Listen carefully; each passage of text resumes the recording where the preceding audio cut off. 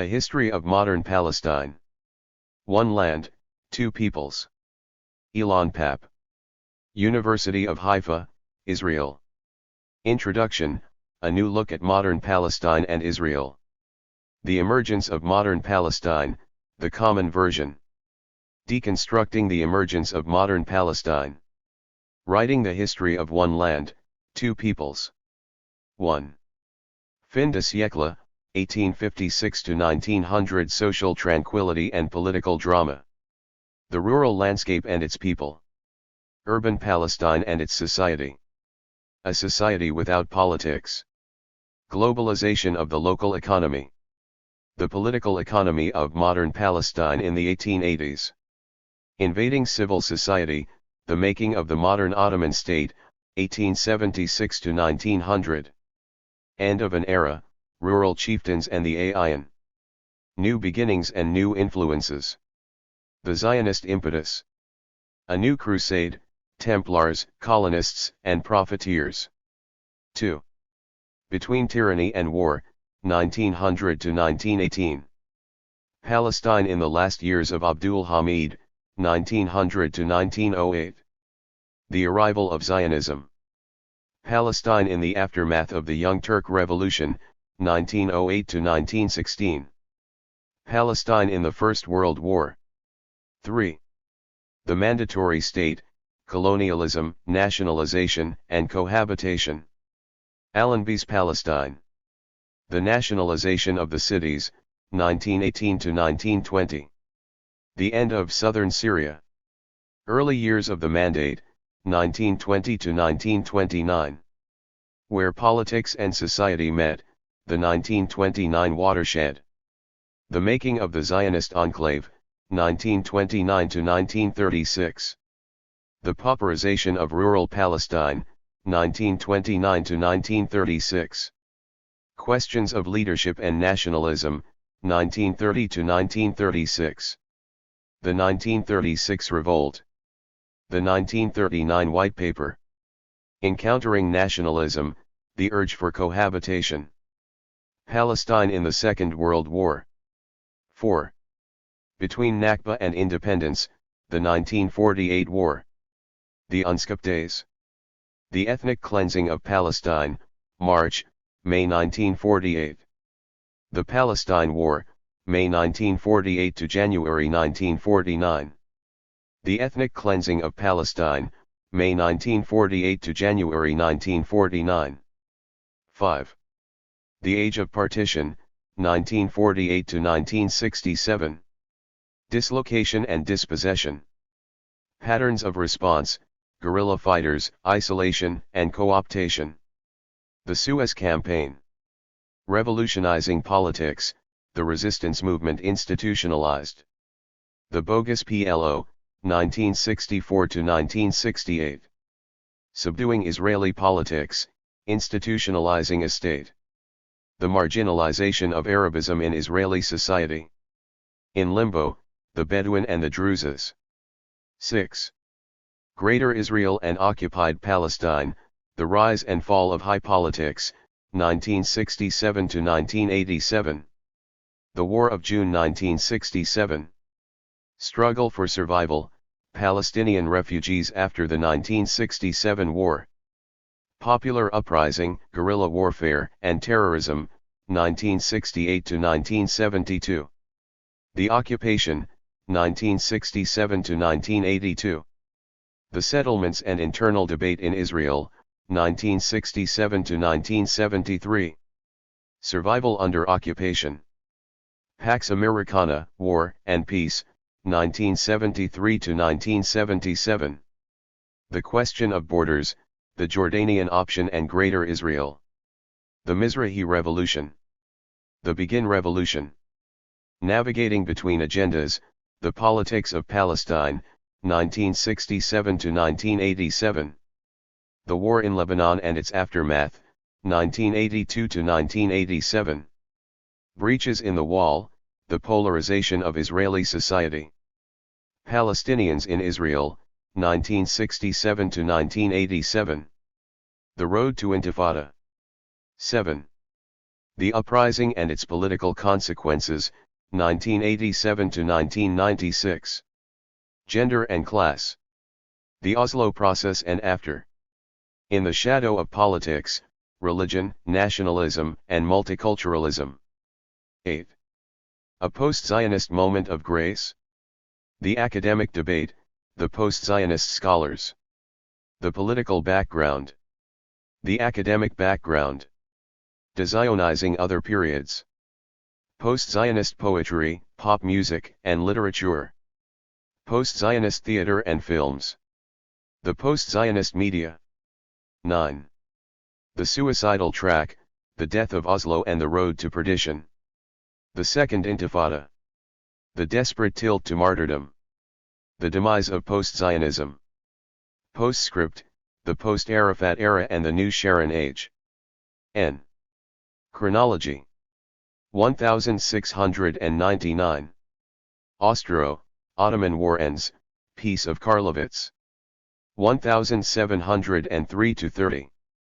Sultanate of Ahmet III. 1710-11. Russo, Ottoman War. 1725-30. Ismail Pasha Governor of Damascus. 1730-54. Sultanate of Mahmud I. 1745. First Wahhabiyya state founded in Arabian Peninsula. 1746-75. Dair al-Umar rules Galilee. 1754-57. Sultanate of Uthman III. 1757-74. Sultanate of Mustafa III.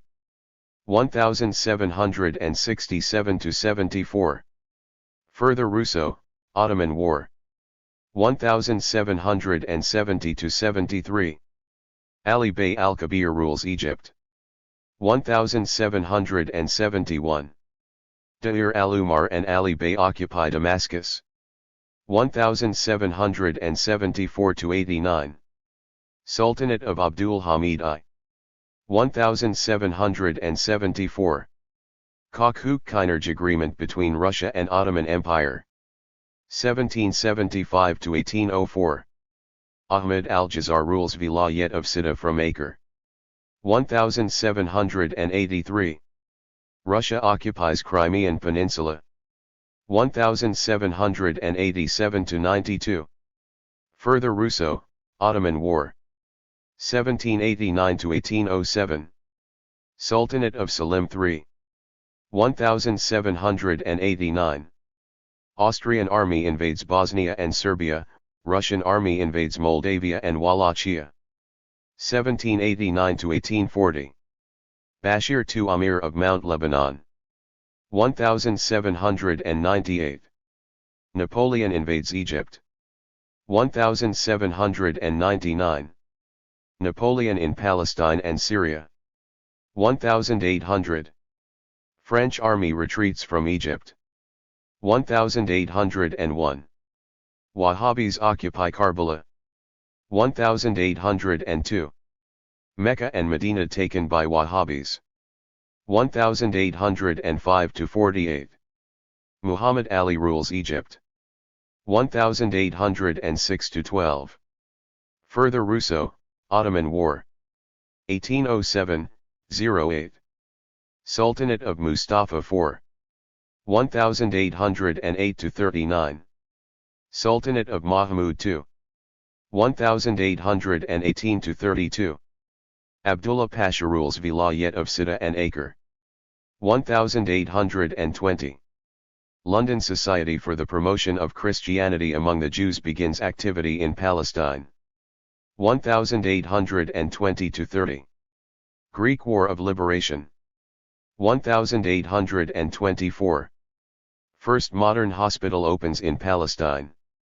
1826. Massacre of Yenisseris in Istanbul. 1828-29. Further Russo, Ottoman War. 1830. French invade Algeria. 1830. British consulate opens in Jerusalem. 1831-40. Ibrahim Ali rules Syria and Palestine. 1834.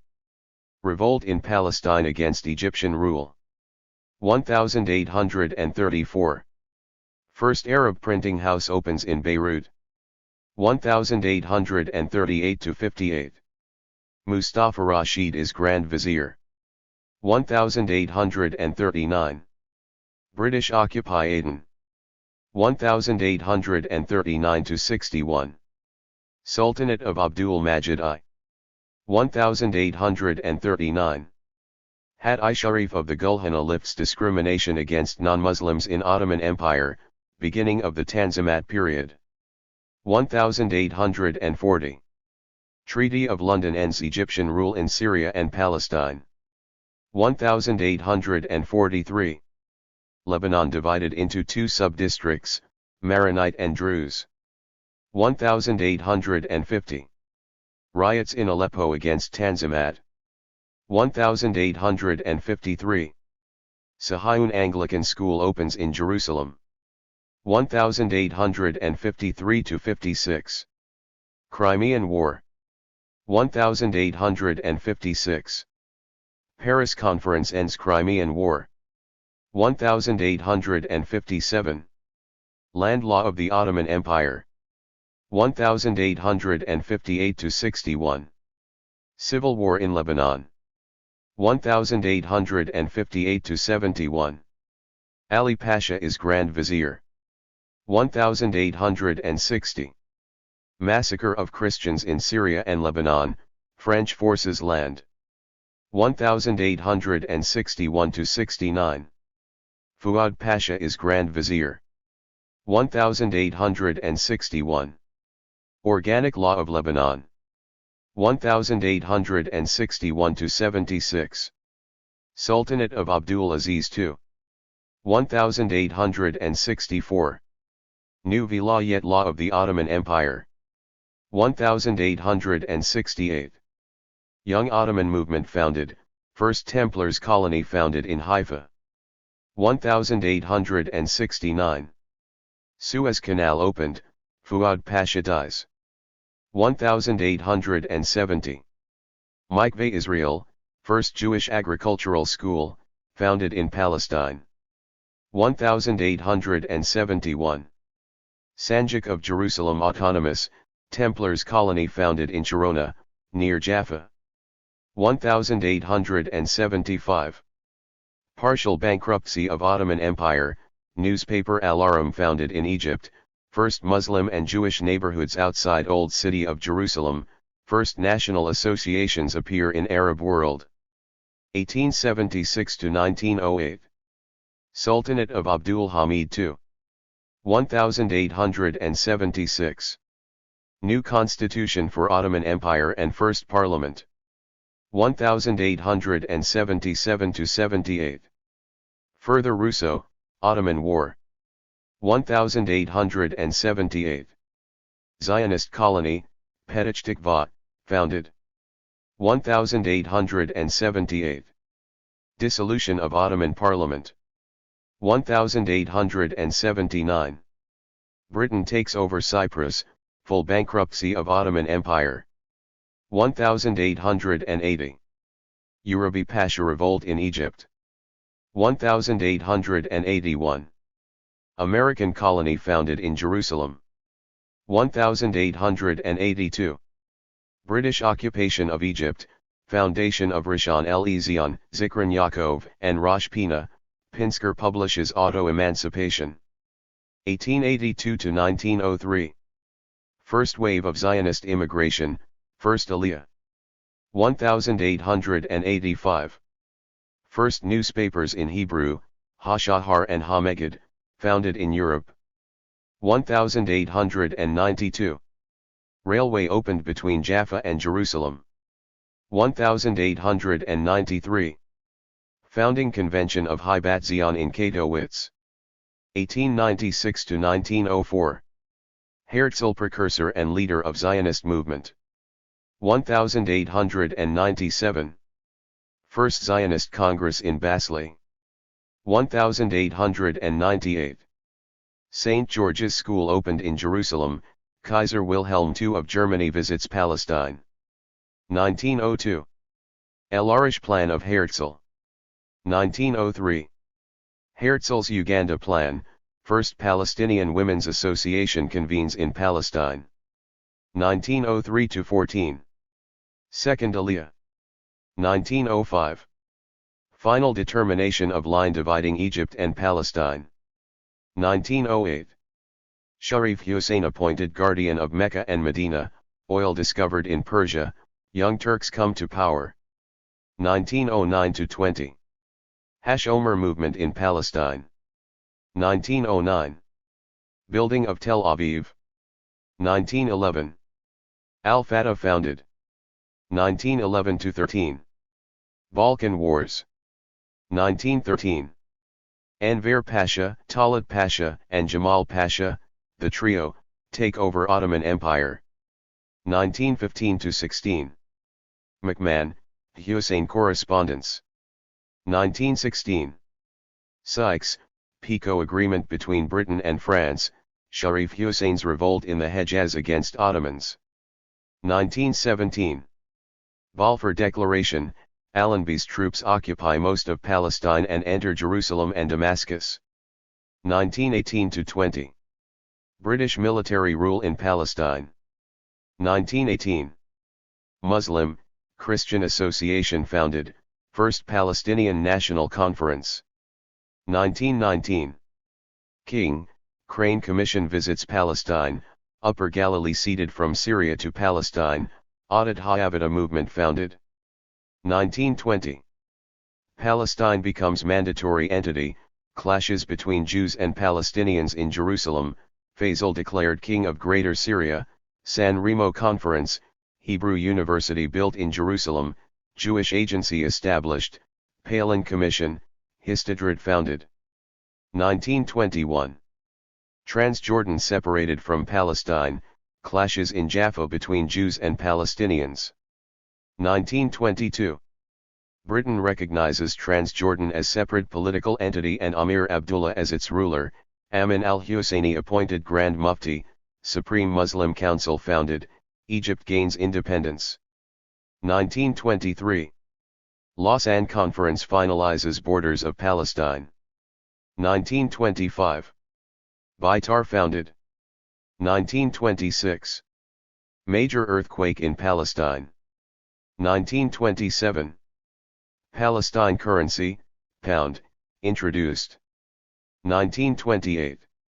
British resident appointed to Transjordan to guide Amir Abdullah in foreign and defense policies. 1929. Violent clashes between Jews and Palestinians. 1930. Shah Commission and White Paper of Lord Passfield, Hopewell founded, Arab Workers' Union founded. 1931. Pan-Islamic Conference in Jerusalem. 1932. Louis French Report. 1933. Assassination of Haim ar-Lazaroff by Jewish right-wingers, Is al-Din al-Qassam operates in Palestine until his death in 1935. 1936.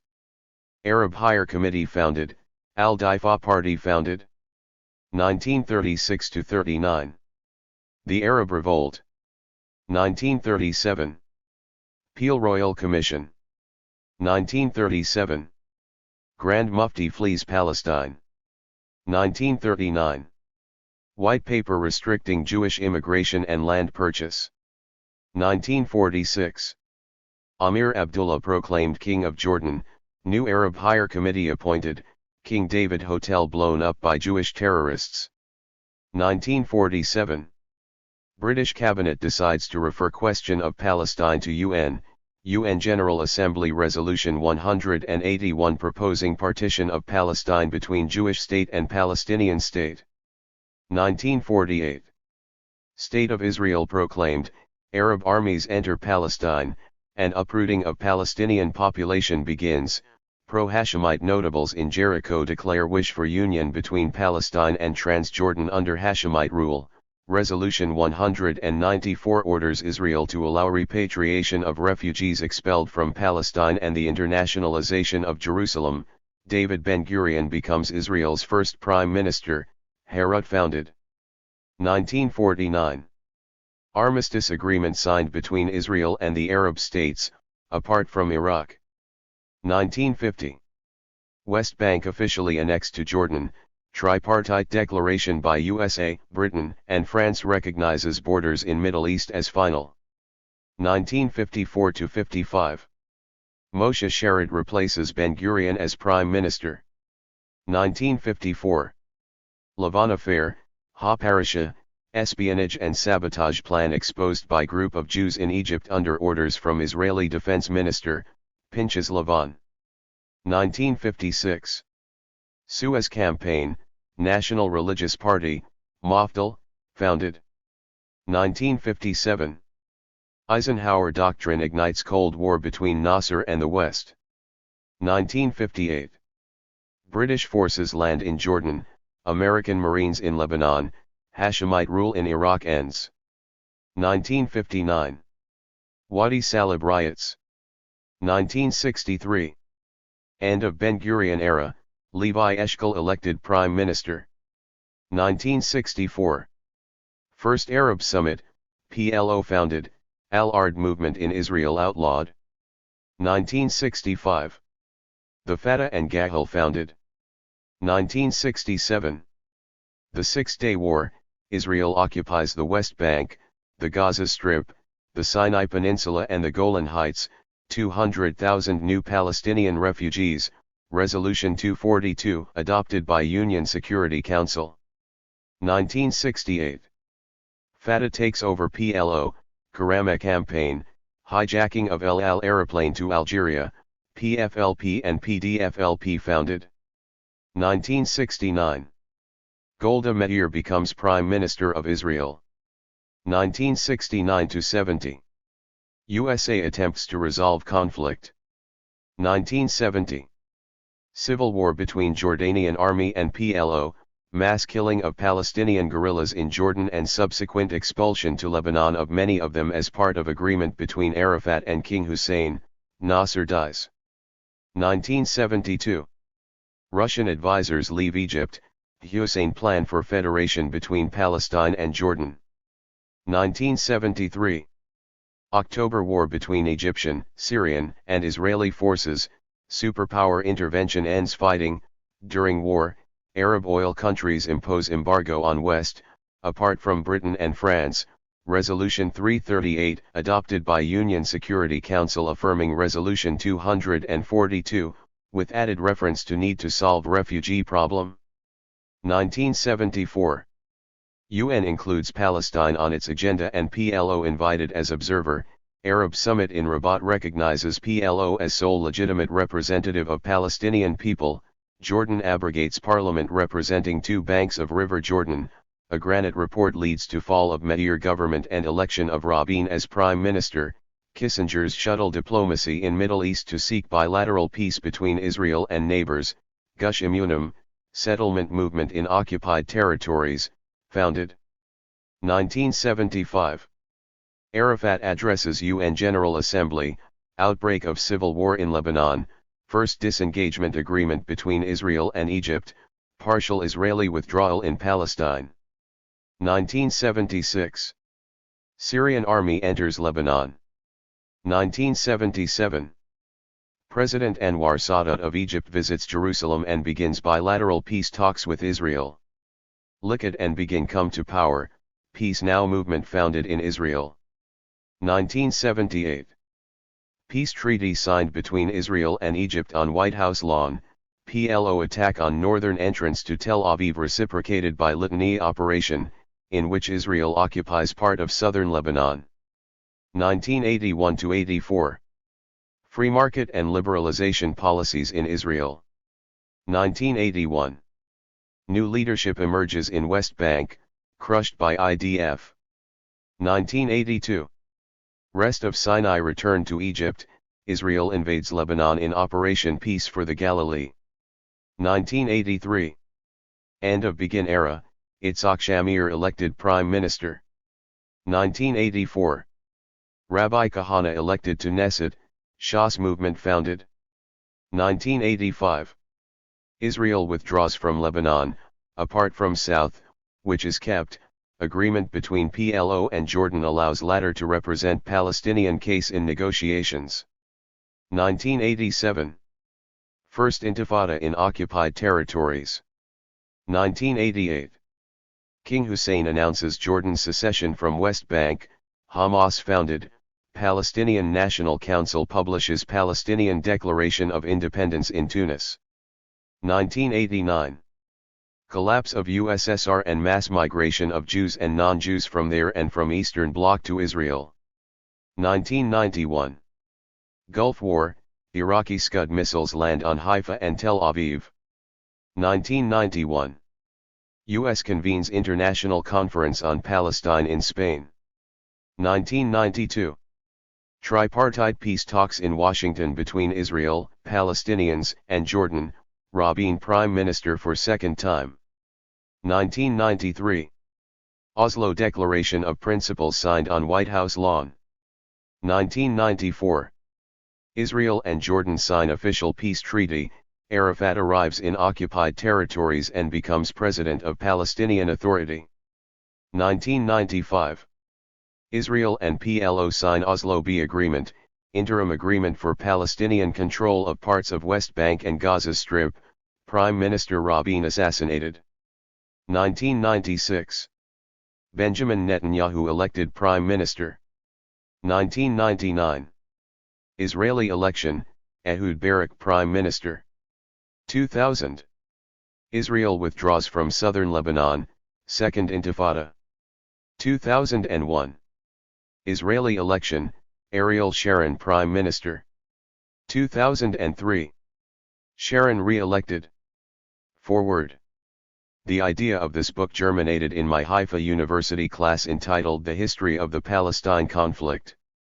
Very alert and eager Palestinian and Jewish students demanded again and again a narrative of their country's history that did not repeat the known versions of the two conflicting parties, one that respected the other, included those who are not part of the story, and above all was more hopeful about the future. I began writing the book in the twilight of the Oslo Agreement and found it difficult to comply with the last request.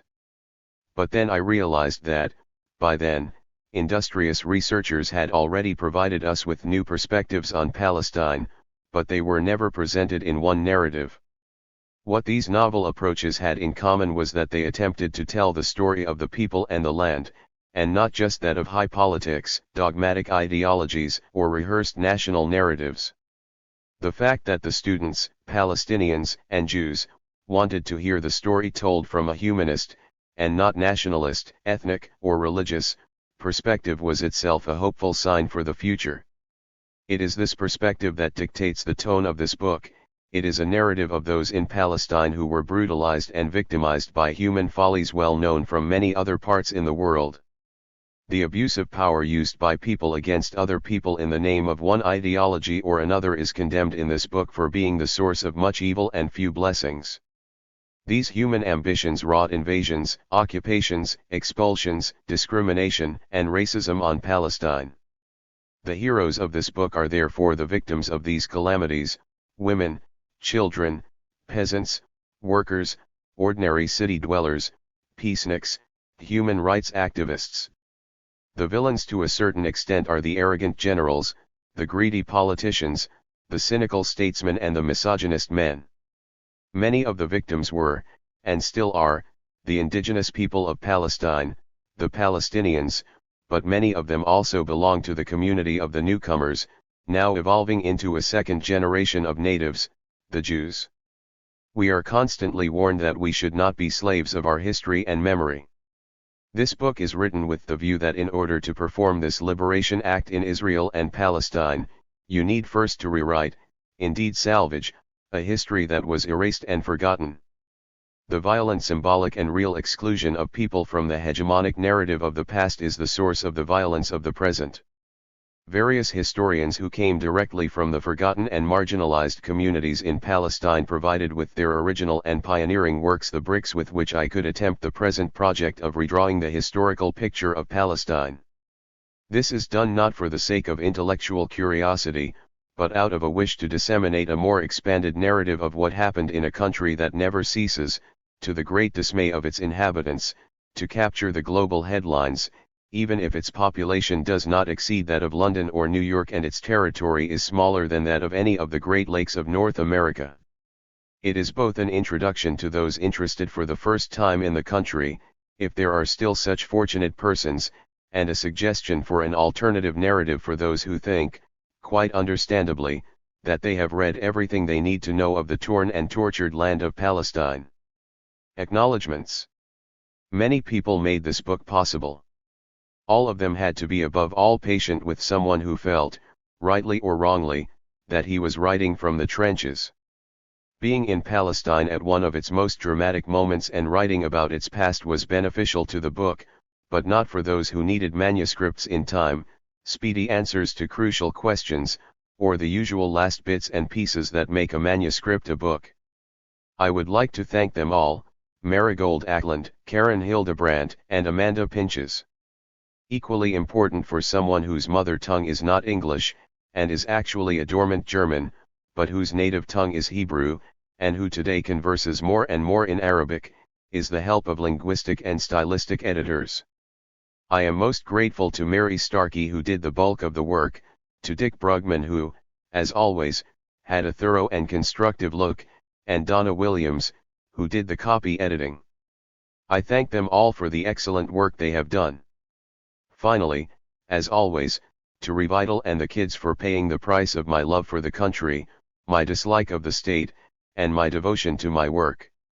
Introduction, a new look at modern Palestine and Israel. From my classroom at Haifa University, up on the Carmel Mountains, there is seldom a clear view of the city below. On a rare day, when smog and pollution are miraculously absent, I can see the Jewish and Palestinian neighborhoods of Haifa. The city stretches from the seacoast to the Carmel Mountains. The Palestinians live below, in the areas adjacent to the harbor, but in recent years have moved up to the slopes of the mountains, to parts of the town in which they lived before 1948. In Haifa, the standard of living improves as one moves up the slopes, poverty decreases with altitude. Socio-economic well-being is closely entwined with national and ethnic affiliations and topography. This forms a pyramid which encapsulates the stratification of Israeli society and, more importantly, the history of the land. Given this geographical polity, it is not surprising to find the university at the top of the mountain, marked by a tower of 30 stories and overlooking the Palestinians, Mizrahi Jews, and the less fortunate socio-economic classes of the town. Like all other national institutions in Israel, the community of Haifa University is predominantly Jewish, European, and middle class.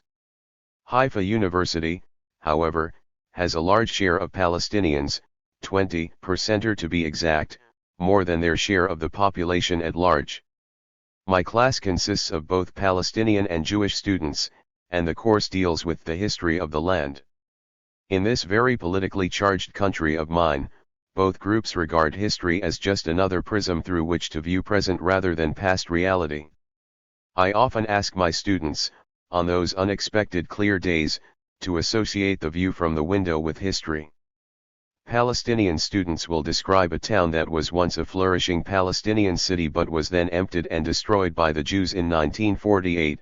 Jewish students will see a flourishing town built where emptiness and destruction once reigned. Everywhere else in the country the same two conflicting views exist. They represent historical narratives, powerful versions of history accepted as truth, whether told by child carers to kindergarten children or by university professors to students of history. The thickness of the narrative varies, but not its sequence or its heroes and villains. A concise history of Israel and Palestine must take into account these narratives, but cannot accept them as historical truth, if only because each is the mirror image of the other. If one version is the historical truth, then the other has to be a lie. If both are correct, then there is no historical truth, only fictional versions of the past. Something else is needed, an alternative narrative that recognizes similarities, criticizes overt falsifications, and expands the history of the region to the areas not covered by the two national narratives. Bridging conflicting narratives is difficult enough, but this book also attempts to tell a chapter in modern history. The two narratives, by the way, accept more or less the same definition of what is modern. Approaching the concept of modernity critically is thus one possible way of deconstructing both narratives without discriminating against either. There are therefore two hurdles to be crossed before setting off on our journey to the past. The first is coping with, and even struggling against, two very distinct versions of the country's history deeply planted in the minds of most of its people. These are the two opposing national historiographies of Israel and Palestine, which are of course better told in two distinct textbooks. Here they appear in one, where they are sometimes rejected for their pretensions and criticized for their ethnocentricity and elitism, and at others respected for their epic chapters while being ridiculed for their absurdity. The second hurdle is challenging the principal paradigm of history accepted by national historiographers. This paradigm is based on the theory of modernization, which produces a story with a clear beginning, a distinct present and a reasonably predictable future. Adherents of modernization, whether advocates of the Palestinian or the Israeli view, can pinpoint readily the departure point for the history of modern Israel and Palestine. This is always the first contact with Europe.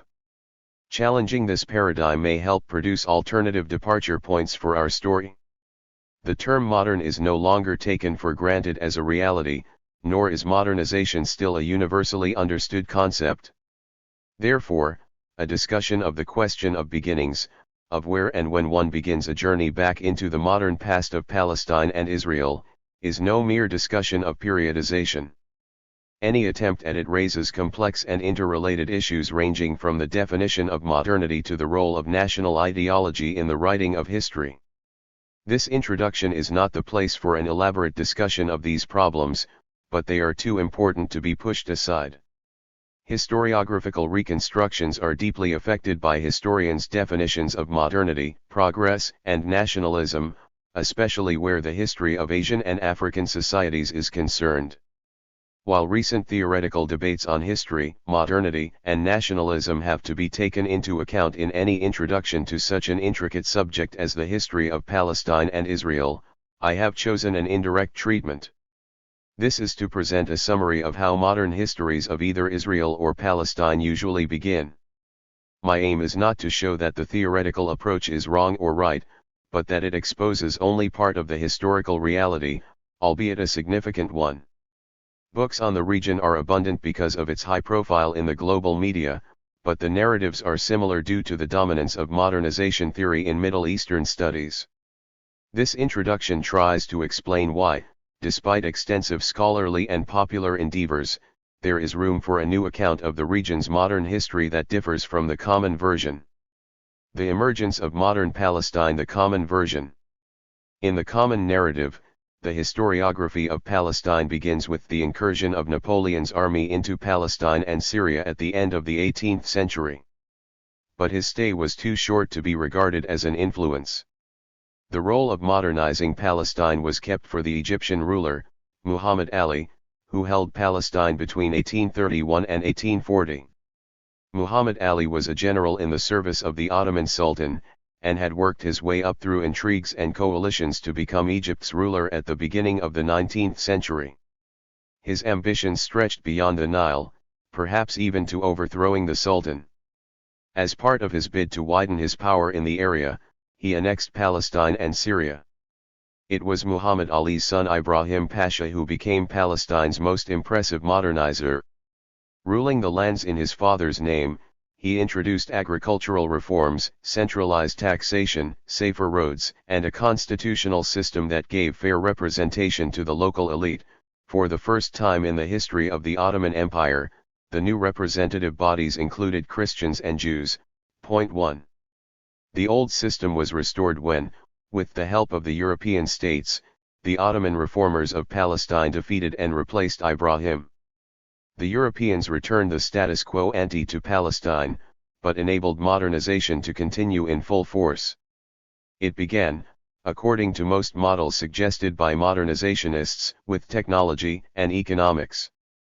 More structural reforms from Europe were implemented, first in the capital, Istanbul, then in the principal provinces, and finally in marginal areas.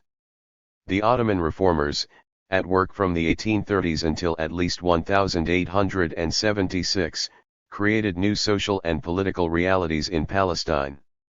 The reforms, known as the Tanzimat, were mainly a centralizing and reorganizing effort designed to hold together an empire that threatened to disintegrate under the pressure of ambitious local rulers, embryo national movements and greedy European imperialists. In Palestine, their implementation began in the 1840s. The agents of change in Palestine were thus the reforming governors of Beirut and Damascus, the two regional capitals, which between them shared power. Other agents of modernization were the European consuls, who had been there since the late 1830s, and European merchants and bankers who began arriving in the wake of the Crimean War, 1853–56. From a modernizationist point of view, this war was a catalytic event, facilitating and accelerating the process of change. The Tanzimat signified the decline of Ottoman power in Palestine and the rise of European interest in the region. The result was economic integration with Europe, and greater interference by European consuls in both local affairs and central politics. The most important consequence of integration with Europe, from a modernizationist point of view, was the emergence of a national and secular society in Palestine. This was possible only after a fundamental change in the relationship between Palestine's Muslim majority and Christian minority. Under European pressure, exacerbated by the Ottomans' dependence on British and French aid during the Crimean War and afterwards in the face of the ongoing Russian threat, the sultans promised improvement in the status of their Christian subjects. This promise was fulfilled to some extent by the creation of a basis for the secularization of society, and coincidentally of a common base for future Arab nationalism. At the point where nationalism emerges, the common narrative is very much in line with modernization theories, according to which nationalism is the penultimate stage in the process of becoming modern and follows the importation of Western technology and military know-how and the emulation of Western administrative structures and institutions. This stage is said to appear only when a society is ripe enough to be transformed conceptually with the help of Western ideology and moral political philosophy. To a very particular group of people facilitated Palestine's entry into this phase of perceptual transformation. American missionaries teaching in schools opened in the second half of the 19th century. Through these schools, the future leaders of Palestinian nationalism were introduced to nationalism, democracy, and liberalism. At first only Christians were interested in this secular education, but with the admission of Muslims these schools became the private schools par excellence for the elite. While Egyptian rulers, Ottoman reformers, and European consuls, advisors and bankers were all bringing the message of Europe to the local elite in Palestine and Syria, there was reaction by guardians of the old ways. These reactionary forces prevented the completion of the process. As with everywhere else in the Middle East, Palestine was frozen in what modernizationists call a transitional period, namely between tradition and modernity. This means that only parts of the elite were modernized, and that most of the land was still primitive. This would have continued were it not for the arrival of new agents of modernization in Palestine in 1882, the early Zionists. Zionism was a European phenomenon, and so, from a modernizationist point of view, its influence in Palestine was part of Westernization. Zionism acquired the power and motivation for change previously accorded colonialism. The British Mandate after World War I consolidated European influence in Palestine, and was the last modernizing factor in the narrative of pre-1948 Palestine. It was due to its presence and policies on the one hand, and Zionist plans and ambitions on the other, that the Arab community in Palestine regrouped under traditional leadership, headed by Ayman al-Husseini, and became a new national Palestinian movement. In fact, at the juncture of 1918, Most history books diverge and divide the region's history into two distinct parts, Palestinian and Zionist. As for the post-1948 period, I doubt whether more than a handful of books deals with the two national histories as a single subject, except in the specific context of the Arab-Israeli conflict. The narrative thus presents a linear history of the modernization of Palestine from a primitive to a modern era. In the Zionist narrative, Zionism is part of that progress, and in the Palestinian one, Palestinian nationalism is the message and outcome of modernity. The conflict is seen almost as the inevitable, but temporary and dispensable, product of these two conflicting consequences of modernization, to be brought to an end by the completion of the modernization process. Deconstructing the emergence of modern Palestine. Modernization theory presupposes that there is a detectable moment in history, in this case 1799, when societies cease to be traditional and stop living in the past. In this view, Palestine left the past behind with the help of the West. With Europe's magic touch it was exposed to enlightenment and progress. As in other cases of westernization, whether this exposure was a tale of success or failure has yet to be determined. In the modernizationist view, local Palestinians, the subaltern society, are not valid subject matter for historians unless they were, or until they are, modernized. It happened that Palestine's elites succeeded in becoming westernized, which is why the narrative of the country's modernization is more their story than a people's story. The elite left behind written evidence of their world, which helped historians to reconstruct the elite's history as if it were Palestine's history. In other words, the conventional history of Palestine and Israel is one that is extrapolated from the political archive. But the local elites are not the heroes in the drama of modernization, theirs is a secondary role. The principal players are the foreigners who facilitated the fusion between the West and Palestine. These external facilitators are referred to in the modernization literature as agents. As we have seen, several agents of modernization entered Palestine after Bonaparte's brief invasion in 1799. In the eyes of the conventional historians, all these agents had one thing in common: they succeeded in transforming Palestine beyond recognition. So in their view the history of modern Palestine is both Eurocentric and highly dramatic. It would be natural to assume, at the present stage, that Israeli historiography will subscribe to the modernizationist narrative and that Palestinian historiography will challenge it. The Israeli, and before that the Zionist, version of past events adopts and echoes what I call the common version.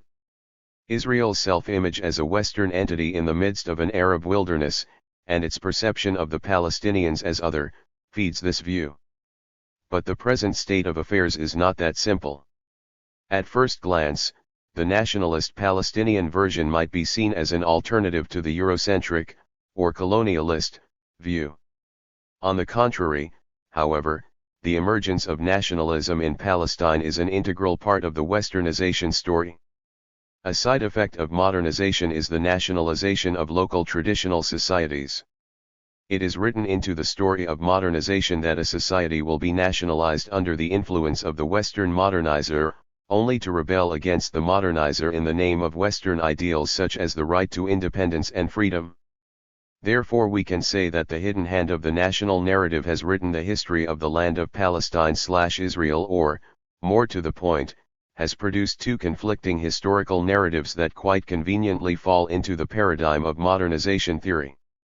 Fortunately for the Israelis, due to their closer identification with the West, their national historiography has until recently been more respected as academic research, more loyal to the truth than to ideology. Palestinian researchers were less fortunate. Without a state of their own, they lacked an appropriate academic infrastructure, and although their works adhered to the same scholarly rules as in the West, they were generally portrayed as mere propagandists. This academic evaluation has recently been reversed, a swing of the pendulum that owes as much to politics as to the transformation that has taken place in human sciences. Nevertheless, the histories of the region have until very recently been telling either a pro-Israeli or a pro-Palestinian story. The historians may have wished to be neutral and objective, but they either belonged to, or identified strongly with, one of the two parties in the conflict. National historiographical writing, on both sides, has assumed that a history of the land is synonymous with its history of nationalism. Nationalism, as a concept, is seen as encompassing the lives of everyone in a given land. In reality, it is a story of the few not the many, of men not women, of the wealthy not the poor. In that sense, it has been much more than just taking sides. The history of either the Palestinian national movement or of Zionism has been tantamount to the history of the land of Palestine and Israel. Nationalist historiographers do not differentiate between land and nation, these are the same and become an essence at the same historical time. The nation, like the mother or fatherland, is portrayed as an essentialist entity. Nationalist historians are not concerned with dates of birth but with dates of discoveries. The question is not when a nation was born but rather when was it reborn. As Homi Bhabha so felicitously put it, nations, like narratives, lose their origins in the myths of time and only fully realize their horizons in the mind's eye. 3 So the origins of nations and their lands can only be found in a distant or ancient past, a nationalist convenience noticed and ridiculed by Benedict Anderson. 4. Writing the history of one land, two peoples. Even more encompassing, in the case of Palestine and Israel, is the history of the international conflict, which became the essence of the region's history, the history of Palestine and Israel. Can this history be reconstructed differently? In his book I attempt a new approach. I hope to do this without marginalizing the importance of the West, political elites, nationalism, and the international conflict, or ignoring the importance of some of the main changes chronicled by modernization theorists. These processes include developments such as the industrialization, urbanization, hygienization, secularization, centralization, and politicization of what I call non-Western societies which came in contact with the West. 5. All these factors are included, but they are viewed more skeptically than in the past. This new approach, therefore, does not question the actual occurrence of the processes described above, but rejects the logic of the way modernizationists construct the connections between them.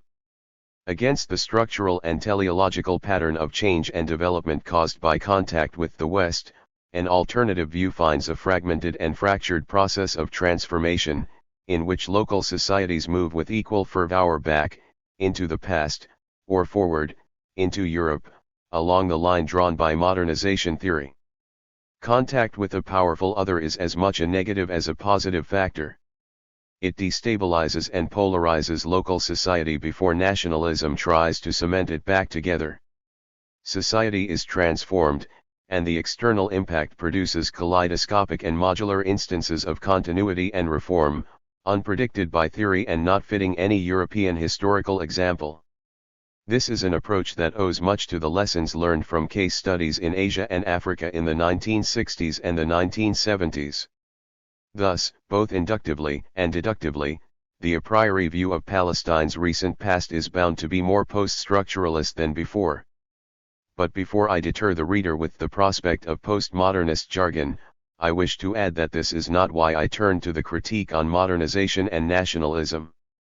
I was more interested in how a new approach introduces to the historical scene actors who were absent, or totally marginalized, in the modernizationist approach. In attempting such an approach, this book argues that the history of these actors is no less the history of the place than is the history of nationalism, of conflict, of elites, or of westernization. In this demodernized history, a new leading actor is the subaltern society, which refers to the groups that as a rule live outside the realm of politics and power, and are willing to rely on the state and elites in some, but not all, aspects of life. The narrative is clear. It begins with a society in Palestine as remote as possible from politics in the late Ottoman period and ends with its condition in the post-Oslo reality of the 1990s. In between, it is invaded, seduced, and molded by elites, politics, ideology, nationalism, colonialism and Zionism. New factors, such as mass media and state education, appear with time, complicating the interaction even more. This society makes brief appearances in books subscribing to modernization theory, where it is presented as the masses, pawns, passive beings to be judged by their obedience to some or other elitist policy or decision. They are accorded in this book a very different identity and pattern of behavior. They are not one mass of people. They are grouped according to choice in small social units, usually households. But, with time, they prefer to define themselves via ethnicity, gender, occupation, class, or culture. They change at will, but at times are forced to, not always to their advantage. Their world is a mix of material necessity and spiritual solace. Many of them are closely connected to the land where they live or chose to settle on. They cling to the land or to their property not from a national imperative to protect the mother/fatherland, the entity, but for much more mundane and at the same time humane reasons. These local actors are leaders as well as ordinary members of the community. They are Palestine's women and children, peasants and workers, town dwellers and farmers. They are defined according to their religious or ethnic origins as Armenians, Druzes, Circassians, or Mizrahi and Ashkenazi Jews, as well as to their views on religion, whether secular, orthodox or fundamentalist. In writing about them, definitions call for a balance between their own claims and the author's understanding of what groups them together. Feeding a family, staying on the family land or attempting to make a new life on foreign soil can be portrayed as patriotism or nationalism. For most people it is an existentialist and survivalist act. The second new actor is the past in its garb of tradition and religion. As conventional modern history has it, the past is an obstacle to the progress brought by the West to Palestine. Its presence is the best explanation of why parts of Palestine and of Israel have not completed the process of modernization. This negative intrusive past is widely present in Palestine or among the Palestinians, but less so in Israel. In Israel, it is a feature of life among Jews from Arab countries but not from Western countries. It is a stronger factor among women than among men, among peasants than among landowners, and among workers than among employers. In the conventional view, the history of modern Palestine and Israel is the history of the disappearance of this past from all disadvantaged groups waiting to realize a better future. Pessimists such as the late Elie Kaduri believed that for many that future was unattainable. Optimists such as the late Albert Hourani asserted it was just a matter of time. But a whole generation of historians of Palestine and Israel assumed that the past, represented by tradition, religion, and customs, had to disappear in order to give way to the emergence of a modern, developed Palestine or Israel. In this work, I wish to reintroduce the past, and show that it was and still is a vital factor in the lives of the people of Israel and Palestine. The past is not always regressive, as the present is not always progressive. In Palestine, as elsewhere in the Middle East, the past contained egalitarian patterns of behavior that were lost in the present. Similarly, the encounter with the West did not always improve women's status or invariably reduce clan power. Rather, the past proved adaptive and resilient, with the basic relationships within society remaining what they had been, despite dramatic political changes brought by colonialism, Zionism, and later by Palestinian nationalism. That is why, in this history of Palestine and Israel, secularization is not described as an inevitable consequence of encounter with the West. Religion is presented here as elastic, adapting successfully to a changing technological and even political world. Tradition appears not as the last obstacle to becoming modern, but as a defensive and adaptive mechanism of those who found themselves caught within the turmoil of a changing reality. Religion and tradition remained, formidable forces affecting politics, society, and culture. When the past plays such a role, it also affects our understanding of change. Change in this book is not linear, and definitely not harmonious. At times, the meeting with the West strengthened traditional modes of behavior, and broke them at others. For some, change was fast, for others moderate, and for the rest barely existent. Perhaps even change, but definitely continuity, are terms we ought to rethink. The post-colonialist critique and subaltern studies, which seek alternative ways of reconstructing the past of the colonized and the natives, have already suggested a reappraisal. They abhor the description pawns of the past and do not view westernization as inevitable or positive. They look for a new way of describing the local actors in the history of Asia and Africa as human beings who, cautiously and painfully, carved a path in a world that had been theirs before its invasion by others. In national historiographies, the past is generally romanticized. The past that nationalism tries to bring back into the story is a distant and magnificent past, reinvented by national movements as the cradle or dawn of their existence to claim a hold over the present. I have tried to dissociate myself from that kind of historical reconstruction, first by giving the area a binational name, and second by not referring to an obscure, splendid past. The ancient past, so important for national movements, seems to me irrelevant to most of the people. I would rather begin with the more recent, relevant, ordinary human past, not the version favored by either the Palestinian or Israeli histories. Nor is the nation described here as it would be in a nationalist chronicle, as something eternal. It is a human invention, which appeared relatively recently to serve particular purposes and benefited some but destroyed others. Above all, it was never the essence of life that it pretended, and still pretends, to be. Life is determined by physical factors, such as climate, the locust, economics, and tradition, no less than by nationalism. Most of the histories of Palestine and Israel are histories of the conflict. But life in Palestine and Israel is not determined by conflict alone. In this book, in treating Israel and Palestine as one subject, I have to include an analysis of the conflict, but by offering one history I also refuse to view the conflict as the essence of life in the land of Palestine. I understand that the subtitle of the book may raise a few eyebrows. But readers familiar with the region will agree that the people living there use the two names with the same conviction and emotion. The history I am presenting is that of one land which became Israel and Palestine, and my task is to examine the implications for the people of this land with two names. Naming the land was a political act in Ottoman Palestine at the end of the 19th century. Before that, there had been no dispute over a name, and whatever the land was called by its rulers, inhabitants, or visitors was apparently accepted as one option of many used for religious or administrative purposes. What the land was called did not play an important role in the lives of those who lived there. It was only with the arrival of Zionism and European colonialism on one hand, and the emergence of Palestinian nationalism on the other, that the name assumed importance and meaning. Instead of merely describing an area, the name came to represent a claim over it. And so, from the end of the 19th century, different groups of people at different historical junctures, when they had the will and the power to do so, named the land in a forceful act aimed at creating a new reality. Such is the power of nationalism. By binationalizing the history and even denationalizing it, I hope in this book to loosen the firm grip of nationalism on historiography. Furthermore, titles or names of places are not the only components of a nationalist historiography.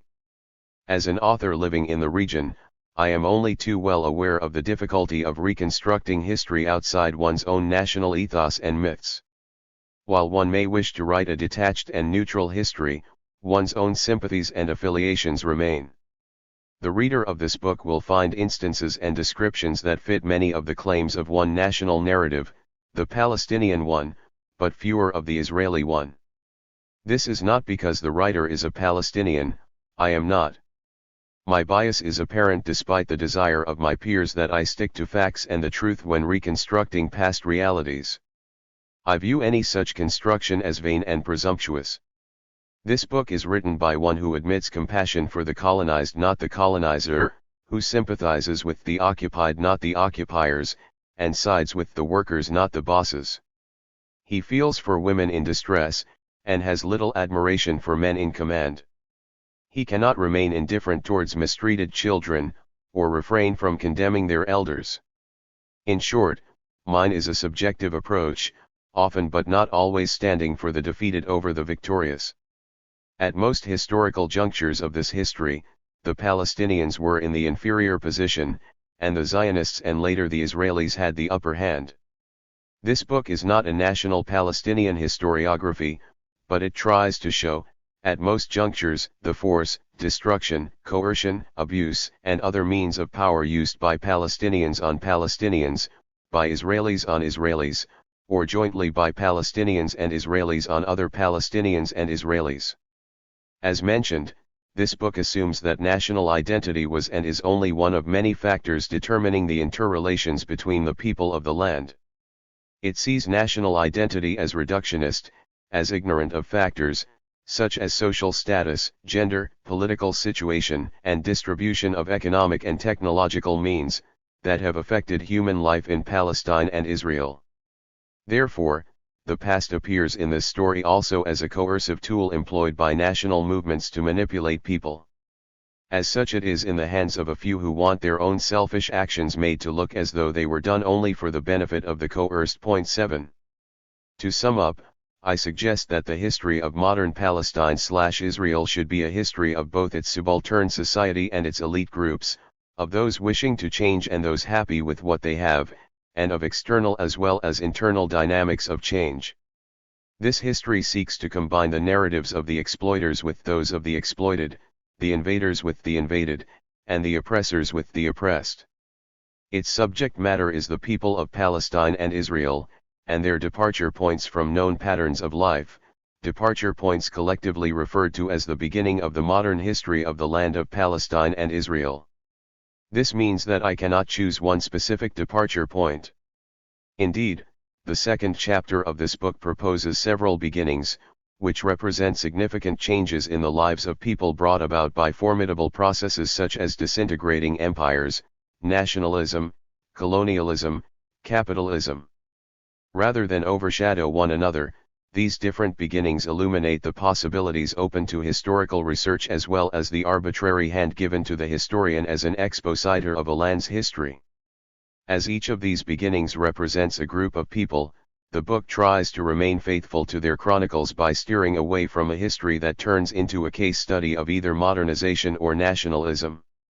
However, as we move to the British Mandate period and the post-1948 era, we find that politics and nationalism are allowed to become what they cannot truly be, the essence of life. This was particularly true for the period 1948 to 1967. Politics invaded every echelon of society, hunting down those who wished to ignore it, and capturing even the free spirits of poets and novelists who were now recruited to nationalism, the ideology of the day. Moving on from 1948, the book focuses on how the different groups constituting society in Israel and Palestine reacted to high politics. Each event initiated or produced by the elites, be it a war or a peace agreement, is described and examined against the claim usually made for it as being an encompassing human event. We will see that wars did not affect everyone, nor was their impact on everyone the same. Peace agreements fared much the same. It was the economic and social policies that were often crucial to the lives of those inhabiting the land. The ideological tide ebbs only towards the end, with the emergence of many societies throughout the land of Israel/Palestine that challenged nationalism in the name of ethnicity, gender, and human rights, only to be cruelly washed away again, at the end of 2000, by politics and national ideology. Chapter I. Fin de siècle, 1856 to 1900. Social tranquility and political drama. The rural landscape and its people. On the eve of the Crimean War, about 500,000 people lived in the land of Palestine. 1. They were Arabic-speaking. Most were Muslims, but about 60,000 were Christians of various denominations, and around 20,000 were Jews. In addition, they had to tolerate the presence of 50,000 Ottoman soldiers and officials as well as 10,000 Europeans. Their administrative life revolved around the Sanjak, the Ottoman sub-province, of which Ottoman Palestine had 3, Nablus, Acre, and Jerusalem. To some extent these administrative divisions corresponded to the topography. Palestine had 4 hilly regions, the Jerusalem Mountains, the Nablus Mountains, and 2 other areas, Hebron in the Jerusalem district, and Galilee in the Acre sub-province. Each geographical and administrative area had a major town as its capital, so that some of Palestine's most famous cities were foci of social and cultural life. Acre, Jerusalem, Hebron, and Nablus were among these important towns, as were the smaller coastal towns of Haifa, Jaffa, and Gaza. Outside the official activities of the Sanjak, people lived an autonomous, pastoral life, with relative homogeneity of style and purpose. About 400,000 people inhabited the rural areas in small villages scattered mainly on the slopes of the mountains or at the entrances to the small valleys between them. 2 Visitors were rare, although not unheard of. Intruders and thieves were also infrequent, but that they were an integral part of life was recognized by the authorities, who allowed the village men to possess arms.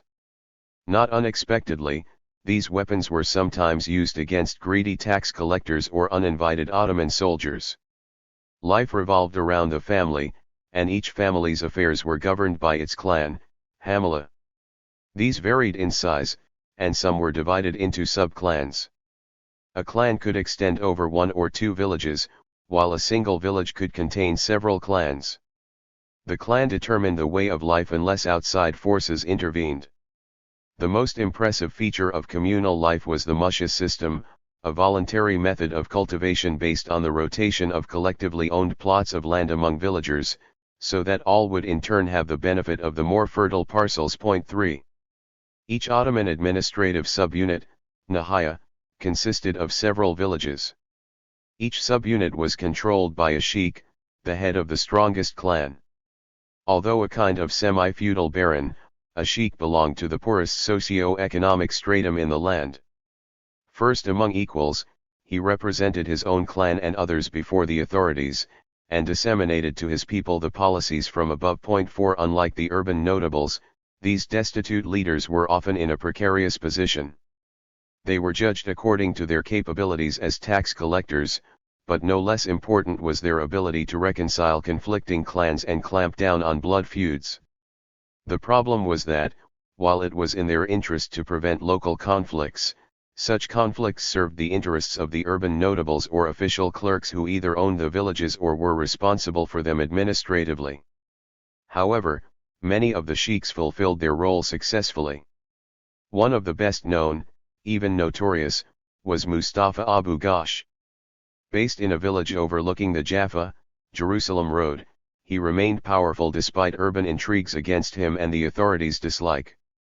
By the end of the 19th century, however, most of the rural leaders had fallen prey to centralization efforts directed by the reformers in Istanbul.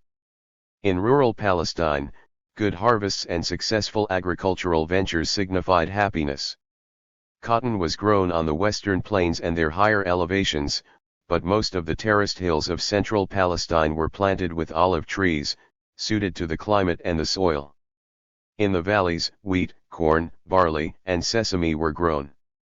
The least agreeable aspect of life was poor health, often the result of inadequate housing. 5 The traditional dwellings, although suited to the climate, did not always provide protection. Poor construction made houses cold in winter. In summer, people spent hot nights on rooftops, but their sleeping quarters attracted vermin. Traditional customs and practices also encouraged poor health. Marriage within the family or the clan was a widespread traditional custom among both Muslims and Christians. This increased the prevalence of hereditary diseases, still common well into the 1970s in rural Palestinian areas. Life and death were more strongly determined by health and nature than by economics and politics. Poor health meant a high death rate, among children and adults alike. Against that, religion and tradition were the prime defense mechanisms. The terms religion and tradition are misleading here. Some of these defense mechanisms were ancient spiritual practices that had little to do with the religious traditions accepted by the Islamic, Christian, or Jewish clergies. The spiritual world, the religious network and the customs of habitation thus provided the basis for the cycle of life in Palestine. 6 The strong belief in the supernatural served as a buffer against the diseases and plagues that broke out at intervals, and even against the follies of one's neighbors. Casting the evil eye was a common practice. The accepted date for the emergence of a modernized Palestine has little relevance to some aspects of the history of society and culture. The metaphysical world was firmly connected to what Clifford Geertz called the popular interpretation of religion, an interpretation usually at variance with that provided by the religious authorities. 7 In late Ottoman Palestine, as throughout the region's history, popular interpretations of the three monotheistic religions survived and still survive today despite all attempts by their custodians to crush them. In late Ottoman Palestine, while the peasants followed a cult of traditional religious customs in which spiritualism played an important role, the establishment was involved in intellectual exercises aimed at adapting religion to a developing reality. Other senior clerics worked in the opposite direction, adapting reality to a fundamental and inflexible interpretation of religious texts. 8. While the role of established religion in providing solace and guidance should not be underrated, it was more a regulating force than an interpreting entity. But the society was not a passive player in this interaction. Recent research on Palestine in the period when the country became modern has revealed that the areas in which the religious elite communicated with the population, such as the Sharia, religious law, court, were interactive and dynamic.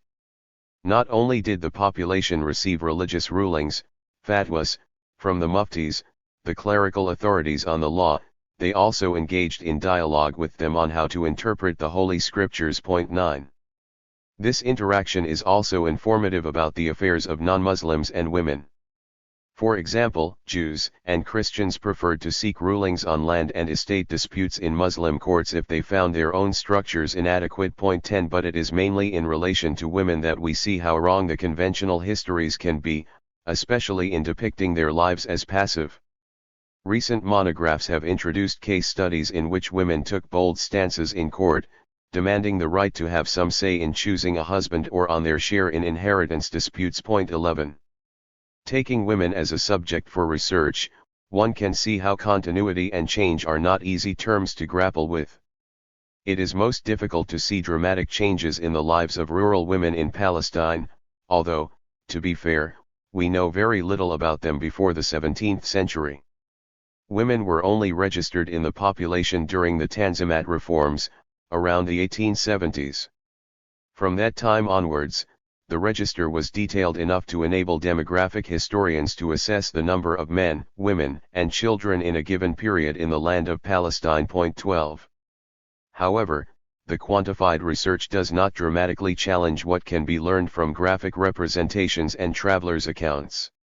Rural women were subject to a patriarchal regime that affected their lives in matters of marriage, divorce, and inheritance, usually to their disadvantage. European painters, admittedly not always accurate conveyors of reality, drew images of peasant women in Palestine lagging at some distance behind their husbands, carrying on their heads the heaviest loads on the way to the local market, and sometimes with the added burden of babies tied to their backs. The gender-based distribution of labor in rural Palestine was quite common in the Middle East at the time, with the men working in the fields and the women in the home. Much depended on the type of agriculture. Where wheat was grown, women worked in the fields weeding and gathering the sheaves. Where corn was grown, the men's work ended only when the corn was finally stored in the house. Generally speaking, there was differentiation in income within the villages, which affected the status of women.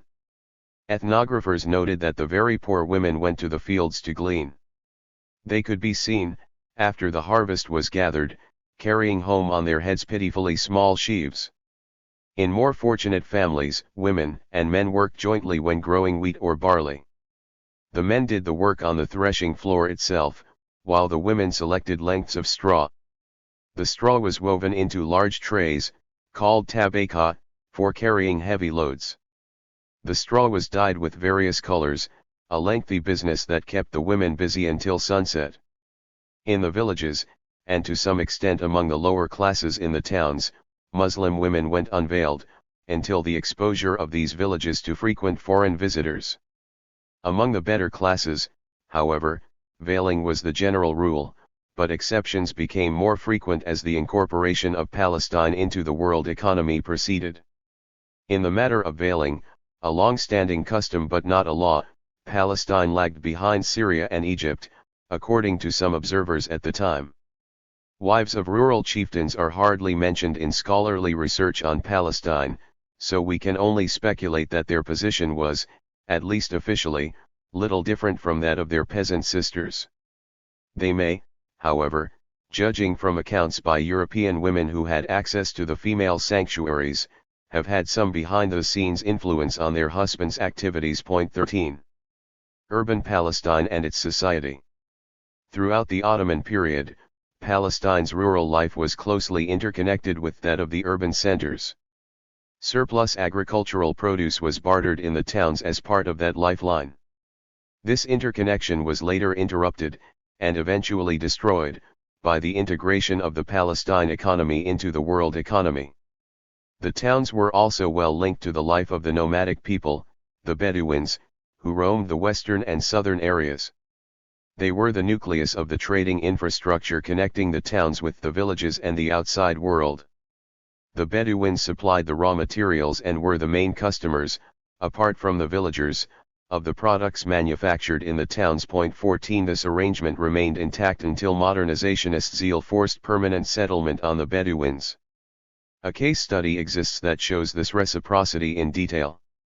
Over a long time, the Bedouin Bani Shukr tribe supplied raw material to the soap industry in Nablus in return for commodities.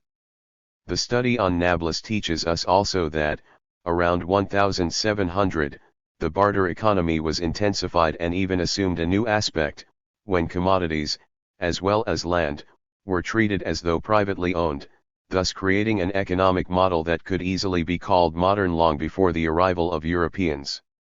European influence only accelerated these processes, it did not invent them.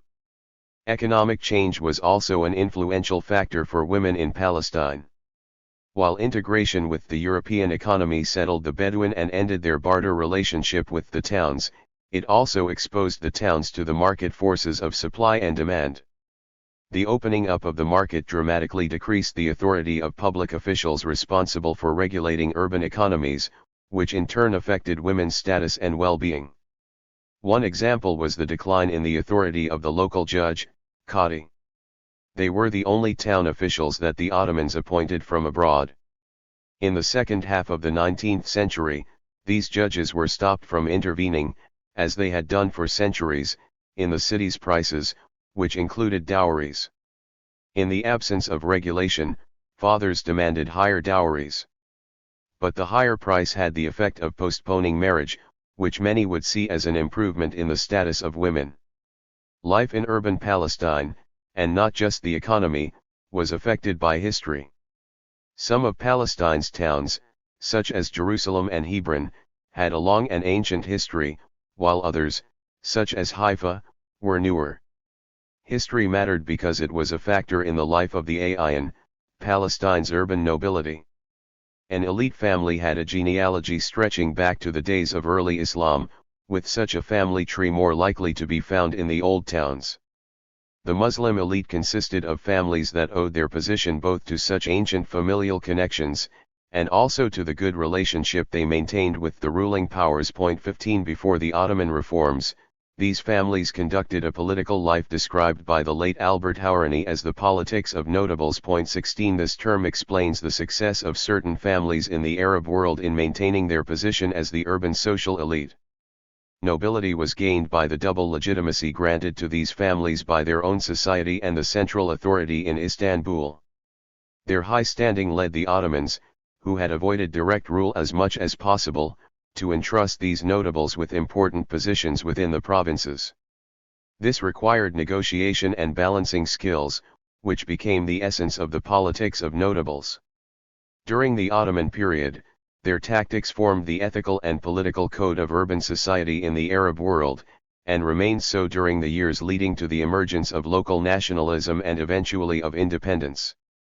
The key to the notables' success was moderation, a virtue that safeguarded their high rank throughout the political dramas of the 18th and 19th centuries, a time when the area became an arena for colonialist competition and when insurgent local rulers tried to implement their dreams of independence and sovereignty. As in the rural areas, urban society was governed by religion as well as by history. The difference was that cities and towns were more influenced by state religion, which, in the Ottoman Empire, was a bureaucratic tool for ensuring loyalty to the state rather than to God. It was thus less prescriptive in fundamental issues of belief but more in performance of the religious duties to the House of the Ottomans. 17 This may also help to explain the change in the status of urban women that occurred as early as the latter part of the 19th century. European travelers reported anecdotes demonstrating the erosion of the patriarchal structure in urban Palestine. Travelers recorded that girls were asked about their choices in marriage, and that courtship was quite common. 18 This practice persisted throughout the late Ottoman and British Mandate periods. Negotiations between the families of bride and groom were lengthy and complicated, involving dowries and legal agreements, and the bride certainly had a say in them. It also appears that, in the towns, there was a privileged group of women belonging to the notables. They moved about more freely and had a say in the marriages and education of their children. Marriages were an important means of strengthening political coalitions between notable families, so for women to have influence in the matter of marriages indicated political status as well. Thus social status, custom and tradition, the ecological unit and, one suspects, the personalities of individual patriarchs, determined the welfare of women more than their affiliation to Judaism, Islam, or Christianity. This was true of elite life in the urban centers in general, where the culture of Christians and Jews was like that of Muslims, determined not just by religious affiliation, but by geographical and social location. The elites of all religious groups were still part of an Arab Ottoman society, with proximity to the corridors of power determining how Ottoman one became. Each ecological unit, tribe, village, and town, expressed individually a mixture of Arabism and Ottomanism in its language, customs, and way of life. For example, as far as we can tell, people generally conversed in Arabic, while all official correspondence was in Ottoman Turkish. A society without politics. During this period, politics hardly touched the lives of the overwhelming majority of the people. Outside the economic sphere, local populations were clear in their wish to avoid upheaval in their lives. At certain times in the 18th and 19th centuries, popular revolts and uprisings occurred sporadically, and seemed to contradict our assumption of a pastoral and stable Palestine. But these uprisings were not so much a call for change as a protest against it. Some uprisings have been appropriated as national history. One was the famous 1834 revolt against Egyptian rule in Palestine, an occupation that began in 1831 and ended in 1840. This revolt, like its predecessors, was the peasants' way of protesting against excessive taxation, compulsory military conscription, and excessive central intervention in their affairs, manifested in a demand that they surrender their arms to the authorities. The peasants had resisted before, and felt that they had the ability to overcome the abusive and coercive power of particularly callous and inhumane Ottoman governors and the local households in their service. In an unusual sequence of events, the rebels would first be punished and then the ruthless governor or tax collector removed from his post. As a recent book on Ottoman Syria has shown, the inability of the Ottomans in the 18th and 19th centuries to administer vast and complex territories properly led to the pursuit of a coercion policy. 19 In Syria and Lebanon particularly, less so in Palestine, Ottoman power was based on clannish dynasties that used their power to oppress the local peasants. In 1834, although the Egyptian rulers replaced these clans with other clans, the mode of reaction to oppression and abuse remained the same, and the desire for improvement remained the motivating force behind uprisings. The new Egyptian policies were an unwelcome change for the Palestinian population, which had been largely left alone by the Ottomans. The urban and rural notables of Palestine had been especially autonomous, but were being harassed by the Egyptian rulers who demanded money, weapons and, worst of all, wanted to recruit their children into the Egyptian army. The 1834 uprising was a rare moment of elite and popular solidarity, which led the authors of one book to define it as not only a national rebellion, but even as the birth of Palestinian nationalism. It seems to me that the revolt actually signified a wish to become Ottoman again, rather than independent. 20 Similar dramatic collective urges for fundamental change, if indeed this is what this event was about, were not recorded until the British Mandate period. Globalization of the local economy. During this time, no political force emerged in the rural areas to spur the peasants to change their familiar way of life. However, there was a slow move towards change, caused first by the transformation of local economies into more private modes of production and trade, and second by the hesitant integration of Palestine into the European economy, a process much desired by both European capitalists and Ottoman reformists. This latter process hung like a shadow over the clear skies of rural Palestine. Process is an enigmatic term, easily chartable on a diagram but more difficult to see in daily life. Although foreigners were behind the processes, personalities more familiar to the population of Palestine, the Ottoman rulers, also took part. The obscure nature of the term process explains why, unlike the conventional version of the emergence of modern Palestine, we do not have a clear date for the beginning of modern life in the region. Change occurred where the urge to transform the way of life existed. Whenever and wherever such development occurred, it could be called the beginning of a new phase in the life of Palestine in the modern era. The first group seeking change came from the outside, the second belonged to the local elite. The urge of European forces to enter Palestine or to join it to the European economy began in earnest after the Crimean War ended in 1856. The Paris Congress that ended the war opened the Middle Eastern provinces of the Ottoman Empire to European investment and profiteering. From that date, foreigners were permitted to buy land and property, and pilgrimage societies became flourishing real estate and banking businesses. Foreign bankers, merchants, and other agents of economic transformation followed the flow of capital to Palestine, seeking easy profits. The new economic order that began to take shape had a twofold impact on the social structure of Palestine. It redefined the country as a geopolitical unit, and changed its modes and means of production. 21. The external pressure corresponded with a natural wish to improve standards of living by relatively wealthy families, successful members of the urban elite already involved in the money trade. In several places in Palestine, traders, landowners, and notables attempted continually to enrich themselves, and every now and then the existing equilibrium between city and village, rich and poor, consumers and producers, shifted. Until 1856, however, these moves had taken place within a known social system where the codes were recognizable and the underlying balance of power was maintained. The first to override these codes and take heed of the European challenge were the merchants of Palestine, who were mostly Christians with a few Jews. The awakening of this hitherto dormant sector of the population was manifested not by an embarrassment of riches but rather in an increase in their numbers. Among them, the Greek Orthodox community of Jerusalem was the first to adopt a European lifestyle, which led to a lower mortality rate and higher birth rate in the urban centers. 22. The Greek Orthodox not only adopted a new way of living, they developed a different Weltanschauung, shaped by the commercialization of the local economy. It was an outlook in which money and finance came uppermost, and it was in joining this that the Muslim nobility procrastinated. Society needed bankers, but they could not be Muslims given the prohibition in the Sharia against making a profit through interest on loans.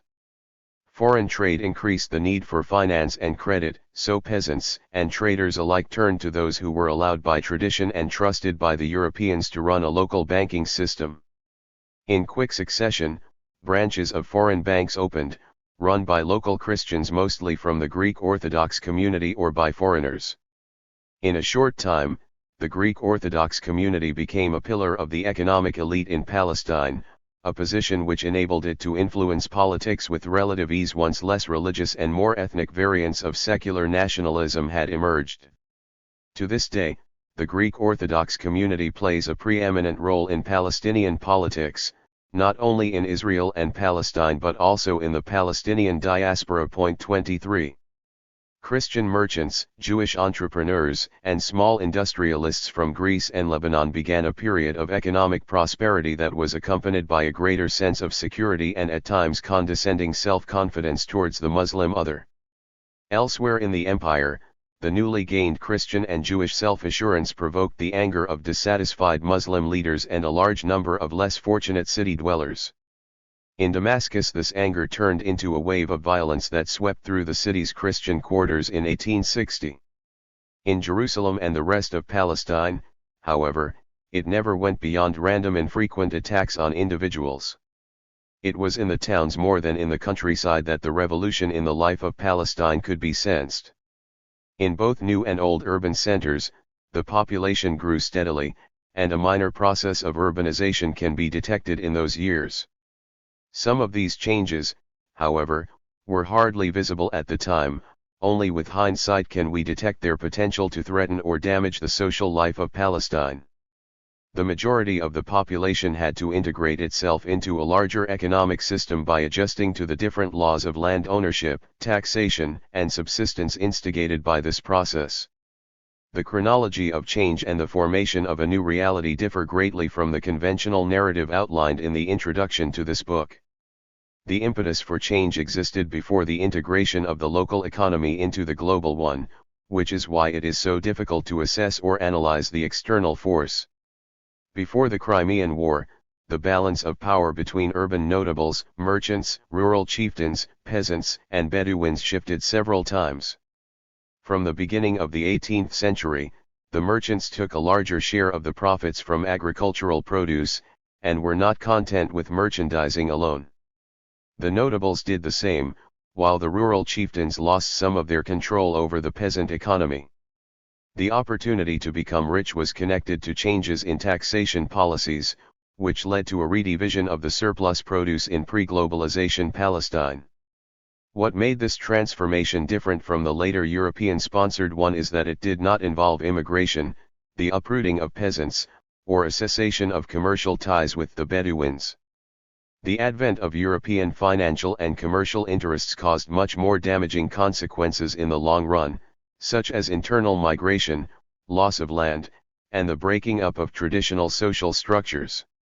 It did of course benefit some, mainly traders and notables, but not the majority. The political economy of modern Palestine in the 1880s. The first results of the interaction with outside forces were apparent less than 30 years after the Crimean War. In the 1880s, the economy of Palestine became irreversibly dependent on and connected to the world economy. Exports to and imports from Europe increased dramatically as large ships, including steamers, arrived with products manufactured in industrialized Britain and France, and left again with raw materials, most of which originated outside Palestine but had to pass through there. Palestine became a clearly defined station on the world economic map, subject neither to Beirut nor Cairo. More importantly, Palestine provided convenient access to the markets of Lebanon, Syria, and Egypt. It was no longer simply biblical Palestine.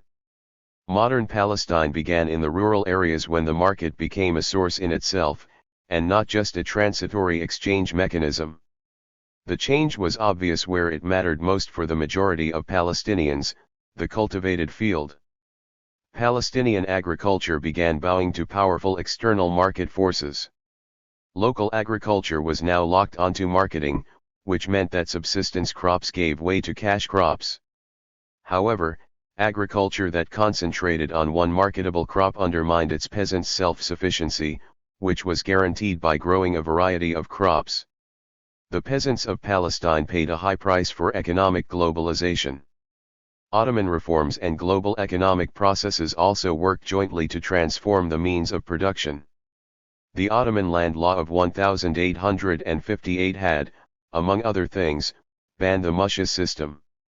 This form of cultivation, however, persisted in spite of the Ottomans, to be finally abolished during the Mandate by the British, who saw it only as a primitive form of agriculture.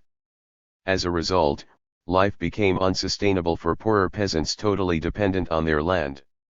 The Ottoman land reforms had one dramatic and damaging effect on the musha system. They produced the first ever pockets of hired labor in Palestine.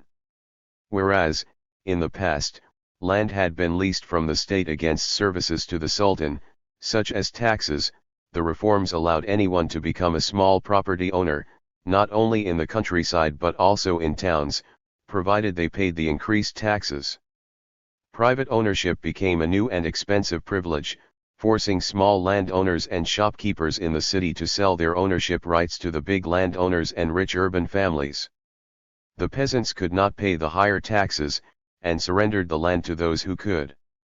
Rural Palestine became more accessible to private ownership, and those who could profit from this accessibility had no use for subsistence agriculture. They wanted cash crops that could be translated into wealth in the form of raw materials for the European market. Peasants had not owned the land before, so this was not what was different. However, they had, in normal times, access to plots of land that for most of the year provided minimal subsistence, particularly where the musha system was in place. Steady, but not dramatic, population growth also acted as a push factor from the villages. Economics, trade, late marriages, and better health conditions all contributed to Ottoman Palestine's increasing population, which almost doubled from 350,000 in the 1870s to an estimated 660,000 in 1914.24. From today's perspective, this may strike us as unimpressive. Even by 1947, Palestine's population was no larger than an average American city today, i.e. almost 2 million.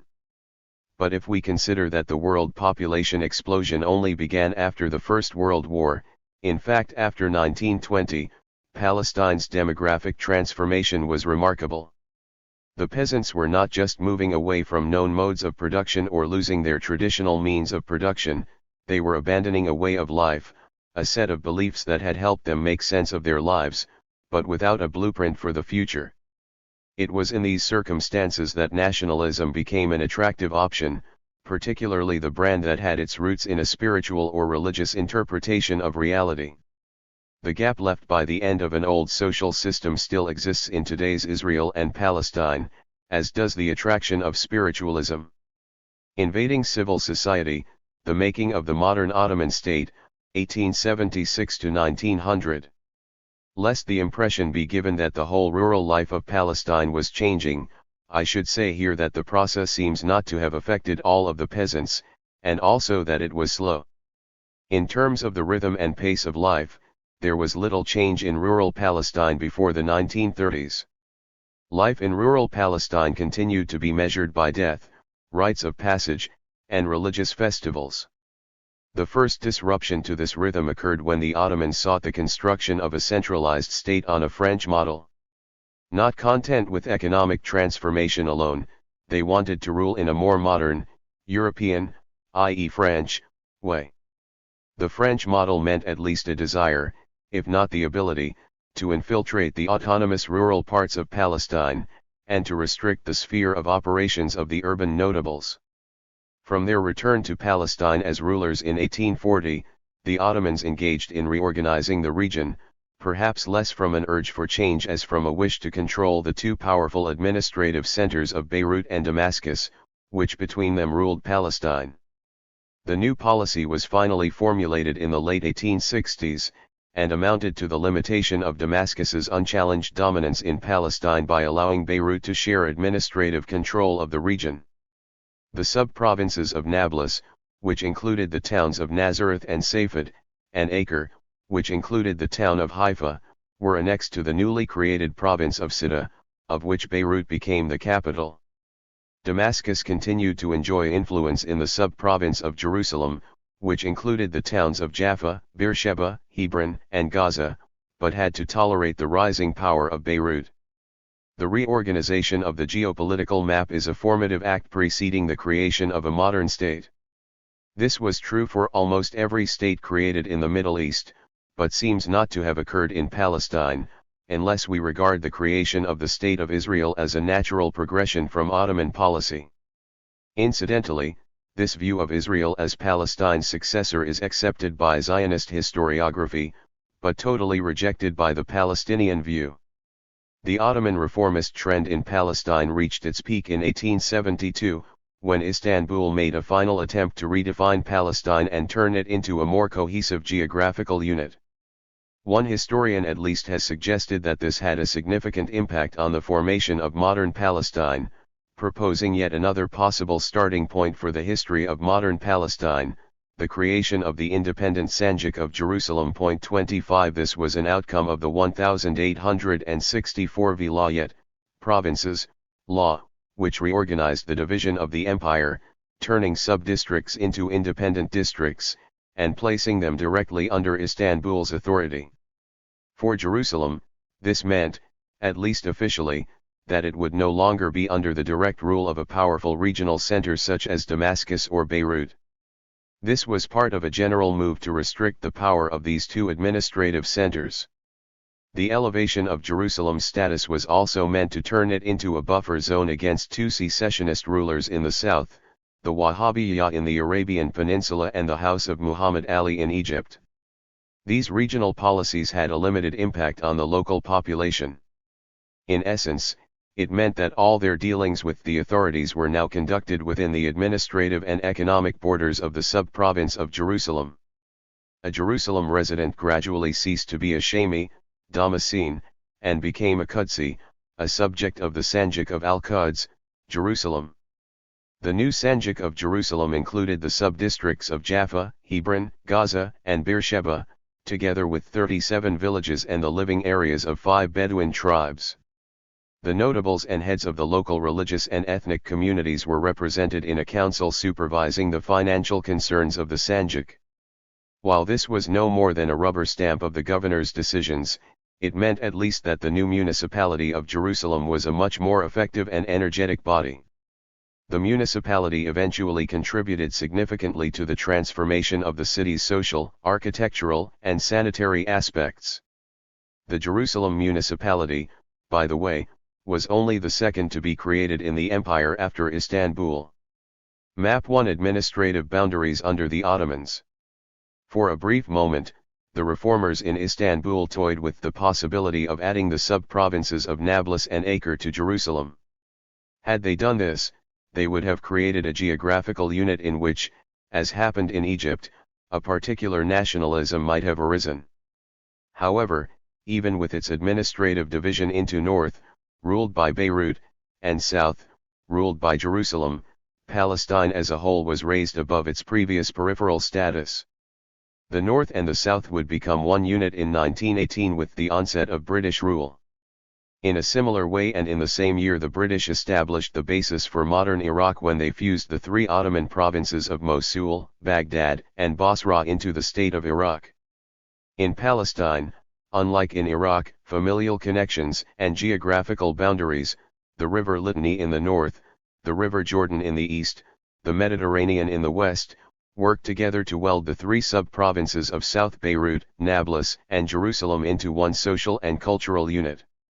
This geopolitical space had its own major dialect and its own customs, folklore, and traditions. These similarities had all along been recognized by the people themselves, which is why the people of Nablus had made every effort to remain connected to Jerusalem. When Nablus was officially annexed in 1858 to the province of Beirut, a protest movement arose, so massive that it turned into a bloodbath in which, according to the British consul in Jerusalem, 3,000 people were killed. He was, however, known to exaggerate, so the number could have been much lower.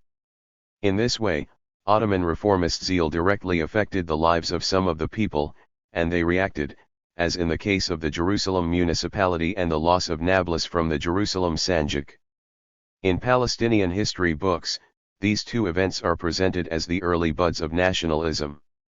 But it was hardly a crisis that penetrated deeply into the lives of the majority, and villagers were still left to themselves, even if the reforms brought with them a new system of direct taxation, more strict registration and more frequent visits by administrators. The new pattern of intervention by the state in rural life also included some benefits for the general population. The Ottomans, and later with greater success the Zionists, contributed to the struggle against some of the epidemics by draining the swamps that were havens for mosquitoes. Thus they achieved particular success in their fight against malaria, a disease feared in all Palestine and which European travelers called the Jerusalem fever. Nevertheless, improvements were slow, the population grew faster than the availability of modern medicine imported from Europe and Istanbul. End of an era, rural chieftains and the Ilan. In the 1840s, the sheiks, the rural chieftains who had run people's lives for centuries, were engaged in a battle for power with the urban elite. The balance of power finally shifted to the elite in a division of loyalties triggered by the Ottoman reforms. In Palestine, it was mainly the centralizing aspect of these reforms that led to the demise of the sheiks, who fell prey to the government's drive for direct political and economic rule. As the sheiks fought back, the most famous of them, Mustafa Abu Ghosh of the Jerusalem Mountains, invoked an ancient allegiance which classified the people of Greater Syria, what is now Syria, Lebanon, Jordan, Palestine, and Israel, according to a genealogy that dated back to the tribal configuration of the pre-Islamic Arabian Peninsula. The descendants of the southern tribes in the peninsula were the Yamani, and those of the northern tribes the Kasi. Abu Ghosh, as the informal leader of the Yamani faction in the Jerusalem area, called upon the other local families, regarded as Yamanis, to join forces. Traditionally, their most important ally was the house of the Husseinis in Jerusalem. The rival family in the city, the Khalidi's, belonged to the Kasi faction. The Husseinis had, however, grown tired of the allegiance and decided to ignore Abu Ghosh's call to join an anti-Ottoman coalition. Many other urban families in Palestine followed suit and remained faithful to the Ottomans, despite the reforms. The result was a significant change in the balance of power. The urban notables began replacing the rural chieftains as the leading social force in the land. After all, the Ilan of Palestine adapted easily to the new policies. The old politics of notables proved a very helpful tool in facing the new reality.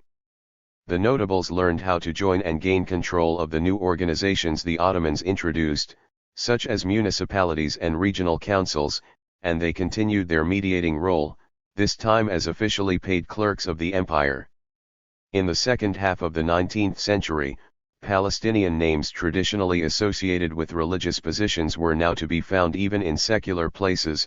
Yusuf Dia al-Khalidi became the first mayor of Jerusalem, Musa Kazem al-Husseini attained the governorship of Yemen, Haj Tawfiq Hamid of Nablus became the first mayor of his city and represented his district in the Ottoman parliament.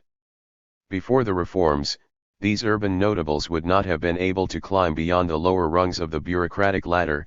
By the end of Ottoman rule, they held ever higher positions in Jerusalem and Beirut, and even in Istanbul. 26 Thus, the politics of notables prevailed. The reformers, after all, needed the urban notables to help them implement their reforms, and the population needed them as a protective shield against excessive conscription and tax abuses. The notables' changed status was reflected in the towns. The architecture changed as towns expanded beyond their traditional walls and slowly adopted European features. This transformation was particularly dramatic in the coastal towns, Haifa being a prime example. The rise in Haifa's importance as the country's northern port sharply reduced its dependence on Beirut and added wealth and territory to the little town originally built by Deir al-Umar, a Galilean chieftain who had rebelled against the Ottomans in the late 18th century. The growth of the other port town, Jaffa, was not only due to its status as an important gateway to Europe but also to its position as a junction on the new rail network. The Christian and Jewish pilgrimage route to Jerusalem started at these ports, and this mixture of business and religious pleasure in a single trip expanded their fortunes. The new economic and financial reality spawned new social realities. A number of families and individuals benefited and helped propel the country's integration into the world economy while translating their wealth into political power. Palestine's integration into Europe's capitalist monetary system created new patterns of social mobilization, introducing newcomers into the local elite. 27 These nouveaux riches had neither respectable genealogies nor high religious standing. Not only were they now able to join the elite, but also in many respects they became the leading social, if not political, force in the country. A prominent example was the Nashashivis in Jerusalem, whose fortune had been made through commerce. For the old elites, confronting the rise of upstarts required capital. They did this by dismembering the religious endowments, Akaf. These were quite valuable real estate assets such as shops and businesses. Muslim notables had dedicated such endowments in the names of their families, and the profits were used for the benefit of religion and society. Administering such endowments had been a main source of income for the religious hierarchy, the ulama. Supervision of these endowments had been taken over by the central government, which through a special ministry hoped to divert the profits its way. The not unnatural response was a widespread tampering with the Awqaf, with the financial assets being returned to their founders. 28. As in Europe, the new regulation of land ownership and cultivation led to a redistribution of the means of production. Unlike in Europe, however, a far greater proportion of this means, such as land, property, and the workforce, was accumulated by a few. The new ruling elite, consisting primarily of large landowners and agricultural producers, discovered that the most attractive way to increase their capital was through land speculation. The Zionist movement, arriving in Palestine at this precise moment, quickly assessed the situation and began exploiting it. New beginnings and new influences. During the Tanzimat, a new Palestine transpired for the urban elite, Muslims, Christians and Jews alike, in other spheres of life, such as law and education. Although, to the Ottomans, legal and educational reforms were of lesser importance than taxation and administration, reforms were nonetheless carried out with zest. A closer look at law in the Ottoman Empire shows that constitutional and judicial transformation seems to have been more impressive in its goals than in its implementation. At the constitutional level, the reforms amounted to little more than a codification of the existing Islamic law, while at the judicial level they entailed a genuine effort at secularizing the Islamic penal code. What is significant for our purposes is that they brought a separation of the criminal and civil law from the religious law. Cases were no longer dealt with by the old religious courts but by new administrative courts, and the Sharia was restricted to matters of marriage, divorce, and burial. The reforms thus brought to Palestine a new breed of secular judges, who presided in new courts, while in ad hoc tribunals cases involving foreign citizens were often judged by foreigners. The new judges and mixed tribunals much reduced the previous powerful position of the Sharia authorities. The European consuls in Jerusalem, for instance, now participated in cases, and their interference could sway the judges to convict locals and acquit Europeans. The most successful in bringing about such results was the British consul in Jerusalem, James Finn, whose reputation in this regard exacerbated his already tense relationship with the city's notables. In education, the Ottoman reforms included the restructuring of the school system to allow some, but never more than a few, members of the local elite to pursue careers in the Ottoman bureaucracy. Elementary education expanded to absorb more children and opened for them a window, albeit narrow, onto subjects that had not formed part of the traditional curriculum. This was true for the empire as a whole but particularly evident in the Levant. While educational reform may at first have done little to raise the overall level of literacy in Palestine, it did enable more people to join the social elite if they could afford it. It also altered the orientation of that section of society from which the elites were recruited, its core group. 29 This helped create a kind of Muslim middle class whose members graduated either from the new reformed schools, which aimed at professionalism in the service of Istanbul, or from the private Christian schools where education was Western and indirectly nationalist. 30. For the urban elite, the joint attendance of Muslims, Christians, and Jews in similar schools in Jerusalem, Jaffa and Haifa constituted a new reality.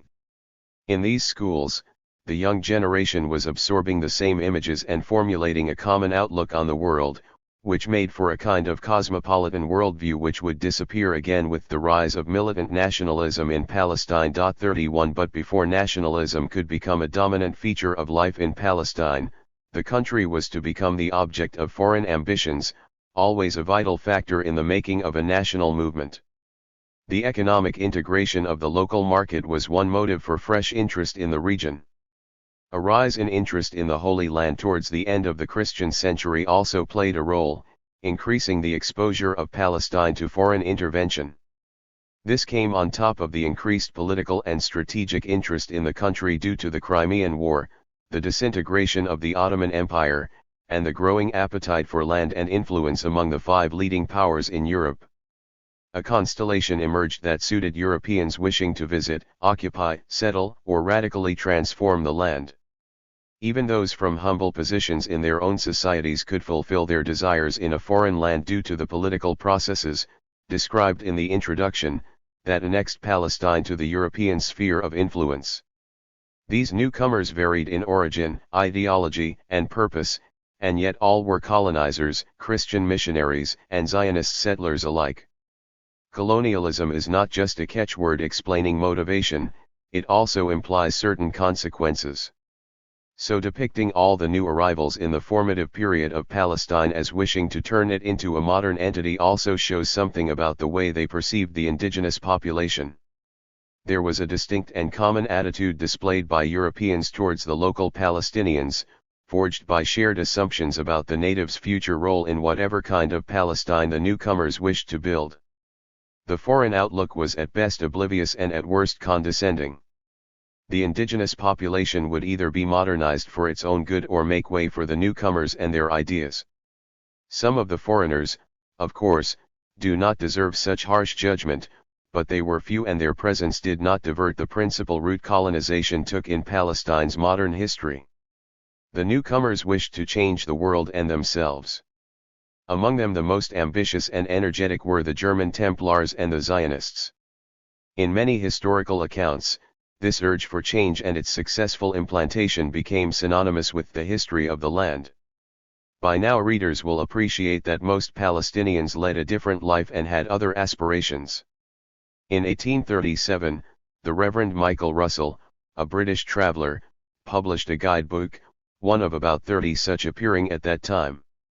His book, like the others, presented Europeans as modern people discovering the old land of Palestine and transforming it into a new entity. The country to which the name of Palestine is given by the moderns, is that portion of the Turkish Empire in Asia which is comprehended within the 31st and 34th degrees of north latitude, and extends from the Mediterranean to the Syrian desert, eastward of the River Jordan and the Dead Sea. 32 This empirical and cartographic definition became the official reference to the area for foreigners, inside and outside Palestine. This was not the way the Ottomans, or the Egyptians for as long as they ruled the country, referred to the area. When Russell published his guidebook, the region was still under the sovereignty of the Ottoman Empire, and was described as one of the many administrative provinces ruled by the Ottomans since the beginning of the 16th century. Travelers were not the only foreigners eager to redefine Palestine. Other harbingers of a modern Palestine were missionaries, who flocked to the area from the beginning of the 19th century, especially after the Crimean War, when better roads and security made the land even more accessible and attractive. They were pushed by their expansionist governments to form a presence in the Holy Land, but even without such encouragement many of them wished to witness the possible eschatological events predicted for the end of the century. The Jesuits and other Catholics already had a foothold in Palestine, but were joined by a variety of other denominations. First came the representatives of the Orthodox churches, followed by American and British Protestants. Notable among the latter were the members of the London Society for Promoting Christianity Among the Jews, which had begun its work in 1820. In 1824, one member, a Dr. Dalton, became the first European physician to open a practice in Palestine. He worked mainly in Jerusalem, and it was he who, after 20 years of raising funds and circumventing Ottoman red tape, opened the first modern hospital in the city. Dalton's work, as well as that of the Society, was assisted by the first British consulate to be established in Jerusalem, in 1839, which had a clear mandate from London not to confine itself to diplomatic affairs but to help the missionaries in their conversion efforts. 33. The British efforts were greatly helped by close cooperation with the Prussians, or, more precisely, between the Lutheran Prussian Church and the Church of England. In 1841, the British Parliament passed the Bishopric Law, which decreed that the bishop at Jerusalem, not of Jerusalem, as the bishop was subordinate to the Archbishop of Canterbury and his sphere of activity included the whole of Syria, Egypt, and Ethiopia, would be elected alternately by the monarchs of England and Prussia. 34. Dr. Michael Solomon Alexander from Prussia was the first bishop at Jerusalem. Although himself a Jewish convert, he was not successful at converting others. He fell from grace because of his constant disagreements with the British consul, James Finn. He died while visiting Egypt shortly after his appointment. His successor was a French-Swiss, Samuel Gobat. He serves as a model of modernization. His Arabic was impeccable, as was his honest interest in the welfare of his community. Although a missionary at heart, his main concern seems to have been expanding education in Jerusalem and beyond. His relevance to our story is his opening of a boys' school on Mount Sihon in 1853, and soon afterwards a girls' school. The boys' school was a private school, and converted many of its students to Anglicanism by the sheer force of Gobat's charisma and the level of the education he offered. 35 It was at these schools, as we shall see in the next chapter, that the first nationalist perceptions were nurtured. These developments were not confined to Jerusalem. In 1908, the Valley of the Cross School, a Christian missionary society school, for girls was opened in Haifa. 100 Muslim girls attended the school, including daughters of the local notables. The foreign visitors were prolific writers. More than 3,000 books and travelogues on Palestine were written by Europeans throughout the 19th century, all painting a picture of a primitive Palestine waiting to be redeemed by Europeans. In the more pious travelogues there is a sad lament over the tragic disappearance of the biblical Holy Land brought about by the inevitable Europeanization of Palestine. Most visitors, however, wanted to change Palestine. With the power of money and land they carved out a new beginning for themselves. Few thought they were doing the same for the local population. One group of do-gooders, however, was the Palestine Exploration Fund, a 19th-century British archaeological body recording the topography and ethnography of Palestine. Its members reported to readers back home that they had all had a jolly good time in Palestine. According to its quarterly statements, the fund's members regarded modernization as not unlike a salvage operation. Palestine stood in urgent need of modernization since the people the European explorers encountered were obviously miserable in their pre-modern world. As one of the explorers, Thierry noted, "I have seldom in this country heard a genuine laugh from a man, woman, or child. The great struggle for existence seems to have crushed all but fictitious mirth. We cannot quantify misery or joy, but Palestinian biographies from a short time later, and subsequent anthropological research, tell us that this picture represents the distorted view of European colonists." Inevitably, this encounter between the first representatives of European modernity and Palestine's peasantry was also part of the formation of modern Palestine. It reveals the degree of presumption, not to say arrogance, on the part of Europeans who thought they were providing not just material benefits but also the key to human happiness. The Zionist impetus. The early Zionists arrived at roughly the same time as the missionaries. Zionism was a European phenomenon and so shared other Westerners' disregard for the local population. It also adopted a cautious attitude towards the Ottoman rulers, relying instead on the goodwill of European colonial powers. Like the other colonizers, the Zionists carved out territory to create a haven for persecuted Jews from Europe. Zionism began as a European national movement but turned into a colonialist one once its leaders decided to implement their vision of national revival in the land of Palestine. Zionism had emerged in two ways in Europe. It appeared first in the central parts of the continent as an intellectual conceptualization of European Jewry's predicament, and second in Eastern Europe as a practical solution to this predicament. At the heart of the intellectual movement stood Theodor Herzl, a Viennese Jew who at the age of 30 abandoned an unsuccessful career as a playwright and journalist to lead the Jewish national movement on a course that would end with the colonization of Palestine at the end of the 19th century.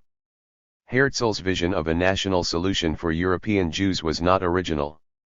It owed much to an intellectual Jewish proto-nationalism that had begun in the 1850s in Eastern Europe. This quasi-national scholastic, but by no means political, revolution was part of an exciting period of unprecedented Jewish cultural revivalism and renaissance. Its practitioners abandoned centuries of religious dogmatism for reason and science in search of solutions for the particular problem of Jewish existence in Europe.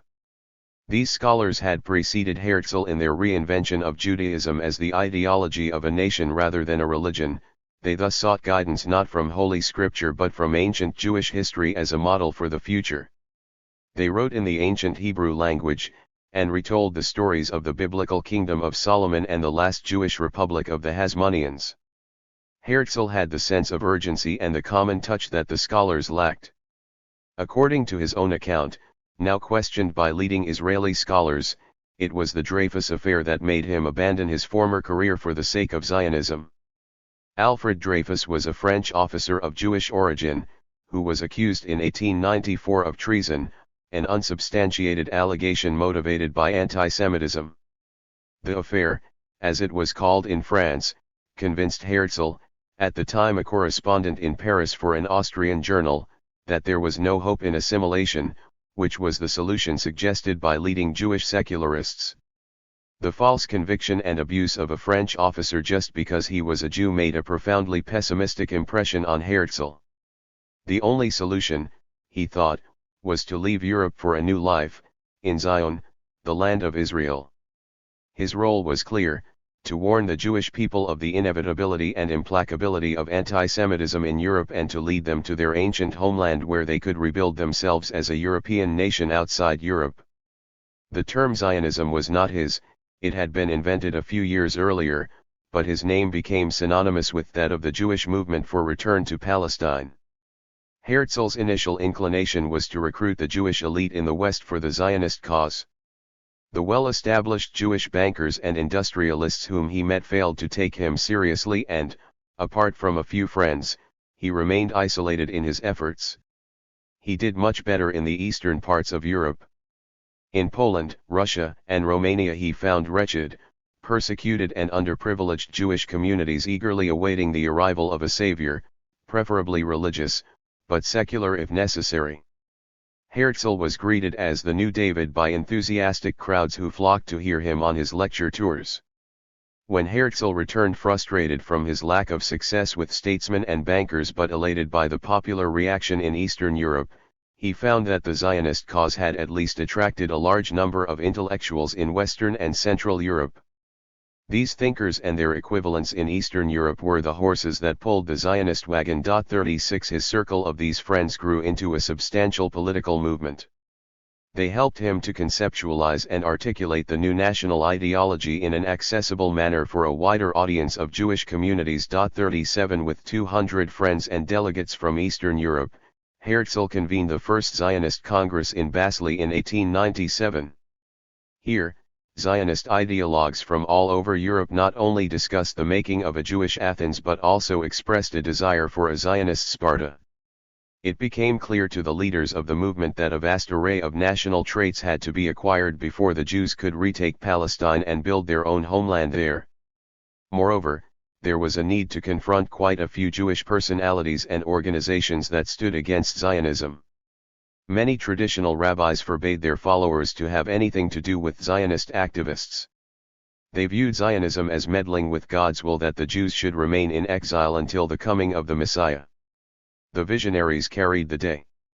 They echoed Herzl's dreams of a mass movement to Palestine of Jewish farmers, laborers, managers, technicians, engineers, and other skilled workers.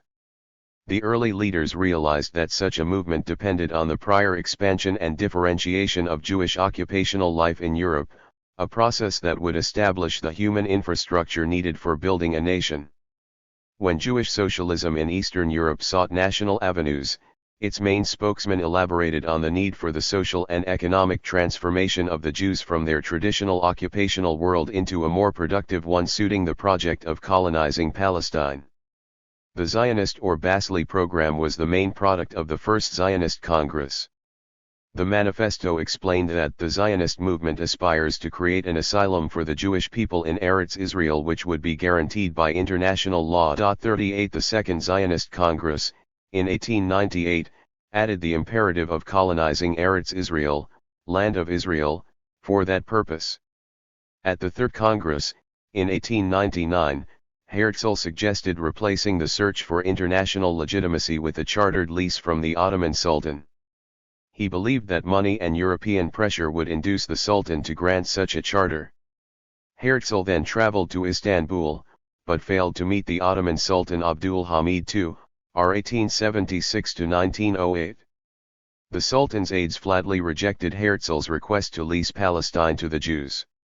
Even his offer to pay an enormous sum of money to the bankrupt Turkish government, money he did not have, did not help. He fared no better in the courts of European monarchs or in the antechambers of presidents.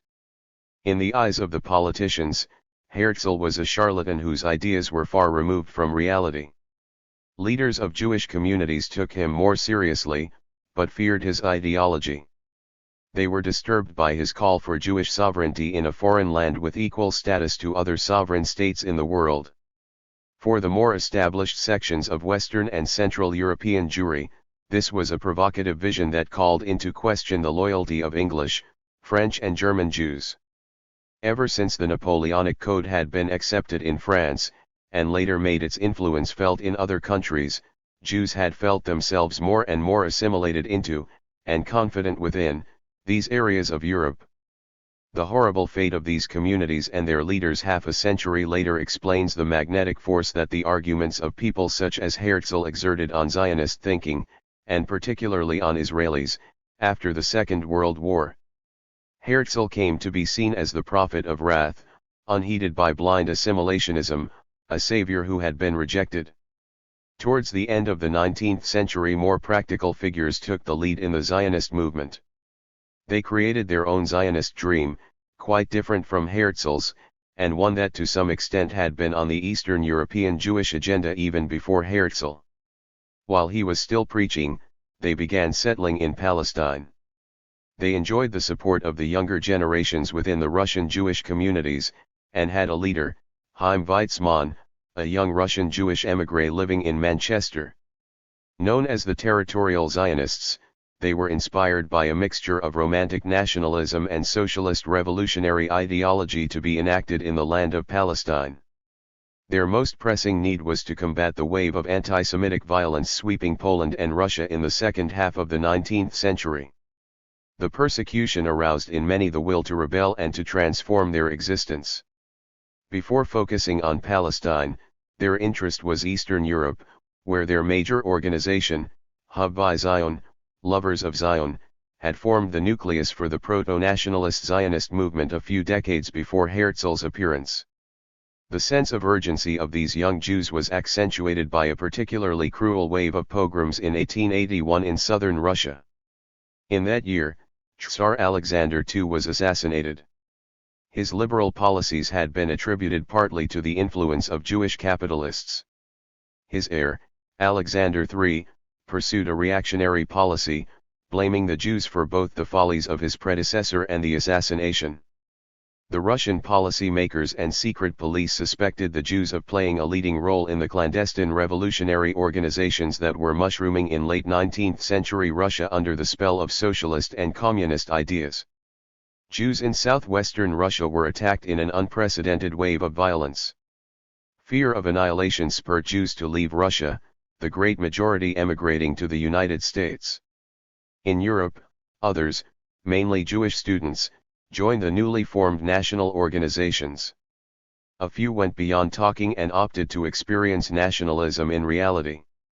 In 1882, they were the first wave of Jews to arrive in Palestine. Those who came in 1882 are referred to in Zionist historiography as the first Aliyah. Aliyah means ascent, and is used because immigration to Palestine was seen as an act that elevated the Jew to a higher form of living and existence. This is why emigration was, and still is, called Yerida descent. These early immigrants saw themselves as Halyazim, pioneers, emulating, or at least borrowing from the reservoir of images common among, the white settlers who drove into the west of North America. The best known of the first pioneers were the Biluim, a movement of young Russian Jews who built the first Zionist settlements in Palestine. They were led by charismatic spiritual leaders such Moshe Lillian Blum and Leon Pinsker, who were the great prophets of ideological immigration to Palestine. In their writing, they explained why Jews should leave Europe and what should lead them to Palestine, although neither specified Palestine as the only acceptable haven. The few hundred Jews who heeded their advice gave Palestine exclusivity as a haven, and became leaders directing the rest of the Russian and Eastern European Zionist organizations to become Palestine-orientated. The territorial Zionists who reached Palestine were few, and many did not stay long. But they laid the foundations for a future Jewish community in the land. They prepared for the new life in special centers in Europe and were organized in several unions that had their first convention in 1884 in Russia. The different groups became a registered legal society in Russia in 1890, working openly for the Jewish colonization of Palestine. In Palestine, they settled mainly as farmers, but some also entered urban centers where they opened their administrative headquarters. The names they gave to the first settlements echoed their aspirations and dreams: Rishon Le Zion, First to Zion, Zikron Yaakov, Yaakov's Memorial, Rosh Pina, Cornerstone, Petach Tikva, Ray of Hope. Their main difficulty was money, so they turned to the richest Jew in Europe, Baron Edmund de Rothschild, who was one of the Jewish bankers who had refused to assist Herzl but was persuaded by the early settlers' enthusiasm. He set up vineyards and farms for them in Palestine. 39 Rothschild not only funded the settlers, he also sent agriculturists and experts to help the settlers plan and structure the colonization of the land. Soon after he started his project, however, his own interests clashed with those of the colonists. The settlements that developed did not fit his notions. His managers felt overruled by the settlers, and were not impressed by their diligence or rate of production. The Zionist colonization took a different turn when two colonies, Hadera and Rehovot, were built without Rothschild's help. In 1899, Rothschild withdrew, and his support was replaced by that of a new organization, the Zionist Organization for the Settlement of the Land of Palestine. The Ottoman government at first did all it could to stop the Zionists. In 1882, a law was passed prohibiting Jewish immigration. In 1888, however, due to British pressure via its embassy in Istanbul, the restrictions on Zionist immigration were eased, but not removed altogether. A new crusade, Templars, colonists, and profiteers.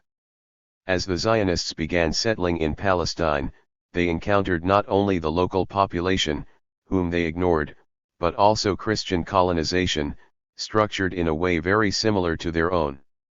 This colonization, termed by one historian the Quiet Crusade, sprang from an unprecedented flood of Christian pilgrims to Palestine. It reconnected the old Eastern Christian churches to the Western Church, and changed the outlook on life of local Christians living in holy places such as Bethlehem, Nazareth, and Jerusalem. Their religious festivals were now celebrated, at least until the outbreak of the First World War, in great numbers and with much ardor as thousands of pilgrims made their way to the Holy Land. At Easter, the Holy Sepulchre in Jerusalem would be crowded, the surrounding streets hardly able to contain the masses of people passing through, while others hovered dangerously above them on makeshift balconies or even in wooden boxes suspended from the houses. This time the pilgrims were officially protected by the Turkish police, but this meant that Istanbul inadvertently helped to strengthen the European hold over the city of Jerusalem and the towns of Bethlehem and Nazareth. The missionary effort in Palestine grew in pace and intensity with the arrival of the German Templars. A missionary order from the German state of Württemberg, its leaders envisioned a German colony in the Holy Land. Christians would cultivate the land, convert the local inhabitants and create a new Eden. The Templar order was highly organized. The result was a system of German colonies, whose typically northern European houses are still a distinctive feature of local architecture in Galilee, Haifa, and Jerusalem. At first a refuge for German Protestants, the Templar colonies became one of Germany's many assets in the Ottoman Empire. A far more important and visible aspect, in Palestine at least, of the new German imperialist aspirations was a Turco-German military alliance struck in the 1890s, which meant the presence of German officers in the region. In 1892, Joachim Fast, a German, opened a hotel near the Jerusalem railway station with a German bar and a billiards club. It was a place where German officers could escape the Oriental world and, for a while at least, feel at home. Modern Palestine, like modern Egypt, meant a chain of such hotels providing European islands that reminded foreigners of home but also accentuated the colonial reality they were creating of master and native. The Templars left a bad impression on the local population because of their arrogant and racist attitude. However, not all foreign visitors feature negatively in the local collective memory. The American colony in Jerusalem, for example, is recorded as having a high reputation. It was a philanthropic religious organization run by a Chicago family, the Spaffords. They settled outside Jerusalem's walls and created the American colony, today a hotel of that name. Their daughters contributed to the local community by supervising the spread of education among Muslim girls, an initiative begun by a close friend of the family, Ismail al-Husseini, who was then a director of the education department in the city. 40. The foreign presence in Palestine created islands of introverted settlers who viewed the local population as one of the physical hardships they were forced to cope with. The reformist zeal in Istanbul, combined with the arrival of a substantial number of foreigners, either in a private capacity or as representatives of their governments, undoubtedly contributed to the changing face of Palestine. But did the Europeans modernize Palestine? Were they agents of change? Not always and not in everything. Like the Zionists who were to follow them, most Europeans settling in Palestine in the 19th century were more concerned about the land than about its people, and modernizing and cultivating the land could also have meant getting rid of its primitive native population. In effect, settlers introduced new techniques and equipment and increased agricultural production, but seldom shared these modern benefits with the local population.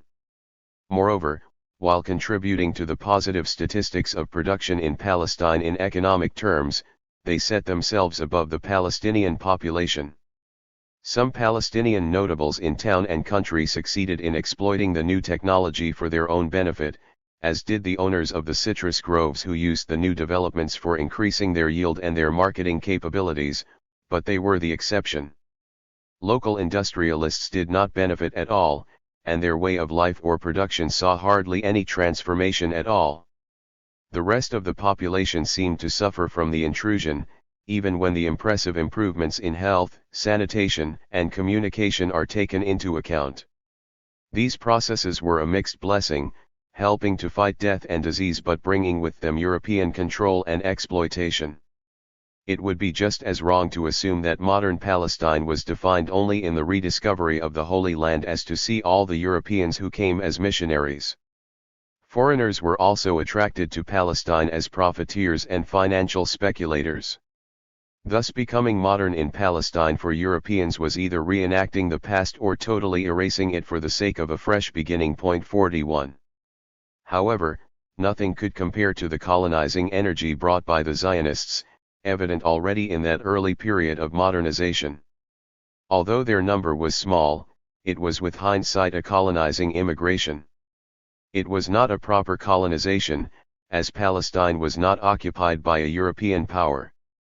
But like colonialism elsewhere, it was a European movement, with people entering Palestine for the sake of European interests, not local ones. The locals were seen as a commodity or an asset to be exploited for the benefit of the newcomers or an obstacle to be removed. For the Christian missionaries, the locals were spiritual commodities, with which they hoped to enlarge the community of Christian believers. For the early Zionists, the indigenous people were cheap laborers or producers of cash crops. For the more ideological Zionists, Palestinians were an enigma. They were defined as the Sheila Nilama, the hidden question, both invisible and a puzzle. Chapter 2. Between Tyranny and War, 1900 to 1918. In the first decades of the new century, the changes discussed above became an integral and accepted part of life for almost everyone living in Palestine. Palestine was already modern, or at least modernized. A further upheaval was looming, however. Palestine was about to enter the Great War, in which it was a secondary arena, but a bloody one nonetheless. The war was an all-encompassing event, whereas the impact of the political activity before and after would be felt only later. The period began with the last years of Abdul Hamid's reign, which ended in 1908. He was a reactionary tyrant, who resented many of the reforms introduced by his predecessors after 1839. Some of the reforms were almost lost when Abdul Hamid expelled, executed, or simply marginalized the reformers. But he was no conventional reactionary. He transformed the empire, but in his own way. He expanded the railway infrastructure, introduced direct taxation and conscription, and promoted the idea of Ottoman citizenship. 1 Unlike his predecessors, he was concerned about the loyalty of his Arab citizens. By then he was losing the loyalty of many groups within the empire, Greeks, Bulgarians, and Armenians, to name a few, and hoped that by presenting himself as a reborn Muslim caliph he would induce the Arabs to remain within his grip. His empire was shrinking at an alarming pace. It had become prey to both European colonial greed and the national aspirations of ethnic and religious groups.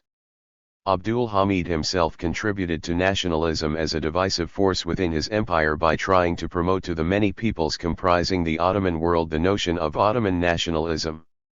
This strategy not only failed to arouse any sympathy among his subjects, but also the idea of an externally imposed official identity sharpened the already fragmented counter-identities. When his pan-Islamism and pan-Ottomanism failed to persuade, Abdul Hamid employed more coercive methods. He established a police state that used violence to centralize the empire, clashing with and destroying any forces threatening to take it apart. 2. Figure 1 Palestinians and Jews in the Jerusalem market near the Jaffa Gate, circa 1900. Within this police state, the integration of the local Palestinian economy into the world economy marched on unhindered. This meant that the peasants of Palestine continued until the moment the war reached their doorsteps to struggle against an inevitable loss of self-sufficiency, whether on their own land or on land leased from others. In the first 14 years of the 20th century they moved in greater numbers into hired agricultural work, while many were transformed into an unskilled labor force, building their lives on the periphery of Palestine's urban centers. Abdul Hamid's regime also became more interventionist in the lives of its citizens, peasants, and city dwellers alike. This meant increased and unwelcome contact with tax collectors and recruiters for public works. There was also more contact with foreigners, which in the case of women generated a momentum towards modesty in dress that had not existed earlier, to judge by paintings and travelers' accounts. Nonetheless, among Christian women, the encounter with the foreign milieu began modest politicization, leading to the founding of the first ever women's association in Palestine in 1903, and the exit of women from their restricted domestic existence. 3. The state also demanded recognition and gratitude. Eyewitness reports from the period tell us that people were angered by Abdul Hamid's megalomaniac style. One of his most hated whims was the annual celebration on August 19 of the anniversary of his accession to power, following the suspicious death of his brother, Abdul Aziz II.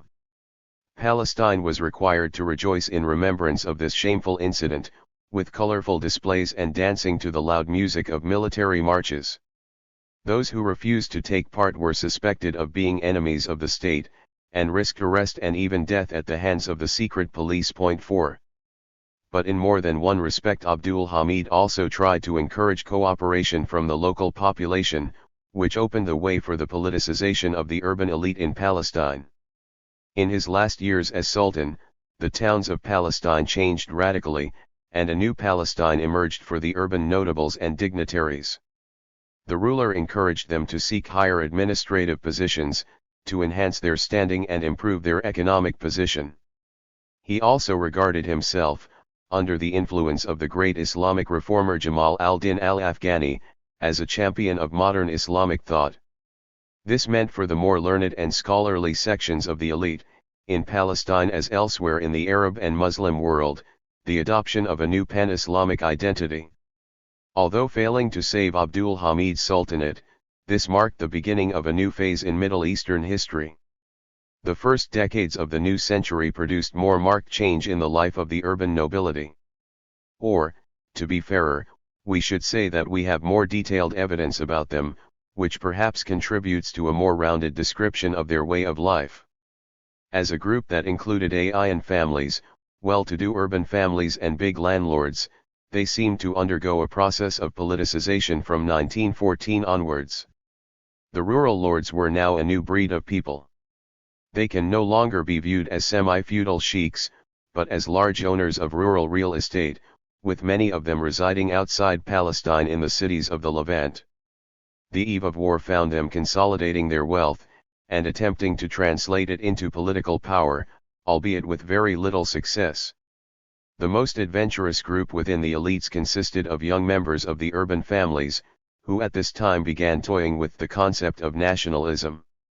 The construction of a national consciousness is an almost mystical process. It is particularly difficult to discern its beginnings and mechanisms. Its history in Palestine, or rather of its birth in Palestine, is not much different from that of Arab nationalism in general. According to some accounts, it was in the 1870s that a growing number of Arab intellectuals in various towns in Syria, Lebanon, and Palestine challenged Ottoman rule in their countries. These accounts have been questioned recently. It has been suggested that their number was not that great and that, for many intellectuals, the Pax Ottomana was an acceptable reality. Those who did contest Ottomanism began reinterpreting the world around them in Arab, not Ottoman, terms.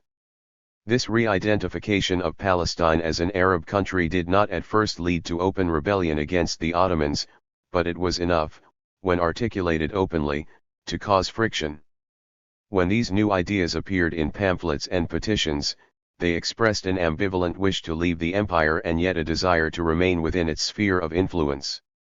It was the kind of ambiguity recognized by many theoreticians of nationalism, the simultaneous and contradictory need of a national movement both to rely on, and disassociate itself from, history.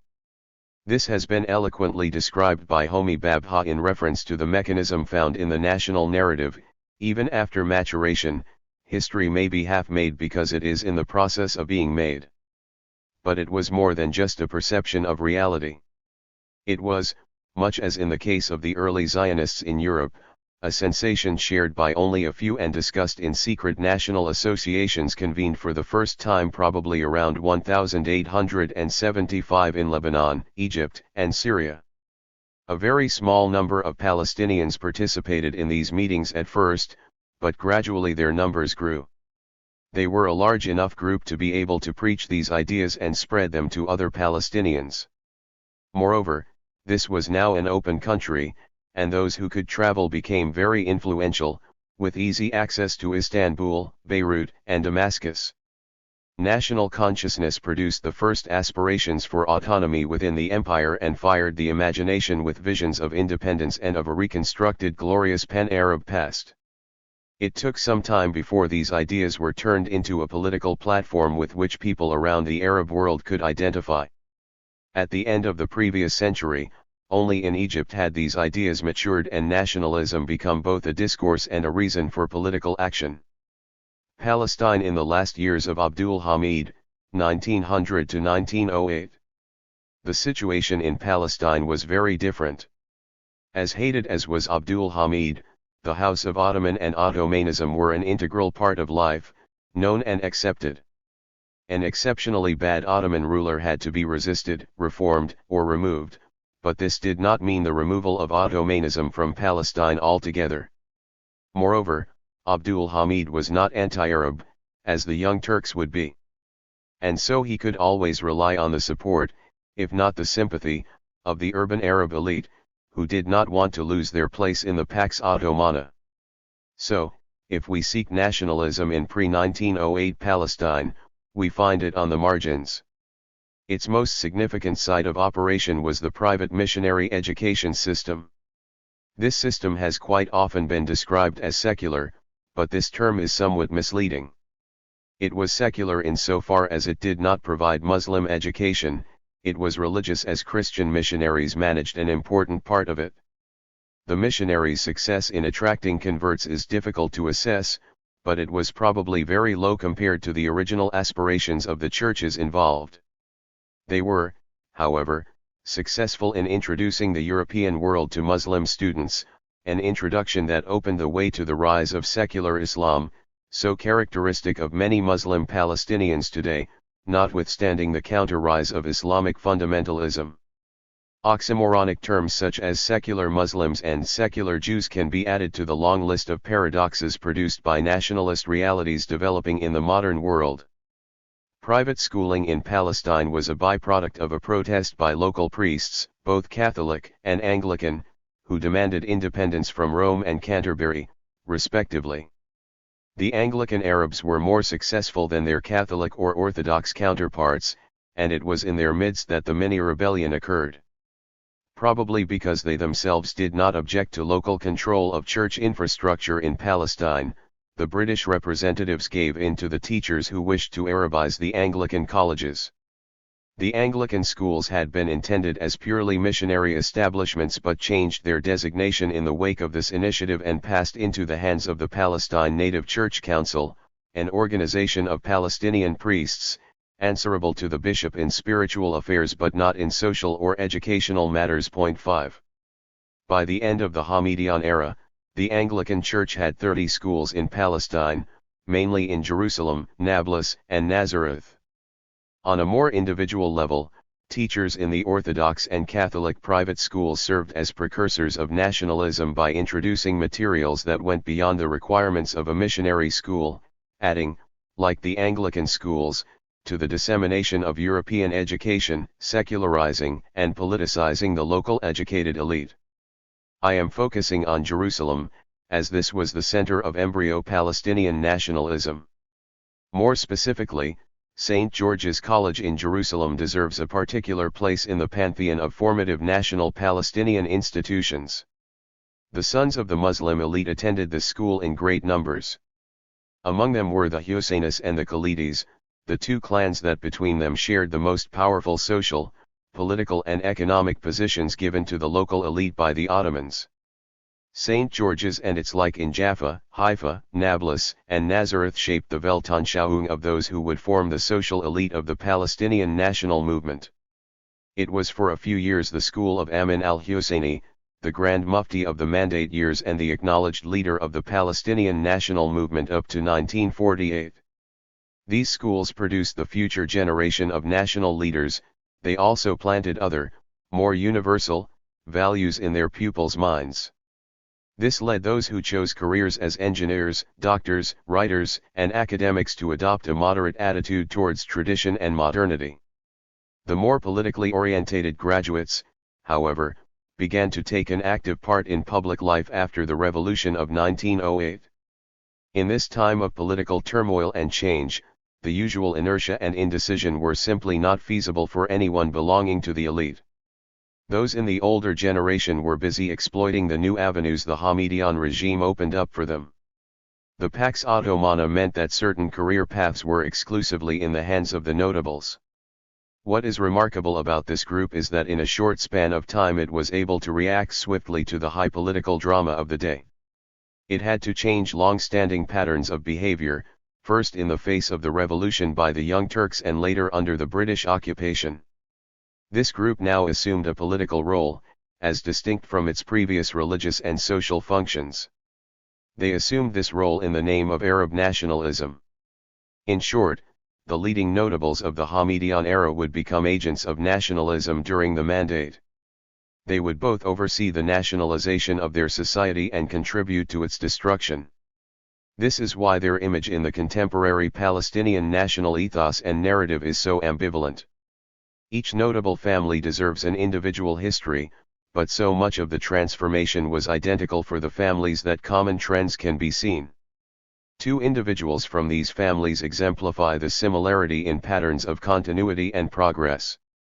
Haj Tawfiq Hamid, from Nablus, managed in a short span of time to become a member of the Ottoman parliament, mayor of his city, and then a leading figure in three parties with conflicting ideological orientations, pro-Syrian, pro-Husseini, and anti-Husseini. The period in which he moved was unstable, but there was an openness that encouraged individuals to try more than one political orientation and to switch ideological positions with relative ease. The second example, Musa al-Husseini of Jerusalem, managed to become chief clerk in the Ottoman Health Ministry in Istanbul, then governor in Jaffa, Safed, Aleppo, Acre, and Ajalun, all between 1881 and 1892. He rose even higher in the Ottoman ranks, serving in Iraq, the Arabian Peninsula, Anatolia, and Iran. In 1918 he became mayor of Jerusalem, was deposed by the British, and then served as chair of various Palestinian national conferences, heading their delegations to negotiations in London with the British government, until his death in the 1930s. The notable's loyalty to the Hamidian order was widespread and was challenged only by what might be called nationalist intellectuals, not, as was the case in Egypt, by nationalist notables. Only with the demise of the Ottoman Empire did the notables unequivocally join the national movement and lead it. This behavior was not peculiar to Palestine.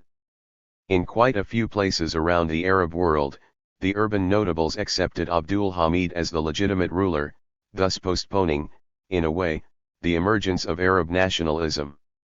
In Palestine, Abdul Hamid was supported by the local Ilan thanks to his perception of their traditional role. They were not affected by his centralizing zeal, which was directed against the sheiks of rural Palestine and the Bedouin tribes in the more arid areas. The Bedouins were left alone for most of the Tanzimat period, but their time also came during Abdul Hamid's era. They were forced to turn their dira, as their sphere of habitation was called, into land registered in the Tapu, the land and property state register still in use in Palestine and Israel today, a process that reduced the area which they could call theirs. 6 Some of them were tempted to settle and a process of sedentarization began, leaving them in an unsatisfactory and disturbing limbo between old and new ways of life, a predicament still suffered by the Bedouins in Israel. The urban elite benefited from the decline of the sheiks and the Bedouin. Thus, by not alienating the Ayan, Abdul Hamid soothed a potential proto-nationalist group.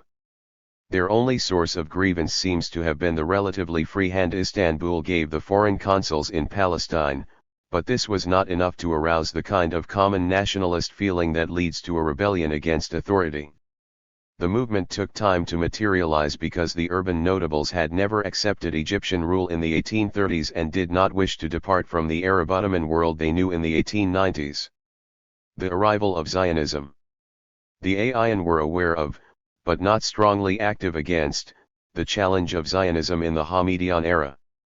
It was perceived as yet another wave of European settlers, not very different from the European missionaries, consuls, and entrepreneurs who had preceded it and were seen as a potential danger to the economic and social status of the nobility and the elite. Whenever they tried to push into new territory, such as building an Anglican school in Nablus, or claiming land in the valleys, as the Zionists did, local resentment would appear in the form of demonstrations or petitions to the government, and only in extreme cases of physical attacks on the newcomers. 7. The Palestinian nobility as a whole, probably more than the peasantry or the city dwellers, were the first to come into contact with both the Zionist diplomatic effort and their more pragmatic activities on the ground. They learned about the former from the Egyptian, Lebanese, and Turkish press. The latter they tackled as landowners when confronted by Zionist offers to buy land, or as religious leaders, such as when the Mufti of Jerusalem, Tahir al-Husseini II, was asked to issue fatwas, religious rulings, against them. Other notables' first encounters with Zionism were as members of local municipalities, where they passed resolutions calling on the authorities to halt Jewish purchase of land. However, some of them also sold land to Jews when good offers were made. If Zionism accelerated the crystallization of Palestinian nationalism, it did not as yet create the coercive national atmosphere necessary to force individuals to compromise their personal interests in the face of a collective will. It is only we, with hindsight, who can appreciate the significant change of orientation that occurred within Zionism. One doubts whether the urban leadership of the Palestinian community knew of these developments. The movement became a more potent factor in Palestine's affairs after Herzl's unique success in allying it to Britain, and his failure to persuade the Zionists to agree to settling in Uganda. To the end of his life, Herzl believed that Zionism could not succeed without the blessing of a European power. We can see now that he was correct, and that he chose the right ally in Britain. It was a logical choice given the recent British interest in the Middle East, a colonialist interest that began with the occupation of Egypt in 1882, but did not end there. The British residence in Cairo, and an expansionist school of thought in the colonial office at home, had looked to Palestine as a future British acquisition, should the Ottoman Empire collapse. Such a collapse was now a feasible scenario, once dreaded by British policy-makers as a formula for a European war, but by the 1880s one to which Britain itself contributed with the occupation of Ottoman Egypt. If the Jews, like the Anglican missionaries, could ease British expansion into the land of Palestine, they should be welcomed. The pro-Zionist bent in British Middle Eastern policy at the end of the 19th century was produced by a mixture of new colonial perceptions of global reality and old theological concepts connecting the return of the Jews to Palestine with the second coming of the Messiah. Herzl succeeded in inflaming the British colonialist and evangelist imagination when he offered the British government the opportunity to turn the arid area of El Arish, near Gaza, into a Zionist oasis. All that was lacking, he explained, was a canal bringing fresh water from the Nile. However, the British governor of Egypt, Lord Cromer, an ardent utilitarian, was not impressed by these visions, and his objection led to the plan's demise. 8. Herzl was now desperate. He tried another avenue, the last before his death in 1904. He attempted to enlist British help in installing a temporary Jewish state, i.e. one that would eventually be moved to Palestine, in British Uganda, an offer which was conceived originally in Whitehall. He proposed Uganda for tactical reasons, but his offer seemed to many in the movement a betrayal of Zionism. Leading territorial Zionists foiled the Uganda plan. After all, it was Herzl who had sanctified Palestine by defining Jewish nationalism as Zionism, irrevocably connected to settling Palestine, Zion. He had created a yardstick by which patriotism or loyalty to Jewish nationalism would be judged. Any unpatriotic act was dealt with as in any other national movement, with contempt and hostility. 9. Something of the new Zionist vitality and energy must have left a mark on those in the urban elite interested in politics. This is probably why the Palestinian protests against Zionism became more conspicuous after 1904 and were quite well orchestrated by Palestine's few representatives in the Turkish parliament, reopened in 1908 after being suspended by Abdul Hamid. These representatives tried, sometimes successfully, to pass legislation curbing Jewish expansionism in Palestine. The settlers continued to arrive, however, and laid the foundations for the Zionist community. They would meet serious opposition only after the end of the First World War. By the beginning of the 20th century, there were 12 Zionist settlements in Palestine. The land was bought from rich landowners in and outside Palestine. In 1903, on land bought near the village of Zimran on the Mediterranean coast, at the colony of Zikron Yaakov, the first assembly of Bnei Israel in Eretz Israel convened under the chairmanship of Menachem Yosishkin. Yosishkin was the ultimate Zionist, a Russian Jew in his early 40s who had been one of the early Havai Zion, the first Jewish society to contemplate settlement as a nationalist group in the land of Palestine. Yosishkin laid the foundations for the organizational infrastructure of the Jewish community. Under his guidance, professional organizations sprang up next to the political ones, preparing the way for a more permanent Zionist presence in Palestine. After Herzl's death, different personalities dominated the Zionist scene, quite a few of them German Jews, as the headquarters of the Zionist movement was in Berlin until the First World War. One figure was Arthur Rapin, whose arrival and subsequent activity in Palestine accelerated the pace of Jewish settlement. 10 He was an economist, a sociologist and head of the Zionist colonization effort in Germany. He emigrated to Palestine in 1908 and founded some of the principal Zionist groups dealing with settlement. Rapin used these new structures for the energetic purchase of land. The jewel in the crown of the project was the acquisition of a large part of Mount Scopus in Jerusalem. In 1913 Rapin bought the plots from Lord Greyhill, a pro-Zionist Englishman who had arrived there in 1875 and built a summer resort. The Hebrew University of Jerusalem was built in the grounds of his mansion in 1918 and opened in 1925. Rapin represented the people of the Second Aliyah. The first wave, 1882 to 1903, had not led to any significant change in the lives of either Jews or Palestinians in Ottoman Palestine. The second, however, coincided with the disintegration of the Ottoman Empire and its replacement by a modern Turkish political system. It thus came at a more appropriate historical moment, a lull between the old and the new worlds, and was able to influence the situation in Palestine. The settlers combined Jewish nationalism with socialism, and argued among themselves as to which of the two should take priority, a debate that created the first two Zionist parties in Palestine. 11 The debate also produced different modes and types of collective settlement, the most famous of which was the kibbutz.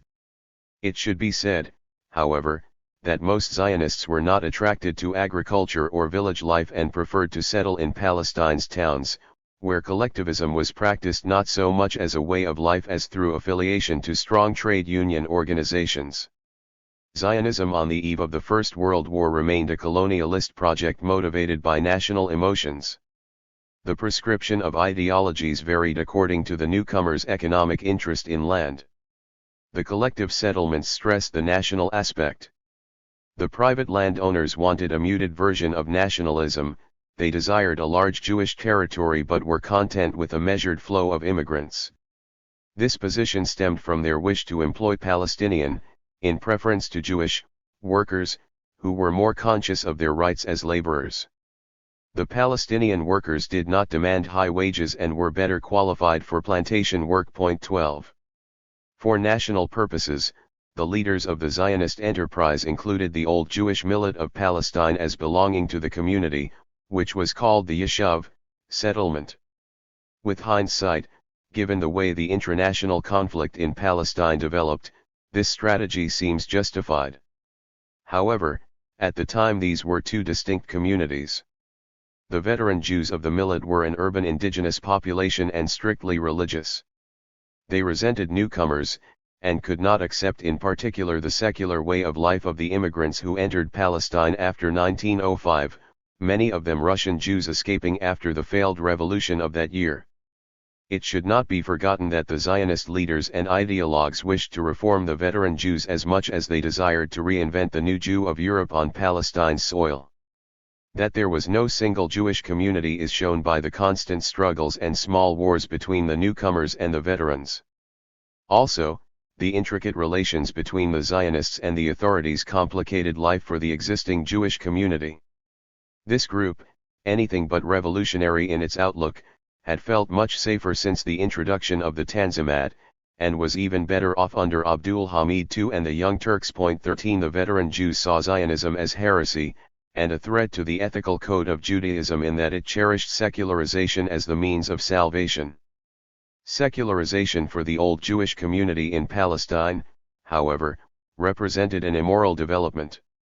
They therefore looked for any signs of moral degradation in the conduct of the newcomers. This cannot have been easy, since as far as we can tell the first Zionists were quite Puritan. The Orthodox Jews, nonetheless, decided that the appearance of Jewish prostitutes, in their eyes for the first time in history, could only be attributed to Zionism. In Jaffa, the constant fights between Ashkenazi Jews, newcomers from Eastern Europe, and Sephardi Jews, veteran members of the Ottoman Jewish millet, were barely containable. The Ashkenazis made their presence felt by expanding Jaffa, adding 2 new neighborhoods and some small businesses and workshops. However, in Jaffa as in other Jewish communities, the main disputes were caused by political rivalries between rabbis in the guise of religious legal debates, for example over slaughtering methods, burial rites, and so on. In reality, this was competition for domination of the community's life and politics. Orthodox Jews had a particularly strong presence in Jerusalem and did not welcome Zionists there, nor did the Zionists wish to go. They built their own secular, modern town of Tel Aviv. 66 eager Zionists, who were among the first to settle the colonies with the help of the Baron de Rothschild, founded the city on a Saturday morning in July 1907. It started as a manor house called Ahuzat Bayit, which was renamed Tel Aviv. Keren HaKayamet, the National Fund, the principal Zionist funding agency, lent the money. The next summer the first buildings were erected. Almost a century later, at the beginning of the 21st century, after a meandering history, Jewish society in Israel would once more be divided between Orthodox Jerusalem and secular Tel Aviv, as if time had stood still. In 1909, the Zionists took another loan from a local bank, bought land, and started building additional houses. Soon the first children were born, a school was added, Gimnasia Herdlia, which was for a long time the leading high school in the country. A very particular insular Zionist presence in Palestine thus began. Tel Aviv was the heart of Zionist activity, much more so than Jerusalem, and because it was exclusively Jewish it enabled the energetic Zionist leadership to fulfill its dreams for the country as a whole. The immigrants from Russia were the motivating factor in the new town.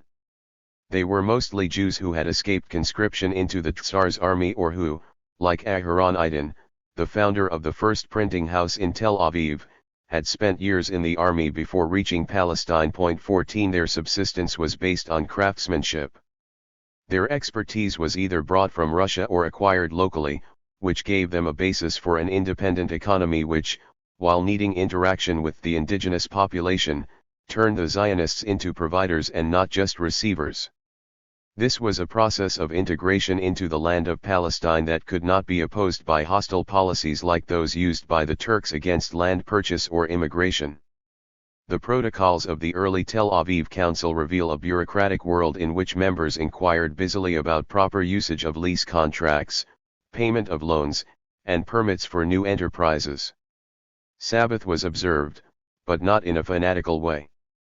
It was forbidden to keep chickens indoors, nor could dominoes be played in the new open cafes and the hotel on the promenade.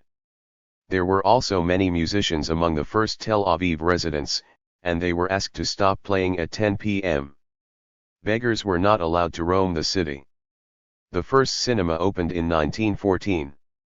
Parts of the city could have been in Central Europe. Even during 1948, some bohemian and hedonistic parts of Tel Aviv did not participate in the War of Survival. 15. Tel Aviv was the antithesis of the socialist communal life offered in the settlements.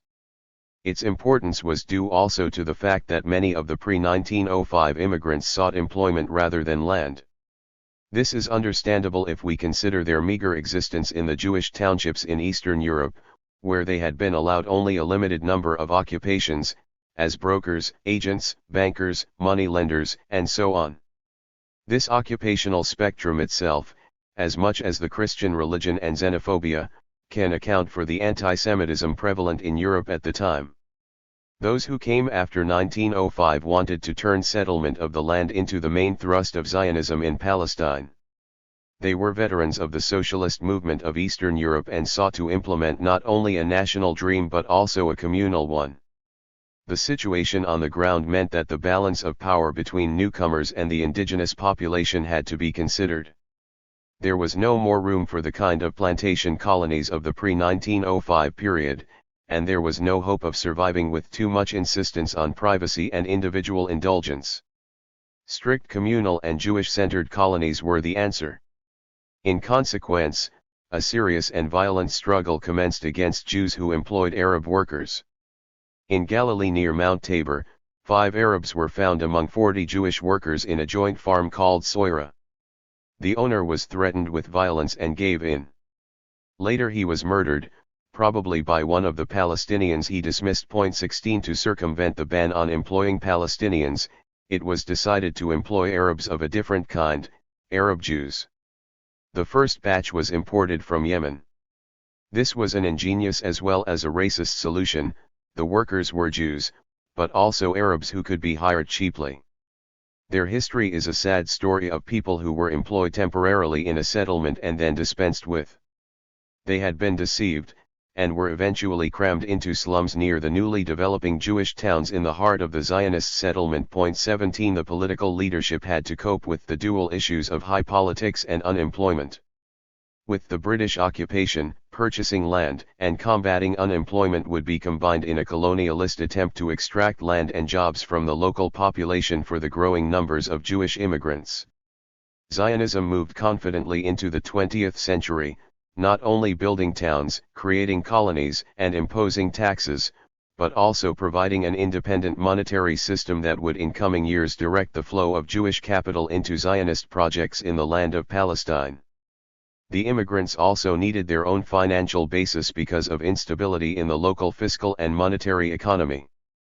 The currency at the end of the Ottoman period was Turkish, but the values of some coins varied in different parts of Palestine. Investment was both erratic and insecure, and susceptible to manipulative banking. Foreign banks existed in Palestine before the close of the century, but the Zionists were the first to open a bank with a local headquarters. They also established credit cooperative societies in the early 20th century. The local perception of the growing Zionist project is difficult to reconstruct. Although still fewer than 50,000 people at the time, the Zionists antagonized the population at large, a feeling that found expression in physical resistance by Palestinians. The settlers defended themselves, and later discovered that military force could be employed to obtain important goals, including non-defensive ones. On the rural Palestinian community, however, the effects of Zionism would be felt only after the First World War, even though there were local community leaders who as early as the 1880s sensed danger and destabilization from Jewish immigration. Indeed, for most of Palestine's population, Zionism was still a storm in a teacup. The Jewish colonies were few, and only a handful of Palestinian villages came into contact with them. The pastoral worldview owed much to the dominance of rural life, and it was not until the First World War, and the major Zionist drives for land purchase, that the rural population witnessed events that changed their lives beyond recognition. Palestine in the aftermath of the Young Turk Revolution, 1908 to 1916. In 1908, the Young Turks, a group of anti-Ottoman officers and students, commenced the toppling of Abdul Hamid. At first they contemplated replacing the empire with a liberal republic, but soon gave in to the intoxicating power of romantic nationalism and admiration for the forces of modern centralist government. At the end of 1908, the Young Turks succeeded in forcing Abdul Hamid to restore the constitution and recall parliament, which he had suspended on coming to power in 1876. The success of the new constitutional regime was, however, immediately undermined by a series of territorial losses to the empire's rivals in the Balkans and elsewhere. Abdul Hamid tried and failed to exploit these disasters in a counter-revolution in April 1909. A month later, the Young Turks' army marched into Istanbul, dethroned the Sultan, and effectively ended Ottoman rule. The Young Turks outlawed any association in the Arab world wishing to promote Arab autonomy or independence. These associations went underground, and increased their numbers by recruiting teachers, students, and army officers. Some of them were from Palestine, and all were inspired by the dream of a united, independent Arab entity. The Young Turks responded with a policy of Turkification aimed at forcing a new Turkish national identity on anyone living within the shrinking Ottoman Empire. This policy was coupled with strong secular tendencies, almost to the point of separating religion from state. Notables and intellectuals alike faced a new situation with the Young Turks' revolution of 1908.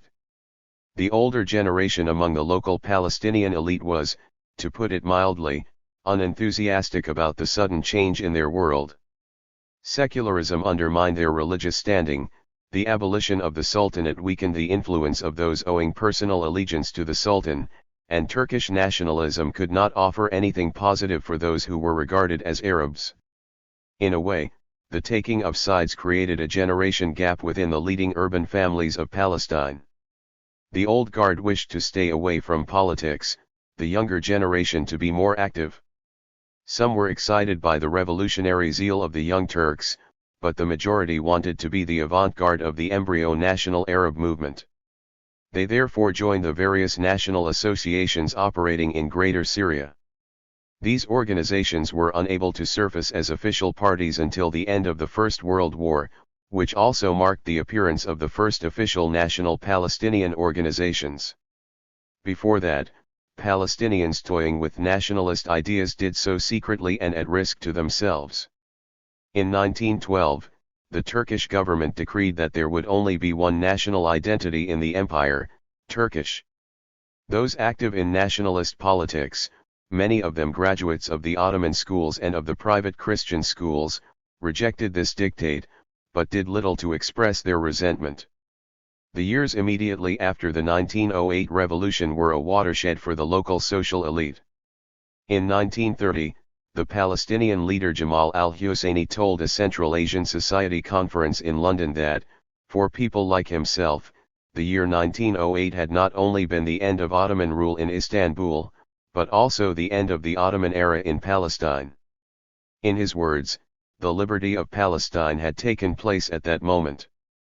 A more accurate account would have pointed to 1912 as the unequivocal turn towards Palestinian nationalism, when a coup inside the Young Turks regime brought the ascendance of anti-Arab Turkism. 18.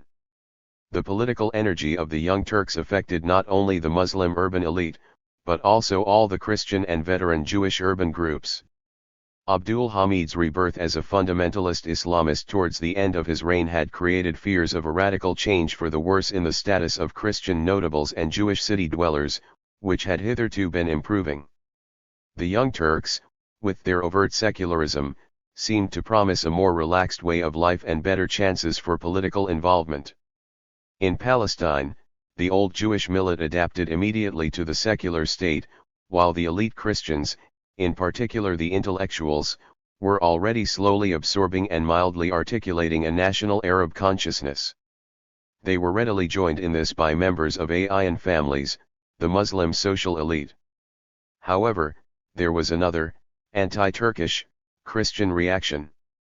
This came from products of the Anglican education system, which had motivated Christians to seek identity with a new secular Muslim Arab civilization in which nationalism would unite the religious groups, unlike the Ottoman world, which had divided them. Reformist Islamists and other members of the Muslim intellectual elite went through a similar process, influenced also by the Young Turks' blatant Turkish nationalism. The war provided a chance for this intellectual nationalism to claim to represent a mass political movement at the head of an anti-Turkish coalition. Damascus was the vibrant intellectual center of Syria, and acted as a magnet for anyone in Palestine, Christian or Muslim, wishing to redefine themselves in secular national terms and prepare for a post-Ottoman future where the local Arab elites would have the final say in their society's affairs. During the First World War, this newfound politics, still mostly clandestine and under the guise of cultural and literary clubs, must have been an exciting experience for local urban elites. The town was the center, in fact the exclusive territory, in which these new games were played. But most people in the towns did not belong to the elites, nor were they strong or organized enough to add weight to the process of politicization. Their lives changed not because of politicians, but because of engineers, builders, and capitalists. They found new livelihoods within the new service infrastructure offered by towns early in the 20th century, railways, sanitation, and the maintenance of lighting and water. There was nothing particularly Palestinian about this way of life. Only after the First World War would the existential struggle for a reasonable living become associated by many locals with struggle against either Zionism or the British occupiers. When that happened, political discourse became more accessible and relevant to the majority. A development did occur among ordinary people in urban Palestine, however. Local, as distinct from national, politics became an arena where town dwellers, not necessarily belonging to the elite, could play a role. The people of the town seemed to discover the importance of legislative and representative bodies, especially city councils, which had been given new life after the Young Turks Revolution, when more interest was shown in the welfare of the local population than ever before. The local Palestine press of the time gives the impression that the people were asking for better municipal services. This press was itself a new feature of the social and political scene in Palestine under the Young Turks, and played a progressive role in transforming the society, even though their survival was precarious and dependent on their owners' wealth. In one case, the press reported demands, made by that mysterious group the people, that the governor and the city council of Jerusalem intervene in the rising prices of essential commodities, bread being one. This was a demand, in fact, to broaden the terms of reference of the council. This may have come from members of the council who spoke in the name of the people. It is doubtful that it indicated a more sensitive attitude on the part of the notables.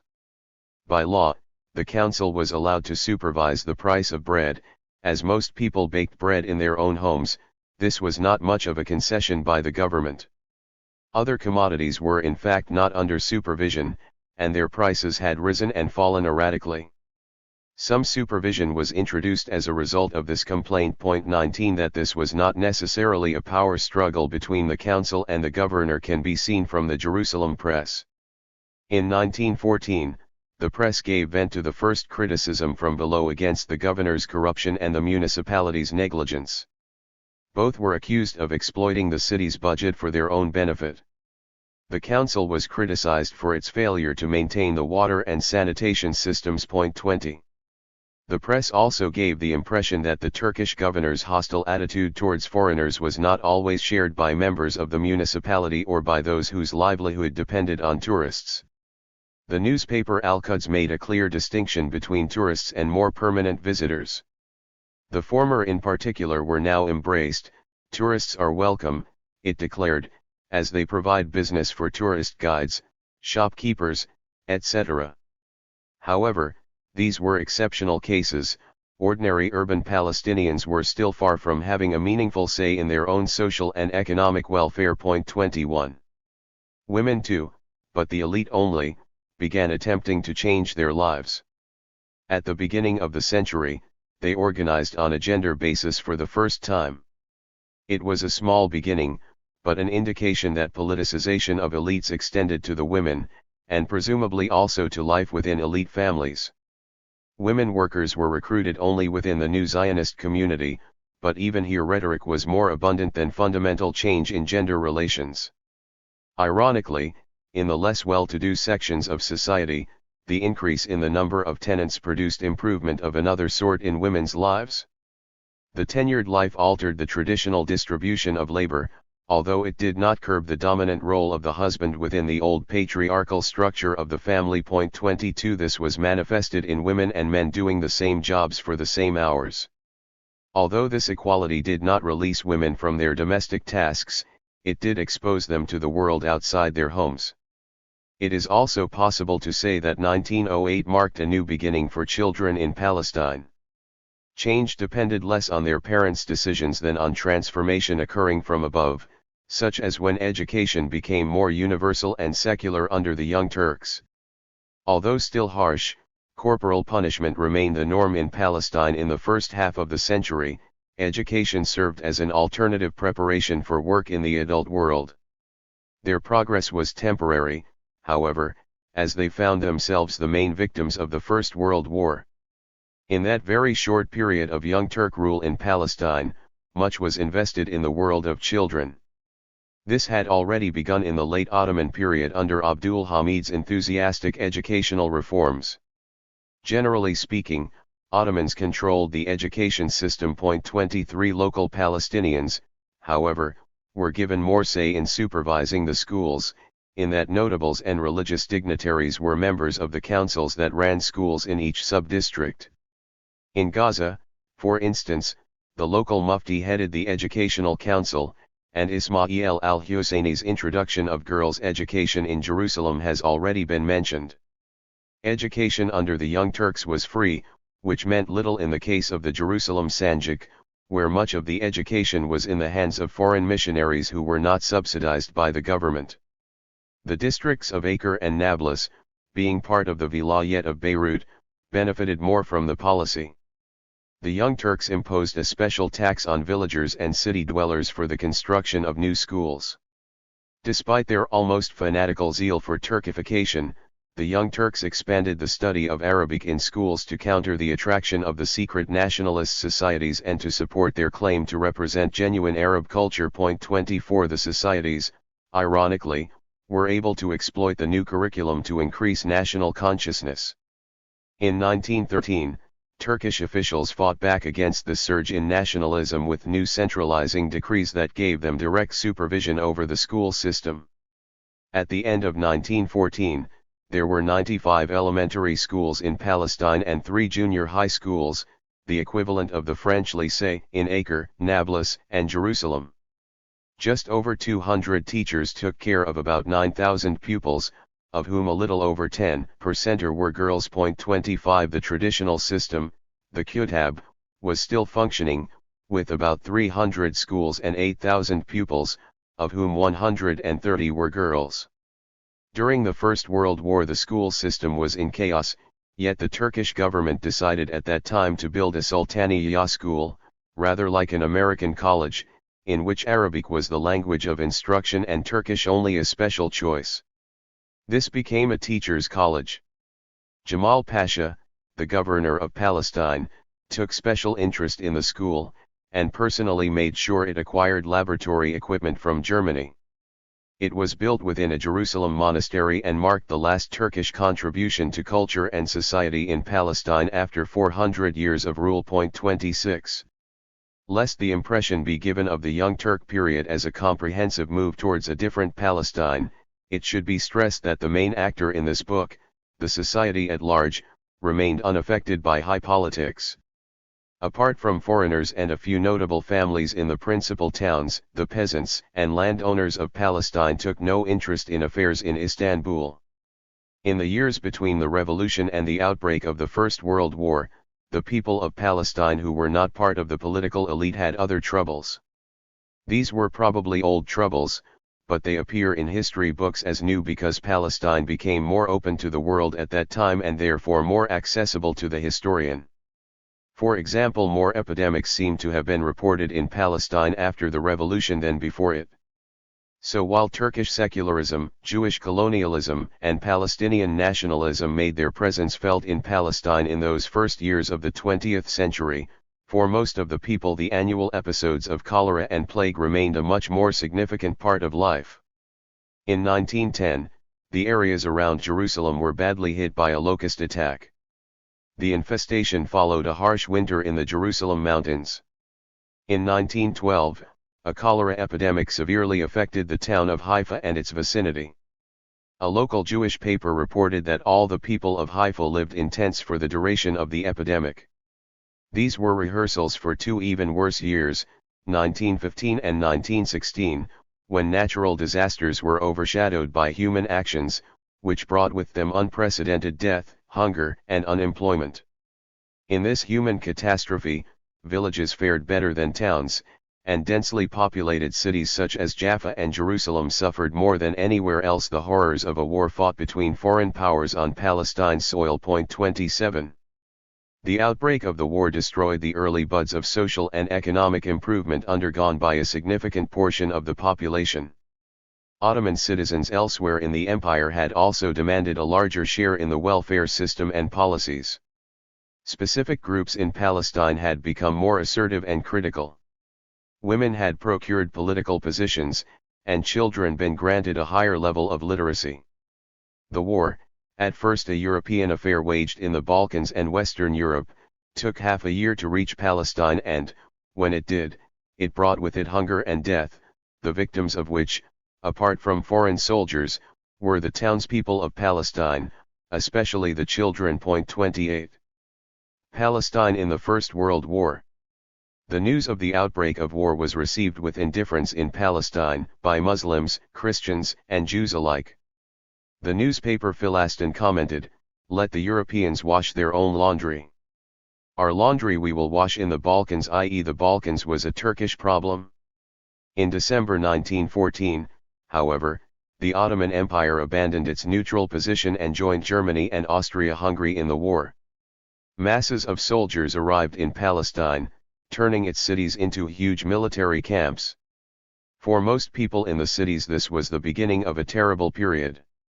The military, like locusts, consumed everything in sight, including the meager wealth and limited food the population possessed. Palestine began to starve, but all protest was silenced. Banks closed their doors, so account holders could not gain access to their money.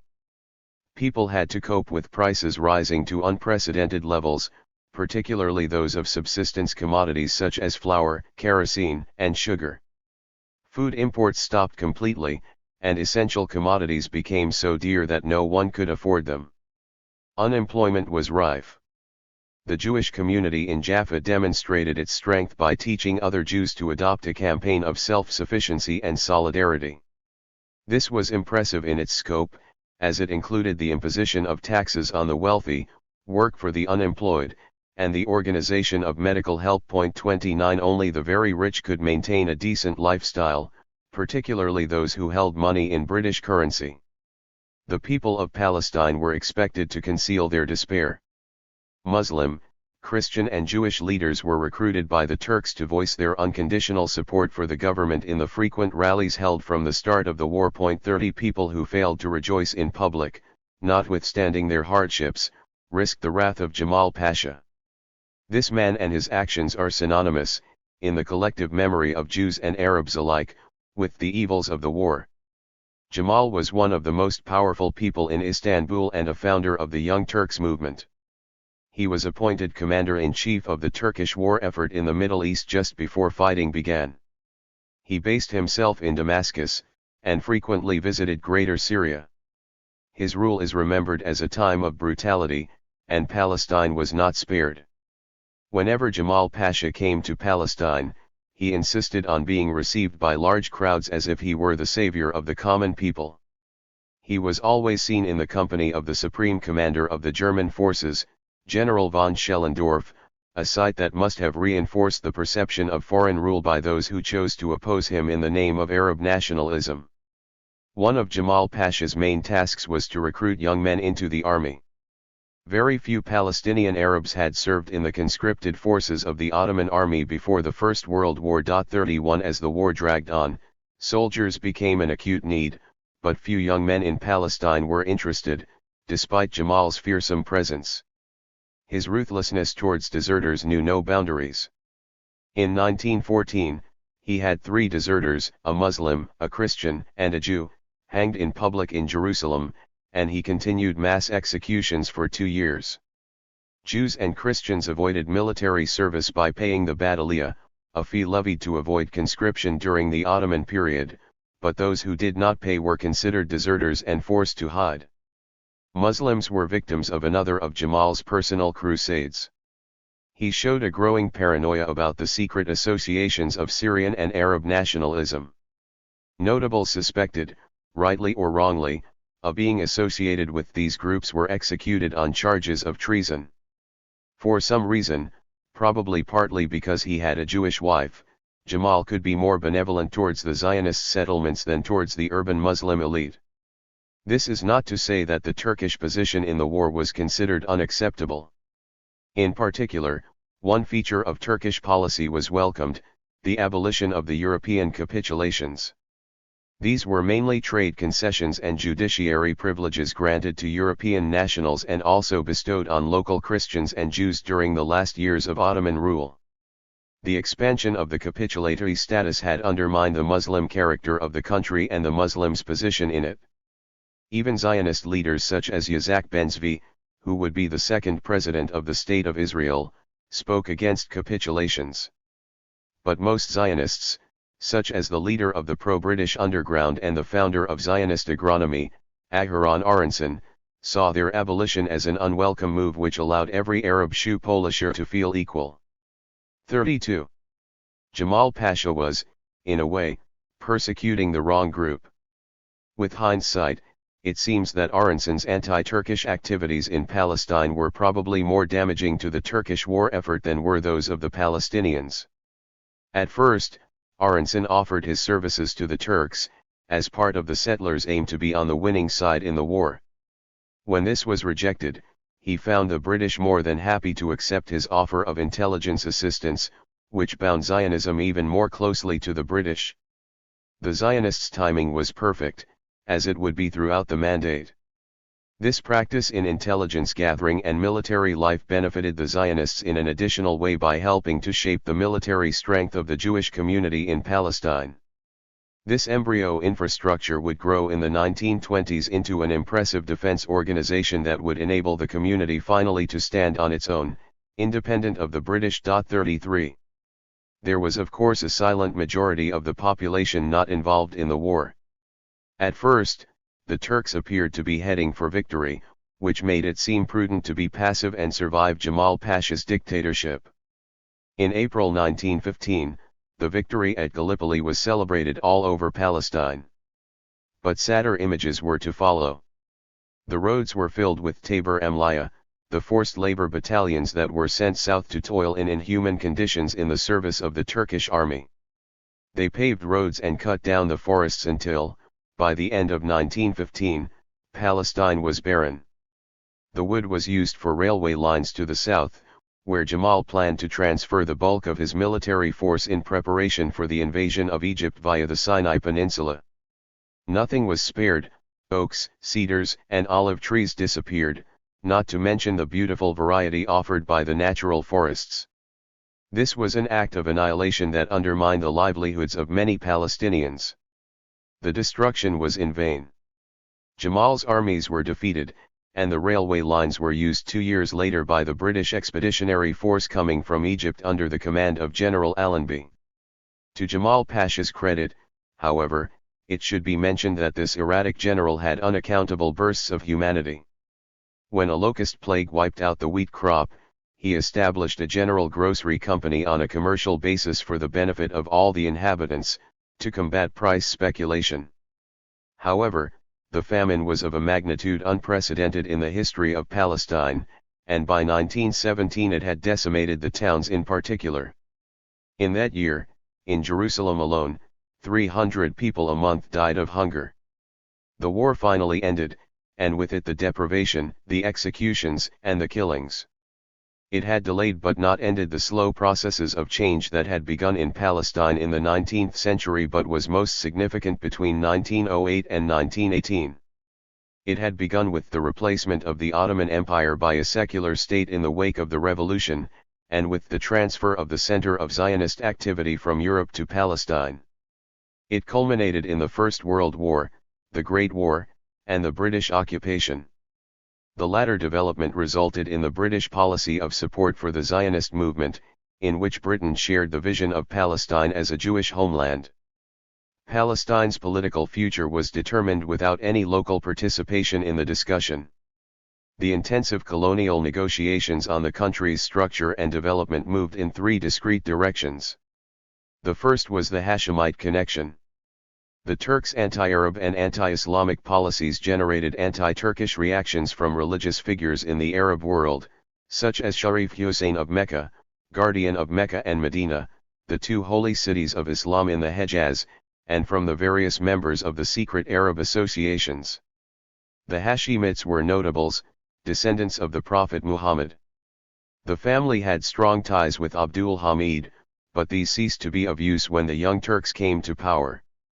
From the outset, the Young Turks made it clear that they preferred to control Mecca and Medina directly, and in 1908 threatened to depose Sharif Hussein. The Sharif sent his second son, Abdullah, to Cairo to request British aid against the Turks. The British response at first was negative and they refused to supply arms for a potential revolt against Istanbul. But 10 months later, when Britain declared war on Turkey, it offered an alliance to the Sharif.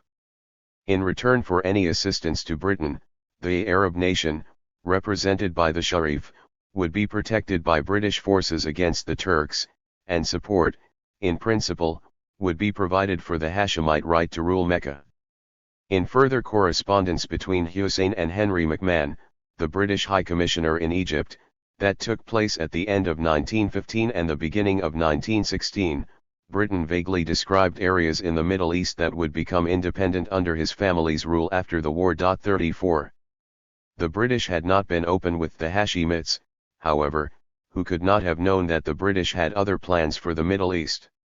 These plans had been concocted with the French in 1912, and were the second axis on which politics in the area developed. At that time, Palestine was seen as a buffer zone to protect the Suez Canal, its occupation complementary to the annexation of the Sinai Peninsula to Egypt, which had been accomplished by Britain in 1906. Palestine was discussed as part of the diplomatic hyperbole involving the European powers, which became entangled in pre-war alliances and counter-alliances. This web of treaties deeply involved the European powers in the Balkans, a part of the Ottoman Empire that gradually became independent with the help of the European powers, particularly Russia, France, and Britain. Against this trio, Germany and the Austro-Hungarian Empire continued to support the Ottoman presence in the area, or at least preferred to have it under their control. Therefore, with the intensification of competition and hostility between the Germanic powers and the Allies, Britain, France, and Russia, the Ottoman Empire drew closer to the former. The Ottomans needed German help against expansionist Tsarist tendencies. Russia was still looking for an outlet to a warm sea. Its northern ocean was frozen for most of the year, as it coveted a superior position in the continent. Its war plans included the occupation of Anatolia, the heart of the Ottoman Empire. This balance of powers meant that the Ottoman, Arab Middle East was a potential site for a European confrontation, which came to pass in the First World War. In 1912, the British and French had not yet discussed the division of the spoils, should they win the war. They contemplated a different political configuration for the Arab Middle East via the establishment of new political units in the place of the Ottoman provinces. Thus Syria, Iraq, and Palestine would come into existence as political entities, to be joined later by Lebanon and Transjordan. When the war finally began, France and Britain moved to implement their plan to take over the Arab Middle East.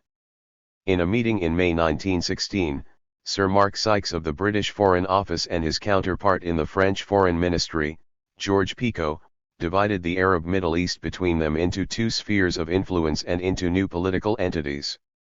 This division broke promises made by the British government to Sharif Hussein. In his letters, Hussein had stated that he wished for an extended reign, for himself and his 4 sons, and possibly for representatives of the embryo Arab national movement, over all the Arab former provinces of the Ottoman Empire. The British agreed in principle, but cautioned Hussein that in certain areas, which they defined vaguely, they had to consider other interests, such as those of the French and the non-Arab minorities. These considerations became the major criteria in the Sykes-Picot Agreement. Under the pressure of political events, Hussein paid little attention to these qualifications. He learned later that the Sykes-Picot Agreement removed a sizable chunk from the area that to the best of his understanding had been designated part of a future Hashemite kingdom. Quite a few historians agree that Hussein was cheated. T.E. Lawrence shared the Hashemites' sense of humiliation, and tried in the last stages of the war to extend the Hashemite area at the expense of the French sphere of influence, but to no avail. Lawrence was responsible for the attempt to enthrone one of Hussein's sons, Faisal, as king of Greater Syria, to include Transjordan, Palestine, and Lebanon as well as Syria. This attempt was foiled by the British Foreign Office, which gave precedence to the Anglo-French alliance over agreement with local Arab forces. So Britain allowed French troops, in accordance with the Sykes-Picot Agreement, to land in Lebanon in 1918 and from there invade Syria in 1920, expel Faisal's small army, and end his short-lived kingdom. The Hashemites realized that they had been deceived even before the war was over. The Bolshevists, who overturned the Russian Empire in November 1917, published secret agreements to which the Russian government had been a party. One such document was the Sykes-Picot Agreement, as it had involved conceding to the Russians, lest they should object, some areas in Armenia and northern Anatolia. The contradiction between the Sykes-Picot Agreement and the Hussein-McMahon correspondence now became public knowledge. At first these developments did not seem to touch the fate of Palestine, but with the Balfour Declaration, the third aspect of the colonial strategy for Palestine, the connection was all too obvious. It took some time before the Hashemites and Palestinians learned of the promise made by the British government to build a Jewish homeland in Palestine, but when they did hear about it they hastened to ascertain whether this posed an additional limitation on the promises made to Hussein. The Balfour Declaration was part of a British attempt to revise an earlier proposition to rule Palestine jointly with France. In November 1917, the British forces were already occupying Palestine. There was not a single French soldier in the region. The British therefore became de facto rulers, with no intention of sharing it with anyone. The Sykes-Picot Agreement was not applied to Palestine, and the British remained there until 1948. At the start of the war, the Zionist leadership had quickly tried to persuade the British government that the establishment of a Jewish colony in Palestine was a superior British interest. In London, politicians such as Herbert Samuel and the Foreign Secretary, Arthur Balfour, took it upon themselves to help the new president of the movement, Chaim Weizmann, to carry out his propaganda campaign. They eventually succeeded in bringing about a change in British policy. Their main success was in building a stable lobby group of both Jewish and non-Jewish public figures, centered on the Rothschild family. In 1916, the government began official negotiations with the heads of the Zionist movement. On November 2, 1917, Lord Balfour declared British commitment to the establishment of a Jewish homeland in Palestine. What caused the British government to support the Zionist cause? The documents of the period reveal that a central factor in its decision was the important role its ministers attributed to the Jews of Russia in formulating the new reformist Tsarist government there. Without Russia, there was very little hope of successfully surrounding Germany with a ring of enemy states, a strategy it was hoped would cause Germany to surrender.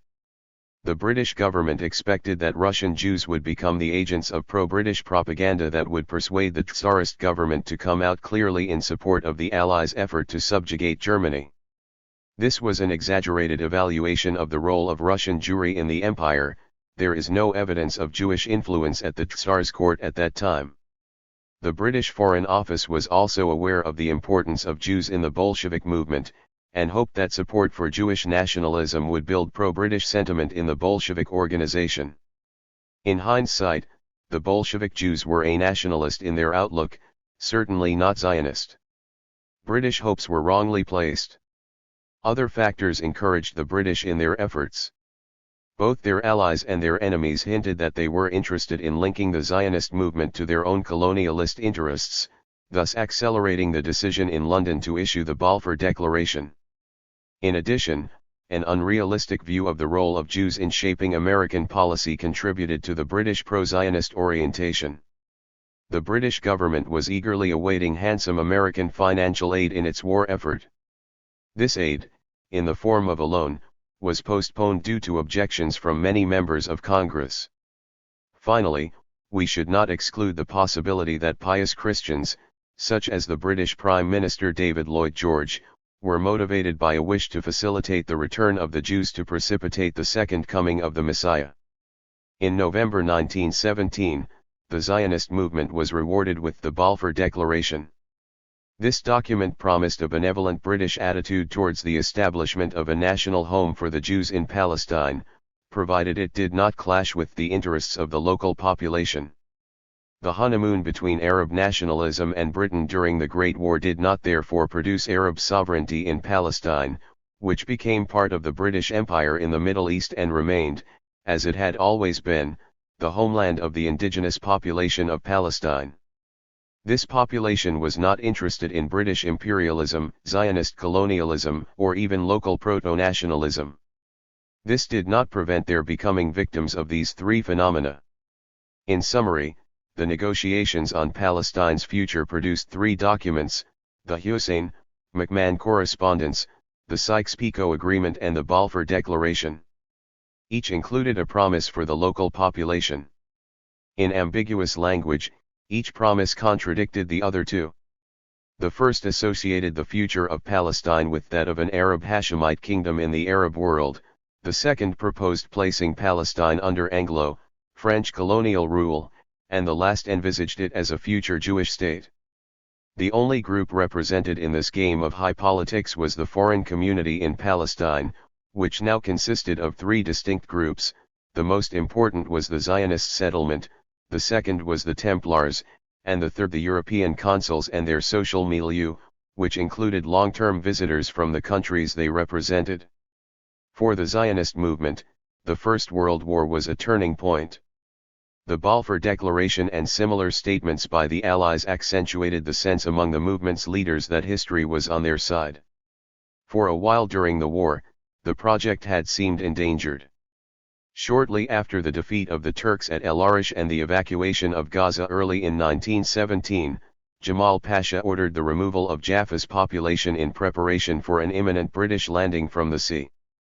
It seems that he imposed the order mainly on the Jewish population, as well as on the small community of Jews in Tel Aviv. Altogether 9,000 poor and hungry Jews had to leave their homes and jobs for 18 months before being allowed back by the new occupiers of Palestine, the British. The Zionists were undeterred by this, and instead focused their energy on high politics. For them, rhetoric and visionary scenarios were no less important than their implementation. Leo Mojkin, a leading intellectual, ideologue and leader of the Zionist movement, summarized the Zionist position on the Palestine question in 1918 in a manner that was accepted by almost all his colleagues in the movement's leadership. It was based on an assumption made by a German expert at the time that Palestine could absorb 6 million Jews without the need to expel the local population. The same expert had also stated that much depended on the consent of local Arabs to live under Jewish sovereignty and a future Jewish majority. Expulsion was thus not considered a necessary part of the plan for a new home for Jews, unless the Zionist project was resisted by the local population. However, the Zionist reality on the ground in Palestine was far from satisfying. The community that historians now call the Yishuv, the settlement, a term that would be used during the Mandate, had suffered severely from war and Turkish oppression. This was a poor community that was starving as a result of the war. Veteran Jews and newcomers alike barely survived the shortage of food and the absence of essential commodities. Their number had been reduced to 60,000 by war's end. This was not the final act in the theater of the absurd that was unfolding in the wake of the disintegration of the Ottoman Empire. Two additional actors made their voices heard. One was the Hashemite family, in the form of Faisal, Sharif Hussein's son, who based himself in Damascus, thereby challenging the Sykes-Picot Agreement. Even before the end of hostilities in the Middle East in the spring of 1918, Hussein and his family faced the harsh reality of broken promises in the age of modern imperialism. Hussein's sons and their tribes had joined the British forces, contributing to the general Allied military effort by waging a kind of guerrilla warfare in the wake of the conventional forces. They did not change the military balance, but the fact that Hussein, who held one of the most important positions in the Muslim world, was on the British side was significant in counterbalancing the Turkish attempt to raise a holy war with the help of the Muslims of India. At first, Hussein had contemplated the division of spoils between his sons. He allocated Baghdad, and whatever would be attached to it, to his eldest son, Abdullah, and Damascus and its environs to his second son, Faisal. Hussein had two other sons, who were promised positions in his own kingdom in the Hejaz. In 1916, this part of the Arabian Peninsula became an independent state, recognized at the Versailles Peace Conference in 1918. Figure 2. A rural family from the Ramallah area at the end of the Ottoman era. The second actor was the USA, specifically President Woodrow Wilson, who had in 1914 stipulated the conditions for American entry to world politics, whether in war or peace. Wilson, a Democrat, wished to dismember colonial empires and grant their oppressed peoples the right of self-determination. As we shall see, he demanded the same for the people living in the area divided by Britain and France as their new colonial possessions. As the drums of war sounded in Damascus and Cairo, rural Palestine lived, as it had for centuries, on terraced hills and mountain slopes, and in new locations slowly edging towards the coast. The villages, much like the Mediterranean islands today, were painted white, adorned with strong blue ornaments against the evil eye, and ringed with fruit trees and bougainvillea. In the center of a typical village, a square and a mosque served as the meeting point for public discussion and interaction. The clan was still the dominant point of reference, much more so than sect or religion. The community remained patriarchal and yet egalitarian in its attitude to possession, quite abusive in its treatment of women and children, and yet it included mechanisms for improvement and change from within. The village's main source of survival was still the cultivated field. This was a meager but secure existence. Abuses of power, whether by Turkish tax collectors or military press gangs, were infrequent enough to enable a routine-filled lifestyle to go on. Palestine's cities were also growing steadily, enabling several groups to improve their status and standard of living. Women belonging to wealthy families fared better than before, and their children were accorded a reasonable level of education. Both cities and villages were as autonomous as they had been when the Ottomans occupied the land at the beginning of the 16th century.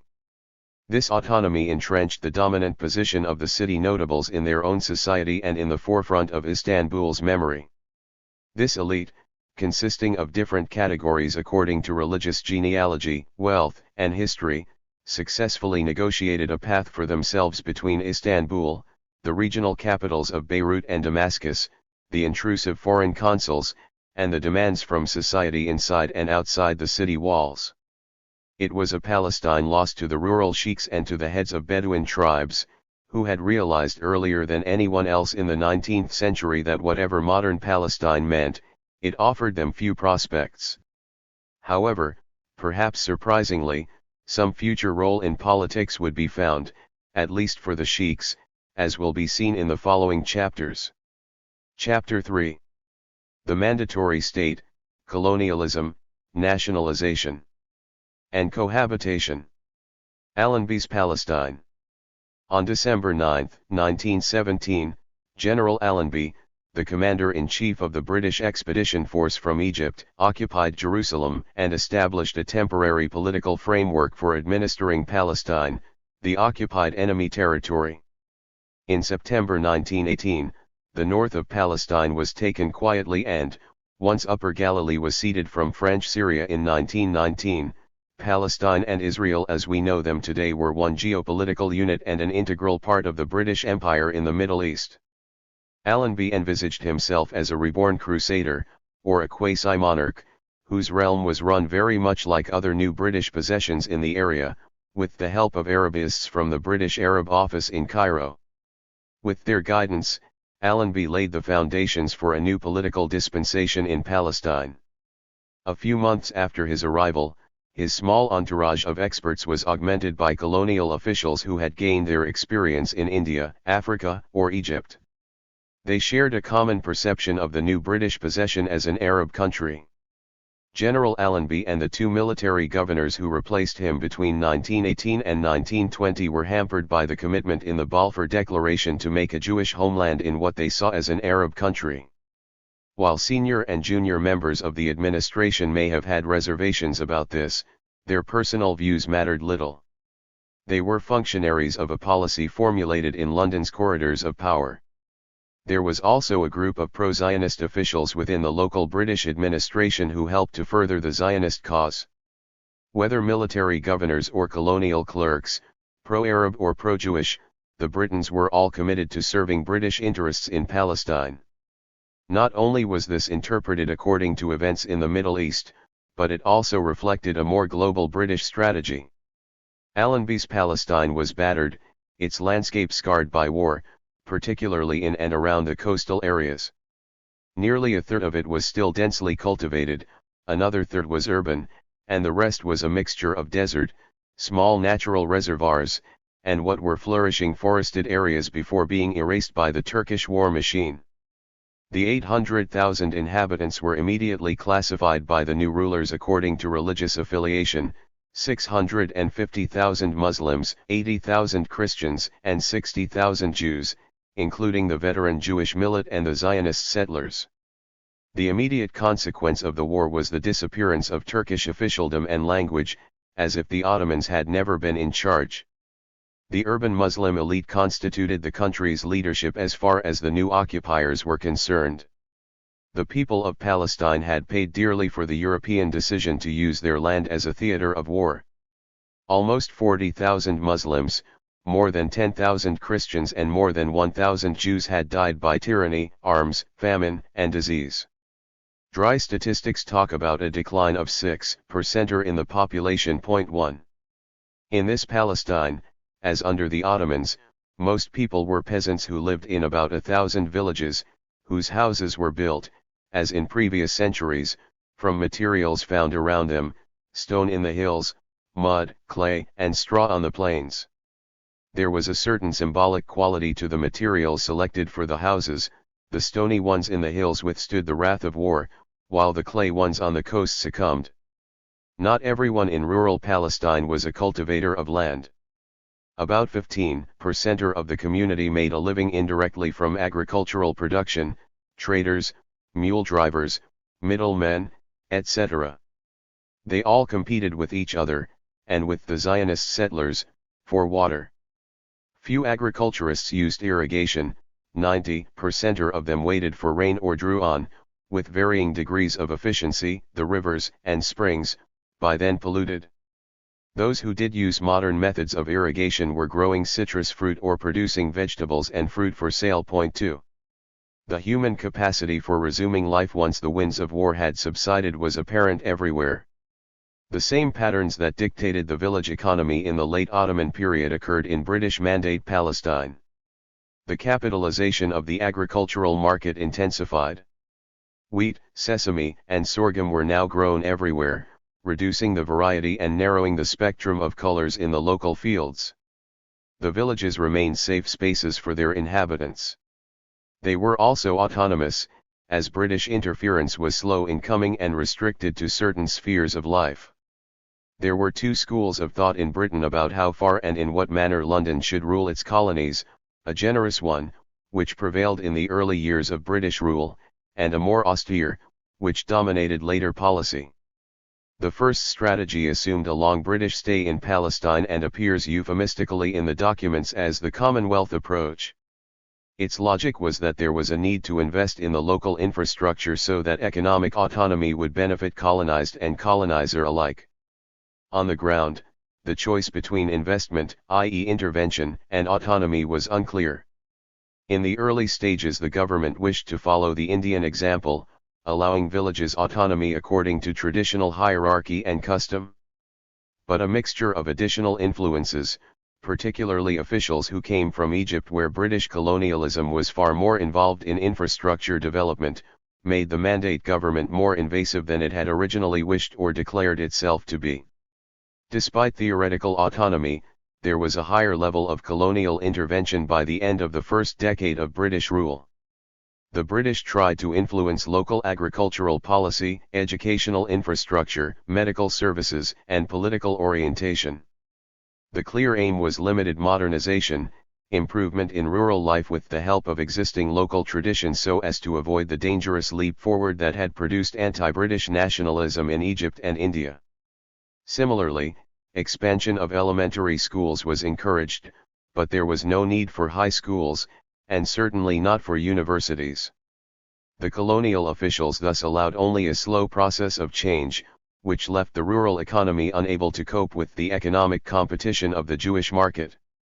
More than anything else, the officials wanted to keep the villagers in the rural areas, and they hoped that traditional agriculture would do this. Full urbanization was deemed a dangerously uncontrollable process. The local social elite was to be left intact but subordinate to the British officials, who would mediate between village and government. The British educational policy provides a good illustration of this.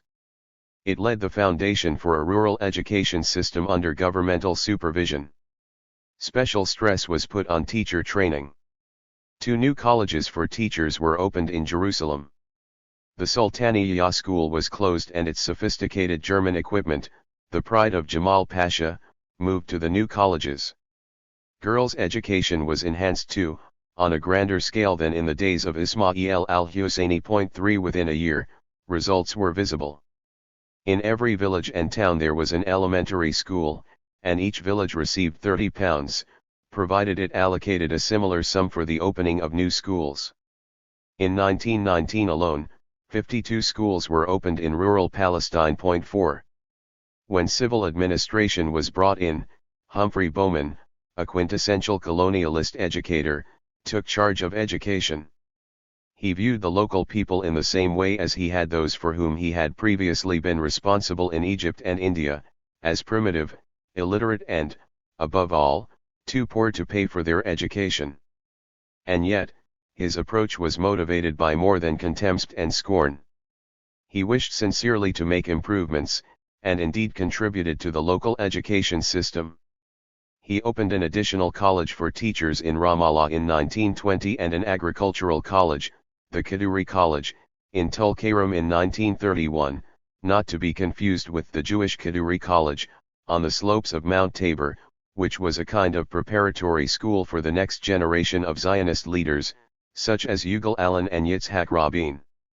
Bowman's idea was to expand elementary schooling, to widen the high school system slightly and to open up limited opportunities to a more general, non-nationalist education. In short, Bowman wished the villages to continue in their traditional way of life and production with no incentive for change or urbanization, in his eyes a recipe for politicization and nationalization. 5. Figure 3 The Girls' College of Jerusalem, 1920.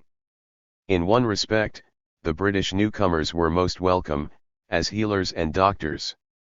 At the end of the First World War, Palestine was still a breeding ground for many diseases, mainly due to the total absence of hygiene.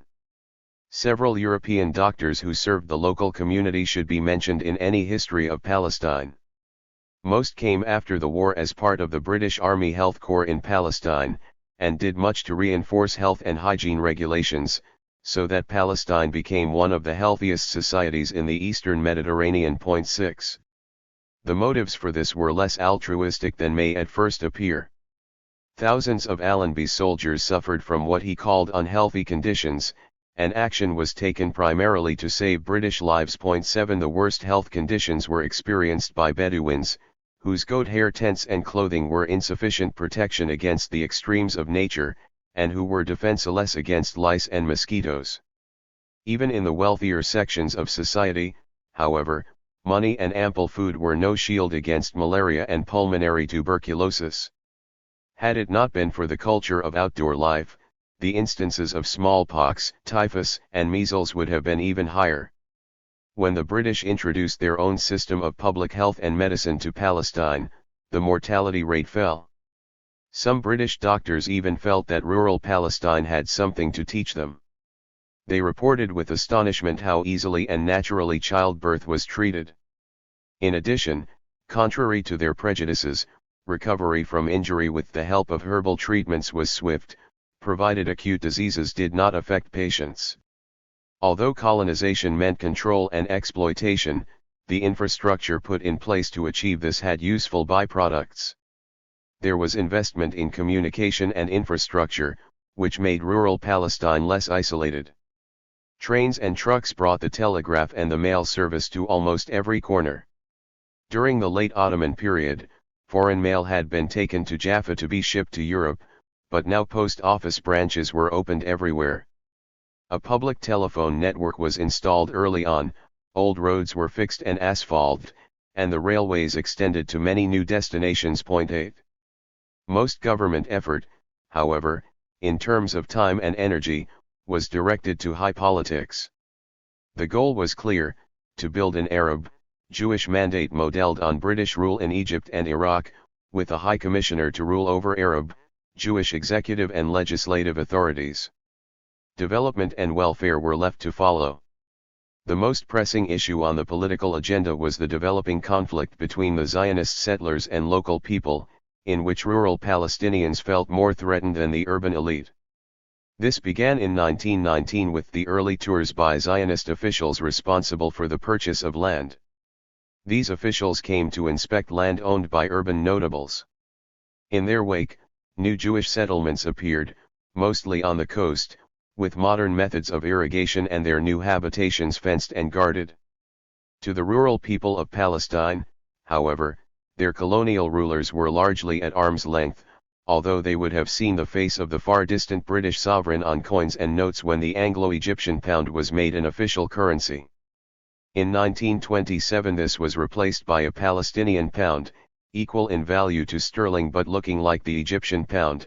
9 Also, in the Ottoman period, rulers had been accessible on tax collection days, but local heads of villages now collected taxes, and for quite some time the British rulers left the chief Turkish taxes intact.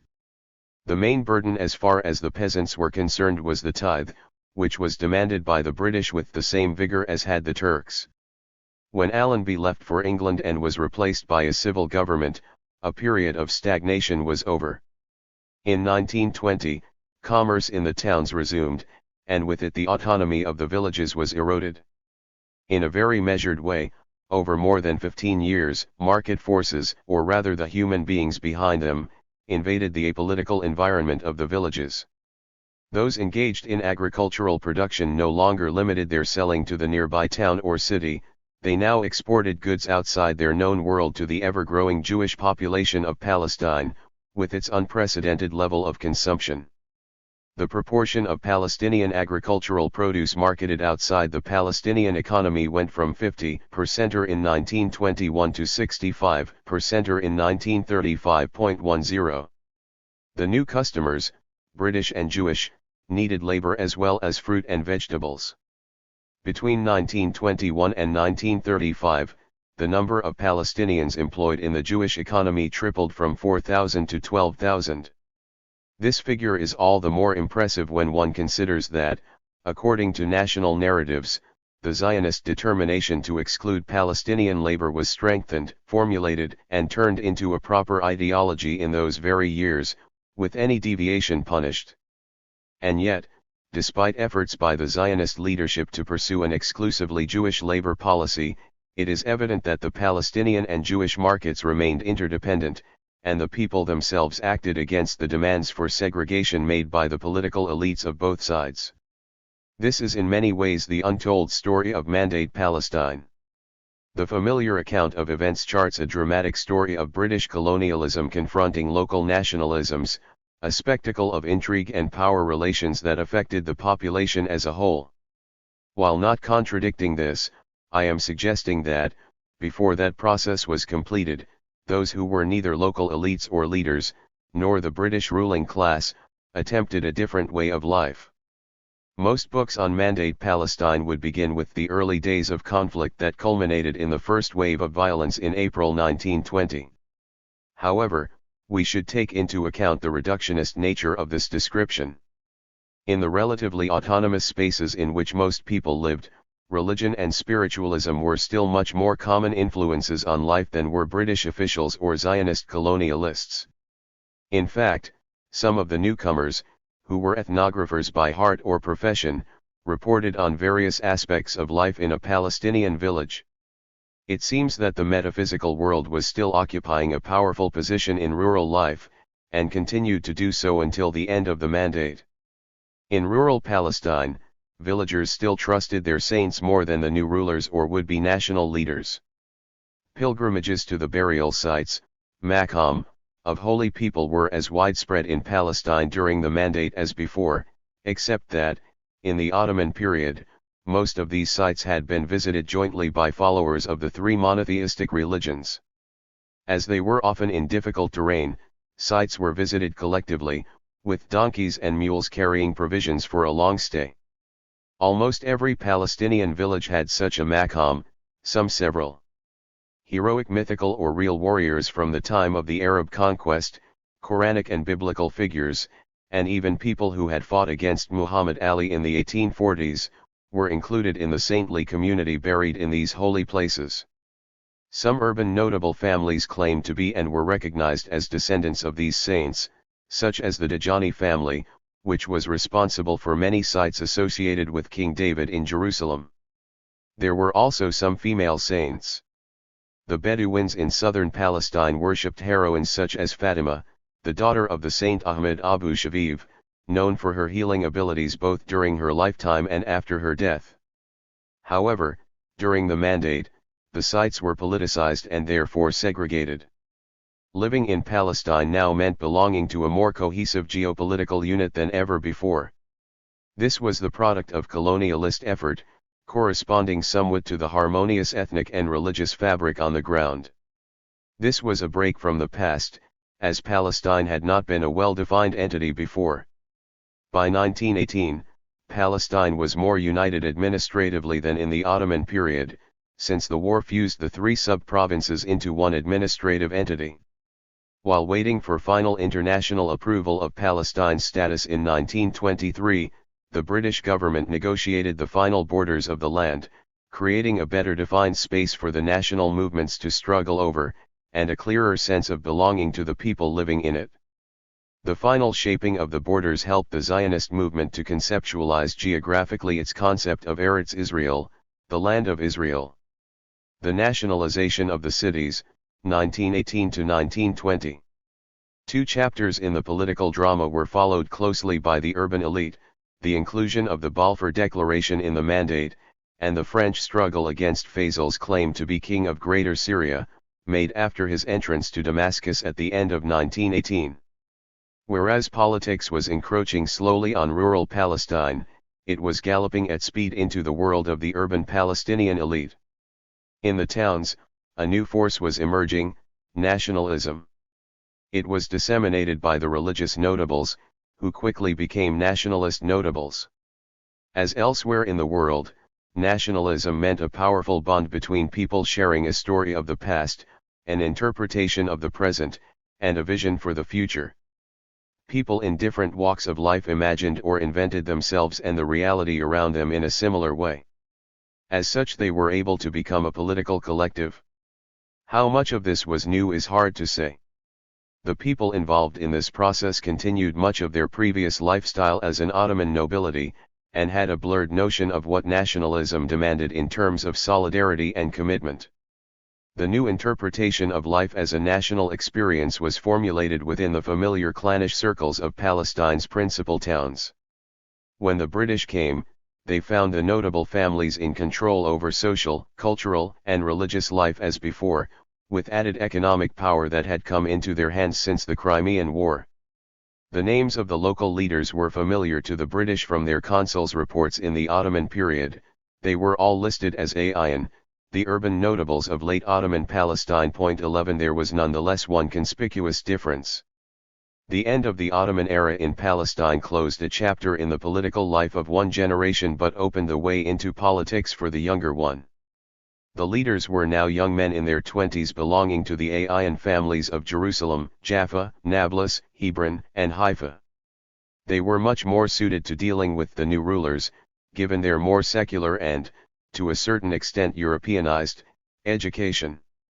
These people could more readily engage in nationalist politics, having as youth at the end of the Ottoman period been genuinely attracted to the idea of Arab nationalism. Very few of them had translated this support into actual membership of the secret Arab national societies of Damascus, Beirut, or Cairo, partly from fear, but mainly because their elders had wished the Ottoman world to remain the same. But now there was no longer a Turkish state and, far more importantly, there was a genuine, albeit virtual, Arab state, in the form of Faisal's Greater Syria. National discourse could be toyed with, articulated and propagated. The British impact on the urban education system was at first closely in accord with the dreams of the young nationalists. The British made Arabic the official language, thus contributing to a further formulation of national identity. They allowed secularism to supersede religious education, and were regarded by the national elite as helping to foment a national force and combat sectarian affiliations. Faisal's claiming of Palestine as an integral part of an independent Arab kingdom caught the novice nationalists unprepared. Their country was ruled by the British, desired by the Zionists and, until 1920, claimed by the Hashemites. This is not to say that they were passive. They shared a sense of a historical moment that could be influenced by anyone who chose to enter the political arena of Arab nationalism in Palestine. The more perceptive among them understood the power of the printed word and, although playing a subaltern role in their country's politics, gained access to it by starting up newspapers to communicate their ideas on the future of the country to their peers. Point 12. The new activists used newspapers, first in Jaffa and Haifa, then in Jerusalem, to mobilize a common response to the first anniversary of the Balfour Declaration. This was dictated by the fact that almost all the early journalists were Christians, who promoted nationalism as a bi-religious movement. The discussions in the press turned into real political action when, in 1918, young Palestinian enthusiasts from the notable families established the Christian, Muslim Association, Palestine's first ever political party. The society opened branches all over the country, aiming to organize a national show of power against Zionism and for Faisalism. On that first anniversary, a national day of protest was declared, and strongly supported, even by relatively marginal members of the leading families. Its success induced more Muslim notables to join in enthusiastically. Although capable of enlisting hundreds and at times thousands of people for protests during the years in which Palestine's political future was decided, the elites lacked the will to organize on a more consistent basis in order to erect the infrastructure for a future state. While Zionism was moving from small intimate communities to an anonymous and impersonal modern structure, Palestinian politicians left the reins of politics in the hands of Faisal, rather than entrust them to the mandate. The British were now about to play a strange role in completing the process of turning the Ayan into nationalist leaders. The main problem for the British rulers was that the community they called the Muslims of Palestine had an elite, but no leadership, let alone a leader. The British tried to impose the Ottoman concept of a millet, a community represented by a titular religious head, on the Muslim majority in Palestine. Their experts on Islam reinvented the mufti, who held the highest position in the Muslim social hierarchy. A mufti was a Muslim priest who delivered judgments on the basis of his scriptural and religious knowledge. His judgments applied to both mundane and critical aspects of life, and affected communal as well as individual behavior. The potency of the role position had already impressed the British in Egypt, where they regarded the Mufti of Egypt as the highest religious authority in the land, before the secular national movement took over. Ironically, Palestine was the only British possession in the Middle East to be led by a Mufti who became an enemy of Britain in the region. Palestine had many Muftis. There was one for each major town and each school of Islam. The Hanafi school, which was favored by the Ottomans, was dominant in Palestine. The British therefore appointed the Hanafi Mufti of Jerusalem to be the Mufti of Palestine and the leader of its Muslim majority. This was Kamal al-Husseini, a descendant of the city's leading family, whose ancestors had held that position, with few interruptions, since 1700. Al-Husseini was an Anglophile, and at least until the spring of 1920 seemed to be uninterested in politics, which served the British well. But other members of his family, particularly his younger brother Hajj Amin, had approved of the creation of Greater Syria, and revered Faisal as the future king of Palestine. The younger generation, like their peers among the urban Christians, formed the nucleus of an active cadre of Palestine's future politicians. Point 13. The end of southern Syria. During the process of appointing a suitable leader, the local elite was asked to voice its opinion on Palestine's future. This request came from the American president, in those days an unimportant actor in Middle Eastern politics. President Woodrow Wilson sent a commission of inquiry, which was told that Palestinians wanted to be part of Greater Syria, opposed the Balfour Declaration vehemently, and if they had to consider foreign guardianship at all would prefer it to be American. Nothing came of this as Wilson was losing ground at home and the U.S. was withdrawing into isolation. The American initiative served as a catalyst for three national groups. They differed little in their responses to the Americans, but enough to divide them. The Christian, Muslim Association expanded its branches, while two new national clubs with opposing views enlivened the political scene. They were Al-Nadi al-Arabi and Al-Muntada al-Adabi, an Arab club and a literary club, respectively. The former was dominated by the Husseini family, and the latter by their opponents, the Nashashivis. This conflict among the notables was echoed later when the Husseini elevation by the British was opposed by the Nashashivis, who established, with British help as part of a divide and rule policy, an official opposition group, al-Muwarata. However, the tension was less obvious since the sons of both families, as with other notables and intellectuals, were members of more than one, and at times of all three, organizations. In all, only a few dozen urban notables and intellectuals were involved in nationalism in Palestine when the Americans inquired into the will of the people. This is not meant as irony. There is no way of telling whether what the Americans were told was indeed the will of the people, but this was elite politics in practice, and was therefore limited to the self-interest of the elite groups. The withdrawal of the Americans left King Faisal of Greater Syria alone in his struggle with European colonialism. Britain and France concurred after lengthy negotiations that the French had the right to oust the Hashemite prince from Syria, which they did in the summer of 1920. In return, no one challenged British rule in its new Middle Eastern possession that provided economic gains to the mother country and served imperial interests such as in the case of Palestine the route to India and access to the oilfields of Arabia. The Palestinian nationalist notables made a last effort to save Greater Syria, using mass rallies, theater productions, and newspapers in an attempt to show widespread support for Faisal in Palestine. The most vociferous among them were two enthusiastic young men, Arif al-Arif and Amin al-Husseini. Arif al-Arif was one of Jerusalem's most reputable teachers, and later became one of Palestine's leading historians. Amin al-Husseini was the Mufti's brother.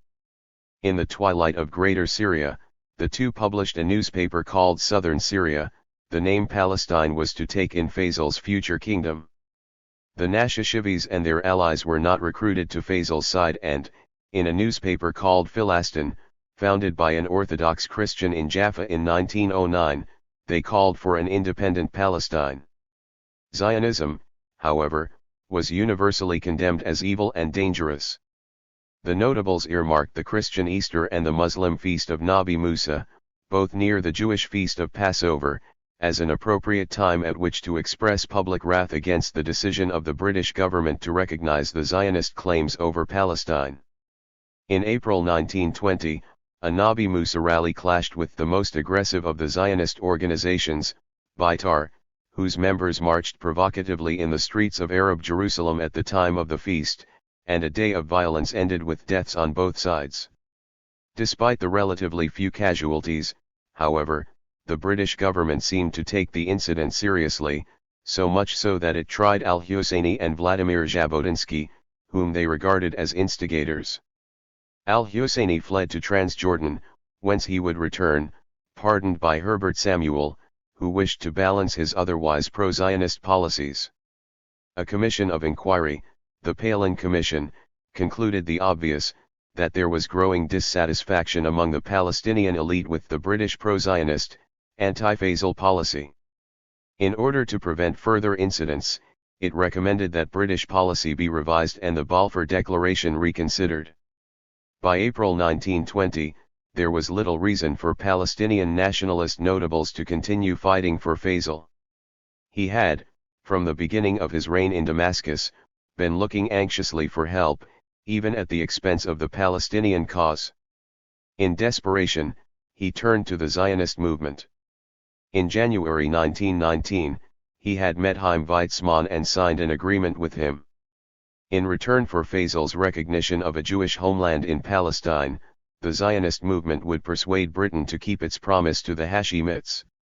However, the Zionist movement could not keep this promise, and Faisal could not for long afford to be seen as anti-Palestinian. The agreement became a historical document void of any political significance. By the summer of 1920, Faisal's future in Syria was doomed. In July, the arriving French troops met a small, makeshift army of Faisal's supporters on the Maïs Ilan plateau, on the present Lebanese-Syrian border. The French won easily, and Faisal fled, finding asylum in Haifa until he was compensated by the British with the throne of Iraq. Palestine saw changes too. In 1920, the British replaced military rule with a civil administration. They sent a high commissioner instead of a military governor, then waited until 1922, when their mandate over Palestine was affirmed by the League of Nations. They then gave Palestine a charter, a constitution of a sort, articulating British aspirations and plans for the land and its people. With Abdullah of Transjordan safely installed in Amman, at the time a small Circassian village of about 5,000 people, the French in control of Damascus, and the Americans out of the way, nothing could stop the British from realizing their colonial aspirations in Palestine. The Zionist movement gained a victory in the form of a British mandate committed to the Balfour Declaration. This was not achieved without effort. A Zionist campaign to turn the vague promise of 1917 into a fait accompli had begun in April 1920, when discussions on the final map of the Middle East began in San Remo in Italy. From that time until the conclusion of the deliberations, Zionist diplomacy was at its height. It recruited Lord Balfour to head an Anglo-Zionist committee to lobby for the implementation of his 1917 declaration. With such support, it was possible to convince the Americans not to oppose the inclusion of the Balfour Declaration in the Charter for the Mandate of Palestine. In September 1922, a clause was added to the charter excluding Transjordan from Palestine and defining the mandate as extending from the River Jordan to the Mediterranean Sea. This revision in the charter created the first significant ideological schism in the Zionist movement. The right-wing organizations, led by Jabotinsky, left the main body of the movement in protest against the leadership's concession of Transjordan, which they regarded as a vital part of the Jewish homeland. The inclusion of the Balfour Declaration created a fundamental contradiction within the charter, in that it was phrased in ambivalent language that gave the British room for maneuver between the promise of a Jewish homeland and the pledge of Palestinian independence. On the ground, the political elites on both sides were seeking to impose their interpretation of the charter on the other. The main thrust of this embryonic Palestinian diplomacy was directed towards renegotiating with the British government the exceptional status granted to Palestine in comparison to other Arab provinces, which became states after the war. They had to be content, however, with an autonomous existence within the British Mandate and a future Jewish state. Against this anomalous background, we can better understand the Palestinian leadership's disinclination to compromise in the first years of the Mandate. They represented 90% of the inhabitants, who were treated as if they constituted only 50%. Had the Mandate sponsored democratic elections for local government and parliament, as it had in Egypt and Iraq, the Arab, Palestinian character of the land would never have been in doubt. The generous term Palestinian leadership should be treated cautiously when discussing the first years of British rule. It was some time before, aided by the British, a more cohesive leadership emerged. The making of a national elite was focused on one person, Amin al-Husseini. His rise to power was facilitated by, among other things, changes in Palestine, when in 1920 the British gave Palestine a civilian government and a new political chapter in the country's history began. Early years of the Mandate, 1920 to 1929. The first High Commissioner, Sir Herbert Samuel, had pardoned Amin al-Husseini in July 1920 as part of a transparent British attempt to balance its pro-Zionist policies. A month earlier, Samuel had landed unceremoniously in the Holy Land. To avoid anti-British demonstrations, he had been taken ashore in a small boat at Jaffa, and then rushed to the governor's house in Jerusalem. In March 1921, a few months after al-Husseini returned home, his brother the Mufti, Kamal al-Husseini, died, leaving Amin as the Husseini candidate to replace him. His membership of an influential family, as well as a clever campaign of petitions, intrigues, and sympathetic intervention by local British officials, paved his way to power. He was appointed Mufti despite coming fourth in the elections conducted among all the religious Muslim dignitaries of the country. Samuel established al-Husseini at the center of Palestinian politics, but the actions of the High Commissioner were far from satisfactory to the local elite. A pro-Zionist ruler in more ways than one, he enabled the Zionist movement to carry out a systematic land survey that was the basis for its expansion throughout the Mandate. he facilitated the employment of a higher proportion of Jews than Muslims in the new civil government. The number of Jews equaled the number of Christians. Nevertheless, Samuel seemed to have a rapport with al-Husayni, and helped the Mufti to become the head of a new body of Muslim religious dignitaries, the Supreme Muslim Council, established in 1922, which supervised and controlled religious courts, endowments and charities.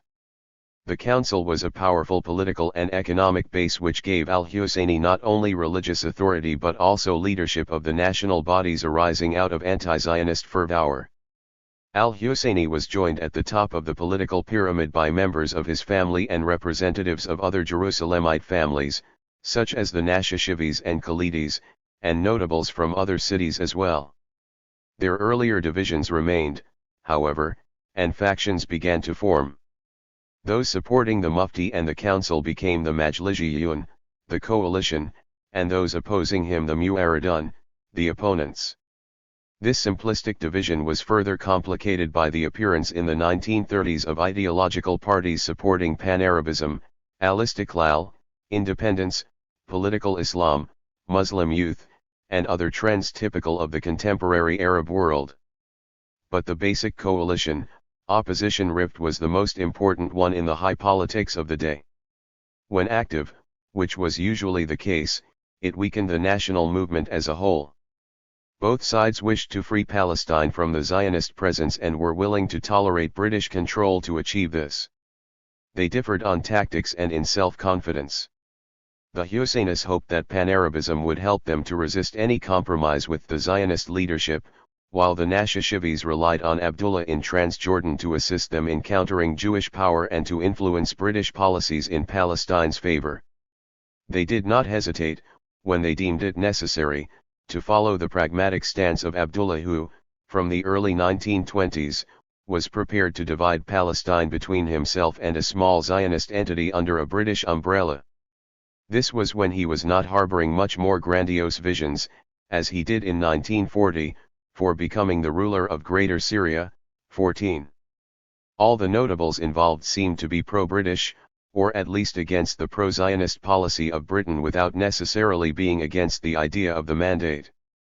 The Mufti in particular displayed a pro-British stance, which was quite often criticized by newspapers close to opposition circles. His stance explained the visions of the mandate government for the future of Palestine. The British wished it to be ruled by a local government, underwritten by a shadow cabinet of British officials and supervised by a British High Commissioner. The mandate's structure was the facade of an independent state that was in fact a colony, with one exception in the case of Palestine: local government had to be based on the principle of parity. At first, between 1923 and 1928, the Palestinians rejected parity.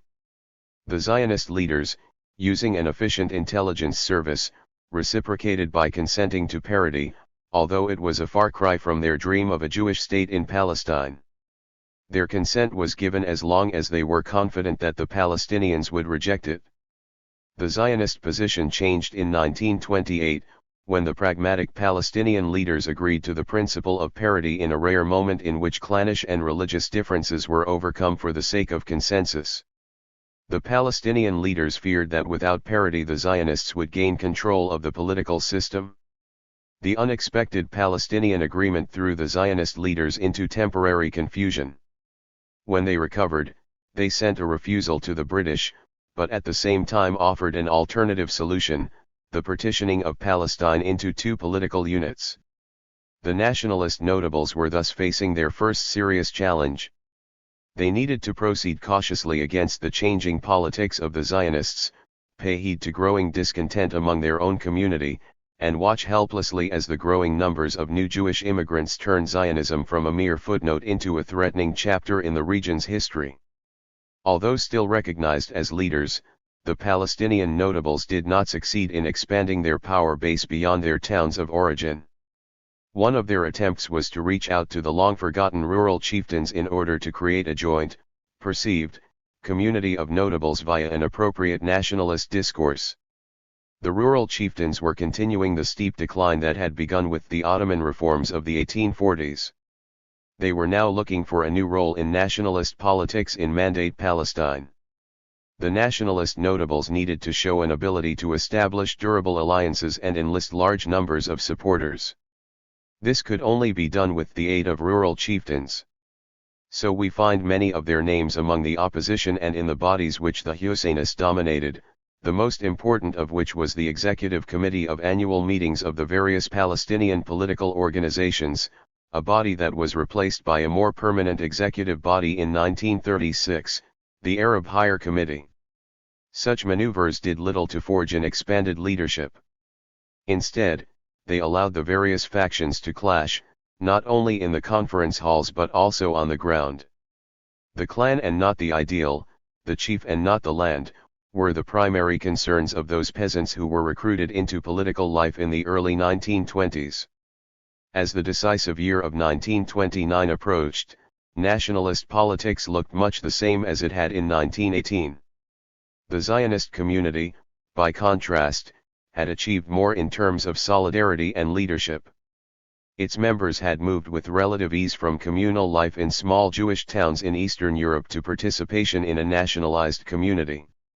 It used colonialism, both its own and the British version, for this purpose, while the Palestinian leadership needed more time to cope with the dual colonialist designs on the country. The Palestinian leaders, semi-feudal in the countryside and authoritarian in the cities, were unable to transcend the narrow world of the politics of notables. In a situation where political elites fought each other vehemently, this narrow-mindedness was tantamount to paralysis and stagnation. The Zionist leadership, by contrast, concentrated on mobilizing its community towards one clear goal, the construction of an infrastructure for a Jewish state in Palestine. It was a homogeneous group, predominantly Eastern European, but including a fair number of native as well as Central and Western European Jews.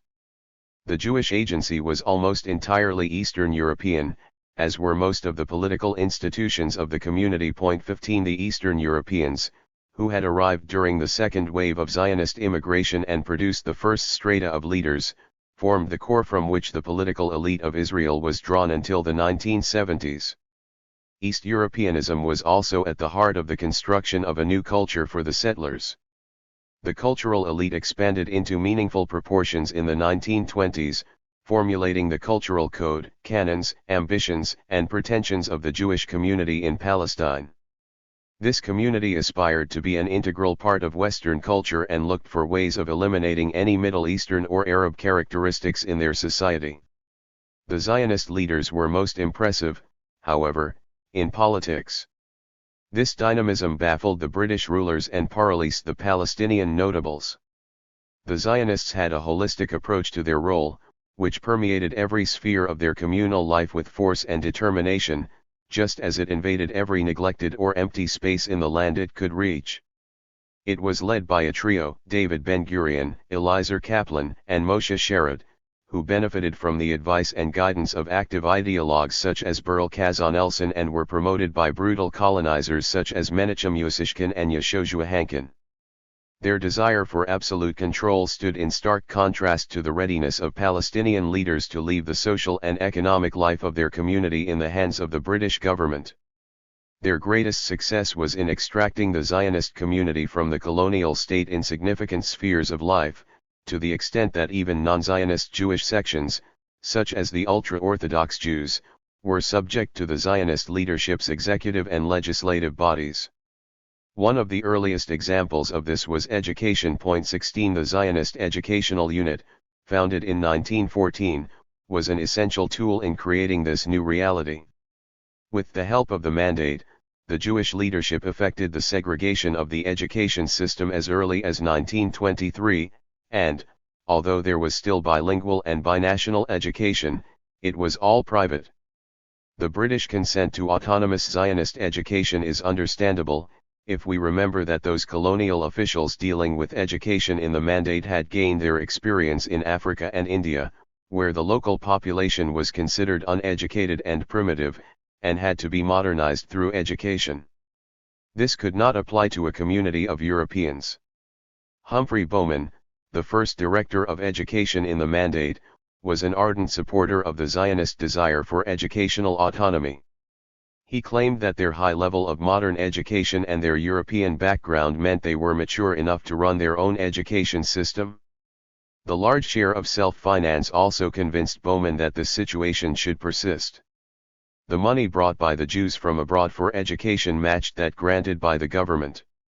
The most surprising act by government was to appoint several Zionists to the General Directory of Education, which was responsible only for the Palestinian public, i.e. government, schools. 17. The system was in full operation by the 1930s.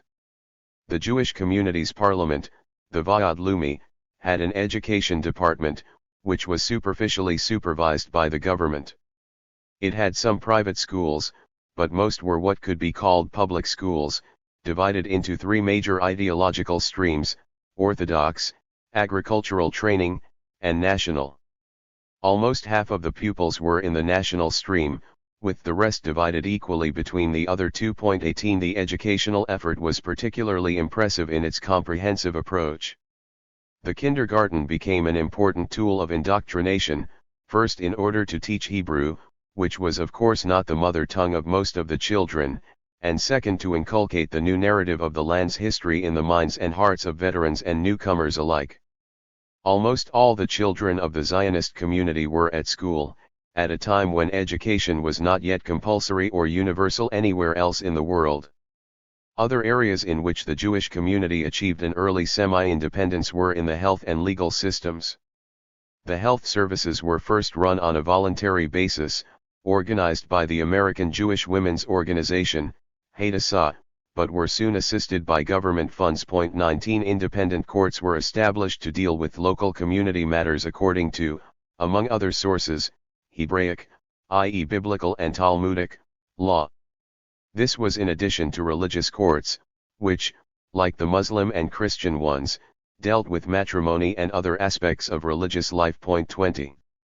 In one important sphere, the economy, the Zionist movement took a long time to create new structures in Palestine.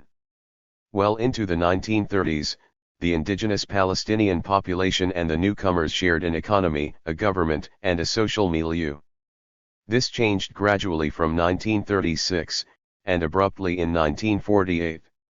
The Zionist political leadership engineered a new society through its control of the flow of the new Jews, for which purpose it had constructed an efficient and centralized organization. The first significant step in that direction was expropriating any say in Palestine's Jewish affairs from the Zionist organizations outside Palestine. By 1929, Zionist politics were run by the government of the local community, the Jewish Agency in Jerusalem. The agency's executive consisted of both Zionists and non-Zionists, mostly ultra-Orthodox Jews and representatives of global non-Zionist, but not anti-Zionist, organizations.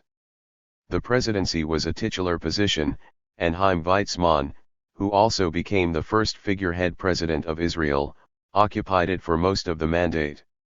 The strongman of the executive was David Ben-Gurion, who became Israel's first prime minister.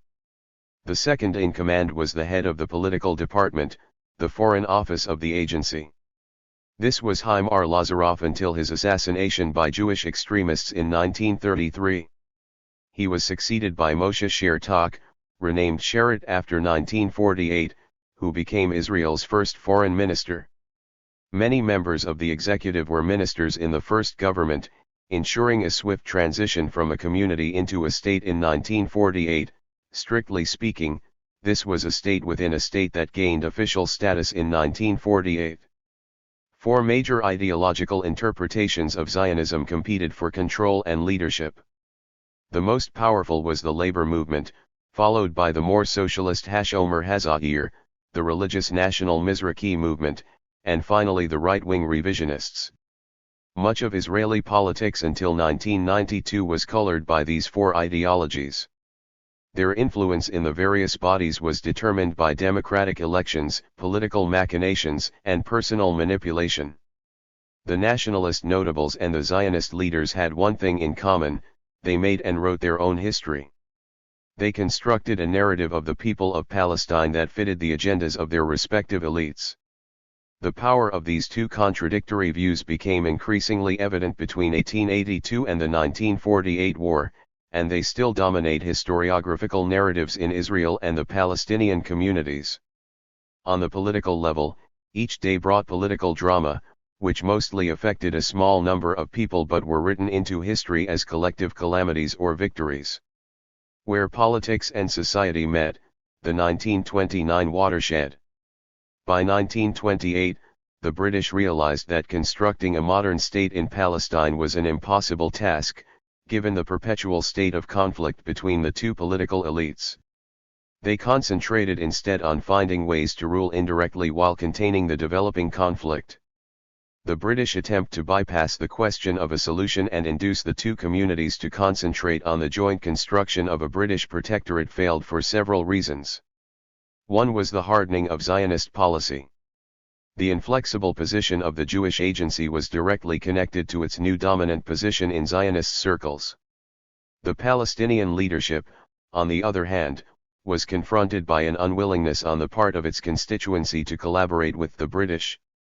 While centralization and consolidation were Zionist priorities, the nationalist Palestinian notables were compelled to work out their relationship with the deprived elements of their community. They now experienced the explosive power of economic deprivation and political despair, which were combining to create an uncontrollable, as far as the elite was concerned, protest movement.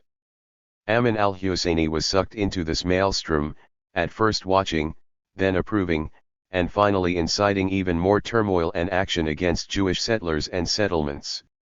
He formed his own paramilitary youth movement, which instigated violence, particularly in densely populated urban areas where Jews and Arabs lived in dangerous proximity, such as in the old quarters of Jerusalem, Safed, and Hebron.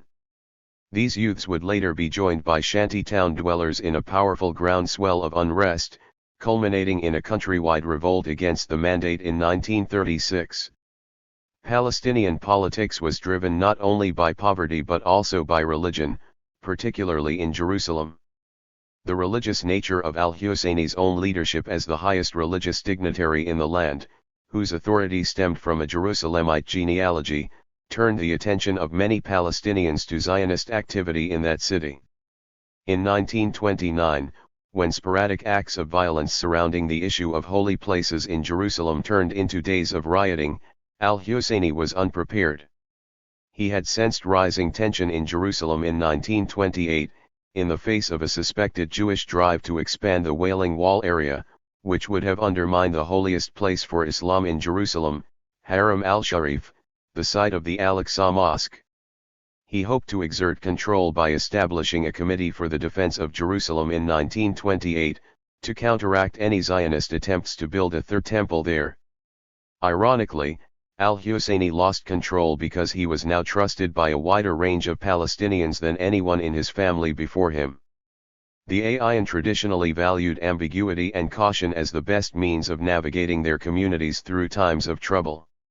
In 1928, this meant simultaneously calling for the defense of Jerusalem and discouraging direct action on the ground. But the Palestinian masses found this kind of co-opted nationalism impossible. They lived near the holy places and saw Jews praying there in unprecedented numbers, which they saw as part of a larger scheme to de-Islamize Palestine. A minor incident concerning prayer arrangements near the Wailing Wall, the western wall of the Haram, sparked violence that soon swept through Palestine as a whole in 1929. In all, 300 Jews and a similar number of Palestinians were killed. The spillover of anger from Jerusalem into the countryside and other towns was not a coordinated plan by the leadership. Rather, it started with uprooted Palestinians who had lost their agricultural base for various reasons, including the capitalization of crops and the Jewish purchase of land. These former peasants lived on the urban margins, from where they participated in what to them was their first ever political, and violent, action. Their dismal conditions were not the fault of Zionism, but it was easy to connect Zionist activity in Jerusalem with the purchase of land or with an aggressive segregationist policy in the labor market. 21. The Jewish leadership had won concessions in major industries, such as phosphates and electricity. The significance of this infiltration was conveyed by the press and recognized by the more educated and politicized Palestinians. We can see how this was presented to the poor and unfortunate as part of a grand, infidel design, a political or colonialist menace to which violence was the only reply. In retrospect, this was not an inaccurate assessment. Point 22. The British Army was slow to respond to the unrest. The 1920s had been quiet, apart from limited outbursts of violence in Jerusalem in 1920 and Jaffa in 1921. These had seemed inevitable in a mixed community, and quite normal in the vast British Empire. But the events of 1929 exceeded the level of containable violence, and the British government decided in 1930 to appoint a commission of inquiry, the Shaw Commission. After touring the country, its members pointed out the deterioration in the peasants' living conditions and reported the growing frustration among a large number of Palestinians with British pro-Zionist policy. This harsh report should be read in the context of Britain's involvement in other parts of the Middle East. These were uneasy days for the British Empire in the area.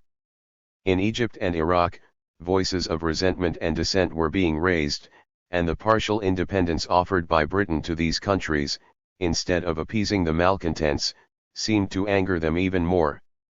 The abolition of the Iraqi Mandate in 1930, and the Independence Act for Egypt in 1922, merely disguised continued British rule in the two countries. The appearance of yet another anti-British national movement was something policy makers in London wished to avoid. In response, the Shaw Commission recommended the exclusion of the Balfour Declaration from the Mandate Charter and a limitation on Jewish immigration and land purchase. The Colonial Secretary at the time, Sidney Webb, Lord Passfield, turned these recommendations into a government white paper. The report described Amin al-Husseini as having tried to halt mob action, which he had originally intended as a protest movement, and as having very little control over events elsewhere in Palestine. He was acquitted by the Commission, rightly so it seems, but he never fully recovered his position as a leader. His greatest failing was the massive selling of Palestinian lands for Jewish settlements. The sales continued to the end of the mandate, but had declined somewhat by the mid-1930s. This decline temporarily patched over the rifts within Palestinian society, but the pace of political mobilization and organization was slow, especially compared to the dynamic developments by the Zionists. The Zionist leadership reacted to the violence by organizing a paramilitary force, the Haganah, defense, and increasing Jewish expansion within, and immigration to, Palestine. Its leadership succeeded in persuading the British Prime Minister, Ramsay MacDonald, to scrap the 1930 White Paper. Simultaneously, they made what seemed to be a final effort to reach an understanding with some Arab leaders outside Palestine, as well as a few inside it, over the basic Zionist demand for a limited state on the land of Palestine. This attempt was futile. The rise of Nazism and fascism in Europe pushed more Jews into Palestine and further toughened the Zionist position vis-a-vis the Arab and British positions. Ben-Gurion clarified in his diary that settlement and, when circumstances would allow it, the transfer of the indigenous population would ensure the realization of the Zionist dream.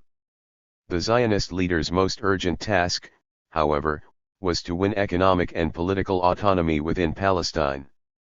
The making of the Zionist enclave, 1929 to 1936. Until 1929, the mandate was a single economic unit, the result of ad hoc government monetary policy rather than ideology. Palestine belonged to the Sterling Bloc and, without an independent bank, was run from London. This uniformity was also due to the focus of the mandate, at least until 1929, on the integrative development of social services and local economic activities. The British decision, somewhere around 1929, to allow a division of the unitary economic system was purely pragmatic, as had been the decision to build an integrated system in 1918. One of the utilitarian reasons for this policy shift was financial. The government as a tax collector benefited much more from the Jewish community. Jews paid twice as much tax as Palestinians did. 23. The making of an independent Jewish enclave, and a change in leadership that allowed Ben-Gurion to marginalize the moderate Chaim Weizmann, entrenched the Zionist leadership in its inflexible position. The separation and segregation that occurred benefited those within the enclave, but disadvantaged the indigenous population around it. By consenting eventually to the bifurcation of the country's economy, and by helping to create a Jewish privileged enclave, the British enhanced the chances of Zionist success in Palestine. The Jewish settlement, the Yishuv, became a separate economic entity. This profited the Jewish settlement, as it prevented foreign exploitation of the country's natural and human resources and speculation in its financial assets or fiscal markets. 24. Even during the integrated economy, the Jews had gained some advantages, such as the authorization of a Zionist protectionist policy which allowed Jewish labor, industry, and agriculture to grow at the expense of the Palestinian population. Allowing such concessions to the Jews meant not only that the British had deviated from their conventional colonial practices, but they had also violated commitments made in the Mandate Charter. The British government, like any mandatory power, had promised to work for the progress and well-being of the population of Palestine as a whole. For the British authorities in Palestine, the Jews were not a typical group of natives, but rather acted as a competing colonial movement.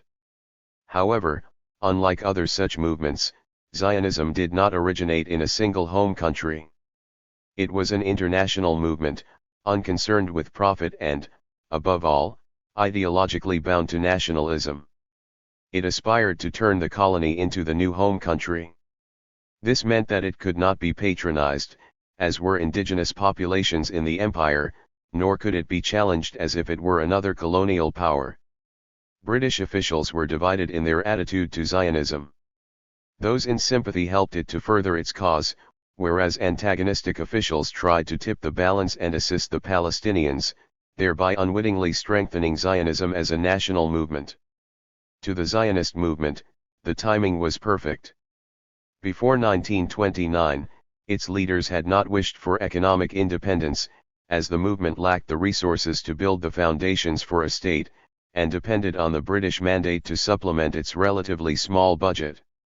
After 1929, money from external Jewish investment in Palestine enabled the Yishuv to prosper, a process helped greatly by middle-class Jews coming from Central Europe with their own capital. The principal motivation for the Zionist drive for independence was a desire to have as much control as possible over the land and labor markets. The key interest, almost an obsession, was land. The constant worry about having enough land, which grew into a national hysteria in the State of Israel, had existed since the early 1920s. For Ben-Gurion, land was everything. It was the resource on which young Jews would settle and train as soldiers, workers, and farmers. In 1929, he came to the conclusion that land should have spending priority.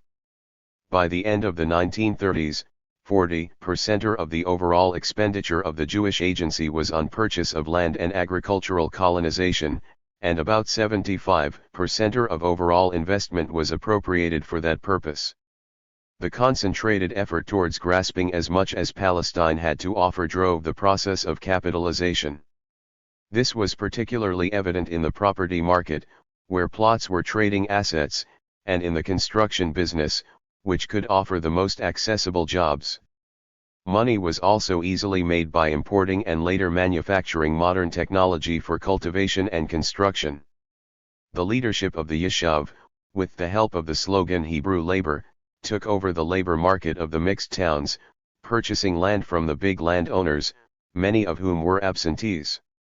The Jewish Agency fully exploited the, mostly Ottoman, ownership laws to take over lands that had been cultivated by the same families for centuries without ownership. This awareness of the link between money and land helped the Zionists to focus on building foundations.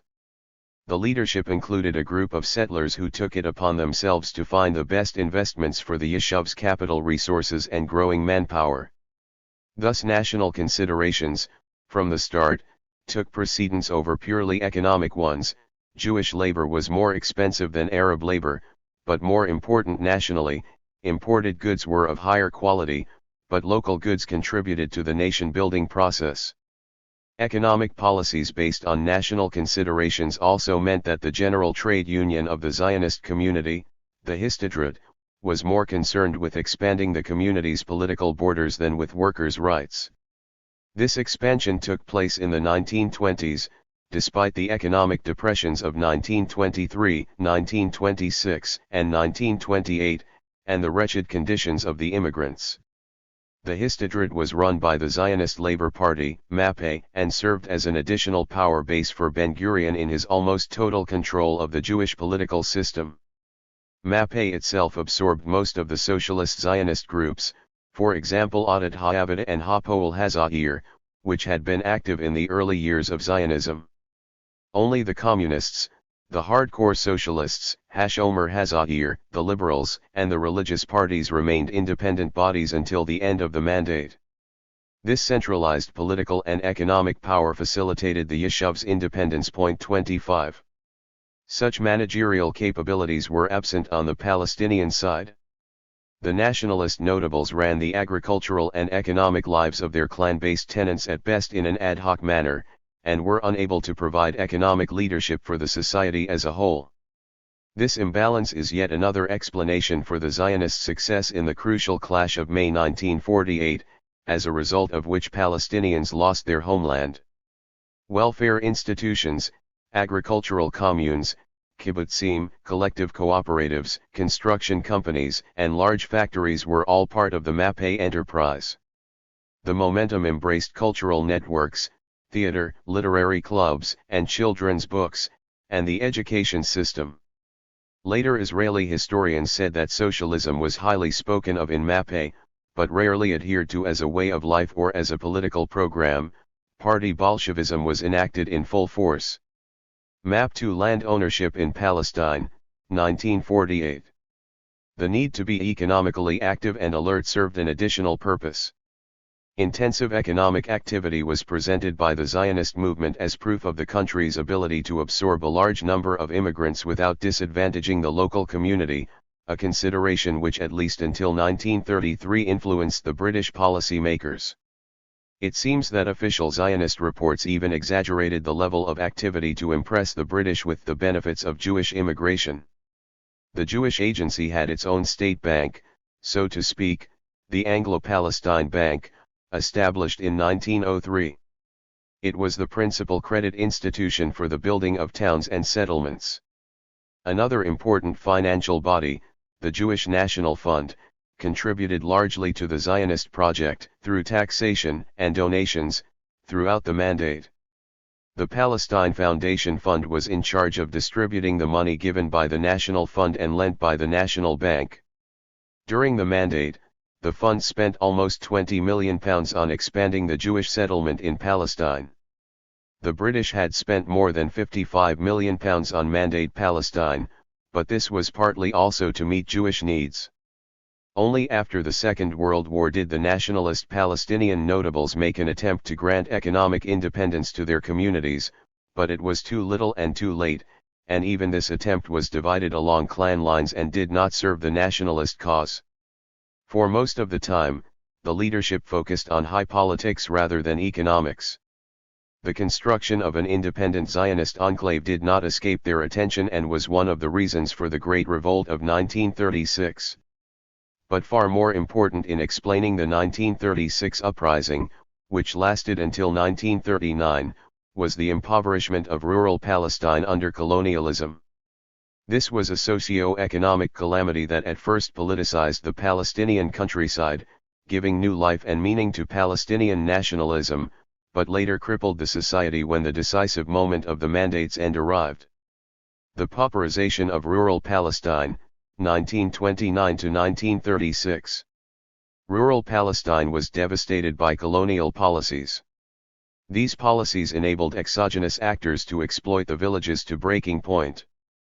It was a disastrous mix of agricultural commercialization, of Zionist drive for land purchase, and of the notables' greed, which left rural Palestine, where 60% of the population lived, in ruins. Even without Zionism, however, the impoverishment of villages could have only been prevented by agrarian reform. The economic interaction between the Zionist movement and the big landowners provided the infrastructure for Zionist expansion, which led, exclusively and solely, to the expulsion of the indigenous population in 1948. The Zionist approach during the mandate was to buy land from the big landlords and evict the tenants. The government hoped that a mass transfer of the tenants from Palestine could be organized, preferably as part of a general solution to the situation, but was prepared, in the short term, to put up with small evictions here and there. When the mass transfer happened, in 1948, it affected Palestinians from almost all walks of life. In the meantime, tenants were losing their land without any compensation or work elsewhere. 26 The easiest course for the Zionists was to buy land from the most a-national of the notables, the absentee landlords, who during the mandate owned more than 20% of private land. 27 The largest landowner in Palestine was Abdul Rahman Pasha, who lived in Damascus and owned 200,000 dunams. The richest of the local notables, such as the Husseinis in Jerusalem, owned just 50,000 dunams. While this was a crucial factor in the movement of peasants from the villages to the towns, it was not the only one. Other factors included the demand of an ever-increasing urban population for more cash crops, a demand potent enough by itself to make former peasants into hired workers on their own land on commercial-type farms.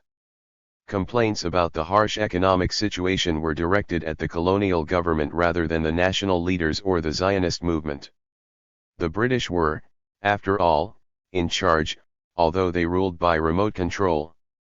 British officials, apart from a few eccentrics, lived not in rural areas but in urban enclaves, where they created a sort of British Raj, a little England consisting of houses, official residences, sports clubs, and military camps. From here the Mandate civil service pursued a policy of limited modernization. On the ground, this meant government indifference towards the peasants' dwindling self-sufficiency. There was very little hope for improvement, as the state no longer invested in the necessary infrastructure. As previously mentioned, the British, from the beginning of the Mandate, adopted what they called a Commonwealth approach to development in Palestine. Although this meant controlling the country through development, it necessitated a comprehensive policy designed to improve life in rural Palestine. In reality, this was never a priority, or even a serious objective, for the British rulers, who seem instead to have been more interested in high politics. After the 1929 uprising, officials in London were convened for lengthy discussions over development policies in Palestine. When development was first mentioned as a policy, it was promoted as the solution to the problems that had caused the uprising. For a short while, development became a catchword in London. It appears several times in the Shaw Report of 1930, which demanded a new development policy in rural Palestine. The report suggested intensification of agricultural production that would, so it was hoped, save the livelihoods of the villagers. The British experts on agriculture who were sent to Palestine were deeply shocked by their government's neglect of the rural areas. Upon their return they sent determined reports in which they appealed to the government to intervene in market forces in the rural areas, and warned against leaving the situation to supply and demand factors. They indicated that the gap between the pace of economic development on the Zionist and British sides was such that the rural economy of Palestine was able to serve only as a supplier of raw materials, without any benefit or improvement for the peasants themselves. A few of these experts were particularly critical, stating forcefully that Palestine did indeed have a development policy, but that it only fitted Zionist and imperial interests. It made rich Palestinian landowners richer, while most of rural Palestine was impoverished. Not content with rhetoric, they quantified exactly what was missing, a budget of £7 million to shift the focus to investment in the rural areas. Their recommendations fell on deaf ears. This was due less to a pro-Zionist lobby in London than to the decline of the so-called Commonwealth approach to British colonies in general, a wish to make the colonies self-sufficient for the benefit of the British Empire. This change resulted from growing socialist tendencies in domestic British policies. While the new Labour government there identified with decolonization, it adopted a policy that can be defined as social imperialism, as one of the leaders of the Zionist movement called it. The new policy amounted to a clear desire to increase public expenditure in Britain itself, and correspondingly to cut down on spending in the colonies and mandate territories. Point 28. This was not a novel idea. Throughout the history of the British Empire, there had been an anti-Commonwealth school of thought, called by contemporaries the Greater Britain policy, represented in the 19th century by Benjamin Disraeli and by Winston Churchill during the time of the Mandate. The essence of this approach was that empire building consisted of extracting as much out of the colonies as possible while investing as little as possible in their welfare. But a mandate was not officially a colony, and the visible lack of investment in Palestine was tantamount to a breach of the Mandate Charter. Nevertheless, Palestine was treated like a colony, perhaps because Britain's responsibility for its welfare was to the League of Nations, an international body that carried little weight in global politics after the American withdrawal. The Greater Britain approach united conservatives and socialists alike. Socialists wanted more money for the home front, while capitalists objected to the industrialization of the colonies or the expansion of productive economic activities there. For Palestine, this meant that economic growth, new jobs, agricultural planning, and modernization were all unimportant goals, even when for a moment the powers in London put aside discussion about the political future and vowed to deal with social and economic problems. It is difficult to assess how a more balanced policy of subsidies, profits, ownership, and trade would have influenced agricultural life. For the historical record, I would say that Labour Party politicians were ambivalent, and realized where the lack of investment would lead. Labour's ambiguity was revealed in the appointment in 1931 of the thrifty and utilitarian Louis French as the head of Palestine's development project. By the time he reached Palestine, however, he had new bosses in London. Labour had won the 1931 election but had entered a coalition with the Liberals. The latter's impact on policy was to cut down foreign spending even further, and replace it with laissez-faire economics.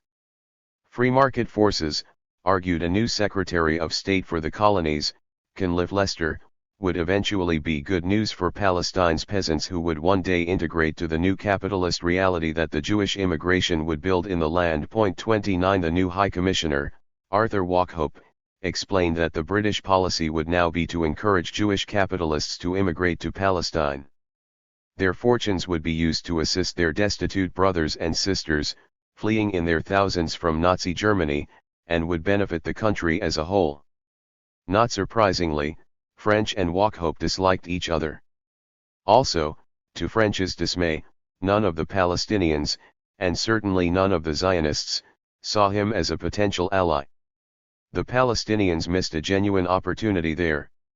It would be fair to state that even before their own leaders realized the full scope and significance of land sale and purchase in Palestine, French had already seen that this would be the focus of the conflict and the principal source of the Palestinian tragedy. It is possible that his work helped some nationalist notables to be more firm and focused in their campaign against land sales. But the land takeover was already a substantial base from which the Zionist movement would acquire most of western Palestine by 1948.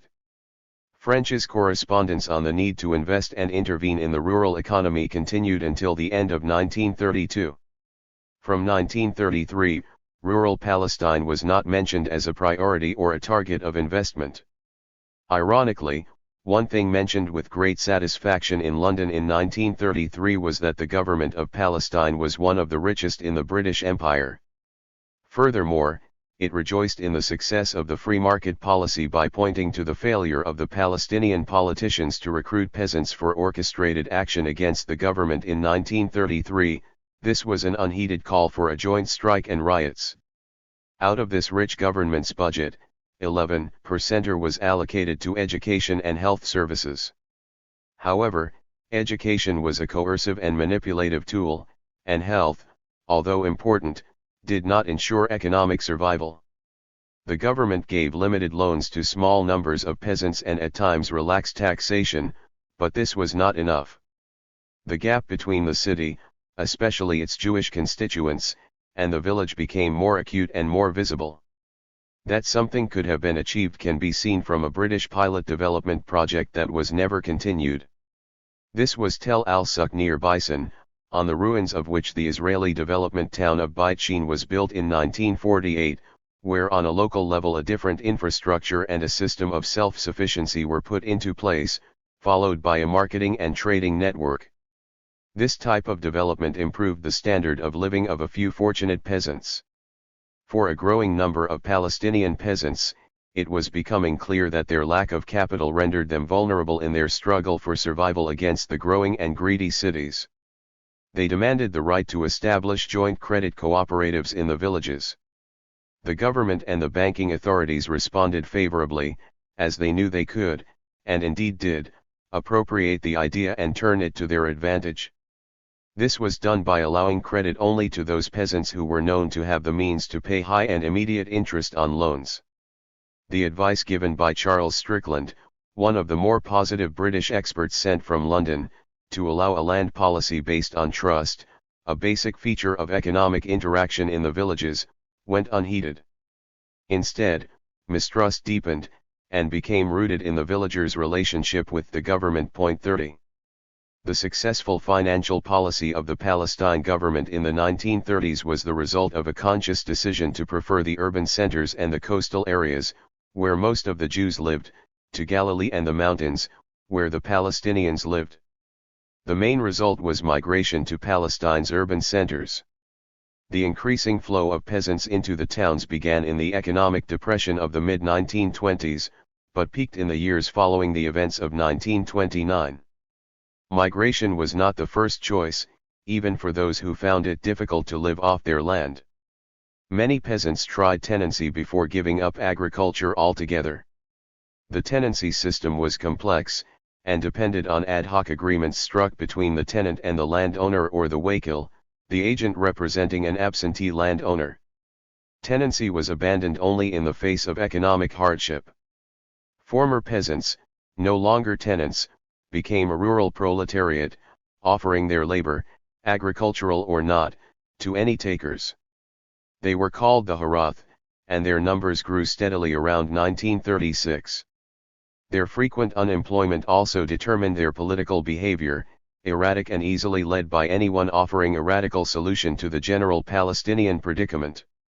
In 1931, a government census estimated them at 30% of the peasant population. 31. Unskilled agricultural work was not a long-term option either, as land cultivated by hired laborers was the most susceptible to sale. The Harath moved to the cities and towns, where they found menial work serving both the urban Palestinian bourgeoisie and Jewish immigrants. The latter arrived in increasing numbers after 1929, fleeing a hostile Europe, and less in search of a new Jewish kingdom than a haven from persecution. As other destinations, including the United States, became inaccessible, a small Jewish bourgeoisie found a new home in Palestine's cities and towns. By 1936, those peasants still living from their land, or at least on their land, were in dire circumstances, unable to translate commercial agriculture into profit.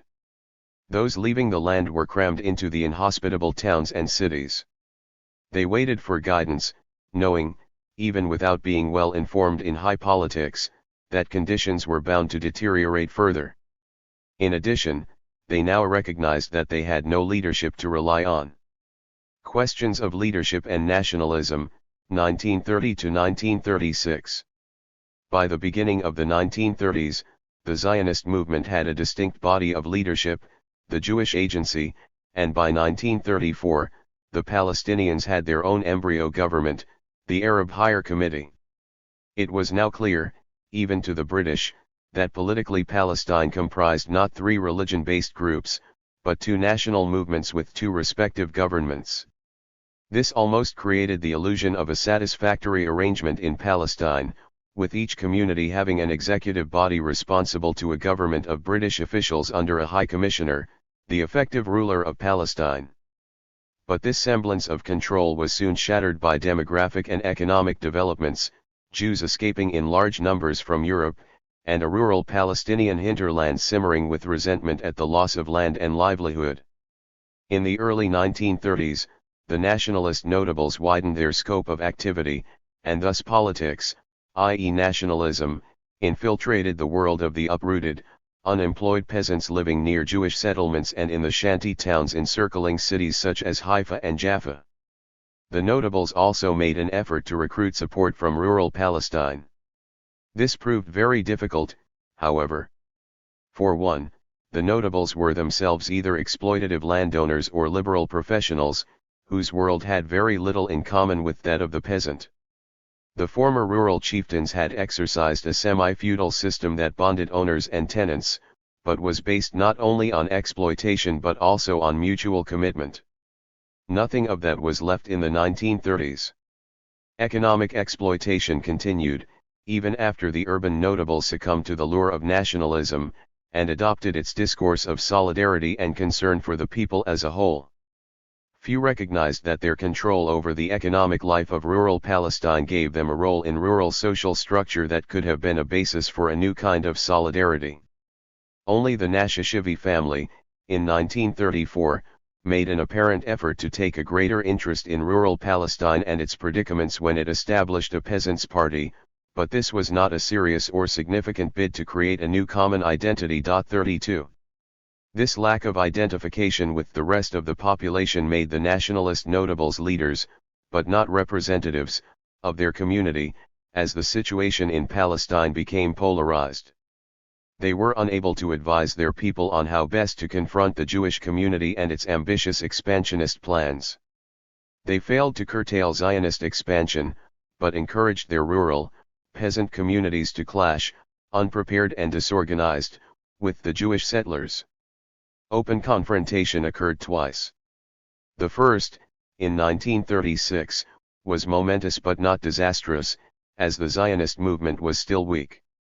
The second, in 1948, when the Zionist movement was stronger and already well established, was catastrophic. Lest I read history from the present backwards, I would hasten to caution that at the time of the dramatic events of the 1930s, rural Palestine was off the national stage. Rural society, at least half the Palestinian population at the time, did not anticipate the catastrophe awaiting it in 1948, and continued to live more or less according to an unchanging rhythm and routine. One of the problems was the leadership vacuum in rural Palestine, and the failure of most attempts to fill it. One of these attempts was that of Izz al-Din al-Qassam, a Syrian preacher who settled in Haifa in the mid-1920s. Many history books assert that Izz al-Din al-Qassam ignited the 1936 revolt by fusing Islamic dogmas with national ideology. But his recipe for revolution was welcomed only among a particular segment of the population. This was the poor of the cities and the unfortunate inhabitants of Harat al-Tank, the shanty neighborhoods that surrounded towns such as Haifa. In 1933, Izz al-Din al-Qassam initiated a guerrilla war in the north, recruiting fighters from around Haifa and leading them to the surrounding hills, attacking any Jews or British soldiers they encountered on the way. In 1935, al-Din al-Qassam was killed by the British Army, but this was enough to make him a martyr and provide an example of a new kind of resistance. However, the brand of nationalism invented by al-Qassam failed to impress rural Palestine as a whole, where custom, not religion, determined daily morality, conduct and routine.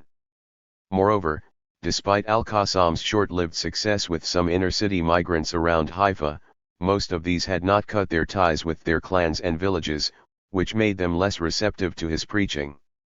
The hierarchy in the village was clear: first the clan, then the village, then everything else. 33. Today, al-Qassam is associated with militant political Islam resisting the Israeli occupation of the West Bank and the Gaza Strip. It is the name of units of suicide bombers, who have tried since 1987 to force an Israeli withdrawal. He was a much more cherished and popular hero than any of the national leaders, but the revolt when it took place in the countryside had more to do with the pauperization of the land than with political Islam. Politics in the villages was local, not national, in 1935, and would still be so in 1948. This attachment to locality rather than to nationality did have political manifestations. When villages were threatened by political movements such as Zionism, or by government policies, they acted from what could be termed local patriotism.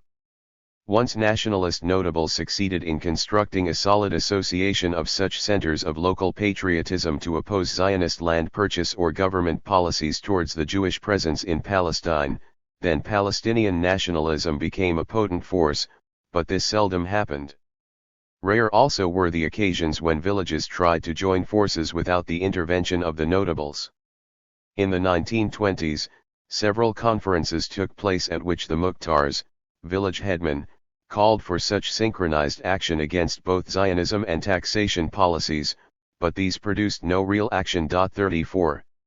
While the expansion of Zionist settlement gave the nationalist notables a chance to reach a wider audience, there was still no genuine solidarity with the peasants, apart from rare displays of unity and firmness of purpose. Such a moment took place in March 1933 in Jaffa, where leaders of all the political factions joined in a united call for a concrete campaign of sustained pressure on the British government to change its policy. 500 representatives of the Palestinian elite, in a rare show of resolve, declared their intention of boycotting British and Zionist commodities, and for the first time ever rejected the legitimacy of the mandate in the land of Palestine. However, the ties that bound them for a few days in Jaffa soon dissolved, and factionalism took over again. I will spare readers the names of those involved. It will suffice to point to two axes dividing the political scene, clannish affiliations, and the ideological friction between Qawmi, pan-Arabist, and Watani, territorial nationalist, orientations. The former divide was the more important, and poised the Husseini family and its allies against other notable families, such as the Nashashivis. The 1936 revolt. The short but impressive phenomenon of a leader such as Izz al-Din al-Qassam, who sacrificed his life for the struggle, impressed the notables of nationalism for a time. The Mufti, Amin al-Husseini, ignored al-Qassam's widow at first, but, on hearing of the mass participation in the man's funeral, he paid his respects at the end of the 40 days of mourning. On a less symbolic level, there was an attempt after al-Qassam's death to show unity of leadership and purpose. Finally, in the autumn of 1936, the hesitant Arab Higher Committee finally took firm action against the explicit clarity of purpose it saw on the Zionist side, brought home after an abortive attempt to negotiate a principled settlement with the Jewish Agency. The nationalist notables tried to persuade the disgruntled masses that the best weapon of the weak was industrial action. In May 1936, the Arab Higher Committee declared a general strike and organized nationwide demonstrations, the principal one held in Jerusalem, where about 2,000 demonstrators gathered inside the walls of the Old City. The demonstrations became more violent 3 weeks later, when British police opened fire on demonstrators in Jaffa. At first the magnitude and nature of the protests impressed the British. They appointed a commission of inquiry, headed by Lord Peel, who visited Palestine in 1937 before making his recommendations. His commission recommended the annexation of most of Palestine to Transjordan, and urged the maintenance of a direct British presence in vital strategic positions such as Haifa and the newly built airport in Lydda, as well as in the Negev. A small portion of the land was designated as a future Jewish state. This plan was rejected, not of course by Prince Abdullah in Transjordan, but in a way it was endorsed by Ben-Gurion, who had the foresight to understand that you take what you are given when the balance of power is not yet in your favor. For Ben-Gurion, the proposal was a basis for negotiations, not a final map, hence his willingness to be content with such a small portion of Palestine. 35.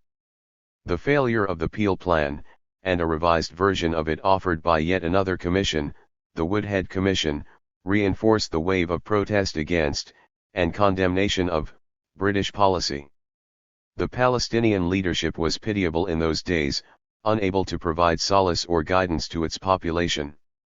It is no wonder that the younger generation of notables was searching for a more imaginative brand of Palestinian nationalism, one built on a determination to cease negotiating with the Zionists, and not to succumb to British pressure. Prominent within this group stood the Mufti's own nephew, Abd al-Qadir al-Husseini, the father of Faisal al-Husseini, a prominent Palestinian politician of the 1990s, who chose alternative courses of action and became more attuned to the population at large. These young notables became mythical heroes, no less than Izz al-Din al-Qassam himself. Their boldness was matched by local rural Mukhtars, who in 1937 began a punitive guerrilla war against British convoys and installations. This activity commenced in the wake of the release of Peel's report and of an abortive peace mission attempted by external Arab leaders. The pressure from rural and urban areas alike was intense, and the more militarily inclined youth intensified their attacks on the British Army. This was not the time for a small national movement to fight against a mighty empire. On the eve of the Second World War, British policymakers had no scruples in quelling the rebellion. They saw it as a German and Italian-inspired scheme to promote anti-British activity, against which they acted with all the force they possessed in the area. In Palestine, the assassination in September that year of Lewis Andrews, as the acting district commissioner for Galilee, the most senior British official in that region, marked a turning point for the Mandate government. It used the assassination as an excuse for a general attack on the nationalist notables, arresting them and exiling many. Amin al-Husseini escaped before being arrested, and devoted his early months in exile to creating a network of volunteers and organizing, together with other members of his family, a large-scale arms supply operation to the guerrillas. The further he was from Palestine, the closer he came to cooperating with Britain's new enemies in Europe, the Italians and the Germans. At first this led him to support an abortive pro-German coup against the British in Iraq in the summer of 1941, and later during the war he helped the Nazis with their propaganda machine in Muslim communities. 36 Meanwhile, the community in Palestine remained in effect leaderless. The British had effectively destroyed the nationalist notables. The resulting vacuum was filled by politicians from neighboring Arab states. Many of the younger participants in the rebellion, quite a few of them women, died in the uprising. Those who survived the confrontation with a superior army and air force formed the backbone of paramilitary organizations after the Second World War.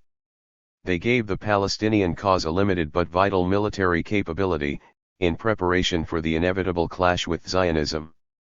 But, like the politicians, these guerrilla commanders were not autonomous, and after the Second World War were subordinated to Arab politicians in the neighboring states, each of whom used the situation in Palestine according to his own national, or at worst personal, agenda. The 1939 White Paper. A British White Paper of 1939 tried to make provision for Palestinian sensibilities. It repeated the promises made in 1930 of withdrawal from the Balfour Declaration and limits to Jewish immigration and land purchase. The objective was to maintain the status quo until the situation in Europe was clear. The limitation on immigration came at a time when Nazi expansion in Europe was making life for Jews there unbearable and impossible.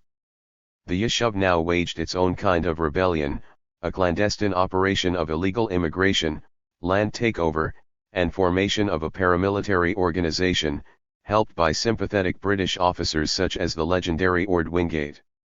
The British gesture towards the Palestinians and the Arab world came too late. The Palestinian side, politicians and rebels alike, felt that the British, in their brutal suppression of the 1936 revolt, had already exposed their real agenda. Their conduct was documented in the local press, and included horrific stories of abuse, hanging, torture and callousness, mostly, but not exclusively, between 1936 and 1939. Even without this brutality, the nationalist notables felt betrayed by Britain, which had constantly violated its promises to the Palestinians since 1916.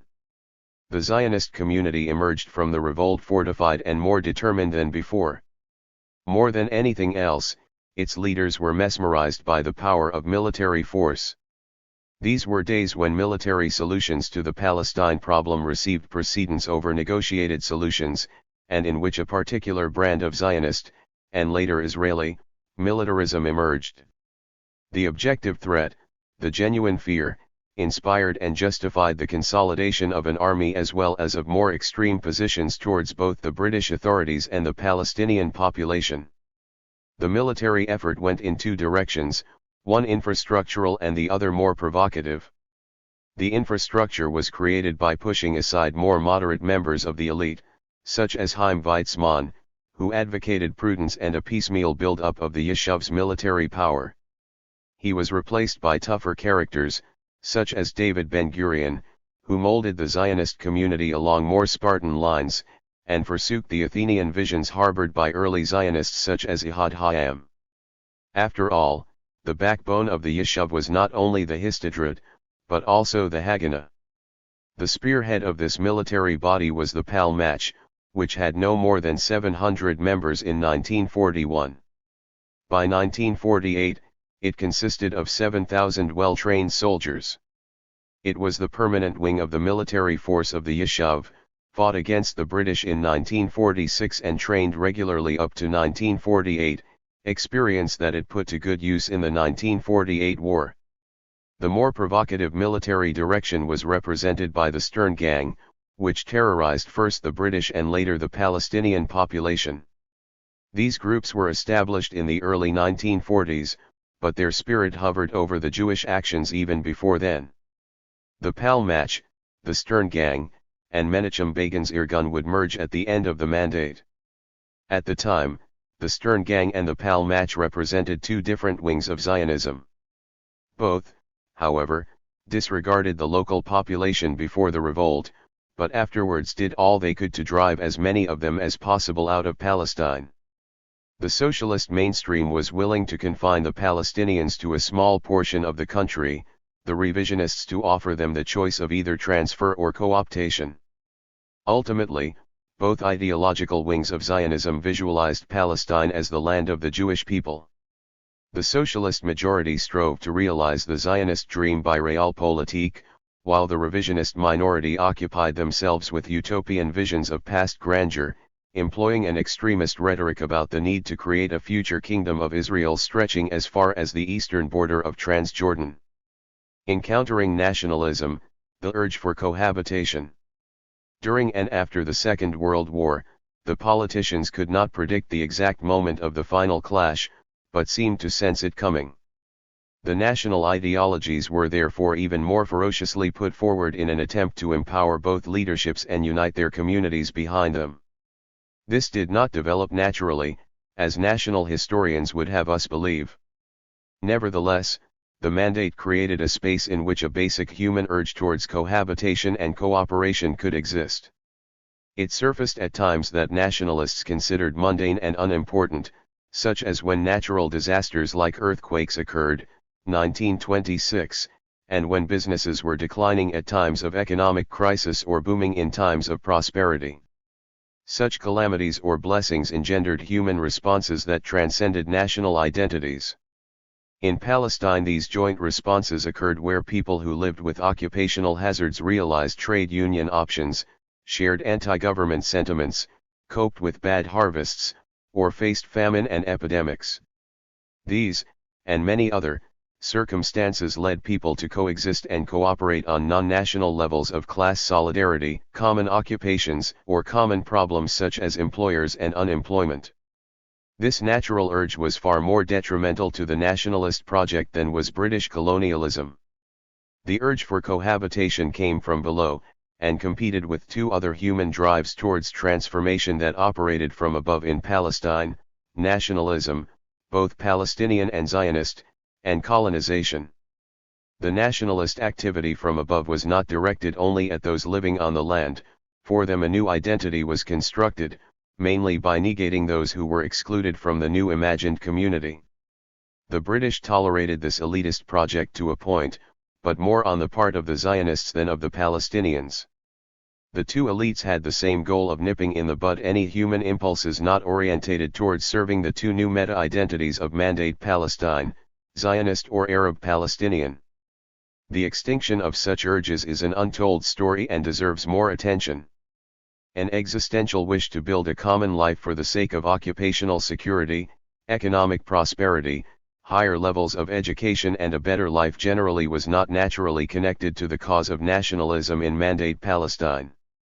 On the face of it, the nature of Zionism should have made cohabitation an impossibility.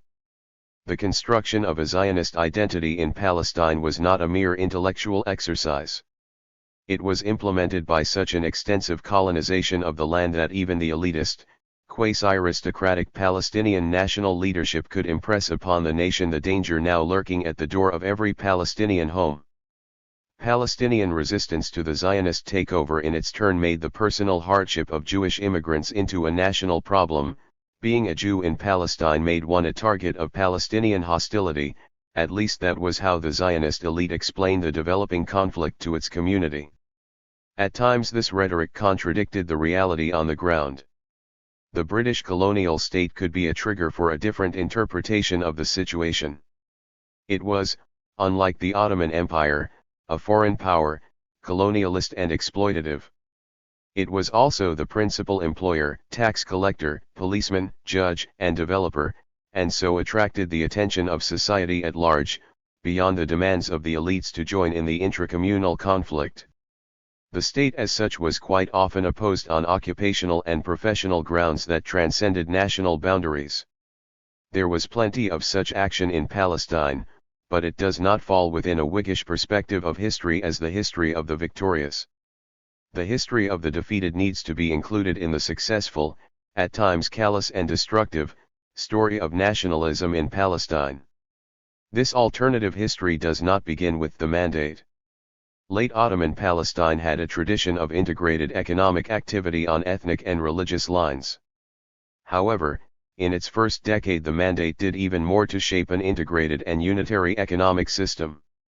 The British state was such a powerful factor in the life of people, a fact hardly mentioned in the national historiographies of the conflict, that it disabled the national elites in one of the most important aspects of life, economic control.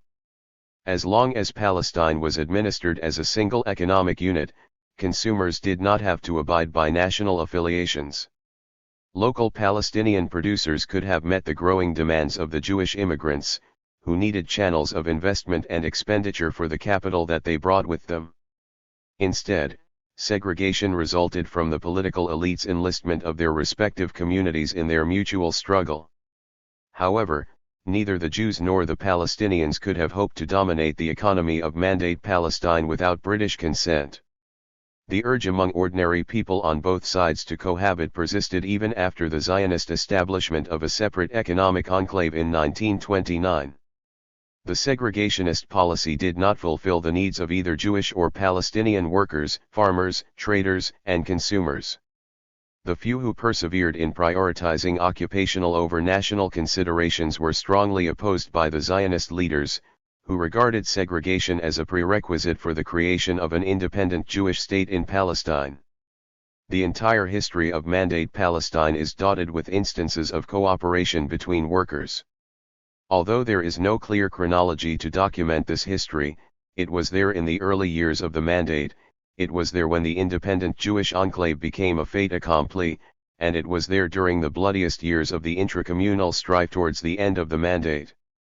At every escalation of violence, 1920, 1929, 1936, or 1948, I can find a case study of economic or social cooperation that was strongly opposed and destroyed by the national leaderships, especially the Zionist one.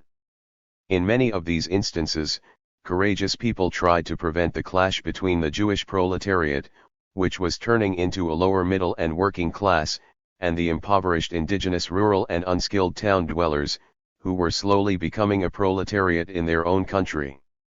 The political elites on both sides, who did not share the miserable conditions of their communities, found it easy to depict the poor as a national mass that could be exploited during the successive waves of violence and bloodshed.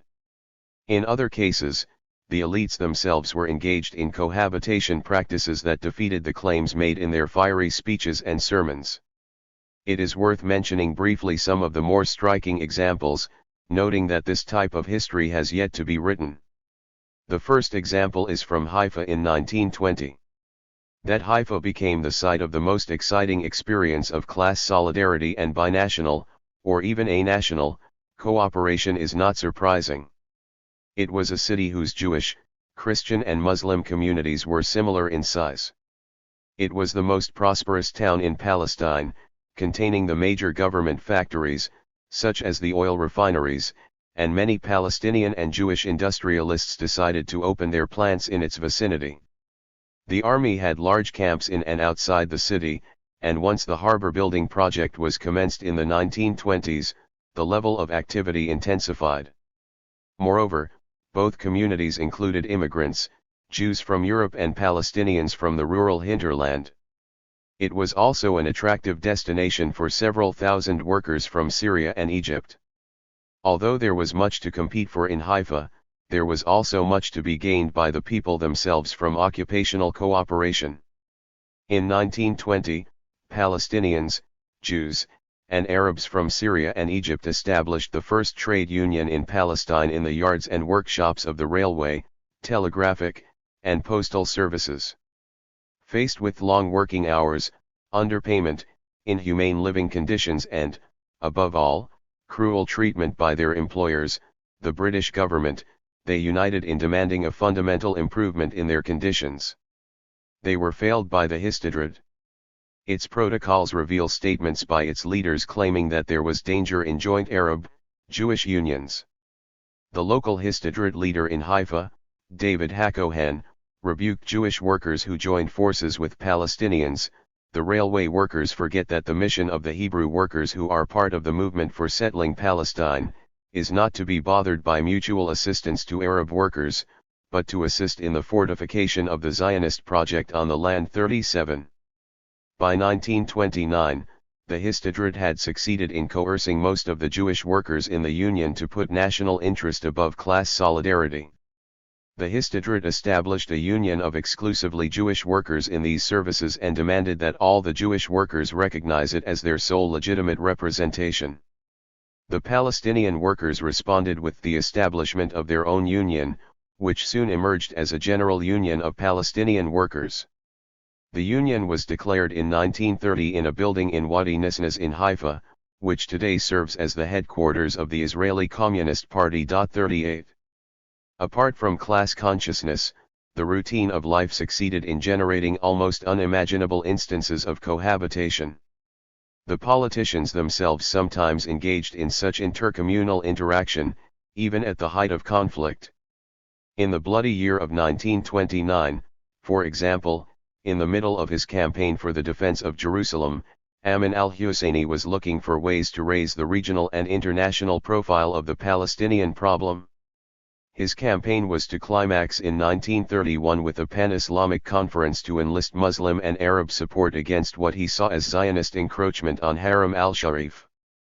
In 1929, he began by building the Palace Hotel for the dignitaries. The project was tendered to two Jewish builders, one of them Chaim Weizmann's brother-in-law. The beautiful building, near the Jaffa Gate, was designed by a Turkish architect in the late Ottoman style. The Mufti was so pleased with the work that he employed the same builders to finish some unsatisfactory work done on his new house by Palestinian builders. 39.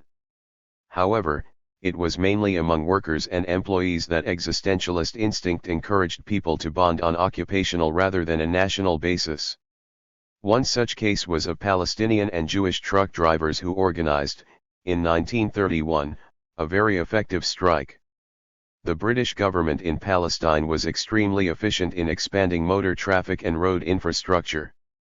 In the late 1920s, traders and commuters began to prefer buses and trucks to trains, and the government, which had the monopoly on the railway network, began losing money. To cut its losses, the government imposed heavy taxes on motorists, especially truck drivers. Most of these were Palestinians, but a substantial number were Jews. For 8 days in November 1931, Palestinian and Jewish drivers stood shoulder to shoulder in a strike that paralyzed the country. In 1932 the government lowered the taxes. The Palestinian truck drivers usually owned their trucks and were part of a growing urban middle class, willing to find ways of cooperating with the Jews on a professional basis.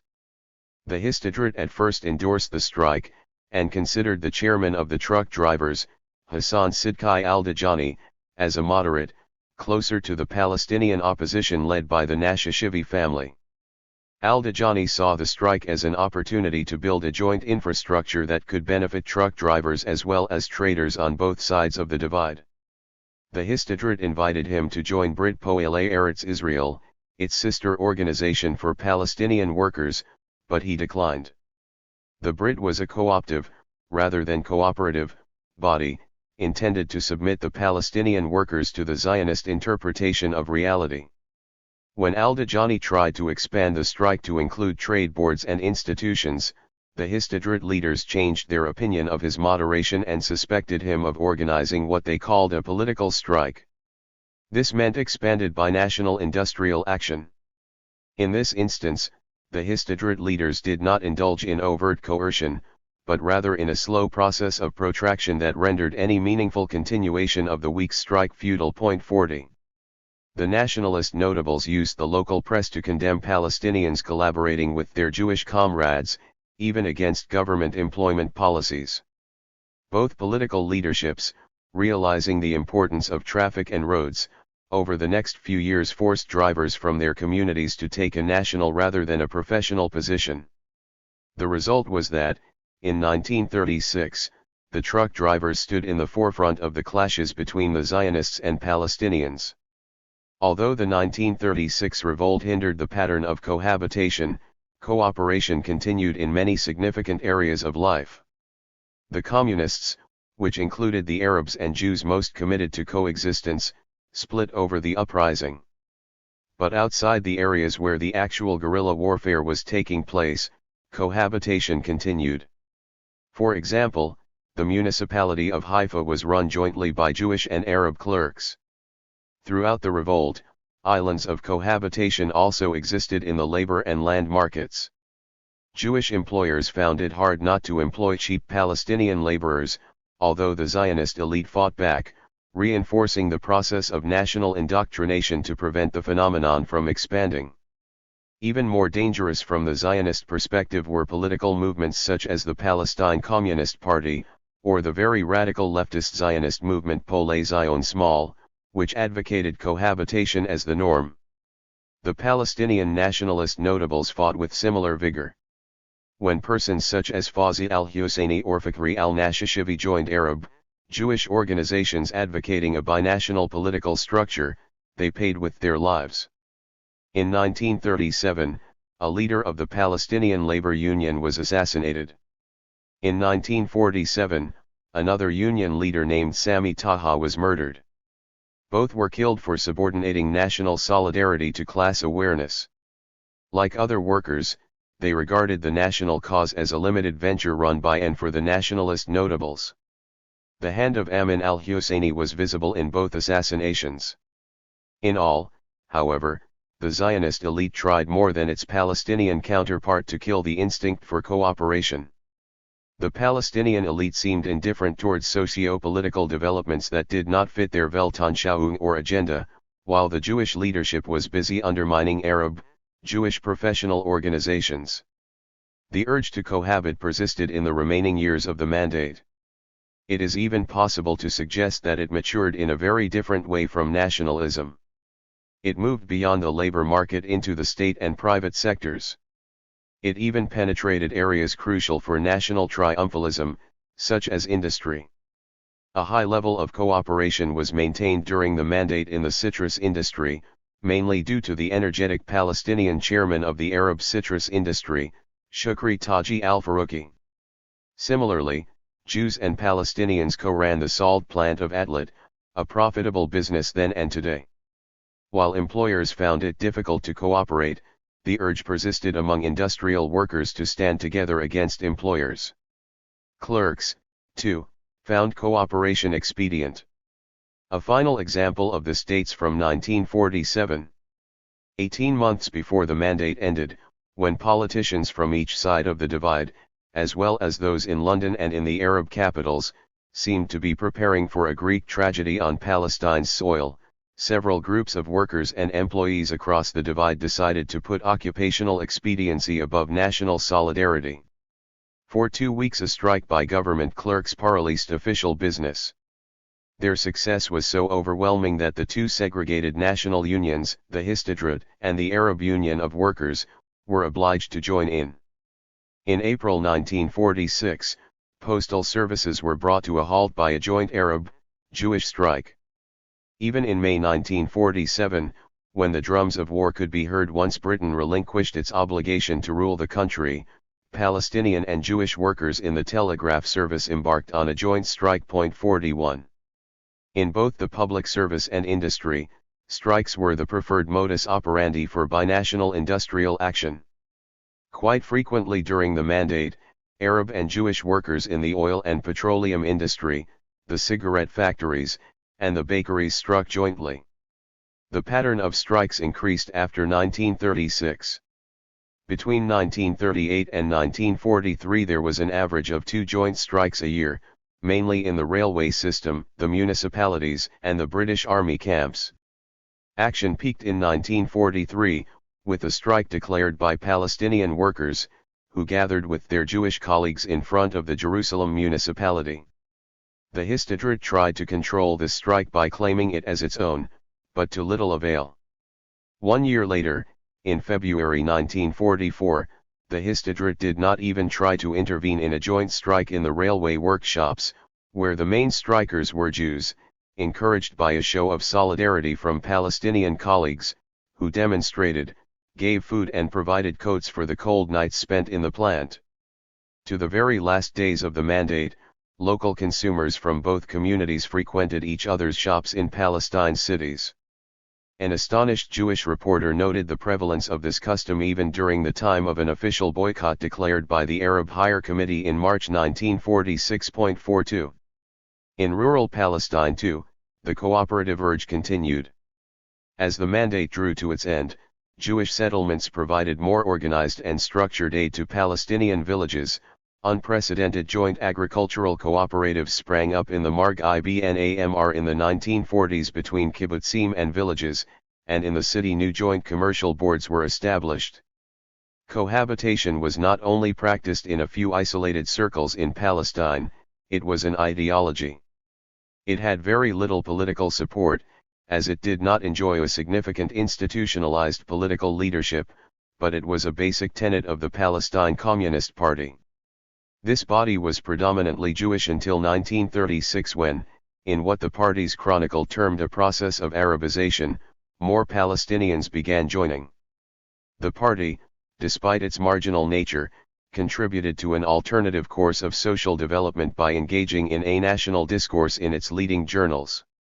There was also a socialist discourse within the Palestinian community, outside the party, within the rank and file of Palestinian trade unions. 43. The most outspoken political body to endorse binationalism as a way of life was a small Jewish group called Brit Shalom. It was the brainchild of one person, Yehuda Magnus, an American Jew who had immigrated to Palestine in 1922. A member of the American Reform movement within Judaism, he was not interested in Jewish sovereignty in Palestine, but in maintaining Jewish life there in a unitary binational state. Until his death in 1948, he tried to convince both sides of the logic and practicality of his solution. He created a political body for this purpose. One of his greater successes towards the end of the mandate was in recruiting Fawzi al-Husseini, a leading member of the Husseini family, to the Brit Shalom movement. Al-Husseini was assassinated soon afterwards by the more nationalist wing of the family. Magnus was a founder of the Hebrew University and its first president, but his prominent position did not help move him from the margins of Zionist activity. 44. The survival of cooperation and joint ventures did not mean the decline of politicization or violent interaction, or that rural Palestine remained immune from nationalization. On the contrary, politicization, nationalization and cohabitation coexisted in parallel. The elites were ever willing to employ force and violence in their pursuit of national goals, and now there were younger and more extreme groups of leaders snapping at their heels, preempting the elites' indecision by bold and aggressive activity. Cooperation was unable to stem the course of nationalist segregation, which won the day with disastrous consequences for the indigenous population of Palestine. But as far as short-term achievements went, much of the industrial action was successful, particularly after the Second World War. At times the gains were unevenly divided between the two groups, with Jewish workers usually winning more from the negotiations that followed industrial action. Overall, however, Palestinians and Jews were often able to work together to change their terms of employment, including reducing working hours, gaining paid leave, and expanding insurance and compensation. From a historiographical point of view, the impression is left of an alternative history. One particular fact recorded in the British documents serves as an epilogue to this parallel development. The British government in Palestine reported that, throughout the Mandate, 1,400 commercial partnerships between Jews and Arabs were forged on what the government defined as an interracial basis. 45. Palestine in the Second World War. The Second World War affected Palestine at various times and with differing intensity, with Rommel's speedy progress in North Africa generating a web of rumors of a possible Nazi occupation, of Italian air bombardment of the coastal towns, and of flirtation between the Axis powers and the Palestinian leadership. Jewish youth joined the British Army, not only to fight in Europe but also to topple pro-German Arab regimes, such as that established in Baghdad in the summer of 1941, with the blessing and assistance of the former Grand Mufti. But more than anything else, the war was made visible by an unprecedented number of British soldiers and military personnel in the land, turning it into a vast logistics center. It should be stressed that, unlike in the First World War, Palestine was not a war zone. Instead, it was an enormous army camp, which both increased the number of foreign soldiers and provided jobs. In more mundane terms, the war meant an economic boom and the loosening of social and traditional hierarchies and structures. Prosperity did not come at once. In fact, at first it looked as if the economy was going to collapse. The banking system was particularly vulnerable. The first year of the war almost crippled the local economy. Heavy withdrawals destabilized the local banks, some of which went into liquidation. 46. In 1942, the Mandate government decided to introduce subsidized elementary commodities. A wise government monetary system prevented the hyperinflation usually associated with commodity shortages, enabling the society as a whole to recover after the war. Palestine in 1946 was quite different from at the beginning of the Mandate. Thousands of cars, buses, and trucks appeared on the new network of asphalt roads, where previously horses and carriages had transported passengers in a slow and haphazard manner. 47. In wartime Palestine, also, more working women than ever before hurried to jobs women had never held before, or walked unaccompanied to coffee houses and public gardens they had not frequented in the past. Those were good days for independent urban Palestinian women who, until the war, had worn veils over their Western clothing in public. Now they could be seen on the beach in bathing costumes, and in the latest fashions on the promenades of the main cities, a change of dress that signified more independence and assertiveness. Tel Aviv acquired the enviable image of a liberated city, which probably attracted women from Beirut who were willing to marry Jews in order to enjoy life in the new city. 48. The war transformed the lives of Jewish women as well. At the beginning of the Zionist revolution, the founding fathers promised to create a new Hebraic woman. For an exceptional few, this meant sexual freedom, which was preached and practiced in exclusive circles. For the majority, it signaled the end of the traditional family structure, especially in the kibbutzim, but also in urban communes. However, the new jobs and freer lifestyle did not seriously undermine the dominant role of men in the economy. They occupied the best-paid jobs and had exclusive control over the most productive workplaces such as construction sites and factories. The equality of women was part of the pseudo-socialist discourse of Zionism, but the reality was rather different. The terms member-wife and member's wife were used interchangeably, implying a double duty for the sake of the Zionist and socialist revolutions. A housewife bore the additional burden of being a laborer, worker, or farmer. 49. The Zionist leadership made the best of the war years for the Jewish people. Most important of all was its ability to exploit the war to give the youth vital military experience.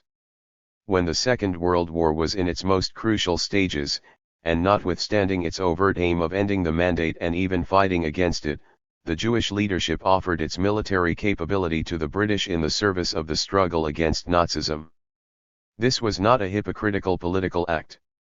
At certain stages of the war, Palestine itself might have fallen into Nazi hands, were it not for the bravery and resilience of the British forces facing the Germans. The Yishuv leaders could not openly fight those who had the power to stop the Nazi death machine in Europe.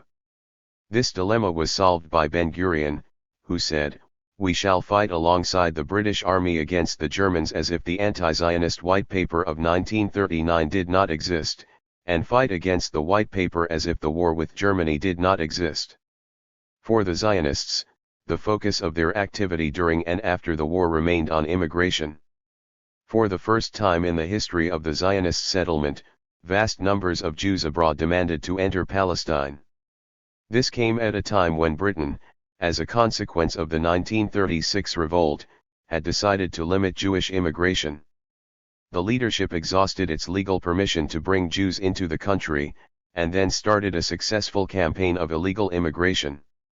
This was selective, in which the physically fit and those with the right ideological bent were given priority and, at times, exclusivity. This mode of selection was abandoned for a while when the horrific news of Nazi exterminations reached Palestine around 1942.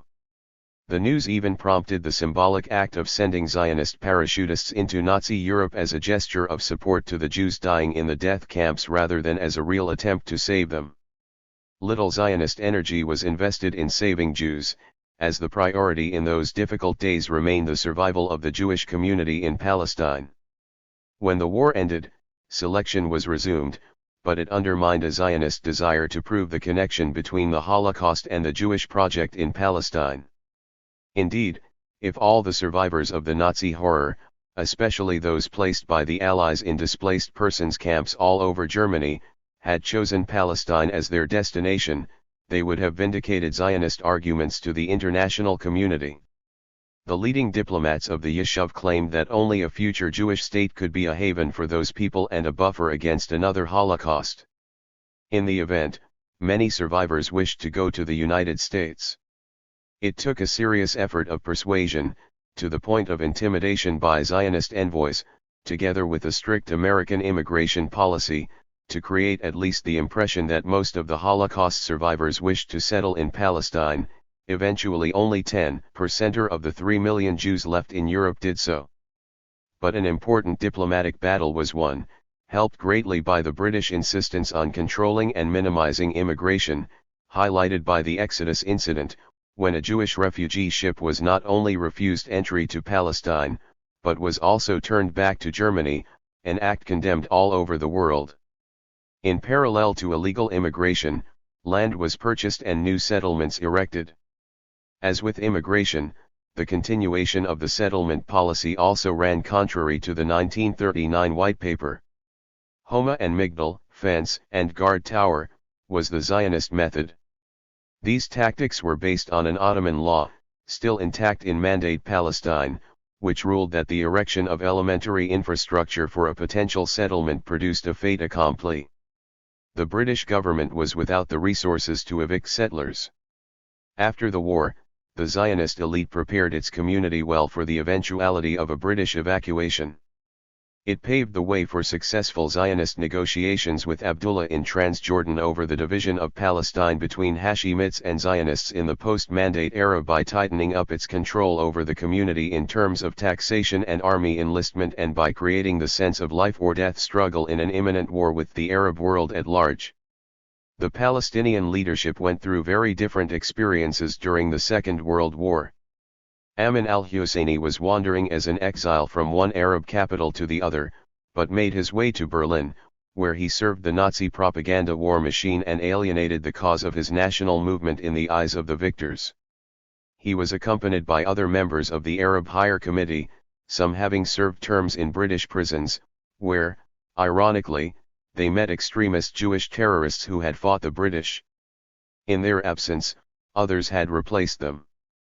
The political scene had already been affected by politicians from neighboring Arab countries and their local protégés. The result was the establishment of two conflicting official leaderships of the community, the Old Arab Higher Committee, sanctioned by the Arab League and still dominated by the Husseinis, headed by Jamal al-Husseini, and the National Authority, headed by Raghib al-Nashashibi and supported by the Hashemites. This disunity affected the political structure from top to bottom, and was evident in every sphere of life. It crippled the financial organization which had recently been erected to counter Zionist economic power, it weakened the paramilitary outfits, which were in any case poorly armed and totally outnumbered by the Zionists, and it prevented solidarity within the national committees established to run local communities. These committees were particularly active in urban areas, and tried to prepare their communities for autonomous life during the transition at the end of the mandate. The committees were, however, less loyal to their communities, and much more in debt to their clans or political groups, rendering the communities defenseless before a Zionist determination to take over Palestine, should the diplomatic solution offered by the British, or later by the UN, allow it, or an ensuing war enable it to do so. Had it not been for the military intervention of the Arab armies on May 15, 1948, not one fragment of Palestine would have remained outside Jewish control. Figure 4: the Atlat stone quarries, where Arabs and Jews were jointly employed by the Mandate government. During the Second World War, the Palestinian nationalists became nationalist diplomats, although not effective ones. Some became irrelevant like al-Husseini, who traveled around the Axis powers, hoping to recruit those he erroneously thought would be the next masters of the Middle East, or at least allies in the war against the British. Some remained in Palestine, or returned from exile after being pardoned by the British. They were helpless in the face of the committees the British had set up to find a solution for a place they were determined to leave, or if necessary rule only indirectly or by proxy.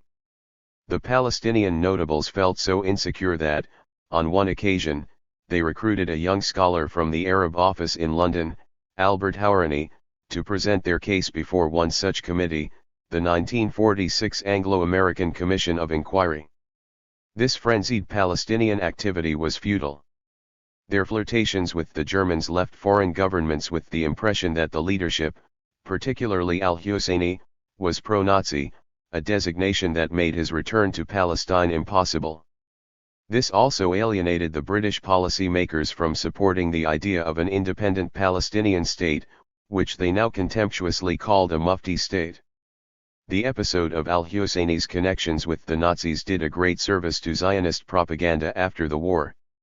At the same time, the British offered a rapid succession of peace programs, the general theme of which was a hybrid between partition and continuing British control, all rejected by the opposing parties. The last one was put forward in January 1947 by the then Foreign Secretary Ernest Bevin. It recaptured the spirit of all the previous plans. It called for American involvement, allowed for a large number of Jewish immigrants into the country, and envisaged autonomous Jewish and Arab cantons for most of Palestine, apart from areas to be directly ruled by Britain. It was flatly rejected by both sides. By February 1947, Britain had had enough. It had more soldiers in Palestine than on the Indian subcontinent, and had been constantly involved in direct clashes with both political leaderships. The number of British casualties had also risen, mainly due to a terror campaign waged by Zionist extremists, the most notorious being the Stern Gang. This terror campaign peaked with the blowing up of British headquarters in the King David Hotel in Jerusalem in 1946. But it was not terror that forced the British out. A particularly bad winter in 1946-47, and a harsh American attitude towards Britain's debt to the United States, created an economic crisis in Britain that served as an incentive for a limited process of decolonization, mainly in India and Palestine. The problem of Palestine was entrusted to the United Nations in February 1947. By then the Arab League had already committed the Arab world at large to an independent Arab Palestine. The Hashemites in Transjordan began secret negotiations with the Jewish Agency on the division of Palestine between themselves and the Jewish leadership, which had declared in a convention held in America in 1942 that it would not be satisfied with less than the whole of Mandate Palestine as a Jewish state. The scene was set for a final showdown. Chapter 4. Between Nakba and Independence. The 1948 War. The UNSCOP days. Bernard Newman, a British tourist, could still enjoy a normal day in Jerusalem towards the end of the Mandate, strolling in the Kedron Valley, on the way up to the city. He chose an hour of the day that a few weeks later would be particularly dangerous for foreigners, the time of the evening prayer. His is almost the last account we have of the situation before violence broke out. His report is full of sounds, snatches of the muezzins from the minarets drowned by the many-toned bells of the Orthodox churches, or the more solemn boom from the bells of the Catholic churches. Nearby, goat bells tinkled, and the shrill voices of children playing could be heard from the south. But he also noted the harsh sound of klaxons and the rattle of armored cars. 1. This picture, which gives a background to daily life in Palestine at the time, was to change radically. The script for this drama was written outside Palestine. Previous attempts on the part of the Mandate to end the conflict gave way to dependence on the new international policeman, the United Nations. Palestine was the first serious regional conflict to be dealt with by the organization. From its foundation, the UN was paralyzed by Cold War politics. On the basic outline for Palestine, however, Russia and the USA, the two superpowers, concurred. Palestine was to be divided between the Zionist movement and the Palestinians. The 11 members of the official UN body appointed to decide the fate of Palestine, UNSCOP, the United Nations Special Committee on Palestine, also arrived at this conclusion. These officials had no experience in the Middle East or any knowledge of the Palestine situation, and had visited the area very briefly. They seemed to be more impressed by their gloomy visit to the camps of the Jewish Holocaust survivors in Europe than by what they saw in Palestine. In Europe, however, the tragedy had already occurred. In Palestine it was about to happen too. It took UNSCOP 9 months, between February and November 1947, to make a decision on the country's fate. They had been given a ready-made partition program by the able and well-prepared Zionist representatives, while the Palestinian and Arab side failed to propose any coherent alternative. Despite this, the Palestinians' consensual rejection of partition was fully known to UNSCOP. For the Palestinians, leaders, and common people alike, partition was totally unacceptable, the equivalent in their eyes of the division of Algeria between the French settlers and the indigenous population. The strong Palestinian objection prevented a unanimous decision on partition, but it was not strong enough to avert a majority one, achieved to a certain extent by American and Russian pressure. 3 In their infrequent tours of Palestine, the committee members were welcomed by the Zionist leadership, but boycotted by the Palestinian politicians, an imbalance that also contributed to their decision to back the Zionist demand for partition as a logical solution to the conflict. The last British attempt to limit illegal Jewish immigration, the return of the Exodus, full of Holocaust survivors, to Germany, which coincided with one of UNSCOP's visits, accentuated even further the nexus between the Holocaust and the establishment of a Jewish state in Palestine. In the months of the UNSCOP deliberations, life in Palestine continued much in the same pattern as it had since the end of the Second World War. The rural areas were now more stable, as the number of people leaving them decreased. They were also less affected by Zionist settlement. The Jewish effort was directed to uncultivated land in the northern tip of Palestine's desert, the Negev, and to other areas allowed by the restrictions of the White Paper of 1939, and thus was experienced less in the heart of the region. The towns continued to be sites of binational cohabitation and economic interaction opposed strongly by the political leaderships on both sides.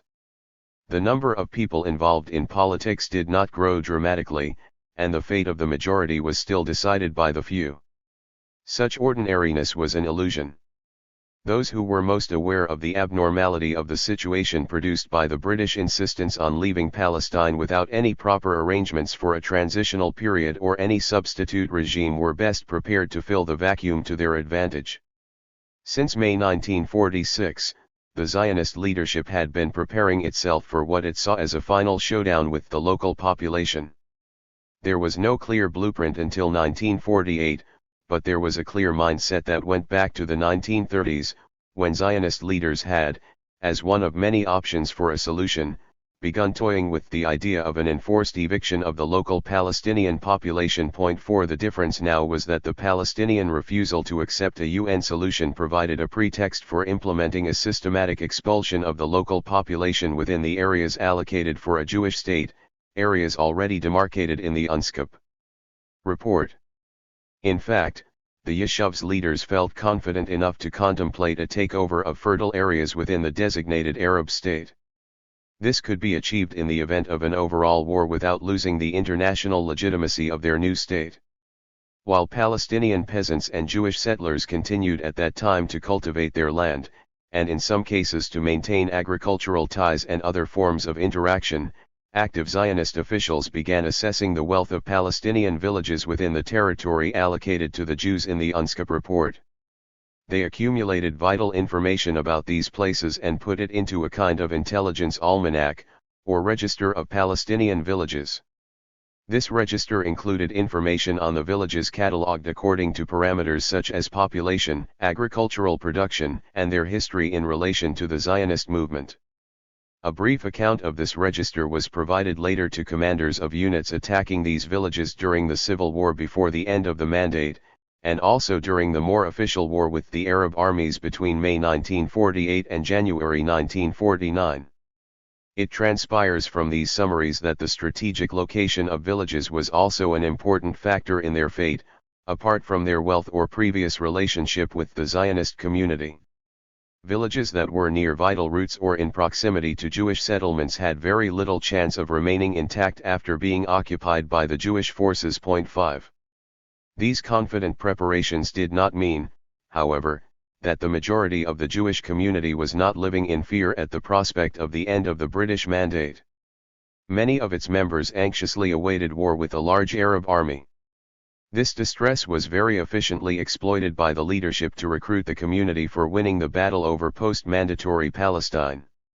Intensified enlistment, coercive taxes, the prevention of emigration from the land and increased attempts to bring in new immigrants were all part of a well-orchestrated mobilization.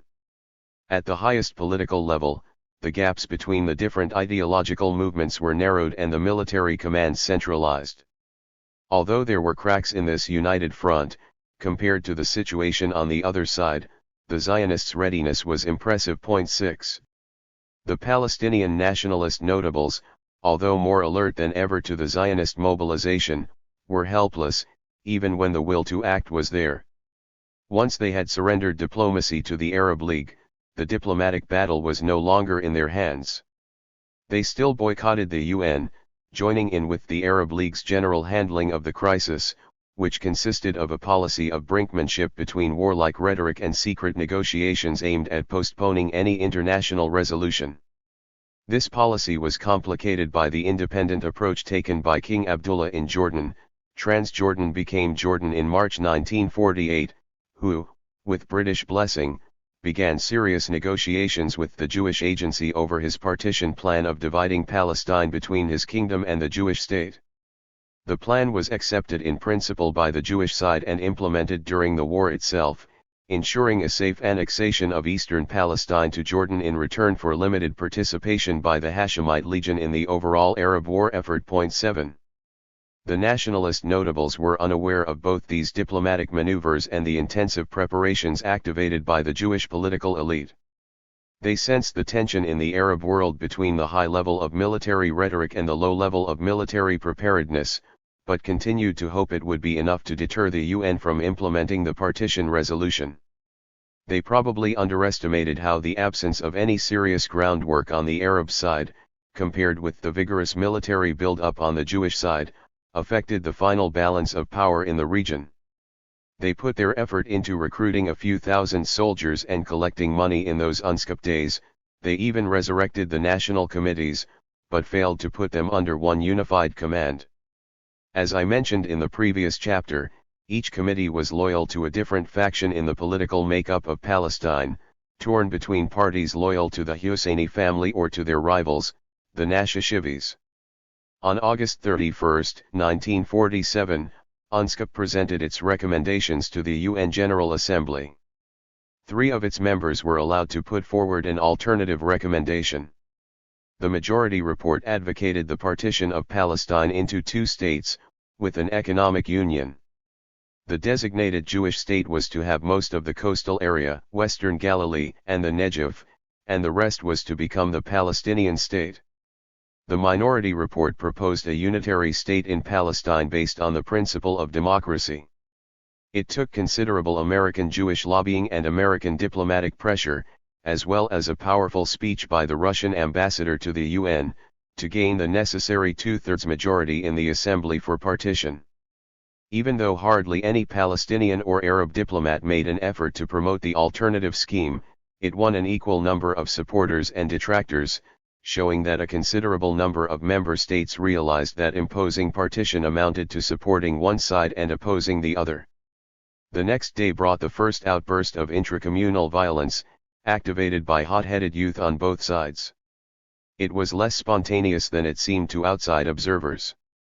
A month earlier, Israel Galilei, the chief of staff of the military force, had ordered the concentration of troops in the north and south of Palestine. These forces were ready to respond by force to angry and violent demonstrations, and were attacked by the Shabab, the local Arab youth. 8. Map 3 The UNGA Partition Plan, 1947. A slow deterioration into a widespread civil war in the next few months generated second thoughts in the UN, and in Washington, about the desirability, indeed, the feasibility, of the partition plan. But it was too late for a large number of Palestinians, evicted from their houses after their leaders lost the early battles with the Jewish forces. 12 days after the adoption of the UN resolution, the expulsion of Palestinians began. A month later, the first Palestinian village was wiped out by Jewish retaliation to a Palestinian attack on convoys and Jewish settlements. This action was transformed into an ethnic cleansing operation in March, which resulted in the loss to Palestine of much of its indigenous population. 9. The UN reassessment was also too late for those Jewish settlers and Palestinians who lost their lives in the more organized confrontations that ended in mutual slaughter. It was also too late to prevent the surge of warlike rhetoric in the Arab world, where more serious preparations for a military campaign were begun. In short, the mandate disintegrated before the UN could make up its mind how best to replace it. The British government did not help by prohibiting the arrival in Palestine of UN officials who wanted to supervise the transition according to the partition resolution. It is doubtful whether their arrival would have prevented the Palestinian catastrophe or the war.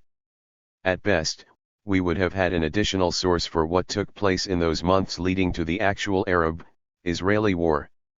These developments extended from December 1947 to May 15, 1948, when the last British soldier left Palestine.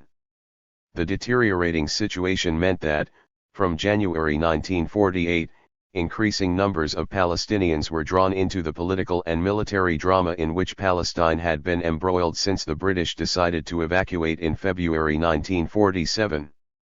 At the beginning of 1948, the first units of Arab volunteers entered Palestine, organized within the Arab Salvation Army, a paramilitary organization sponsored by the Arab League and commanded by Fawzi al-Qawqji, a veteran Syrian soldier who had fought in Palestine as a volunteer in 1937. The official mission of this force was to counter the upper hand initially seized by the Jews via their swift possession of army bases and civilian posts evacuated by the British. There was another force in the country, the Arab Legion, the units of which were an integral part of the Mandate's police force. These units did not withdraw with the rest of the British forces, and were stationed in the west bank of the River Jordan. Al-Qawqji's forces were not very effective in defending the local civilians, they also introduced a foreign, at times alien, element into the lives of local Palestinians. They were reported as being condescending and acting as military rulers in the areas in which they stayed. 10 Their presence was also strongly felt due to the hasty departure of many members of the local Palestinian elite, who left in fear of the oncoming conflict and in the hope of returning to a calmer Palestine. 70,000 left between September 1947 and March 1948. This exodus produced a collective sense of insecurity and terror among many segments of the Palestinian urban population. On the other hand, Arab Legion forces were somewhat more effective in protecting Palestinians, but were used mainly in strengthening pro-Hashemite elements within local politics at the expense of persons known to be loyal to the Arab Higher Committee.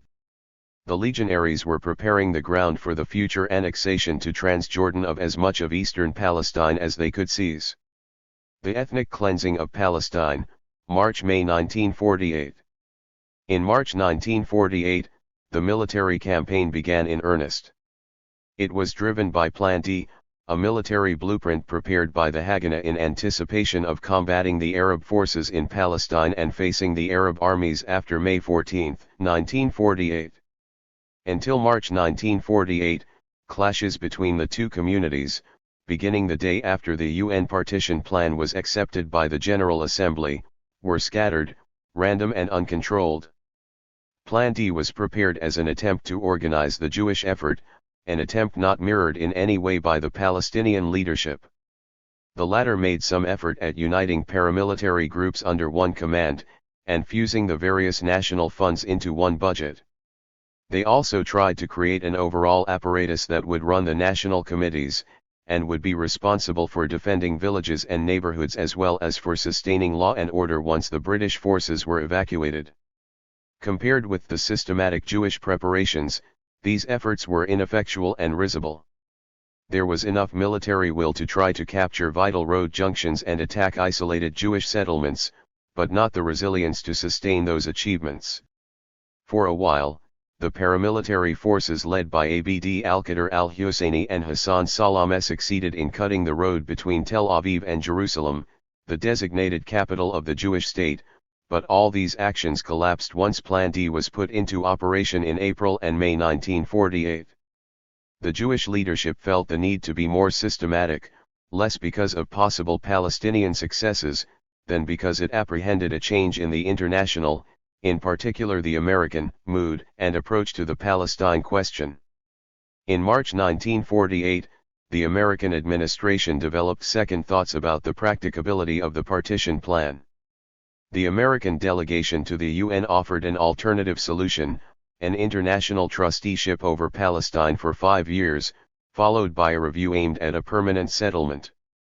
Strong lobbying by the Jewish community in the United States averted this change of policy, but it indicated the feebleness of the UN's commitment to the creation of a Jewish state in Palestine.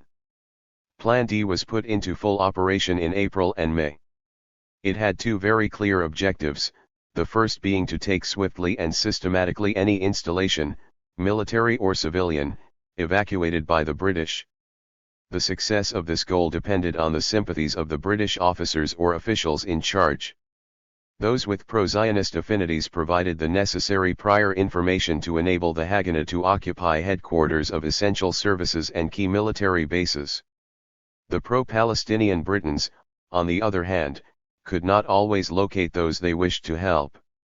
The second, and far more important, objective of the plan was to cleanse the future Jewish state of as many Palestinians as possible. The main military force was the Haganah, which had several brigades. Each brigade received a list of villages it was to occupy. Most of the villages were destined to be destroyed, and only in very exceptional cases were the soldiers ordered to leave them intact. In addition, some of the brigades were to engage in the takeover of the mixed Arab, Jewish towns of Palestine and their environs. This meant occupation and the expulsion of the Palestinian population. This was the fate of Jaffa, Haifa, Safed, and Tiberias. In some Israeli, and even critical Israeli, historiography, Haifa is singled out as a place where there was a genuine attempt by the Zionist leadership to persuade the local population to stay. The campaign for Haifa began on April 20, 1948. A few days earlier, the Jewish forces had committed the Dir Yassin massacre, a well-publicized bloodbath. The local people were terrorized, and further intimidated by explosions set off by Jewish forces in Arab neighborhoods and harassed by sniper fire all around. Very few Palestinians stayed in the city, and their leaders considered the Jewish offer to stay deceitful and hypocritical. Their fear for their lives was accentuated by massacres committed in Balad al-Sheikh, where in January 1948 scores of Palestinians were slaughtered in retaliation for a terrorist attack on Jewish workers in the nearby refinery. 11. Several massacres were committed near the mixed towns, sometimes in retaliation for Palestinian attacks on Jewish convoys, but quite often they were unmitigated acts of brutality. They may have been meant to, as they eventually did, force Palestinians living in areas falling into Jewish hands to flee under the threat of death or eviction. These atrocities were not randomly committed, they were part of a master plan to rid the future Jewish state of as many Palestinians as possible. 12. Like many master plans throughout history, Plan D was general, and in parts vague. No less important than the plan was the atmosphere created, which paved the way for the ethnic cleansing operation in Palestine. Thus, while the actions of the Haganah were part of a master plan, it had no clear and specific local directives. The plan was executed because the soldiers in the battlefield were oriented by a general attitude from above and motivated by remarks made by the Yeshuv's leaders on the need to clean the country. These remarks were translated into acts of depopulation by enthusiastic commanders on the ground, who knew that their actions would be justified in retrospect by the political leadership. By the time the British left in the middle of May, 1/3 of the Palestinian population had already been evicted. The British were officially responsible for law and order during the early phases of the removal of the indigenous population, a depopulation that was assisted by a first wave of about 70,000 Palestinians belonging to the social and economic elite of the country, who had fled Palestine by January 1948. This departure of the urban elite explains in part why the expulsion policy was so effective in that first phase of the war in and around the mixed Arab, Jewish towns as well as in western Jerusalem. The end of the mandate also signaled the end of the first phase in the 1948 war, which was akin to a civil war situation, and lasted for 6 months from December 1947 to May 1948. In the second phase, established participants, such as the British Army, disappeared, and new ones, such as regular Arab armies, appeared for the first time. The Palestine War, May 1948 to January 1949. The second phase consisted in part of trench warfare and the occupation of military positions. It had features of a modern war, with random air bombardment of civilian targets and heavy shelling of neighborhoods in mixed towns. It was a long war, punctuated by considerable lulls. 2 truces were signed during the second phase, and from January 1949 onwards almost all the Arab armies concluded an armistice agreement with the new Jewish state. That the Arab states succeeded in fielding any soldiers at all is remarkable. Only at the end of April 1948 did the politicians in the Arab world prepare a plan to save Palestine, which in practice was a scheme to annex as much of it as possible to the Arab countries participating in the war. Most of these armies had very little war experience, and were barely trained by the end of the mandate. The coordination between them was poor, as were the morale and motivation of the soldiers, apart from a large group of volunteers, whose enthusiasm could not compensate for their lack of military skills. The Arab world, its leaders and societies, vowed to save Palestine. The politicians were hardly sincere, the soldiers and their commanders were probably more genuine in their commitment to salvage Palestine. The poor level of performance on the battlefield was not just an Arab phenomenon, it was evident on the Jewish side too, which was at first handicapped by lack of firepower. This was amended during the first truce in the war, in June 1948, when the Zionist leaders managed to purchase arms from the Eastern Bloc, while Britain, obeying a UN decree, imposed an embargo on 3 armies that used only British-made ammunition, Egypt, Iraq, and Jordan. 13 Among the Jewish troops was a large number of fresh immigrants with no war experience, but the core of the army was better prepared and more experienced. The number of fighting men on both sides, including those from neighboring Arab countries, was equal almost throughout the war.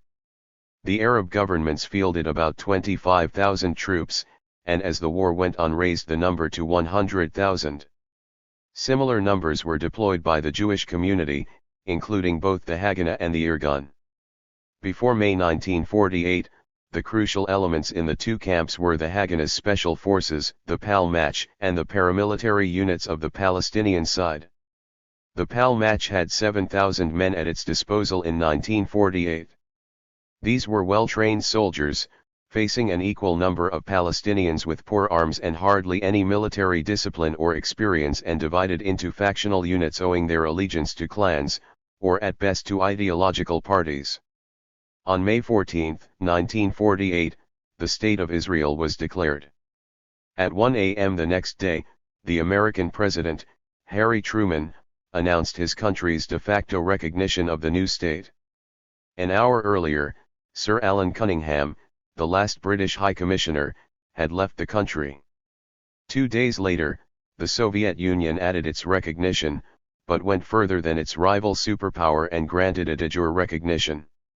One after the other in the following days, other states recognized Israel.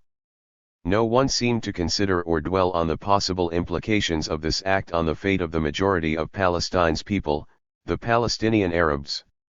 At midnight on May 15, while Cunningham was leaving, an Egyptian force of about 10,000 troops, half of which were trained soldiers, crossed the border between the Sinai and the Negev. On the same day, this contingent proceeded quickly to the coast, attacking isolated Jewish settlements along the way and capturing some of them. Egyptian aircraft bombarded Tel Aviv from the air. Syrian and Lebanese troops crossed their respective borders with ex-Mandate Palestine, but were halted by the fierce resistance of Jewish settlements near the borders. The Arab Legion forces only faced resistance near 4 isolated Jewish settlements in the Gush Etzion area near Jerusalem. Every major town they entered in the West Bank, or what would be called the West Bank, offered no Jewish resistance. The Legion paused near the city of Jerusalem, the fate of which remained undecided despite the tacit understanding before the war between the Hashemites and the Jews on the partitioning of post-Mandate Palestine between them.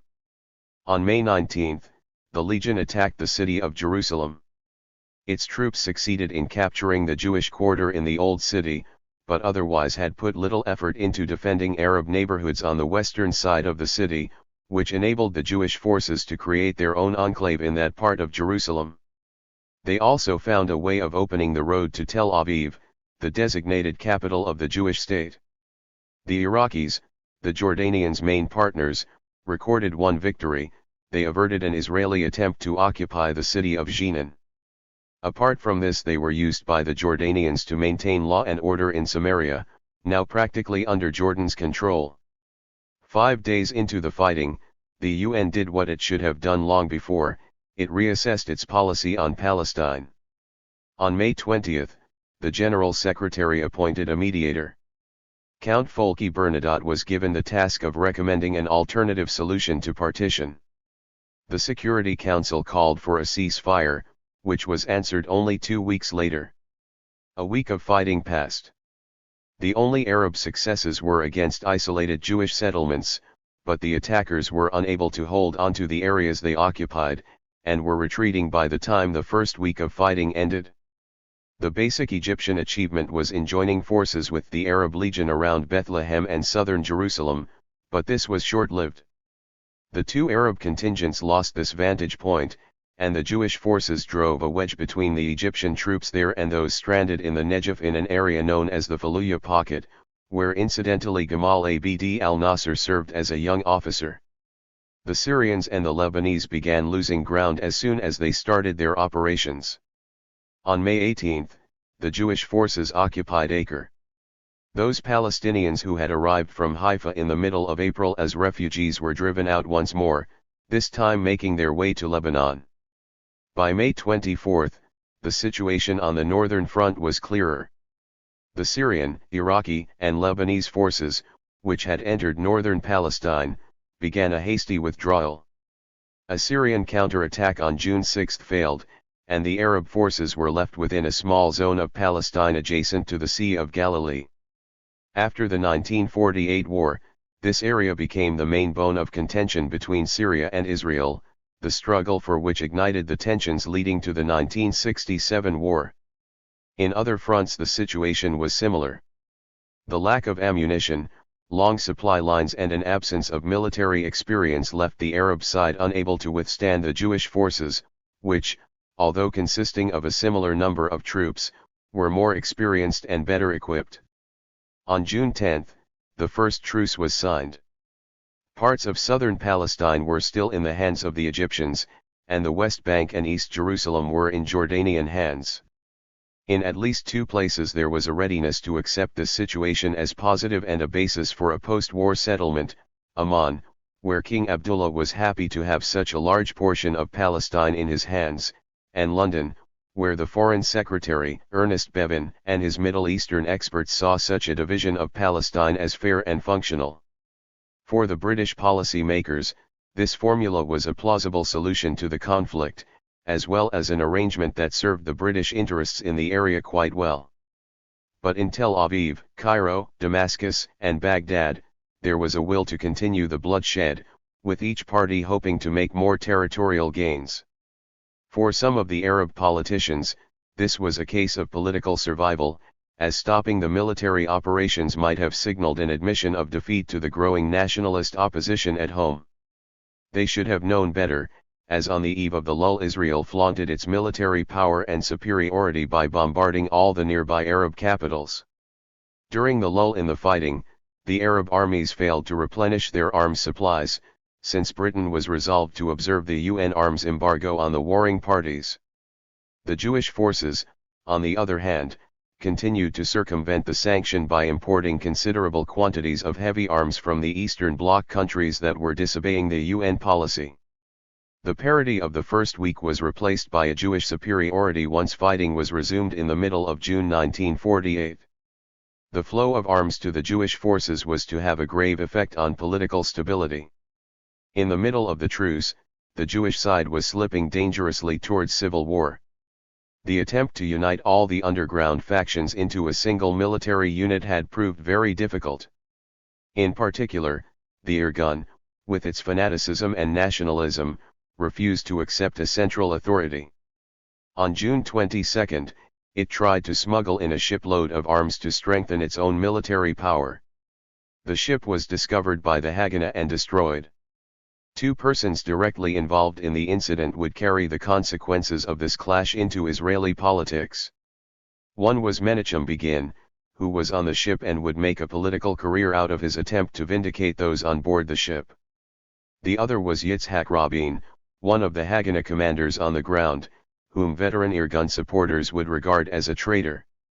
Many years later they brought up the incident again after Rabin signed the Oslo Accords, fueling the campaign of hatred that culminated in his assassination. On July 8, fighting recommenced for 10 days before a second truce was imposed. The initiative was now firmly on the Jewish side. Israel's leaders, furnished with new weapons but apprehensive lest the international community impose an unfavorable solution on them, made an effort to complete a takeover of most of Palestine. In the coming months the successful Israeli campaigns continued, leading to their complete control of Palestine, apart from the West Bank and the Gaza Strip. Both sides lost many troops in the battles, but the Arab armies in particular suffered high casualties. The Israeli government lost no time in capitalizing on its military successes in order to radically transform the political situation in Palestine. In August, the Israeli coin, the lira, replaced the existing currency. In the same month, the Israeli government began to lay claim to the spoils left behind by the British. They took over many bank accounts, both public and private. Some of the governmental accounts were of course kept in London, and it was the British government that completed the total dispossession of the Palestinians from any share in the ex-mandate's wealth by handing over those remaining accounts to the Jewish state in the early 1950s. The Palestinians, to this day, have failed to gain access to any of the money accumulated during 30 years of British taxation in Palestine. 14. August also saw a huge wave of Jewish immigration. This placed an economic burden on the Zionist community, which was already fighting for its life. In particular, the people of Jerusalem were living in harsh conditions under military rule, and could hardly absorb newcomers. Fortunately for them, however, the Hashemites were withdrawing from the battlefield by August, and a weak limb in the Zionist body was saved. Another symbol of change was the arrival of American and Russian diplomatic representatives in Tel Aviv, although this diplomatic prestige was endangered when Jewish extremists assassinated Count Bernadotte in September 1948, thereby clashing for the first time with the UN, which until then had been openly pro-Zionist. For the Jewish leader David Ben-Gurion, the least acceptable part of Bernadotte's plan had been to cede the Negev and annex it to Jordan, a plan fully supported and encouraged by the British government. With Bernadotte's demise, the way was clear for a complete military takeover of that part of Palestine. The Israelis occupied Beersheba in October 1948, and the Israeli army even threatened to enter Sinai and the West Bank, i.e. to enter Egypt proper and ignore the tacit understanding with Jordan. The UN tried to deter the Israelis with sanctions, the USA sent a sharp warning, and the British gave an ultimatum that the Israeli operations were a casus belli in London's view.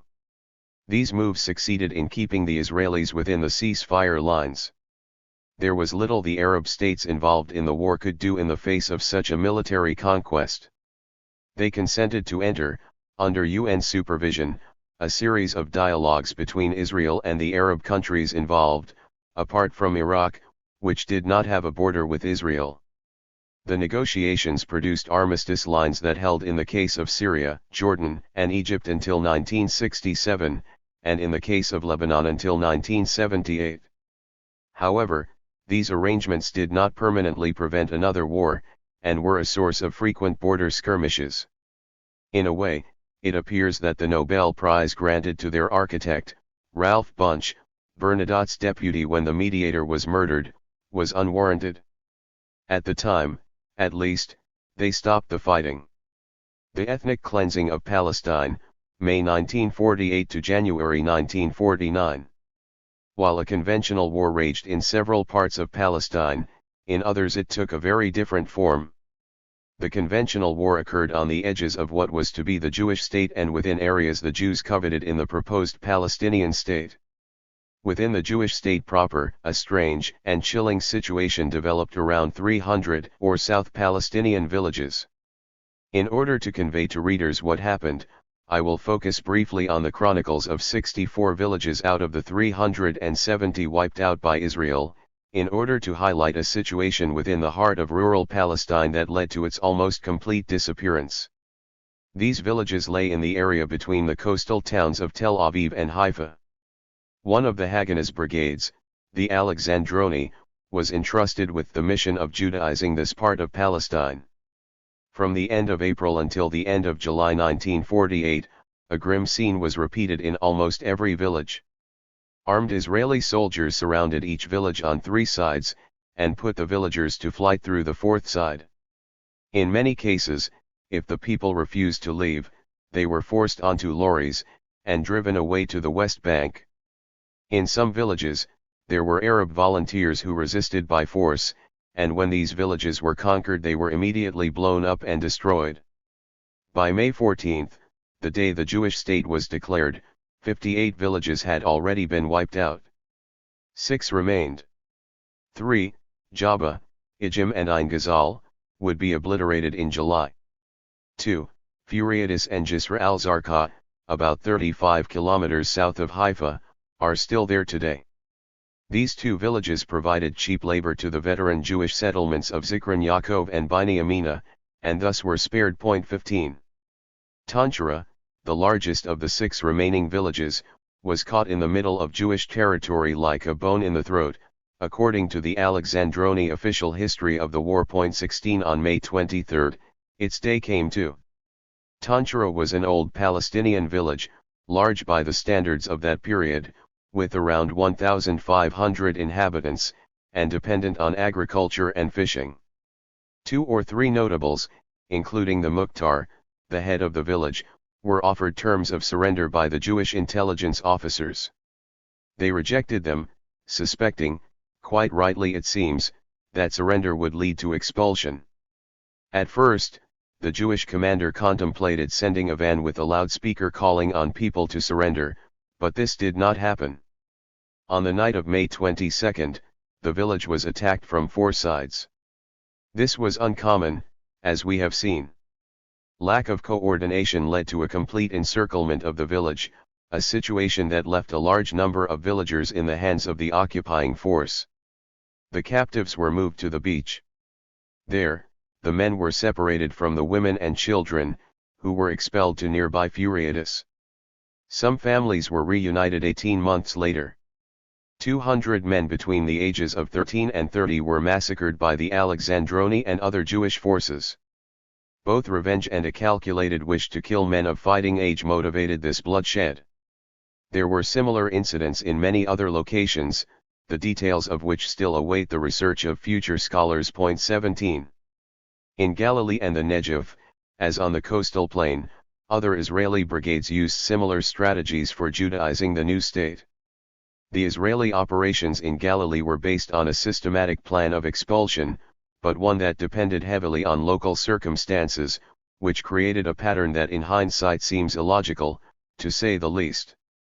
For example, the city of Nazareth and the town of Shaphem Ruah, not on particularly good terms with the Jewish settlement, were left intact, while a village near Mount Tabor that wished to conclude a non-aggression pact with the Yishuv was destroyed and its inhabitants expelled.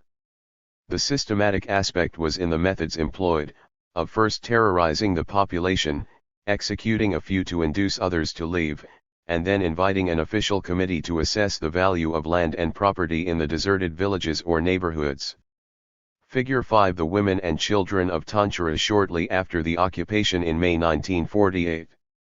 By the winter of 1949, the guns were silent. The second phase of the war had ended, and with it the second, but not the last, stage of the cleansing of Palestine was over.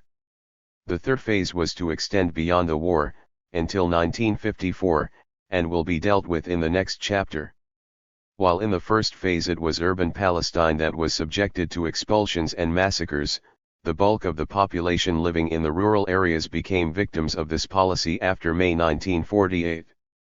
Out of about 850,000 Palestinians living in the territories designated by the UN as a Jewish state, only 160,000 remained on or nearby their land and homes. Those who remained became the Palestinian minority in Israel. The rest were expelled or fled under the threat of expulsion, and a few thousand died in massacres. Thus, when winter was over and the spring of 1949 warmed a particularly frozen Palestine, the land as we have described it in this book, reconstructing a period stretching over 250 years, had changed beyond recognition. The countryside, the rural heart of Palestine, with its colorful and picturesque villages, was ruined. Half of the villages had been destroyed, flattened by Israeli bulldozers which had been at work since August 1948 when the government had decided either to turn them into cultivated land or to build new Jewish settlements on their remains. A naming committee granted the new settlements Hebraized versions of the original Arab names. Libya became Lavi, and Safuria Zippori, although Idiot retained its original name. David Ben-Gurion explained that this was done as part of an attempt to prevent future claim to the villages. It was also supported by the Israeli archaeologists, who had authorized the names as returning the map to something resembling ancient Israel. 18. Urban Palestine was similarly crushed. The Palestinian neighborhoods in mixed towns were destroyed, apart from a few quarters that were left empty, to be populated later by Jewish immigrants from Arab countries. The non-mixed towns experienced two very different fates. The people of Lydda, Ramleh, and Maghdal were evicted by force, suffering massacres and humiliation in the process. Shaphem Ruah and Nazareth, on the other hand, remained intact, but were hopelessly overpopulated by streams of refugees fleeing from nearby villages. 750,000 Palestinians became refugees. This was almost 90% of those living in what was designated as the Jewish state. By the winter of 1948, they were already in tents provided by international charity organizations, warmed only by the UN resolution promising them a quick return to their homes. Those living in the Gaza Strip became acquainted with Egyptian military rule, harsh at the time, but mostly indifferent, in a packed area that included the largest segment of the refugee community. Those in the West Bank who were still in their own homes and had retained their connection to the Hashemites carved out a new political and economic future for themselves. Those who found themselves as refugees there were crammed into tented camps, living off charity and solidarity. Those who still hoped for an independent Palestine soon encountered the rough treatment of the Hashemite Secret Service and police, but later succeeded in creating a national political infrastructure for independent action. Palestine was lost to the Palestinians in the 1948 war, as much on the diplomatic front as on the battlefield. The tacit understanding reached between Israel and Jordan on the eve of the war over the partitioning of post-Mandate Palestine neutralized the Arab Legion, Jordan's efficient, British-led army, which confined its activity to the area around Jerusalem. This was a strategic decision that determined the balance of power in the 1948 war. In all, apart from a short period of parity, the Jewish side had more, but not significantly more, soldiers and ammunition as the war continued. It was highly mobilized compared to its opponents, and far better organized. The Haganah could draw from a reserve of Western-trained and homegrown officers with military experience. It had an effective centralized system of command and control and fought over a relatively small area, enabling it to operate swiftly and more efficiently than the Egyptian or Iraqi armies, fighting a long way from home. Map for the Near East after the 1967 June War. The settlement policy of the Jewish Agency left many settlements in isolated positions, and the general balance of power was not reflected around these spots. There were, according to the official Israeli foundational mythology, a few Jews against many Arabs in several battles, and Jewish acts of heroism were indeed performed on these killing fields, but this was not universal. Nonetheless, the 660,000-strong Jewish community suffered 6,000 deaths, of which 2,000 were civilians, in all, 1% of the population. Palestine now became a new geopolitical entity, or rather three entities. 2. The West Bank and the Gaza Strip, were ill-defined, the first fully annexed to Jordan, but without the population's consent or enthusiasm, the second in limbo under military rule, its inhabitants prevented from entering Egypt proper. The third entity was Israel, bent on Judaizing every part of Palestine, and building a new living organism, the Jewish community of Israel.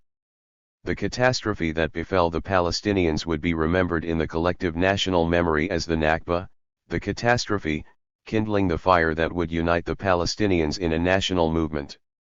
Its self-image would be that of an indigenous population led by a guerrilla movement wishing without success to turn the clock back. The Israelis' collective memory would depict the war as the act of a national liberation movement fighting both British colonialism and Arab hostility, and winning against all odds. Their loss of 1% of the population would cloud the joy of achieving independence, but not the will and determination to Judaize Palestine and turn it into a future haven for world Jewry in the aftermath of the Holocaust. Chapter 5. The Age of Partition, 1948 to 1967. Dislocation and dispossession. About 2.5 million people now lived within the borders of what had been Mandate Palestine. In the newly created State of Israel, these included newcomers, the majority of them Jewish immigrants from Eastern Europe and Arab countries, but also the 160,000 Palestinians who somehow had been able to stay on the land. Nearly 1 million of Palestine's indigenous population had been made refugees, many of these had been expelled to the West Bank and the Gaza Strip, others to nearby Lebanon, Syria, and Jordan. The refugees came from all walks of life, but those who found themselves thrown together in the camps shared a similar socio-economic background. Whether camp dwellers or not, rich or poor, they had all experienced the collective and personal trauma that would consolidate their future ties as a national community, their sense of identity centered on their lost homeland.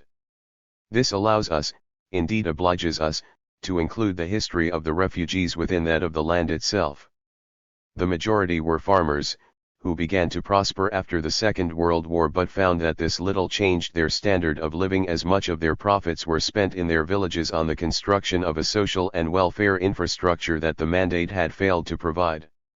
Now, in 1948, expelled by force from their homeland, they were beggars who depended on United Nations handouts, and living in the hope of soon returning to their homes. Putting it differently, about 1 million Palestinians were still living in Palestine itself, where they were now outnumbered by 1.5 million Jews, while another million Palestinians lived near the borders of Palestine, mostly in refugee camps. 1. The society of what had been Mandate Palestine included others apart from the indigenous people who had been expelled and the newcomers who had settled on their land. These were the veteran Zionists, some from as early as the 1880s. The first half of the 1950s were years in which both newcomers and established residents had to find ways of adapting to the new geopolitical situation around them. In political terms, those times were marked by indecision, lost opportunities, and irreversible resolutions. It proved a precarious transition in Palestine, in which some fared better than others. The main victims, however, were the refugees in the camps. Their quality of life was determined by the regimes under which they were now living, as it was the host country's official policies and economic resources that determined how big the camps would be, how close together the mud huts would be built, and what basic infrastructure there would be. No less important in the life of the refugees was the UN. The organization defined a refugee as a needy person and his direct descendants, who as a result of the war in Palestine has lost his home and his means of livelihood. 2. The winter of 1948-49 was particularly cold and bitter, and the 750,000 persons who qualified as refugees would hardly have survived were it not for American welfare organizations and international aid agencies. 3. In January 1949, after the money from such charitable organizations ran out, the UN established a single body to deal with the Palestinian refugee problem, the United Nations Relief and Works Agency, UNRWA. This was the brainchild of American entrepreneurs who were not interested directly in the political dimensions of the refugee problem, but believed they could link the refugees' settlement in Arab countries with a kind of Marshall Plan for the Middle East. As in Europe, the idea was to promote better standards of living as the best means for containing Soviet expansion. That the American involvement centered on the welfare aspect of the problem explains why UNRWA proved unable to change the refugees' status or well-being significantly. Although it promised to support them in their transition to repatriation, UNRWA never succeeded in turning this into reality. It also vowed to protect the refugees and the rights they had under international law, another promise that remained unfulfilled. Instead, its main achievement consisted of moving them from tents into mud huts built within low-walled camps, with a few narrow lanes running through these new shanty towns of the Middle East. The now familiar sight of these refugee camps was a constant reminder to the world of what one author called the bitter harvest of the 1948 war. 4. The original huts and the new additions were all built from temporary materials, mainly clay, instead of the traditional stone, which encapsulated the refugees' transitional status and highlighted their anticipation of soon being repatriated, as laid down in UN Resolution 194, or, in the case of the more romantic among them, of the liberation of Palestine as promised by the guerrilla organizations vowing to defeat Zionism and Israel.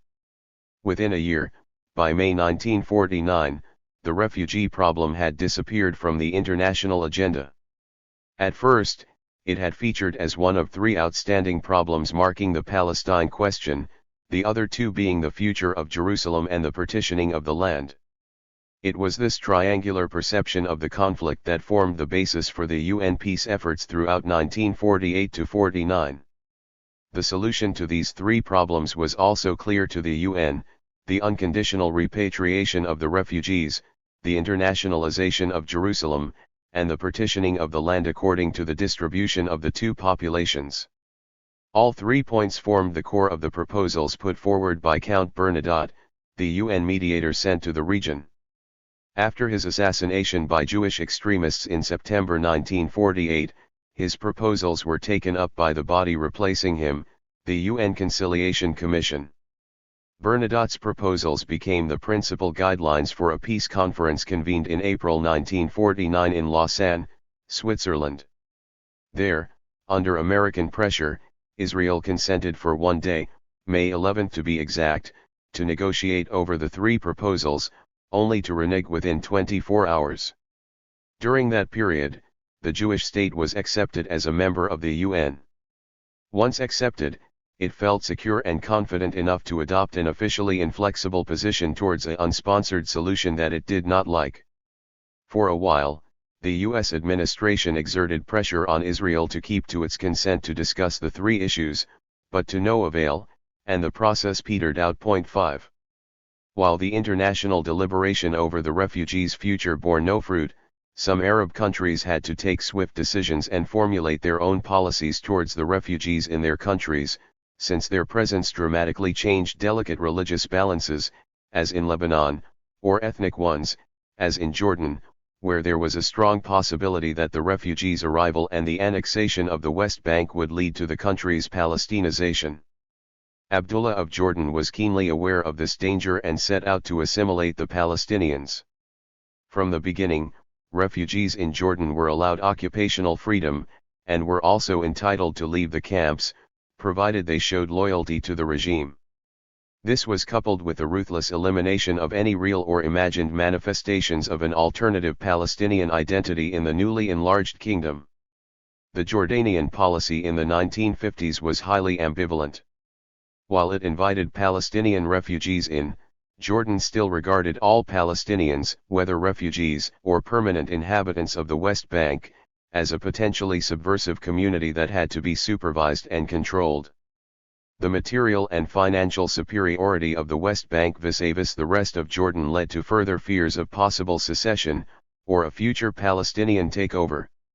The tension between the West Bank residents and their new ruler did not ease with time, nor did the relationship improve under the reign of Abdullah's grandson, King Hussein, who came to power in 1953. The same can be said about the relationship between the camp dwellers on the Eastern Bank and the authorities. Only those Palestinians who settled in the East Bank, outside the camps, were able to normalize their existence over time, which may explain why some integrated willingly into their new society. At the same time, Jordan was a much more welcoming host state than Lebanon or Syria, for instance. From the beginning, the Lebanese government employed an uncompromising policy of oppression and exclusion towards the refugees. Palestinians arriving in Lebanon were mostly self-sufficient peasants or farmers from Galilee, or expellees from Haifa and Acre. They all faced exceptional hardships, and were treated as foreigners in terms of housing and employment. The government, apprehensive lest the refugees disturb Lebanon's delicate ethno-religious balance, confined them to miserable camps.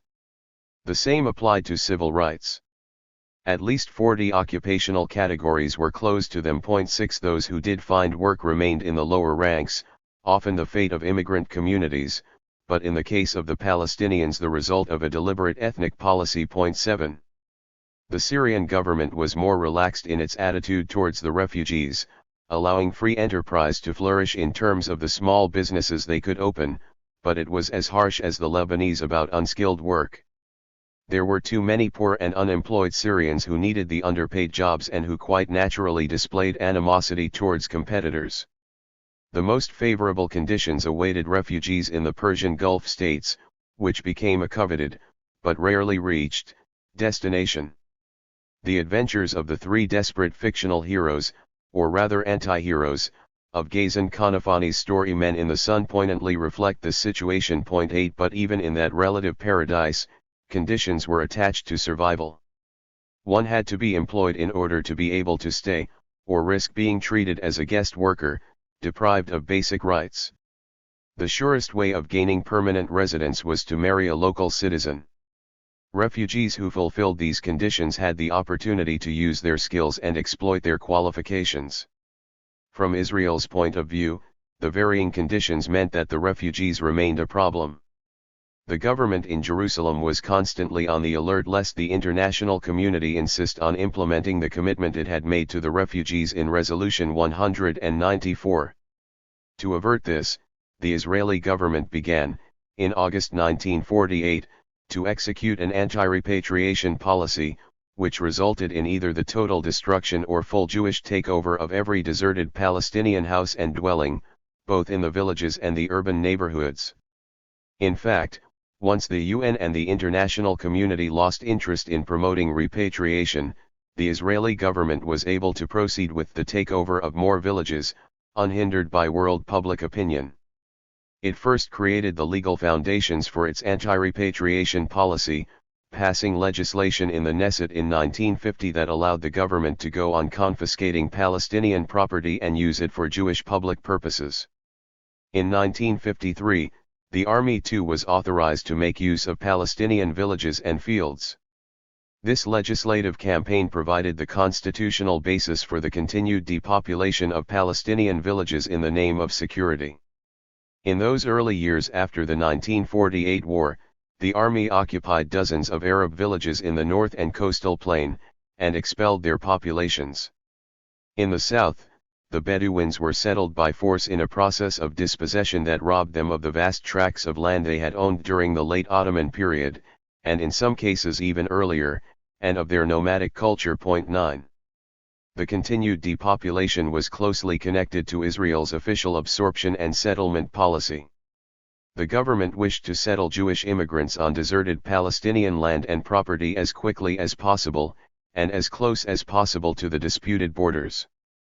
But despite these efforts, the population in some areas adjacent to the borders remained Palestinian, and Israeli security experts feared that this geographical proximity would encourage cross-border cooperation among Palestinians. Though such alliances never materialized, this proximity served as one of the principal justifications, or rather pretexts, for the imposition of harsh military rule on these areas. Many of the Jewish immigrants sent by the central government in the 1950s to new settlements on the border came from Arab countries. Locating them on the border, often on the ruins of deserted Palestinian villages, served several purposes. It provided an easy solution for problems of accommodation and land. It also stretched the Judaization of Palestine into geographical areas it had been unable to reach during the Mandate. The Israeli Foreign Ministry argued that this provided natural justice. The Jewish immigrants had been expelled by the Arab world, only true of Iraq, and could now be given homes vacated by Palestinians. By explaining the settlement policy in this way, Foreign Ministry officials sought to persuade the international community that a population exchange of a kind had taken place, and that there was no need to search any longer for a solution to the refugee problem. 10. This campaign of land and village confiscation continued intermittently from 1949 to 1954. The prey were helpless, the predators tenacious.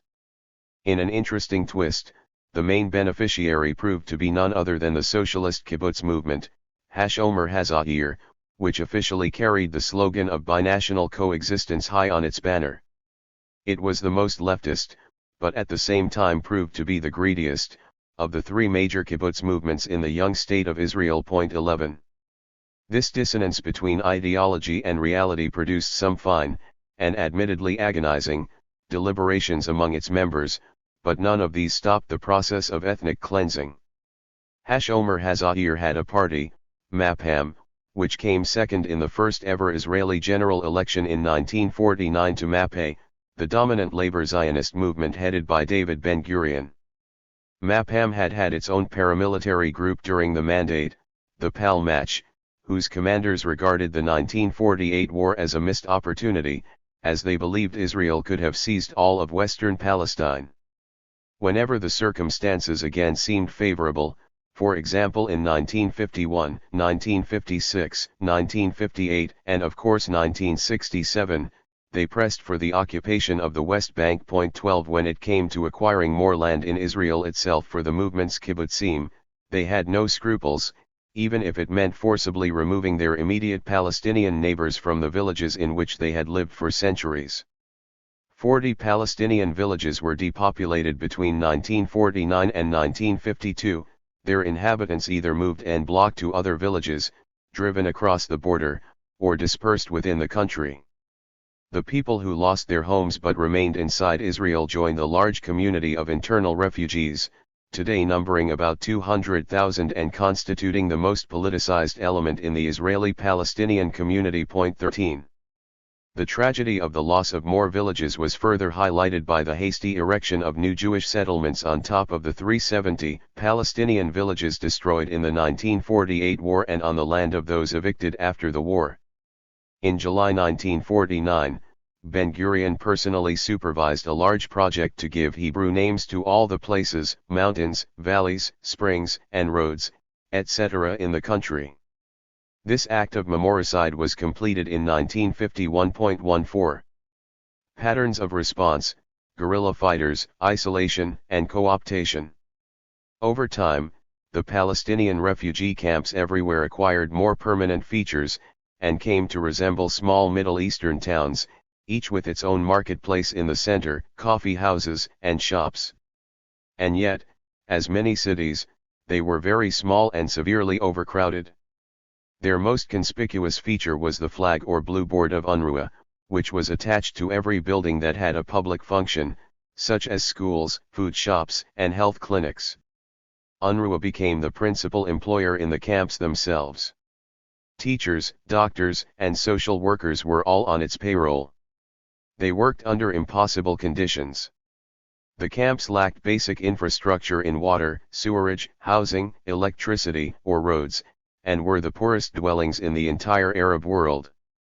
By the late 1950s, violence and despair were channeled into guerrilla activity, which recruited boys, and some girls, from an early age. This process was part of the re-emergence of the Palestinian national movement. Two aspects need to be highlighted: one was highly political and active, in fact hyperactive; the other was social and cultural, a less visible but more measured process of at first disintegration and then cohesion. Main participants in the first were the members of the various Palestinian national organizations who, from sunrise to sunset, were busy inventing a new tradition, the Palestinian guerrilla movement. A sign of the lifestyle they adopted was the array of ceremonies, rallies, days of celebration and commemoration, and their accompanying insignia and customs, all presented in the most up-to-date discourse of decolonization and Third World nationalism.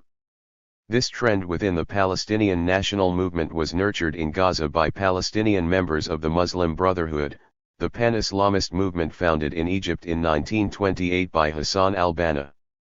Active both in the Gaza Strip and the West Bank, this form of political Islam was the only organization with a significant following in the camps in the 1950s, where it built a network on the traditional orientations of the peasant and lower middle-class camp dwellers. For the latter, there was little in the secular field of politics to attract them, given the resounding failure of the national leaderships in Palestine and the Arab world in 1948. They did not become religious activists but rather nationalist fighters, who keenly used the Brotherhood's organization as a model for their own activism against Israel. 15. The refugee community soon became politicized to an extent that ideology or politics had never succeeded in achieving. Political activity took time to crystallize, and was at first leaderless and individualistic. It centered around the mythical figure of the Palestinian fighter, Fida Ilan, who was willing to sacrifice his life for the cause of Palestine, however ill-defined at the time. If he survived, his bravery gave him a commanding position within his own society. The area of operation of the Fida Ilan was the guarded border between Israel and the rest of Palestine, and activities initially consisted of attempts to retrieve lost property. As their camps were near the borders, Palestinian refugees watched their lands and assets being taken over by Jewish immigrants, now citizens of the State of Israel. Encouraged, to some extent, by the Egyptians and Jordanians to salvage as much as they could of their lost property, the bolder ones began conducting armed raids on isolated Jewish settlements close to the Gaza Strip and the West Bank, at times killing the new Jewish owners of their property, sometimes striking randomly at any Jew they encountered, but most often returning empty-handed to their camps. Gradually, Palestinians with a clearer sense of politics and nationalism began to organize these incursions into a more systematic form of combat against the Jewish state. The result was the Fida units, the beginnings of Palestinian resistance. Initially, these units were supervised and controlled by the Jordanians and the Egyptians, who did not want the new army to act too independently and drag them into a war proper with Israel. The Palestinians themselves were also hesitant about such an escalation, given the Israeli tendency to retaliate with a shoot-to-kill policy, which, throughout the 1950s, resulted in the death of thousands of Palestinians. 16 The Israelis reacted harshly even to the early, limited Fida actions, attacking and killing civilians. The special elite units on the Israeli side that carried out these reprisals became the backbone of the commando units of the Israeli Defense Force, IDF, whose feats helped create, both inside and outside Israel, the mystique of the Israeli invincibility. From the cadre of young Fida-e-Ayun sprang the most significant Palestinian organization, Fatah, which had at its center figures such as Yasser Arafat and Khalil al-Wazir, Abu Jihad. The former was a distant relation of the Husseini family, his origins still blurred today by his self-invented biography or by the memoirs of those around him. The latter was a young refugee from Ramleh. With their friends, these two operated in the refugee camps in Gaza, where they set up a national group for the liberation of Palestine, the Arabic initials of its name, the Movement for the Liberation of Palestine, spelled Fatah victory when read in reverse. By 1954, Fatah had begun a series of mini-sabotage attacks on Israel, using the Muslim Brotherhood structures to recruit the Fida-e-Ayun to their side and away from the Egyptian army. 17 Before long, political activism thrived not only in the camps, but also in the urban centers of the West Bank, the Gaza Strip, Amman, and Damascus. Politics was now totally divorced from the world of the old nationalist notables, who were not able to exert influence beyond the mid-1950s, except in one instance. This was the assassination of King Abdullah in July 1951, by someone probably connected to Amin al-Husseini. The nationalist notables directed their wrath towards Abdullah for his attempt to conclude a peace treaty with Israel, beyond the armistice agreement he had signed with the Jewish state in April 1949. In the later agreement, Abdullah ceded even more Palestinian territory to Israel. The agreement encountered an obstacle when the newly acquired territory, Wadi Era, with 12 villages and 15,000 inhabitants, later called the Little Triangle, was found to include a Palestinian population. However, the territory was strategically vital for Israel, as it connected the coastal town of Hadera with the eastern town of Afula, and was coveted despite its Arab character. It became the second largest concentration of Palestinian citizens within the State of Israel, after Galilee. 18. Although not directly blamed for letting the Nakba happen, the notables lost credibility and were no longer trusted to carry on the political struggle. Nor, for the middle class at least, was political Islam an alternative. Urban Palestinians were more attracted by leftist and Marxist ideologies. As more well-to-do activists, they were particularly enterprising in the West Bank around the Communist Party there, and in the Gaza Strip, where they recruited for a new party, the Arab nationalist movement called Al-Qawmiyyun al-Arab, the precursor of the leftist fronts such as the PFLP and PDFLP in the late 1960s. 19 A closer look reveals that these activists were middle-class professionals, educators, and students, whose career or financial success was blocked. In Jordan, they were joined by other alienated groups wishing to make the movement a more Arab and radical entity. Nor were they inventing the wheel in terms of Arab ideology. The Free Officers of Egypt and the Ba'ath Party in Syria had already devised a convenient, albeit vague, vision of an Arab world liberated from its predicaments of the 1950s. This was a mixture inspired by the ideologies of Pan-Arabism, socialism and anti-imperialism, which presented all three as the best weapons with which to fight European military presence, Zionism, and the ills of local capitalism.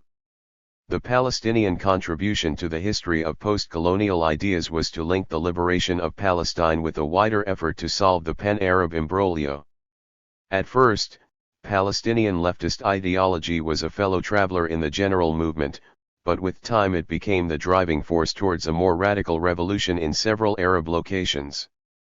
Palestinian leftists were instrumental in bringing about changes in regimes and in installing leftist politicians as heads of state, as in South Yemen and Lebanon, although these changes were short-lived. Leftist politicians were eventually ousted by more nationalist and authoritarian military regimes, which proved less committed to socialist and Marxist ideologies and, equally, less interested in the fate of Palestine, the notable exception being the Republic of South Yemen. Point 20. The majority of the Palestinian middle class, wherever they lived, was pragmatic enough to play according to the rules of the main political game. The urban middle class within what had been the Mandate, Israel, the West Bank and the Gaza Strip, strove to exploit the educational opportunities at their disposal. While political space was limited, basic education was affordable and accessible, whether in Jordan, the Gaza Strip or Israel. In all three locations, as in most of the other countries in the Arab world where Palestinians were living in urban centers, education was free. It was also available in UNRWA's schools in the refugee camps. Today the Palestinians are one of the most highly educated groups in the Arab world.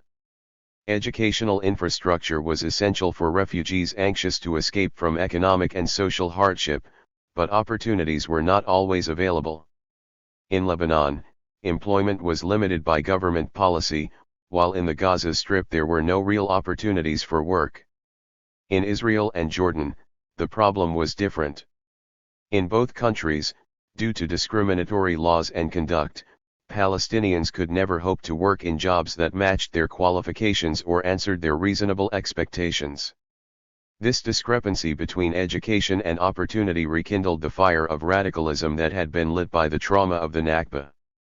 At the end of the 1950s, urbanite political activity converging with the efforts of organizations such as Fatah produced a clearer sense of national orientation. In less than a decade, Palestinian activists in their different locations had succeeded in formulating through their parties' platforms and discourse the two clear Palestinian goals that would guide them in the post-Nakba era, the creation of a Palestinian state, and the return of Palestinian refugees. As the state they envisioned was to replace Israel, the second goal would have been achieved by the success of the first. 21 later, in the 1970s, when the Palestine Liberation Organization, PLO, was willing to accept a state in the West Bank and the Gaza Strip, it was hard to see this as compatible with the implementation of the right of return to historical Palestine. The activist core of radicals, the old nationalist notables, and the Islamist activists in the camps, all appeared to share an approach, the need for an armed struggle to recapture Palestine. The notables had very little to offer in this respect. It was the less fortunate refugees who more eagerly joined the armed struggle and became its heroes and leaders, thereby revolutionizing the social structure of Palestinian society. This radical approach began to attract regional and global attention after 1956. For the majority of Palestinians, economic survival remained the priority. This could be seen in the daily routine of many of the refugee camp dwellers. Of the approximately 2 million Palestinian refugees, only a few thousand took up arms, or attempted to effect Palestinian liberation through writing or diplomacy. For the majority, politics became a constant, intrusive element in their lives. The rhetoric, the hypernational activity, and the recruitment, usually voluntary but sometimes coerced, to the cause disrupted both hierarchy and tradition. The younger generation now took precedence over the older, patriarchal one, women began playing a more central role on the public stage, and the clans lost their dominance almost totally and were gradually replaced by the nuclear family. As happened throughout the 20th century to immigrant communities in the West, families needed the young and educated to communicate with the new world around them, which resulted in a further reduction in the status granted to seniority and age. 22 A similar revolution occurred in the communities of Jews immigrating to Israel from Arab countries and among the Palestinian minority in Israel. 23 Individual ways of adapting to new conditions, as distinct from the collective one, took place in the business sector, the workplace, and the labor market in general. This can be illustrated by the economic history of the West Bank from 1948 to 1967. There was no economic leadership in the annexed West Bank, let alone a social or political elite that could determine economic policies. The capital of both East and West Banks was Amman, and every aspect of life was dealt with from there. Nonetheless, the capacity for business and economic success of Palestinians in the West Bank affected the Jordanian economy as a whole. In other circumstances, this will and energy could have been deployed collectively for the benefit of an emerging independent Palestinian state. Instead, it was diverted into creating prosperity for the host country alone. In Jordan, the Palestinian community of businessmen, industrialists and agricultural producers had turned a non-existent Jordanian economy into a thriving market. After years of ruling an almost uninhabited arid area, the Hashemites now had something more akin to a modern state. There are always those who benefit from economic growth and those who suffer or at best gain little from it. Land was scarce in the post-1948 West Bank. It was also a part of Palestine where urbanization suddenly soared to an unprecedented level.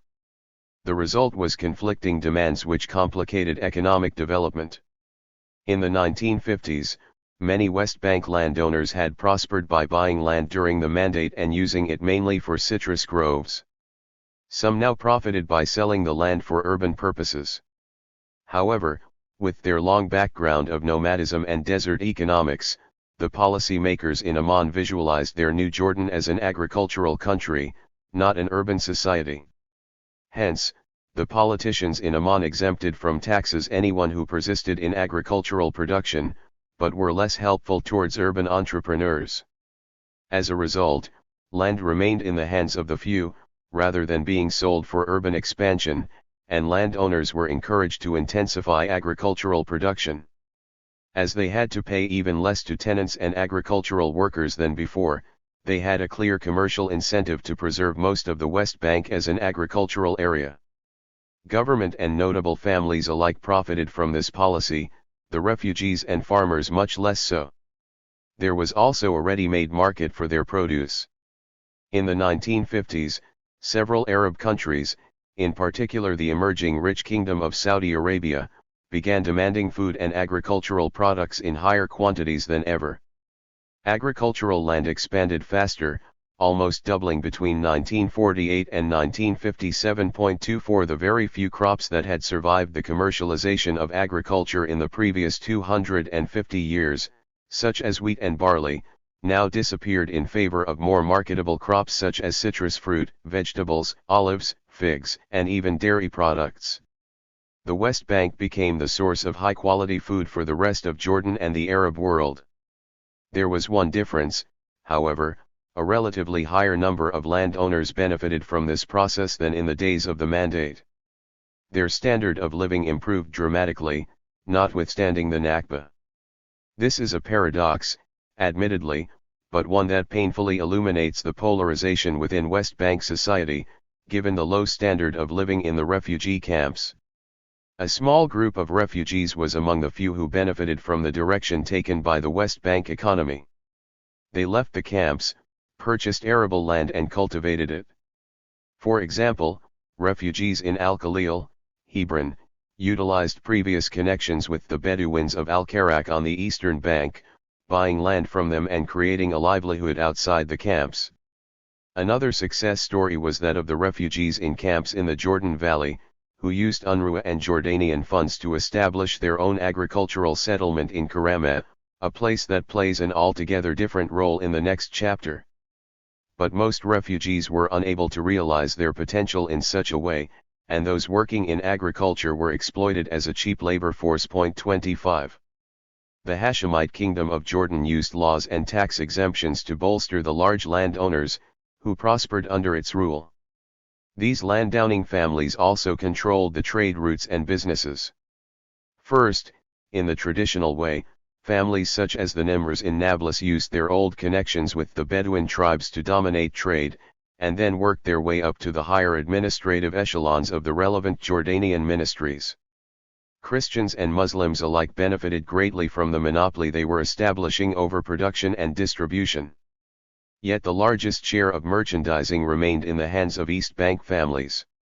As we saw in the previous chapter, the transfer of the interests of notable families from politics to economics was a pattern that started after the Second World War, when the Nashashivis opted for business rather than national leadership. Other families with a rich political past were now deeply involved in the business of making money. Such was the case with the Abd al-Hadis, who began cultivating seedlings successfully in the 1960s. They were represented in the local cadres of mayors, members of parliament, and others who helped prop up Hashemite rule in the West Bank. They were, however, no longer involved in Palestinian political life, which was centered on the refugee camps, and were more active on the eastern than on the western bank of the Jordan. They would be brought back into politics by the Israeli occupation in 1967 but, in a democratic vote in 1976, would lose to the PLO. The new economic interests of the old nationalist notables left little room for smaller traders, landowners, and manufacturers, who had no comparable access to the supervisory bodies established by the Hashemites to control exports and imports in the West Bank.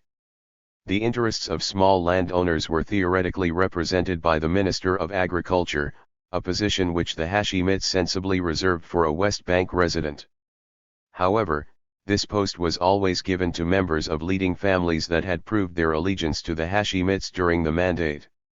While the traditional notables controlled economic life more firmly than ever, they were hampered politically by the Hashemite dynasty. Although they had access to civil service and secondary government posts, they were not allowed to act collectively in pursuit of nationalism. The vacuum this created was filled when the Fida-e-Ayun shifted their locus of activity from the Gaza Strip to Jordan. Soon younger members of the leading families joined this new form of politics, weakening the authority of notable families in Palestinian politics still further. Among the majority of the Palestinians in the West Bank who did not think that they had benefited from being saved by the Hashemites in 1948, there was a growing realization that they too were under occupation. This collective sense would ebb and flow throughout the 19 years of Hashemite rule in the West Bank. At its peak it was the driving force behind large demonstrations that culminated in an uprising in 1956 which was brutally quelled by the Jordanian army. General tensions with Egypt and Syria led the opposition to try to exploit the uprising as part of their overall attempt to radicalize Jordanian politics. In 1957, a coup attempted by Jordan's General Chief of Staff, Abu Nawar, failed. In 1958 the king was saved by the arrival of British forces, 26. These were confusing times for West Bank Palestinians who sought a stake in politics. On the one hand was the pull of nationalism and on the other the rewards of co-optation. The ruling dynasty was even willing to offer military governorships to people from notable families previously not allied to the Hashemite national leadership. The famous Palestinian historian Arif al-Arif was awarded a governorship in East Jerusalem, as was Ahmed Khalil, the former mayor of Haifa. East Jerusalemites in particular were elevated to some of the highest-ranking posts in the West Bank administration. Appointment by the king presupposed loyalty, but also meant further division among the notable families. Periods of democratization and free elections, such as occurred in the early 1950s in the West Bank, also eroded the notables' position even further. The twin processes of radicalism and isolation were also found at work within the Palestinian minority in Israel.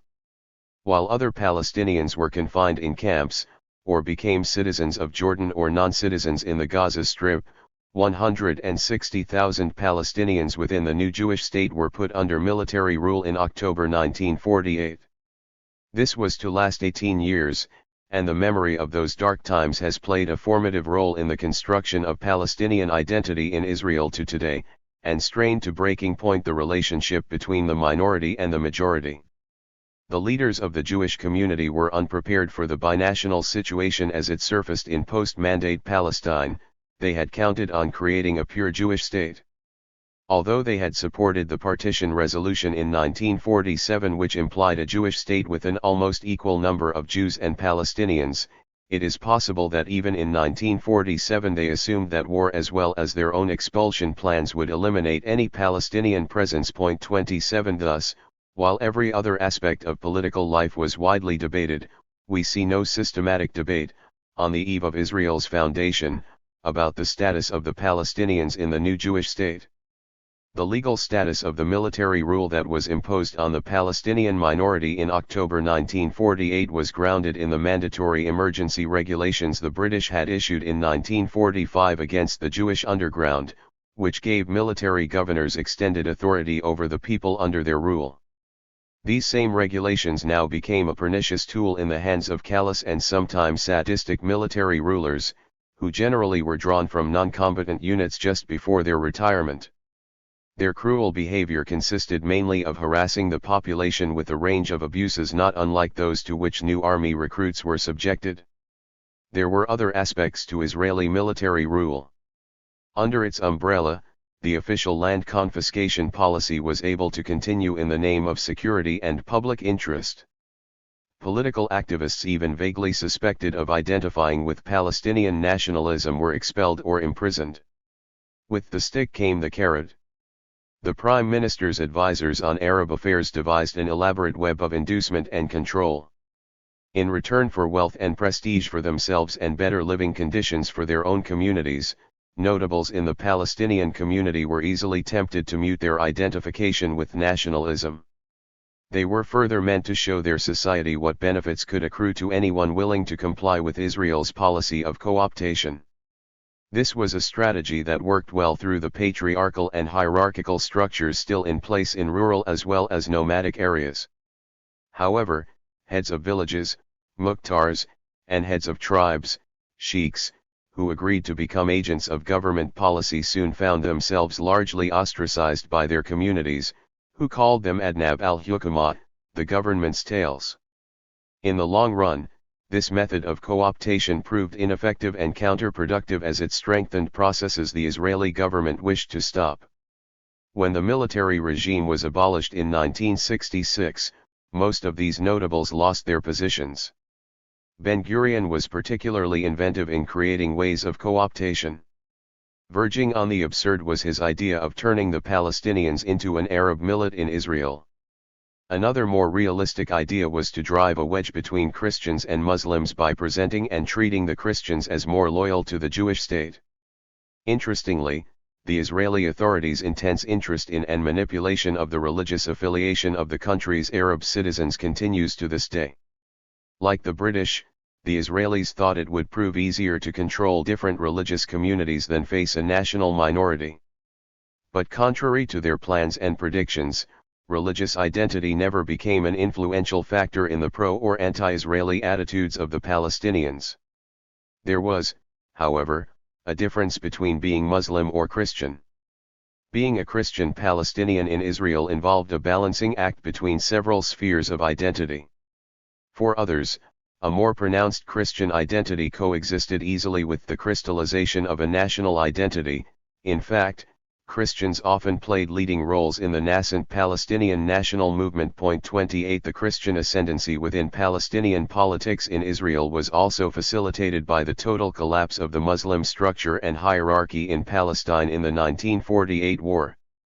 The senior ulama left the country, and it was many years before political Islam would reappear as a significant force.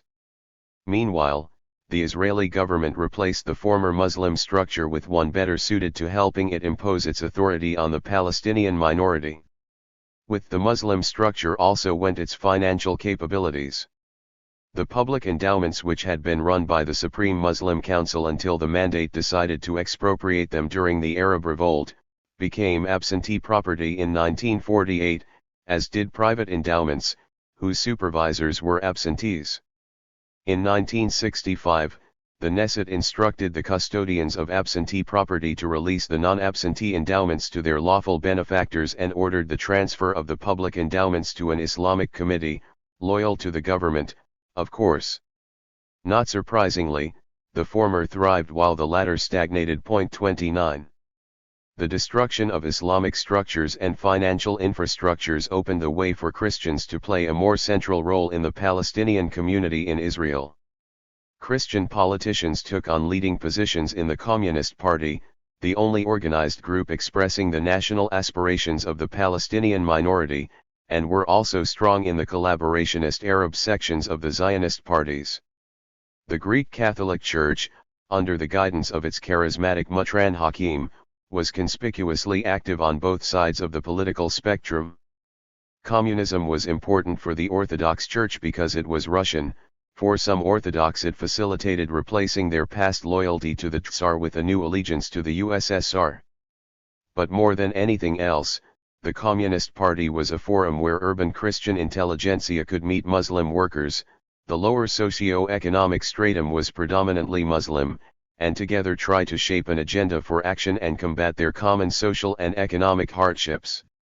Significantly, despite its allegiance to an a-national ideology, the Communist Party emerged as the only national party, that is, it enabled people to express their national aspirations without risking arrest, as long as they did so in the form of Marxist discourse.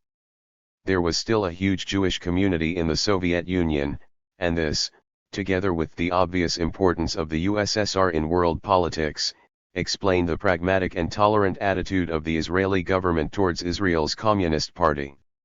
The politics of the Palestinian community in Israel was still elitist and largely male-dominated. Even the debates between collaborationists and communists took place within elite politics, while the rank and file had to survive the brutality of the military regime and the growing economic hardship. The Palestinian minority had the highest level of unemployment and underemployment caused by the accelerated proletarianization of a society that was traditionally mostly agrarian. Peasants employed in unskilled and poorly paid jobs had to return home every day to the families they were struggling to support, as they were not allowed to stay overnight in Jewish areas. For only one group, women, this meant a relative improvement. As they too were now needed to work outside the home, women could in return demand more education and a larger say in the community's affairs.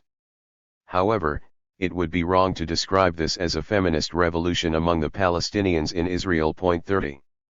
Among the cultural elite, one group stands out as united, and aloof from the tension between collaboration with the Jewish state and opposition to it.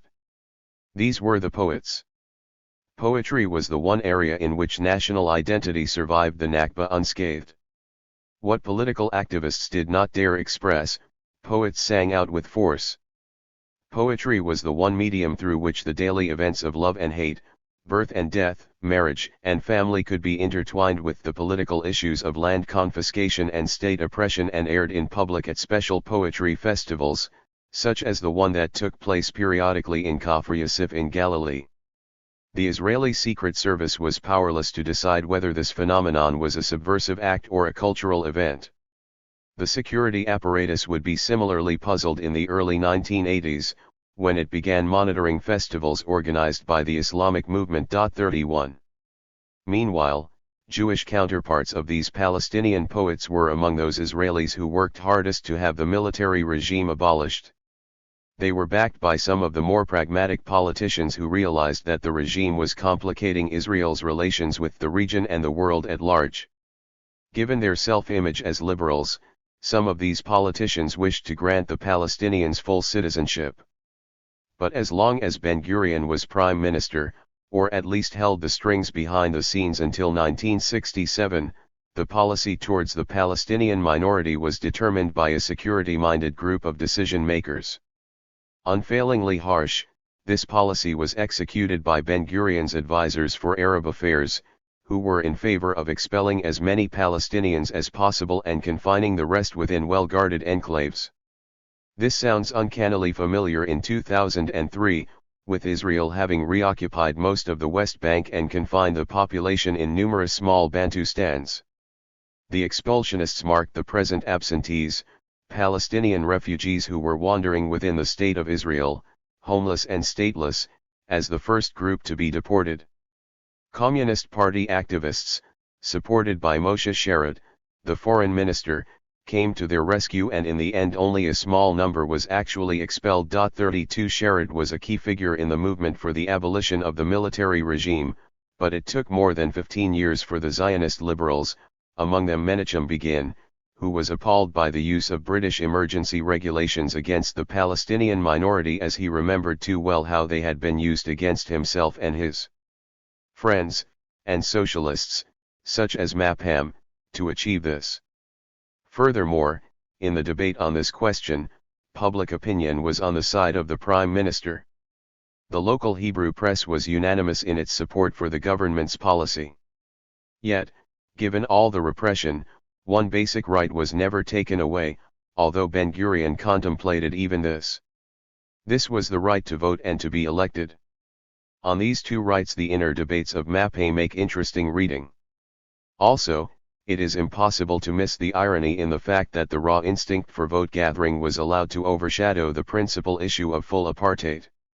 In particular, the Histadrut could not resist the treasure the Arab electorate might supply, and fought, as though they were genuine humanitarians, for the right of Palestinians to vote. Even Ben-Gurion, who wrongly predicted that all Palestinians would vote en bloc for the Communist Party, reluctantly recognized that they could be a useful tool for keeping Mappe in power. The immorality of the military regime was highlighted by the Kfar Qassem massacre. On October 29, 1956, the day the IDF invaded the Sinai Peninsula as part of its joint campaign with Britain and France to topple Nasser, the Israelis imposed a curfew on all Palestinian villages. This was inflicted on the population without notice.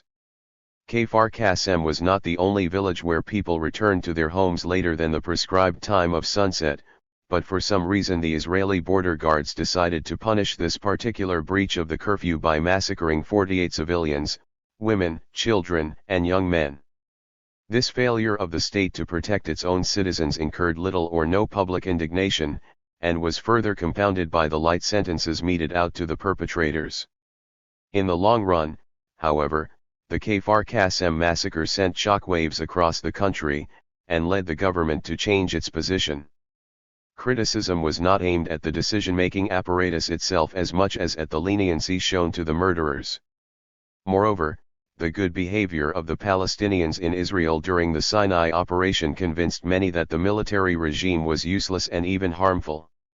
Even the head of the Israeli Secret Service, Isar Harel, tried to convince Ben-Gurion that from a security point of view abolishing military rule would be much more constructive than retaining it.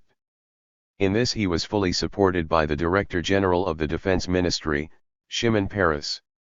However, nothing was to happen until Ben-Gurion lost the premiership. There was also division among the Palestinians on military rule, but typically this was not appreciated by the Israeli political system. In the early 1950s, the government was divided on the question of Palestinian conscription to the IDF.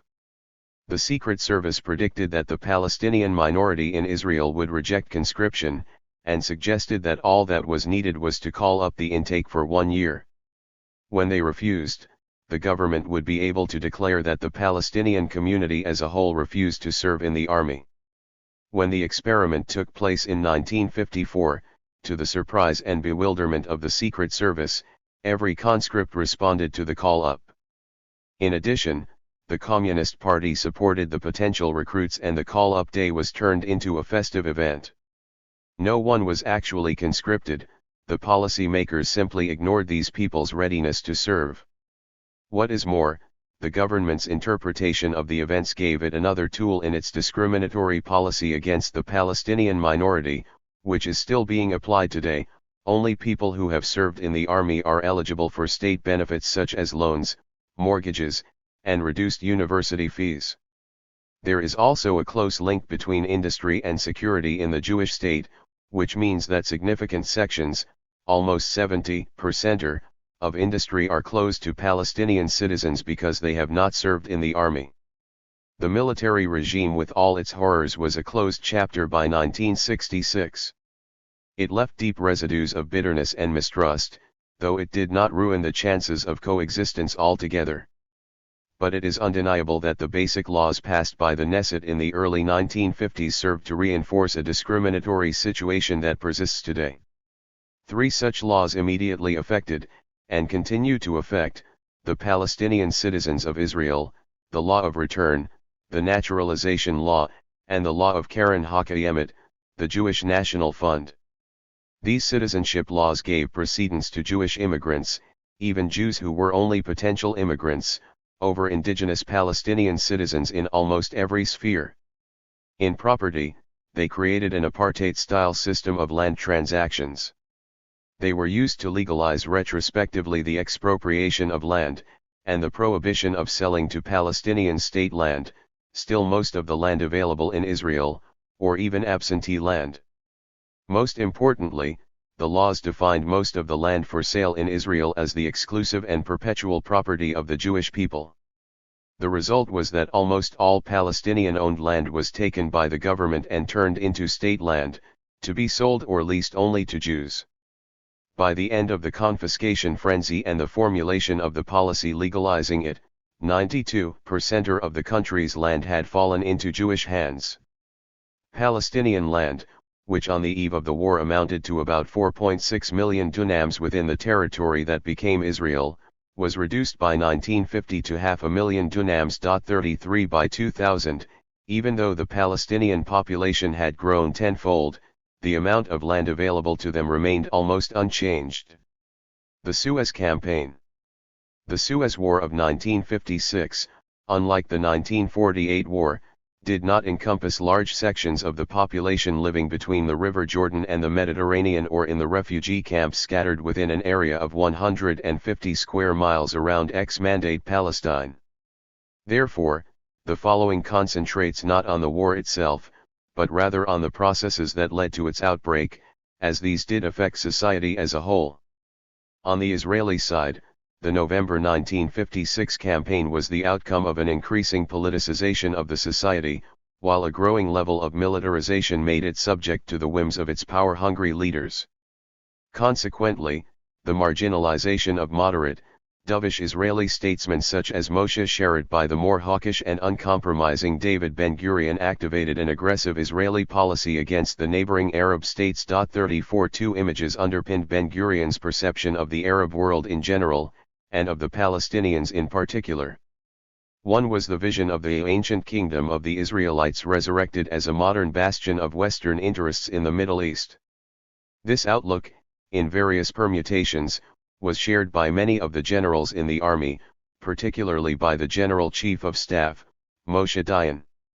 They all dreamed of a greater Israel expanding to the north, east and south, which they thought to achieve by exploiting the overall instability in Arab politics at the time, a weak Lebanese regime, repeated coups in Syria, a young, inexperienced king in Jordan, and revolutionary rulers in Egypt, uncertain as yet of their regional and Arab policies.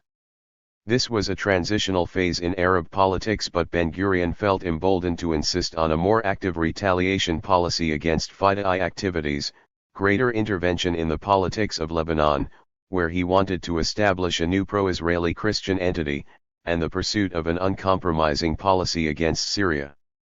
For example, he wished to occupy the demilitarized zone between Israel and Syria, in dispute since 1948 and a cause of constant border skirmishes.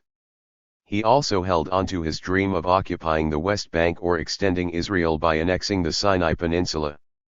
The second image that guided Ben-Gurion had more to do with negative emotions.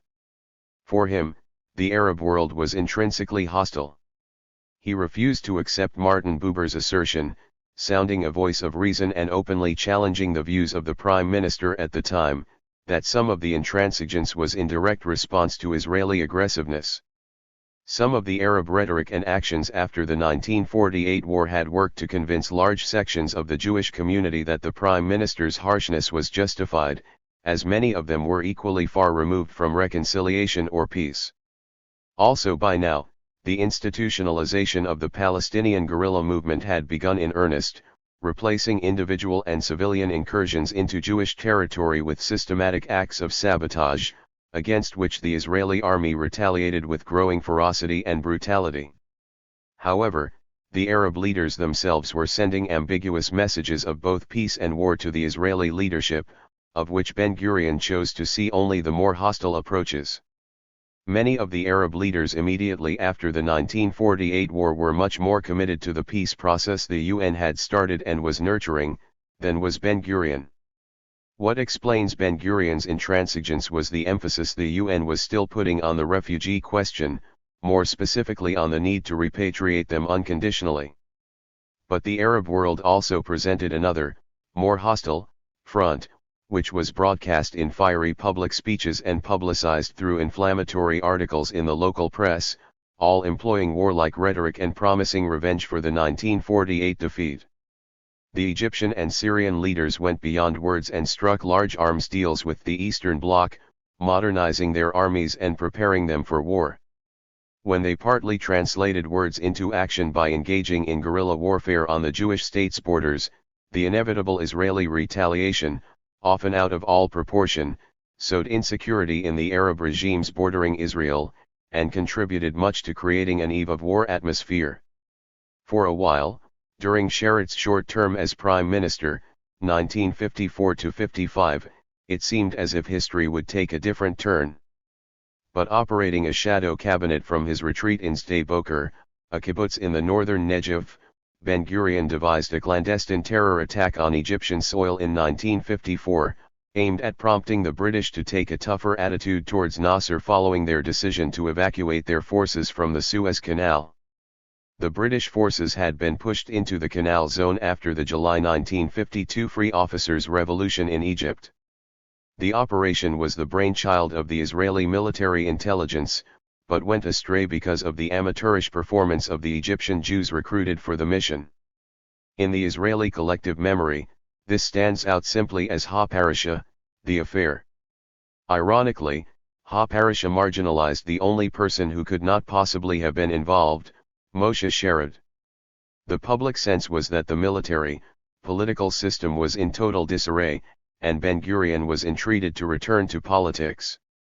He did so in February 1955, first as Minister of Defense, and later again as Prime Minister. Within a few days of his return to the center of political life, he succeeded at one stroke, a large-scale retaliation operation in Gaza, in destroying the delicate edifice of trust that Sharit and Nasser had begun building in a series of secret negotiations exploring the chances for peace between Israel and Egypt. 35 But Ha-Parasha was not over, and would bring Ben-Gurion down 8 years later, in 1963. Until then, however, he was in control, with no one to oppose him in his next move, the Sinai Campaign. Ben-Gurion was looking for a war, as was his chief of staff, Moshe Dayan. They found one by aligning Israel to the Anglo-French plot to overthrow Nasser. The ex-colonial powers had their own agenda.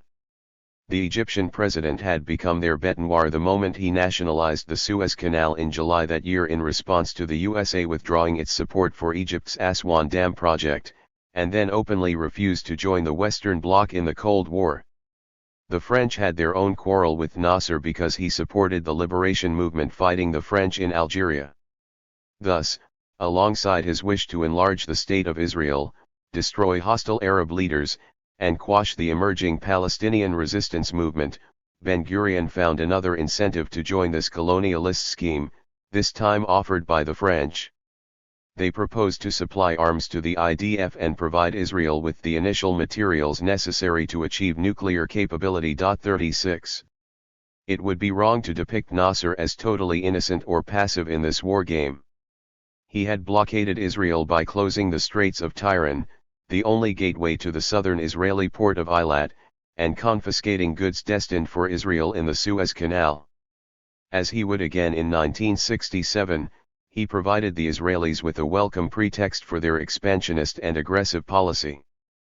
Precisely when Nasser was deliberating how to respond to the Alpha Plan, an Anglo-American peace proposal put forward in February 1955, Ben-Gurion sent his army on a large-scale retaliation operation against Palestinians in the Gaza Strip, pushing Nasser into an overall confrontation with Israel. 37. Israel's military victory was swift, but the political consequences were less impressive. Within a few days, the Israeli army had penetrated into the Gaza Strip and most of the Sinai Peninsula, while the Anglo-French Air Force protected them, bombarded Egypt, and sent paratroopers into the Canal Zone. But Israel could not keep its forces there for too long. A concentrated effort by both the USA and the USSR led to an Israeli withdrawal from the parts of the Sinai Peninsula it had succeeded in occupying, and freed Egypt from the presence of the British and French soldiers on its soil. One obvious result of the 1956 war was that it deepened the involvement of the army in Israeli life to unprecedented levels. As I see it, the militarization of Israeli society that had begun with the victory of 1948 was completed by the 1956 Sinai victory. The forced withdrawal did not affect the gains of the 1948 war. On the Palestinian side, it opened the way for a revolution in strategy, tactics, and structure in the political movement emerging in the refugee camps. Revolutionizing politics, the resistance movement institutionalized. The FIDA infrastructure suffered a major setback when Israel occupied the Gaza Strip for a short while during the Suez War and arrested and expelled all those listed as FIDA-IUN in the captured Egyptian files. This may explain the relative calm that descended for a while on the Palestinian political arena after the 1956 Suez War but was rekindled by the Arab Cold War, the fierce political struggle for hegemony that raged between 1958 and 1964. This took the form of a twofold confrontation. On the one hand, Nasser and his allies were pitted against traditional pro-Western Arab monarchies, and on the other, Nasser confronted other radical leaders such as Abd al-Karim Qasim, who overthrew the Hashemite dynasty in Iraq in 1958. The ultimate manifestation of radicalism was a well-publicized commitment to liberate Palestine. In this, the Iraqis had the upper hand. By the end of 1959, Qasim was employing a pro-Palestinian rhetoric, declaring he wanted to create a Palestinian entity in the West Bank and the Gaza Strip with the help of a new Palestinian army. 38. Nasser could not respond effectively, as his interests and troubles lay in Syria. In 1958, he united Syria and Egypt and formed the United Arab Republic, UAR. Military units, including those of the Palestinians, were now watched closely, not as means of fighting Israel, but as part of a network to sustain the fragile union. Within this new geopolitical situation, the role of Fatah was formalized. Fatah was not a significant political factor before 1958, when its founders decided to construct a national infrastructure that would be able not only to carry out an armed struggle but also to sustain independent Palestinian life and politics. The organization succeeded in widening its circle of supporters by publishing a journal, Filastinana, Our Palestine, between 1959 and 1964, and in retaining its military capability by allying itself closely to Syria. The most striking phenomenon of Fatah in those early years was its young membership, made up of both students and workers, some of whom quickly made their way to the top. This made Fatah significantly different in composition and orientation from the traditional political parties of the Mandate period. No less unusual was the absence of an articulated ideology. Palestine had to be liberated, Israel destroyed, and there was no room for the Jews who had come after the First World War. Beyond that, however, this program could not be easily located on the political spectrum between left and right, or included in any dictionary of post-colonial ideologies. The UAR collapsed after 3 years, when a group of Syrian officers allied to the Ba'ath Party took over. Nasser was then able to focus more closely on the question of Palestine, even more so after his rival, Abd al-Karim Qasim, was overthrown in a coup in 1963. In the same year, Syria was once more briefly thrown into turmoil when another group of officers, again in the name of the Ba'ath but with closer ties to Egypt and to the Soviet Union, ousted their predecessors. Before long, the new rulers of Damascus and Baghdad on the one hand, and Nasser on the other were using the Palestinian armed struggle as a pawn in their own political games. A clearer Palestinian ideology was to be found in the philosophy of another Palestinian organization, mentioned briefly above, the Arab nationalist Al-Qawmiyyun al-Arab. This was a leftist refugee movement founded in 1951 at the American University of Beirut and led by a medical student, George Habash. It expanded into a significant force after 1956, when it declared open support for Nasser's policies during the UAR period and wisely retained cordial ties with the Syrian regime after the UAR had collapsed. The group's military capability was enhanced because they were ready to be coached by the Syrian military intelligence. However, by orientation and declared aim, the movement focused less on liberating Palestine than on revolutionizing the Arab world at large. Only in the mid-1960s would the graduates of Al-Qawmiyyun al-Arab become a proper guerrilla organization, under the name of the Popular Front for the Liberation of Palestine, PFLP, and direct their energy exclusively toward the armed struggle against Israel. 39. However, the political histrionics described here meant very little on the ground. The Palestinians living within the borders of ex-Mandate Palestine in particular felt detached from Pan-Arabism. Their lives were affected much more by their geopolitical location than by ecstatic vows by Arab or Palestinian leaders to liberate their homeland. If we look at the story of one Palestinian village, Barta, we find that, as a result of the Israeli-Jordanian Armistice Agreement of April 1949, it was divided into two, a not unusual outcome. Barta West was annexed to Israel, while Barta East was included in the Jordanian West Bank. Economically, the western part fared better, although its inhabitants were incorporated into an alien, at times hostile, political regime. They became non-citizens like the rest of the Palestinians in Israel, deprived of basic human and civil rights. Culturally, they were marooned within a state that portrayed them as primitive and backward. Barta East was spared such social and cultural difficulties, but suffered from the loss of land, most of which had been confiscated by Israel. The border, which between 1948 and 1967 ran through the center of the village, was sealed, and no family meetings, let alone reunions, were possible. As a result, two Palestinian collective identities developed under two very different political systems. Much ingenuity and creativity was needed in the face of Hashemite pressure to assimilate on the eastern side, and of repressive Israeli military rule on the western side. When the two parts were united after the war in June 1967, the communities continued to operate as two distinct villages, and still do today. Not only were they now speaking different Palestinian dialects but, until at least the 1990s, they were also following different political orientations. The absence of refugee camps within Israel contributed more than anything else to the distinct difference between the Palestinians living on either side of what was called the Green Line. This was the border between Israel and the West Bank, and its green color on official maps indicated its inconclusive nature in the eyes at least of the UN, on whose maps final borders appeared either in black or sometimes in purple. When refugees streamed into the West Bank and the Gaza Strip, their presence undermined the traditional structures of society there, threatening to revolutionize the Palestinian political milieu altogether. 40 As this revolutionary zeal was lacking in Israel, the politics of Palestinians there would remain far less radicalized than those of other segments of Palestinian society.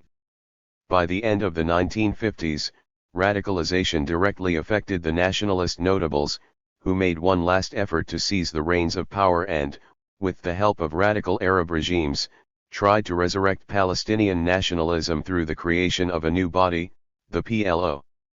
The idea was laudable, but its execution faulty. At first it appeared to be nothing more than another political act divorced from the interests and agenda of most Palestinians. The bogus PLO, 1964 to 1968. In their last political stand, and still headed by Ayman al-Husseini, the remaining nationalist notables utilized the Arab Cold War to carve a niche for Palestinian activity within the Arab League in Cairo. Characteristically, this was done to secure individual positions for themselves as much as from a genuine wish to struggle for Palestine. The Arab League was no longer a bastion of traditional Arab politics.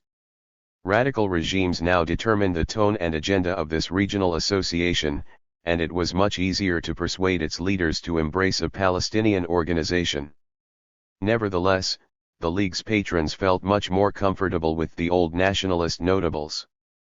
As Amin al-Husseini was too controversial to be selected as the head of the new All-Palestine organization, they opted for Ahmed al-Shukari, a subaltern member of the Arab Higher Committee, who after 1948 had begun a career within the Saudi Foreign Ministry. Although the radical Arab regimes and the traditional monarchy of Saudi Arabia had very little in common, they shared one political ambition: to embarrass the Hashemite regime in Jordan. Even after the ousting of Glubb Pasha, they regarded Jordan as a British outpost in the area. John Bagot Glubb was the commander-in-chief of the Arab Legion from 1938 and led the army in the 1948 war. He was blamed after the war for the loss of Lydda and Ramleh, an accusation ignored by the young King Hussein, until he himself felt threatened by Glubb and decided to expel him to Britain. There was no better issue than the Palestinian question with which to test Jordan's pan-Arab patriotism. Hence, the architects of the new structure, the PLO, chose Jerusalem as the venue for its inauguration. The ceremony took place in the Intercontinental Hotel in May 1964. The gloomy expression on the face of young King Hussein in photographs of the occasion shows how unpalatable the new organization was to him.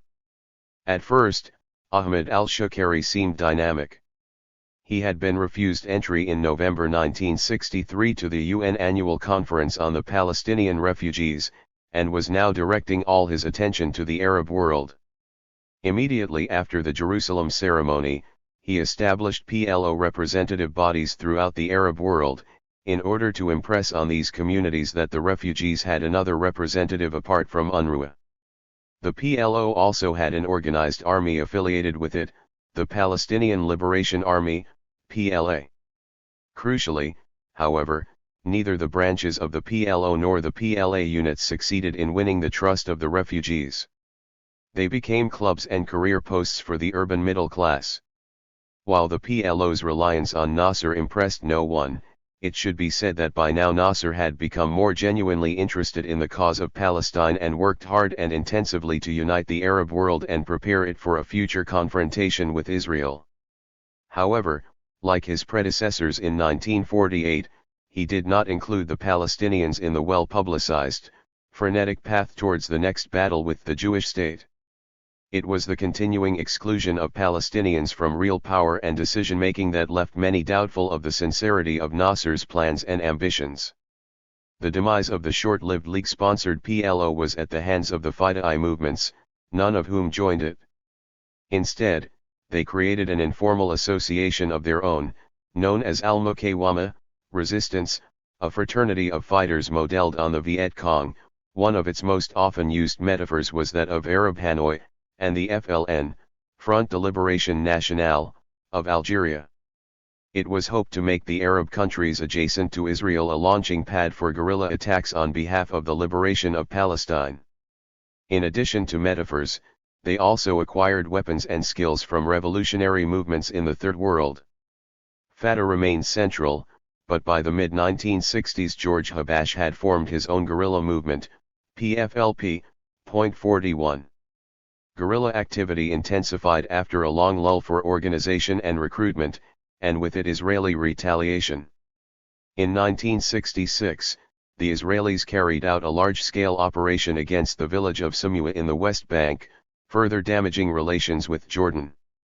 The growing tension along this border was one of the factors pushing a reluctant King Hussein into a military alliance with Syria and Egypt, an alliance that, among other signs of hostility, was regarded as a casus belli by the more militant section of the Israeli government.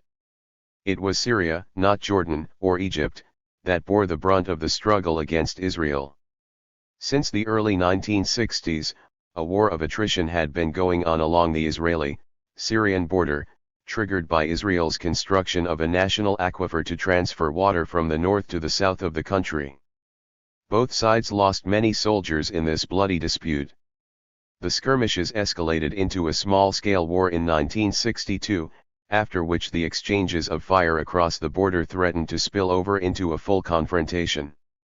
Conditions were ripe for the growth of Palestinian Fida-e-Ayun groups and for the spreading of, obviously false, claims that Palestine's liberation was near at hand. Al-Muqawama's inability to achieve much towards liberating Palestine was partly due to its failure to remain united. It was plagued by internal dissension from its inception.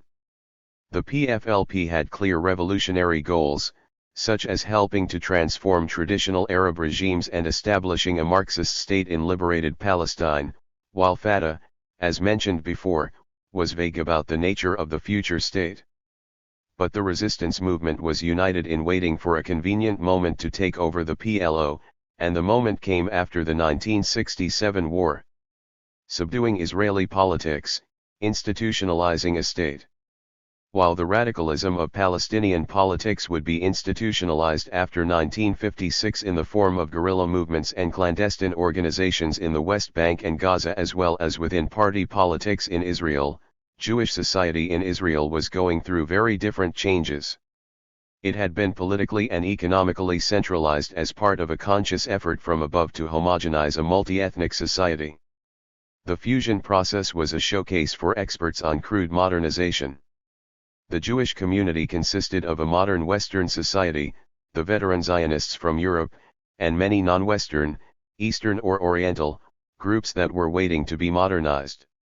These were Palestinians, Jews from Arab countries, and ultra-Orthodox Jews.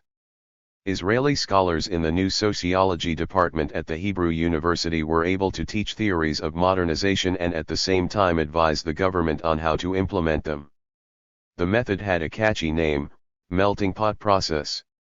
The model community consisted of the veteran European Jews, who had already become modern Israelis under the influence of the Hebrew revival, the militarism of Israeli society, and the settlement ethos, all colored by Marxist, socialist, and nationalist narratives.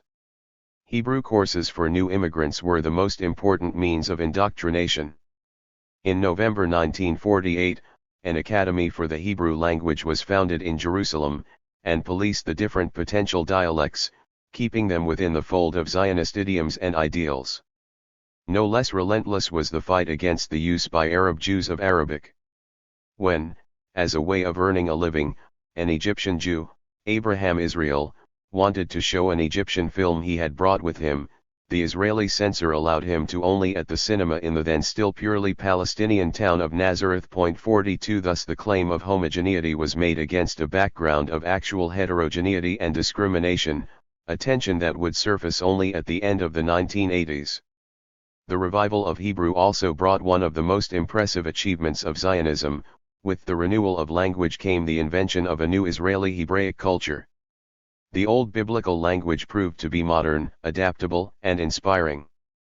After a shaky beginning, which produced language not unlike what modern English prose would look if it were interspersed with Shakespearean phrases, Israeli writers, novelists, and journalists began to excel in articulating daily worries and hopes in a liberated and easy-flowing new language. Very soon it also had its own slang, another sign of its vitality.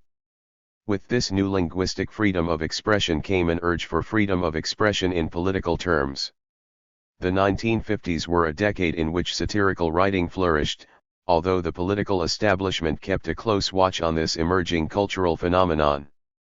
This era also produced thriving political cabarets, which Ben-Gurion did not hesitate to censor if they contained material embarrassing to the government. In contrast to these linguistic successes, attempts to reinvent Judaism along secular lines proved more difficult. The early representatives of this new Hebrew culture openly expressed their distaste for religion and pinned their hopes on secularism. However, the politics of the early state pushed the secular element in Zionism into compromises with religious circles. In 1953, after realizing the importance of religious parties for sustaining stable coalitions, Ben-Gurion authorized his government to initiate all-encompassing religious laws which applied to every Jew in Israel whether secular or religious. In August that year, the rabbinical courts were given absolute authority over matters of marriage and divorce. The move would prove crucial. Until then it had been difficult to identify Judaism with nationalism, but the new arrangement was a first step on the way to blurring the distinction between religion and nation. In June 1956, a new party was formed, the National Religious Party, MAFDL. It possessed an impressive educational network, and was dedicated to safeguarding the religious nature of Jewish nationalism in Israel. It was also fertile ground for the development of Gush Emunim, the Jewish settlers' movement in the West Bank after 1967. There had been regular clashes between secular and ultra-Orthodox Jews in the streets of Jerusalem, often with injuries on both sides. In September 1956, an ultra-Orthodox boy was killed in one of these riots. The cultural divide was openly exposed when another young boy, Yosef Schumacher, was kidnapped from his secular mother by his ultra-Orthodox grandfather. It took the Israeli Secret Service 2.5 years to locate the boy in America and repatriate him, closing a case that had agonized the Jewish community in Israel. The appearance of MAFDL on the cultural political scene further highlighted the isolationist nature of non-Zionist ultra-Orthodox Judaism in Israel, which from now on became ever more secluded and confined within its own self-imposed ghettos. The national memory of contemporary Israel is fragmented by the tension outlined above between reality as lived and reality as recollected. For those who make up the country's social and cultural elite, mainly Ashkenazi Jews, the 1950s have remained the golden days of Israel Haktana, Little Israel, fondly recollected as the halcyon times before Israel became racked by the rebellions of deprived groups of Palestinian and Mizrahi citizens, and when a sense of solidarity prevailed, and a well-defined canon of books, poetry, plays, popular songs and, above all, national ceremonies commemorating heroic chapters in Zionist history determined the country's culture. The imagined Little Israel was not without problems, however.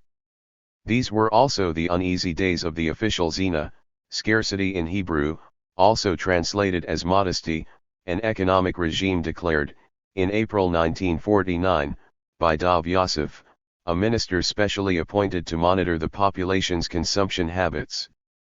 People were given coupons with which to buy food and clothing, all subject to quotas. The economic crisis and the accompanying shortages in employment and housing occasionally produced violent clashes between Mizrahi Jews and the police. These seldom led to social revolution, apart from isolated cases such as the Wadi Salib uprising of 1959. Wadi Salib was a previously Palestinian neighborhood of old Muslim Haifa that had been ethnically cleansed in 1948 and repopulated by unskilled Jewish workers, mostly from Morocco. Violence erupted when a minor incident between a policeman and a worker exposed the gap between rich and poor. A surprised labor government sent in the police in an effort to quell the outburst of frustration by the Jewish workers, the ones in whose name it claimed to govern. The unrest then spread to other places where unemployment prompted more Jews from Arab countries to demonstrate, only to be brutally dispersed by the police. 2.43. Those were indeed difficult times and affluence was enjoyed by only a few. But for many today the 1950s stand out in the national memory as the Belle Epoque. One reason for this is that the dire years were soon over, by 1954 to be exact, and were replaced by an economic resurgence for many Jews, though not for those living in Wadi Salib. In a curious way, the regime of austerity temporarily benefited the Jews who came from Arab countries by creating shared want in all sections of society and thus a sense of solidarity that had not been there before. When this dissolved due to an unholy alliance between veteran Ashkenazi consumers and traders, its main victims were the Mizrahi Jews. They became a permanent cheap workforce, easily isolated and used to displace the Palestinian labor force. Competition for unskilled jobs between Arab Jews and Palestinians was exploited cynically for political purposes on Israel's borders. The Palestinians had been expelled from their villages near the borders, and Arab Jews were being settled on their land. Now the latter also began taking jobs previously done by those Palestinians. To this should be added the cycle of Palestinian infiltration and Israeli retaliation, all occurring on the borders and further heightening the tension and animosity between these two victim groups of the veteran Ashkenazi Jewish community and Zionism. 44. Economic growth from that year onward was facilitated by three main factors: mass immigration, intensive activity within the military industry, and territorial expansion. For more than a decade these elements propelled Israel towards prosperity and stability. Around 1964, however, a recession set in, brought about by a decrease in immigration and a decline in military-industrial production. Recessions, however, are rarely the product of hidden market forces alone. In 1960s Israel, there was an orchestrated policy of opposing militant groups of workers who had begun realizing that their main trade union, the Histadrut, was letting them down. Already a mammoth enterprise, the Histadrut failed to mobilize most of Israel's workers. In addition, it had its own factories and business complexes, and was Israel's main employer. Militant workers became angry when they discovered that the Histadrut was actively working against overemployment by maintaining a level of unemployment. Because of the recession, however, jobs were limited, which prevented workers from acting independently. 45 By February 1966, the recession had deepened, and the government began paying unprecedented sums in unemployment benefits. Riots broke out in slums such as the Tikva neighborhood of southern Tel Aviv, inhabited by mostly Moroccan Jews, whereby the police killed 2 demonstrators. Economic crises, moreover, are useful in the hands of ruthless politicians. The recession produced a public mood that enabled the Israeli government to be more aggressive and adventurous in its reaction to Nasser's brinkmanship in the spring of 1967. Political adventurism needed a powerful military machine, and this was achieved through a special relationship with France, a second-best option for Ben-Gurion, as he would have preferred the Americans. A sophisticated air force and the beginnings of nuclear capability were conveniently developed with the help of German reparations which had begun flowing into Israel from 1952 onwards. In 1958, Ben-Gurion requested and received permission to assist American and British efforts to curb Nasser's influence in the Arab world.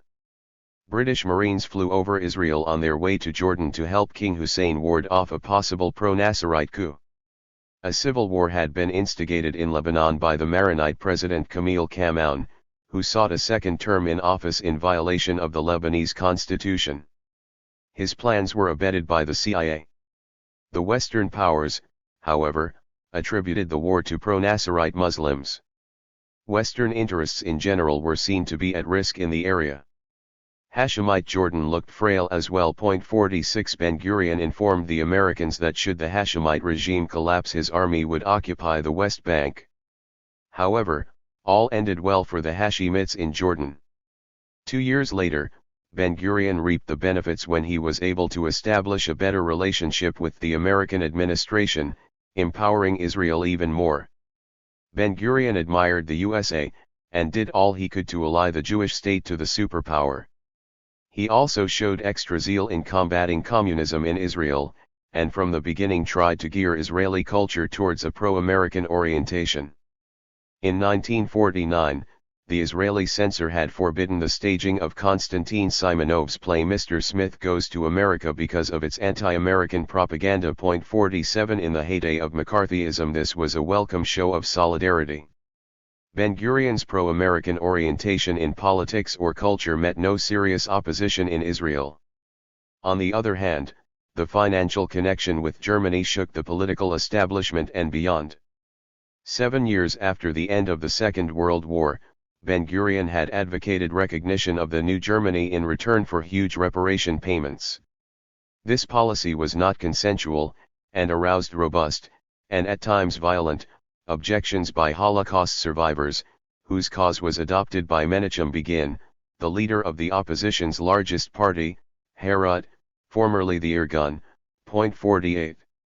The complex relationship with the Holocaust, and indirectly with Germany, was dealt with on 2 levels: in the commercial sector, where ties with the new Germany were formalized and cemented without much ado, and in the psychological sphere, through 2 public and highly emotional trials. The first was the Kastner trial. Israel Kastner was a Zionist activist who in the Second World War had run the Zionist operation to rescue the Jews of Hungary from extermination. He conducted negotiations with Adolf Eichmann, the senior Nazi official responsible for extermination in Europe, and offered 10,000 trucks in return for 1 million Jews. A mishandling of the negotiations brought about their failure, but Kastner continued to save Jews wherever he could. He acted on direct orders from the Zionist leadership in Palestine. After immigrating to Palestine, he entered the leading party, Pappe, and upon the creation of the state became a senior official in the Israeli Ministry of Trade and Industry. Some survivors, however, regarded him as a Nazi collaborator.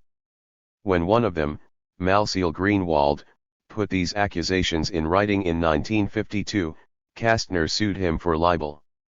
This was against the background of a general hysteria in Israel, where a witch hunt was underway for suspected Nazi collaborators.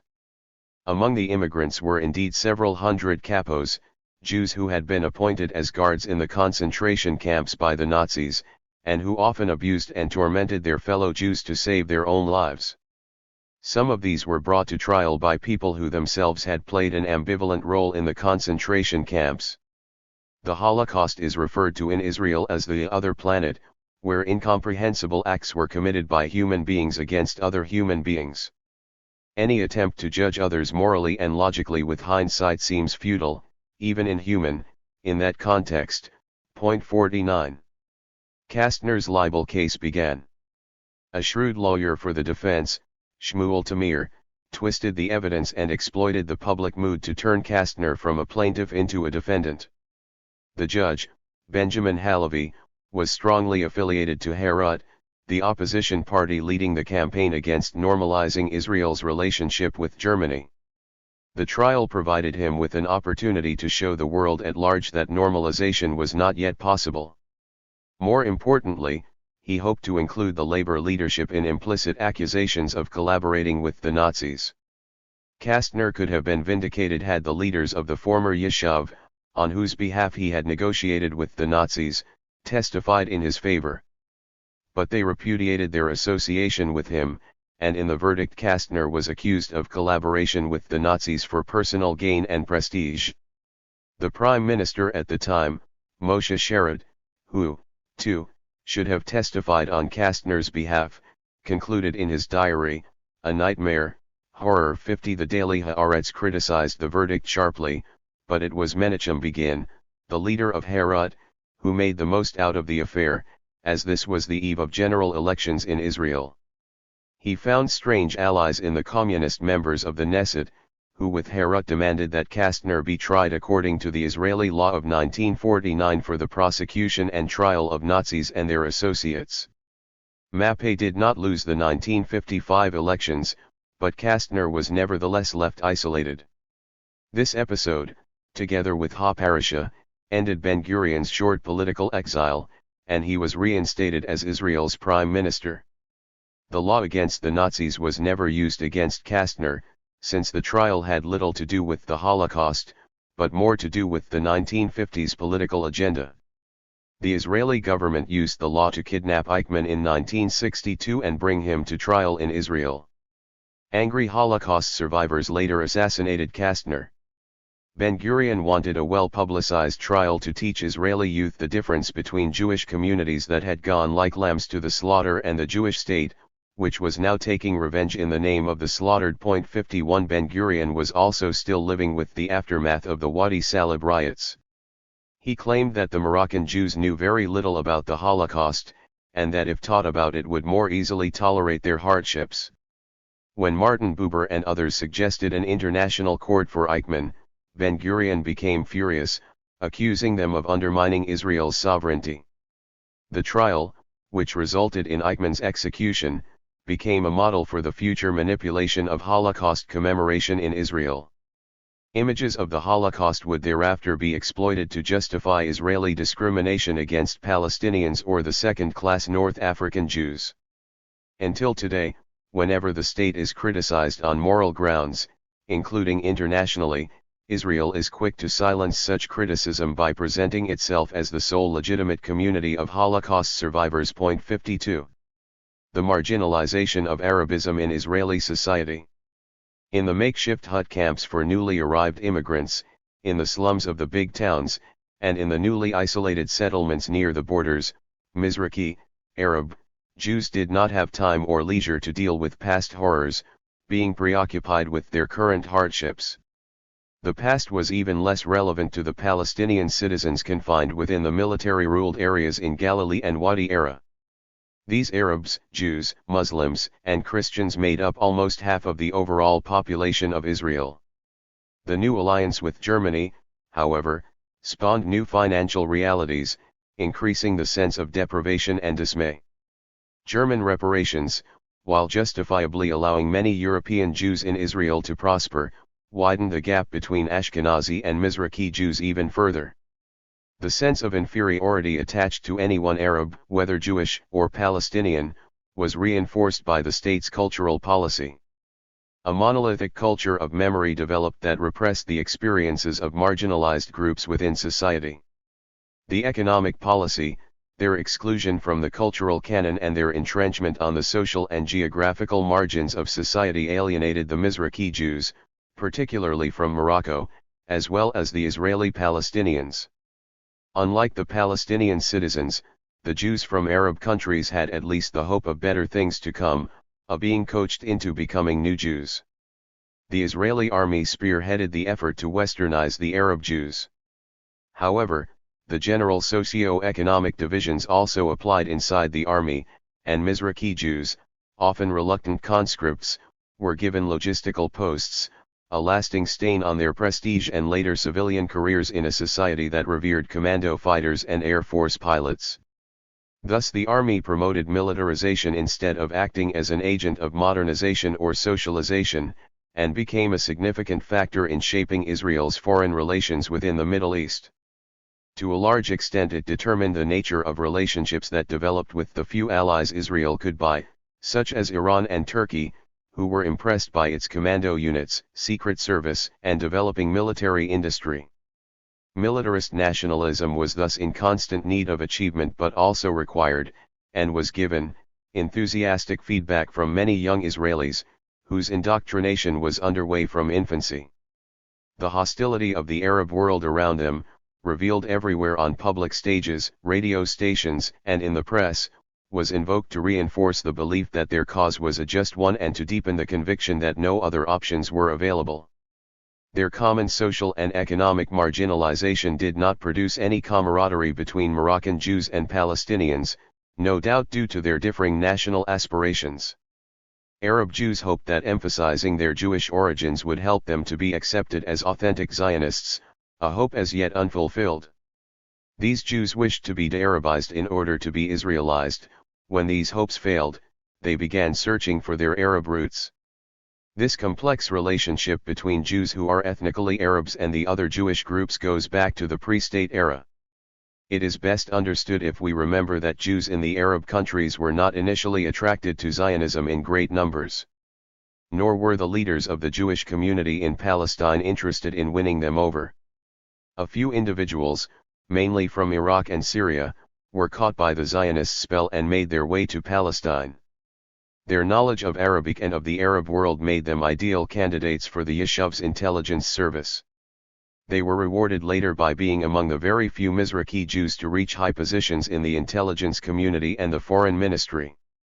Two processes, converging in 1948, generated the mass Jewish immigration from the Arab world.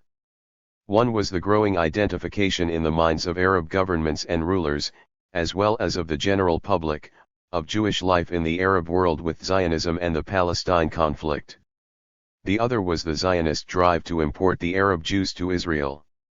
In other words, in the aftermath of the 1948 war, both Israel and the Arab regimes identified the Arab Jews as potential Zionists. They found themselves between a rock and a hard place. They could either bow to the Arab regime's demands to show particular zeal in fighting Zionism, or accept the Zionist offer to immigrate at the price of losing everything they had owned in the Arab countries. The Zionist leaders saw the demographic potential of the million or so Jews living in the Arab world for consolidating the Jewish state. Significantly, this demographic consideration had played no role in Zionist thought before the Holocaust, when the envisaged Jewish state had been depicted as a European entity.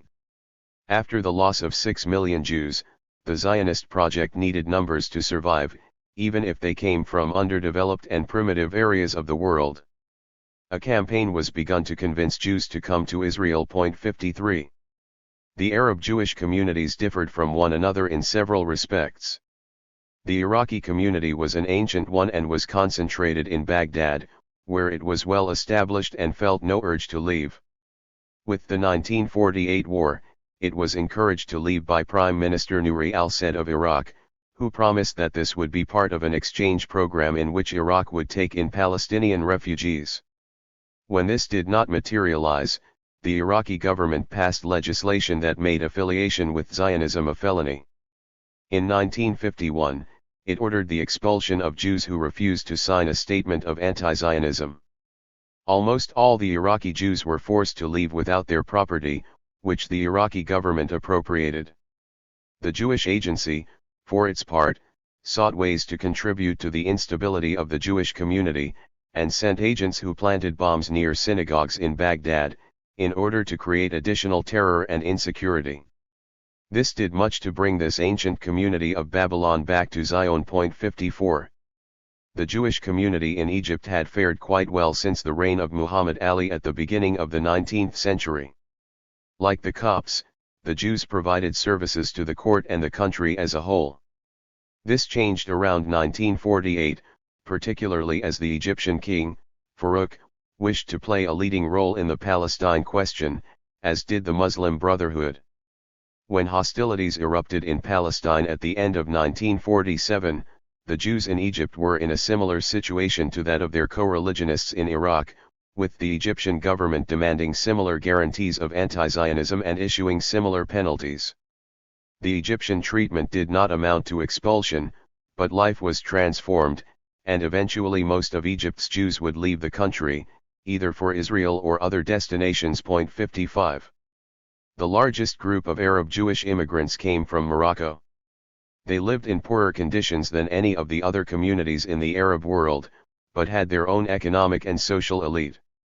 This community had been endangered by the Nazi invasion of North Africa in the Second World War, but was safeguarded by Morocco's King Muhammad V, who even managed to protect them from the Vichy government, a fortuitous policy followed loyally by his heir and successor, King Hassan II. The Zionists therefore had to work hard to persuade Moroccan Jews to leave such a safe haven for the insecurity of Palestine. It was in fact only the struggle for liberation from France that motivated the largely Francophile elite to move to Europe and Canada, abandoning the less well-to-do sections of the community to their lot. Those left behind were more easily tempted by Zionist agents to leave now independent Morocco for a new future in the land of Israel, of which until then they had thought of only in religious terms. When Arab Jewish immigrants arrived in Israel, they were greeted in a manner devised to show them that they had left a primitive traditional existence for the sake of a modern one, and ought to be grateful. Modern was a distorted description of the economic reality of Israel in the early 1950s. In fact, in order to modernize the economy, Israel needed the labor of Jews from the Arab countries, especially as the government was expanding its hold over as much land as possible and maximizing its colonization effort. Land and modern industry were deemed the dual factors that would allow the local economy to take off, and for that the government needed a massive workforce. The Mizrahi Jews served that purpose. 56. Even after many years, most Mizrahi Jews have not escaped the lower occupational stratum their new state assigned to them. This failure and the frustration it engendered would cost the Labour Party, in control between 1948 and 1977, its political hold over the country. Later, a form of neo-Zionist fundamentalism emerged among Mizrahi Jews that aimed at turning Israel into a theocracy. It was difficult for the Mizrahi Jews to resist their relocation as a cheap labor force. They lacked financial means, which made them hostages to the power of the state absorption apparatus, which was run by Eastern European Jews harboring racist and condescending views about Arabs in general, and Arab Jews in particular. They were dependent on those officials for education, housing, employment, and every other aspect of their welfare and well-being. Nor were they the only ones subjected to such treatment. Survivors of the Holocaust who arrived in Israel after 1948 were similarly received by absorption officials. Holocaust survivors were particularly loathed by native Israelis, who regarded them and their whole experience as the antithesis of Zionism and its heroic struggle in Palestine. Like the Arab Jews, these European Jews were callously put in camps that must have reminded many of them of concentration camps, even though physically there was no resemblance whatsoever. They were also put through a humiliating process of decontamination and medical treatment, which included mass spraying with detergents such as DDT. Their lives improved once in Israel, due to the compensation they received from the Germans. Iraqi Jews fared better than other Arab Jews owing to their economic skills, and refused to be moved around and coerced into settling where it did not suit them or working in jobs that did not fit their qualifications. North African Jews were mainly unskilled workers who were pushed into the development towns the government had erected on the borders with the hostile Arab countries. The intention was to expand the Jewish community, which tended to prefer the urban centers on the coast, and provide a human buffer against the infiltration of Palestinian refugees after the 1948 war.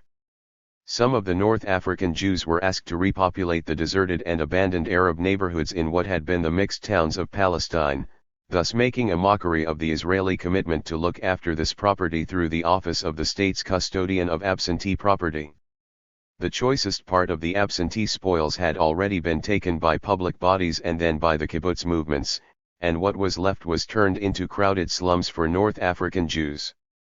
The Arab Jews were the main recipients of the poor-quality public housing in Israel. Furthermore, it was not even free, tenants had to pay for it with loans, mortgages and guarantees. Some of the buildings had impossibly small apartments and were at first designated as temporary, as were the caravans for the Ethiopian Jews who were brought to Israel in the 1980s, and are still living there under the most unpleasant conditions. These flats were an unwelcome change from the open courtyards they had known in the Arab world and which had provided a valued private outside space. Now large families were crammed into claustrophobic cubes, which aggravated an already tense atmosphere that had its origin in the general breakdown of the traditional family structure and hierarchy. The older generation could not communicate with the surrounding society, while the young had neither the means nor the education to do so adequately. This also explains the high proportion of North African Jews that drifted into petty crime in Israel. The situation of the North African Jews deteriorated, especially during the first decade, due to the high rate of unemployment. As the Histadrut was not immune from Ashkenazi racist attitudes, Arab Jews did not receive the same service and benefits as other unemployed, nor did they enjoy the union's help in their demand for equal pay for equal work. For the Histadrut, as for the clerks in the absorption apparatus, the Arab Jews remained part of a primitive culture, who stood very little chance of ever achieving the desired degree of progress towards modernity. The education system also expected the young generation to ignore everything even indirectly connected to their past and origins. Ella Habib Shohat, now a renowned scholar in the United States, tells how, as a young immigrant from Iraq to Central Israel, she would stand in front of the mirror practicing speaking Hebrew in an accent that would not betray her Arab origins. The speaking of Arabic was forbidden, as were its customs and costumes. Instead, immigrants were offered a second-rate education, full of Zionist indoctrination but inadequate in preparing them for social mobility and progress. The Mizrahi Jews were also needed in order to expand agricultural production. They were not invited to join the Ashkenazi kibbutzim, except for young children, called Yaldei Huz, external children, who were admitted without their parents. These children gained the privilege of an exceptional mobility and integration uncommon among Mizrahi, and especially Moroccan, Jews. In general, Mizrahi Jews were thrust into collective cultivation of the land in areas not desired by the kibbutz movement, where they worked in citrus groves and on other agricultural projects. 57.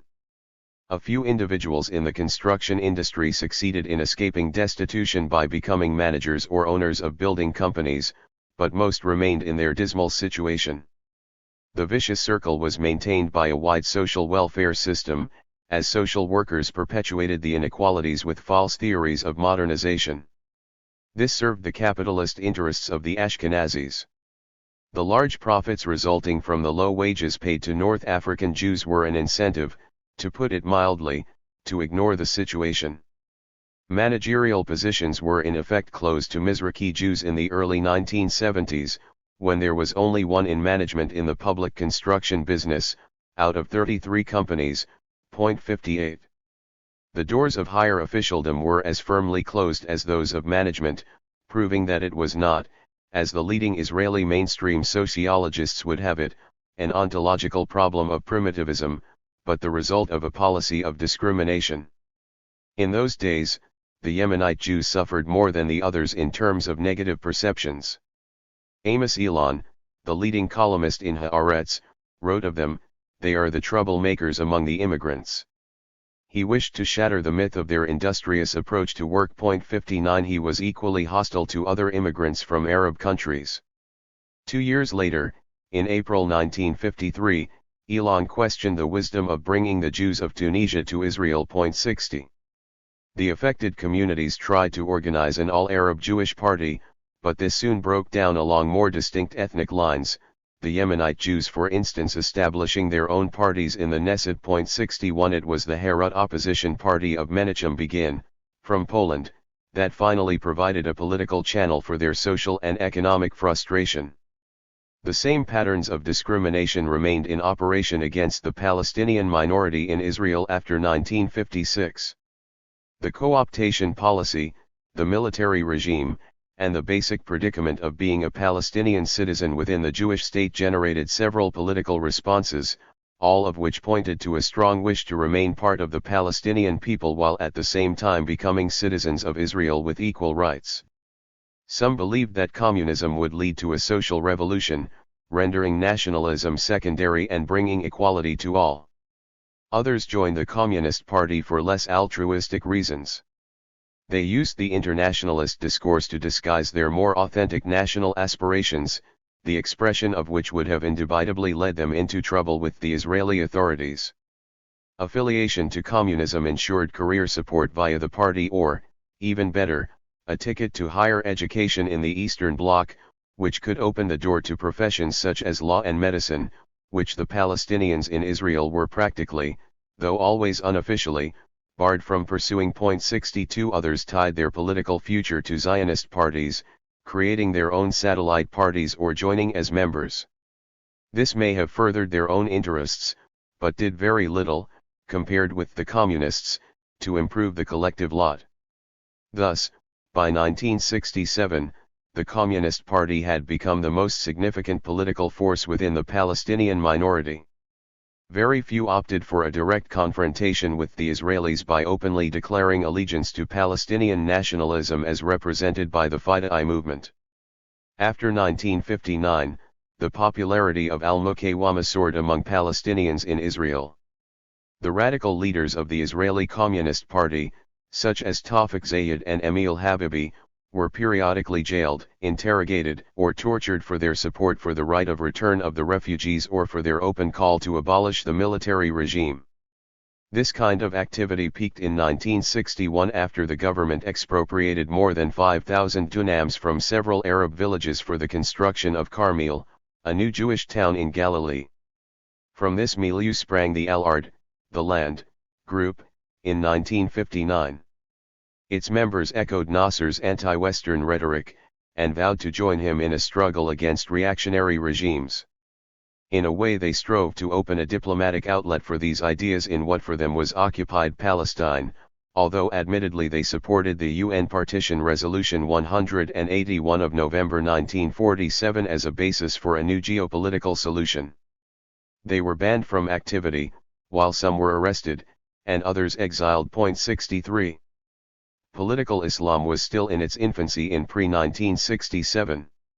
The reasons for its emergence mirror the emergence of political Islam in general, a combination of socio-economic hardship, lack of state welfare policies and the weakening of secular alternatives for action. Each Islamist movement in the Middle East was unique, with a particular agenda, whether national or social, that overshadowed the religious one.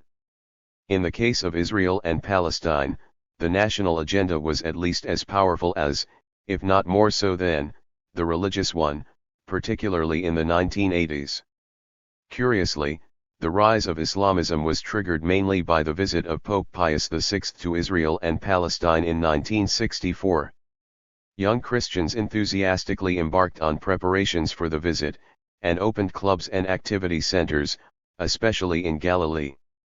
Their ardor was catching, and young Muslims responded with similar zeal, becoming involved in community work. Their main achievement was in occupying the days of the unemployed and underemployed in Palestinian Galilee and Little Triangle. The growing of beards, the wearing of traditional garments, and a more eager participation and interest in Islamic politics in the Arab world, voicing discontent with the way Nasser treated the Muslim Brotherhood in Egypt, for instance, were all part of this new phenomenon. An unofficial successor to the Grand Mufti, Sheikh Ahmed Abdullah, was the prime mover behind the scenes. He also collected funds for building more mosques. In limbo, the Bedouin and the Druzes. Between the Oriental Jews and the Palestinians stood two groups that scholars would in due course include in the Palestinian community, but that were then, and perhaps still are, regarded as distinct ethnic minorities. These were the Bedouin and the Druzes. In the period discussed here, they defined themselves and were officially defined as distinct groups. For them, politicization meant navigating safely between the temptations of co-optation and the perils of resistance. The Bedouin life and culture changed little between 1831 and 1948. In the previous century their numbers had increased once they were allowed by the Egyptian rulers, 1831-40, to frequent Palestine from bases in the Sinai Peninsula, and they continued to make their presence felt, particularly after the Ottoman Restoration. They maintained their nomadic way of life in the eastern and northern parts of the country during the late Ottoman period, but after 1900 it was primarily in the south, Al-Nakab, or the Negev, that the main concentration of nomadic and semi-nomadic Bedouin persisted. At the turn of the 20th century, 80 tribes were registered in 7 different locations, marked as bases. This elementary structure remained intact until 1948. In 1947, there were 80,000 Bedouin in the south of Palestine, but the Israeli expulsion policy did not spare them, and when the winds of war subsided, only 13,000 were left. They regrouped into 20 tribes in 3 locations, spread throughout the Negev. They were promised a better status than other Arabs, once the tribal heads agreed to send the young men to the Israeli army. However, this promise has remained unfulfilled for most.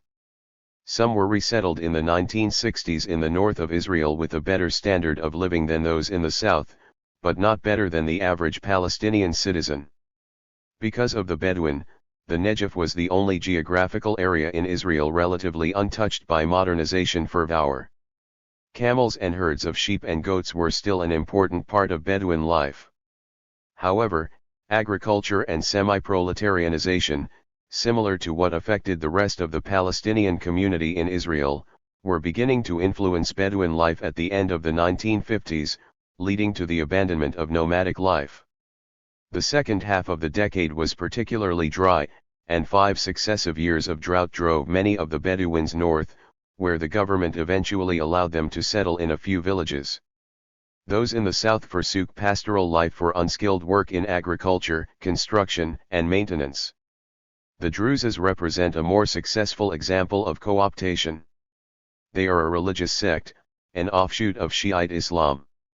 In Israel, this is considered to be a separate religion, and its communal conduct differs somewhat from similar communities in other Middle Eastern countries. There are Druzes in Lebanon, Syria, and Jordan, apart from Israel. During the 1948 war, the elders of the community, sensing the way the balance of power was moving, signed a pact of allegiance with the Jewish state. This should have made them first-class citizens as far as full rights and state privileges were concerned. However, they were confined to special units in the army and were not socio-economically equal to most Jewish citizens.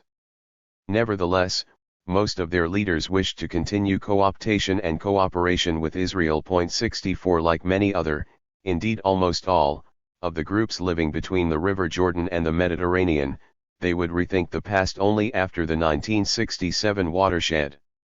Chapter 6. Greater Israel and Occupied Palestine, The Rise and Fall of High Politics, 1967 to 1987. Between the 1948 and 1967 wars, politics savagely invaded the lives of everyone living between the River Jordan in the east and the Mediterranean in the west. Elite politics, more militarized and nationalized than ever before, now demanded the full attention, daily participation, and unconditional loyalty of Palestinians and Jews alike. There were very few islands of peace where people felt immune from the intrusion. Political elites on both sides had a hold over their societies that they had never had before and would not have again for a long time.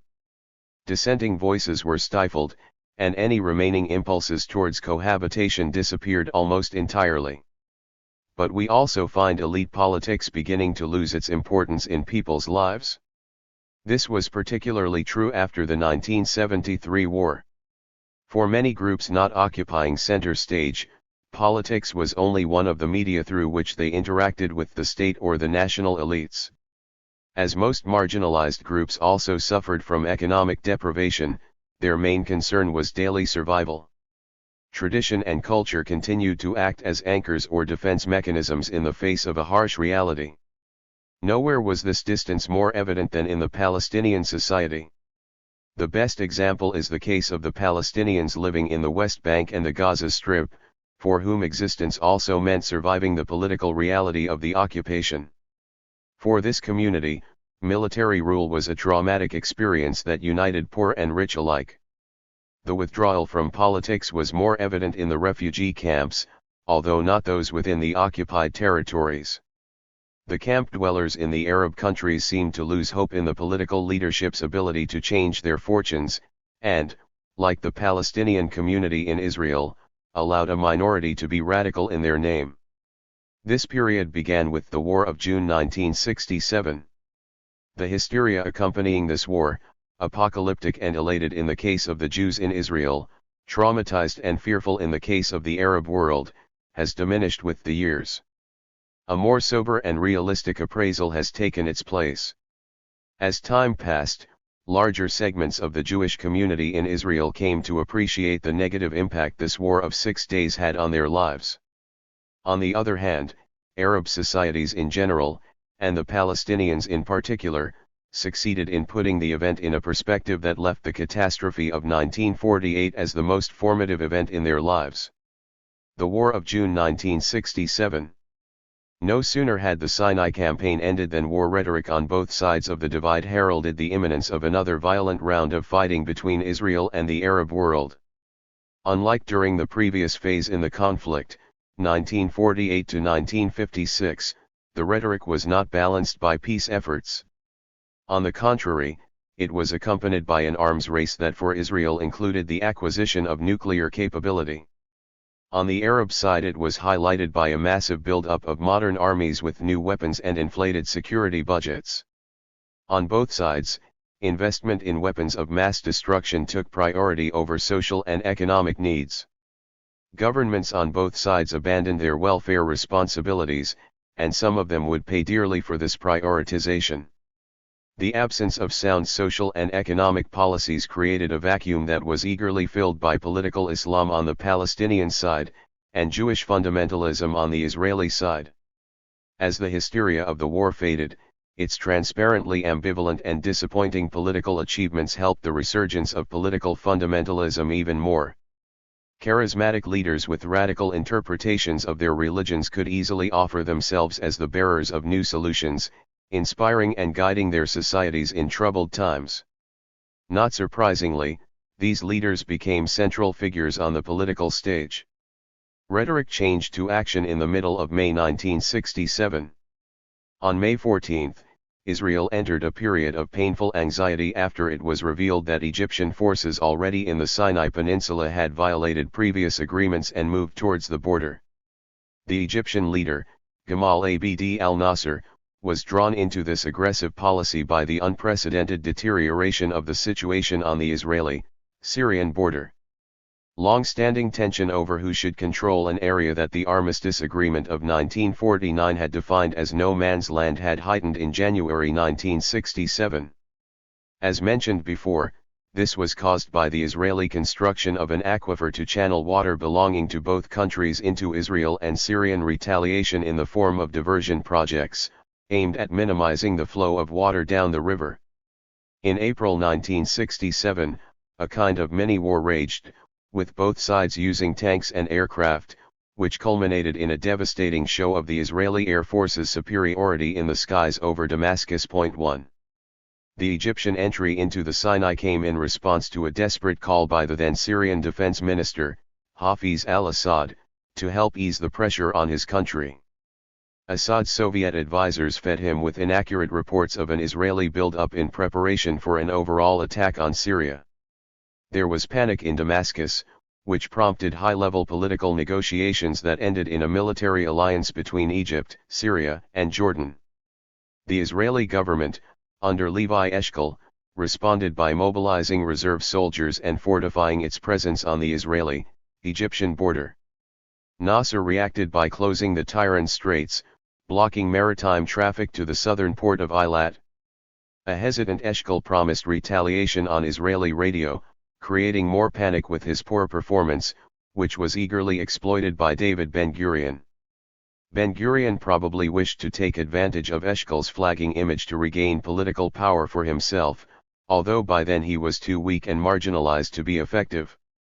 Nevertheless, his criticism of Eshkol provoked public demand for a government of national unity. On June 1, 1967, Menachem Begin and Moshe Dayan were brought into the cabinet. Dayan was put in charge of orchestrating Israel's strike on the Arab world 4 days later, on June 5, 1967. One group in Israel did not share in the general panic, the Palestinian minority. Some of them were elated by the idea of a new war, believing that a concerted Arab effort would effect their liberation. Their leaders, however, were realistic enough to recognize that the disaster of 1948 was about to be repeated. Like the leaders of the Fatah movement, they had very little trust in a pan-Arab campaign to save Palestine. Nasser's motives for embarking on a policy that was to lead to his defeat remain uncertain. However, it is clear that he provided significant sections of the Israeli political elite with a perfect opportunity to realize their dream of a greater Israel. Since the 1950s, the Israeli army had been developing plans for a swift occupation of the West Bank. These plans were now put into action, and within several days this goal had been achieved. 2 Behind it lay a mixture of strategic and nationalist thinking that had emerged within the heart of the labor movement among a group that scholarly Israeli circles refer to as the Redeemers, those who regarded the West Bank, Judea and Samaria in their vocabulary, as a vital part of the Jewish state, which had to be retrieved. The Redeemers were mostly veteran kibbutzniks who enjoyed almost mythical status. They strongly believed that, in 1948, Israel had missed its opportunity to create more defensible borders. At the same time, they were romantic nationalists who regarded the West Bank as the heart of ancient Israel, without which the realization of the Zionist dream would remain incomplete. However, apprehension about Western reaction, and Ben-Gurion's realization of the potential demographic problems for Israel should it annex such a large number of Palestinians, meant that, until June 1967, they had not acted to realize their aspirations. Now, however, Israel did not occupy just the West Bank. At the end of a 6-day campaign, it controlled the Gaza Strip, the Sinai Peninsula and the Golan Heights. In a classical example of blitzkrieg, a highly motivated and professional Israeli army exploited the element of surprise and used its superior Western arms to great advantage, exposing the inferiority of the Arab countries' Eastern Bloc military equipment. Israel now stretched from the Suez Canal to the northern tip of the Golan Heights. Large areas of new territory were now in the hands of an ideological movement obsessed with space and land. Dynamic construction efforts that provided many with jobs and new affluence characterized these early years of the building boom. Fortified walls were erected throughout the new territories, the most famous of which was the Bar-Lev Line, named after the then General Chief of Staff, which ran parallel to the Suez Canal as a kind of a Maginot Line, and which, in the 1973 war, functioned much like its Second World War model. New roads were added that led to new settlements being built in the occupied territories, in contradiction to international law. It also extended the opportunities for entrepreneurs to prosper through investment in construction. These thriving enterprises, as always in the modern history of Israel and Palestine, stood in direct contrast to the continued deprivation of the Palestinians in general, and the refugees in particular. Struggle for survival, Palestinian refugees after the 1967 war. When it was over, the June 1967 war, also known as the Six-Day War, found the Palestinians, like most of the Arab world, in shock and almost completely paralyzed. The Palestinian people were once more divided into categories stemming from a new geopolitical situation. Although the dichotomy between refugees and non-refugees remained intact, other communities of people in the West Bank, the Gaza Strip and Israel were united by the sheer fact of being under the control of Israel.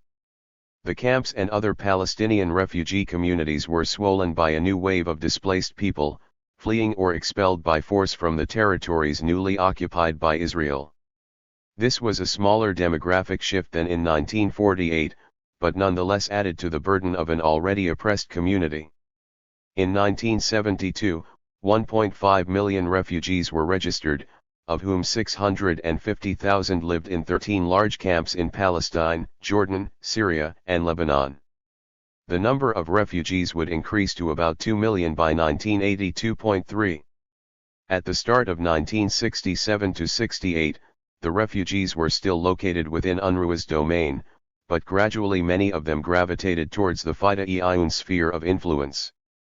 There was very little UNRWA could offer the refugees once it had almost completely given up its original commitments, repatriation and resettlement, laid down in UN resolutions.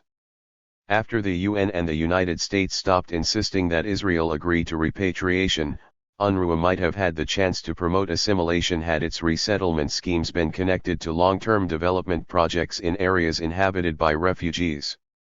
However, the UN lost interest in such projects and became content to be simply a relief agency.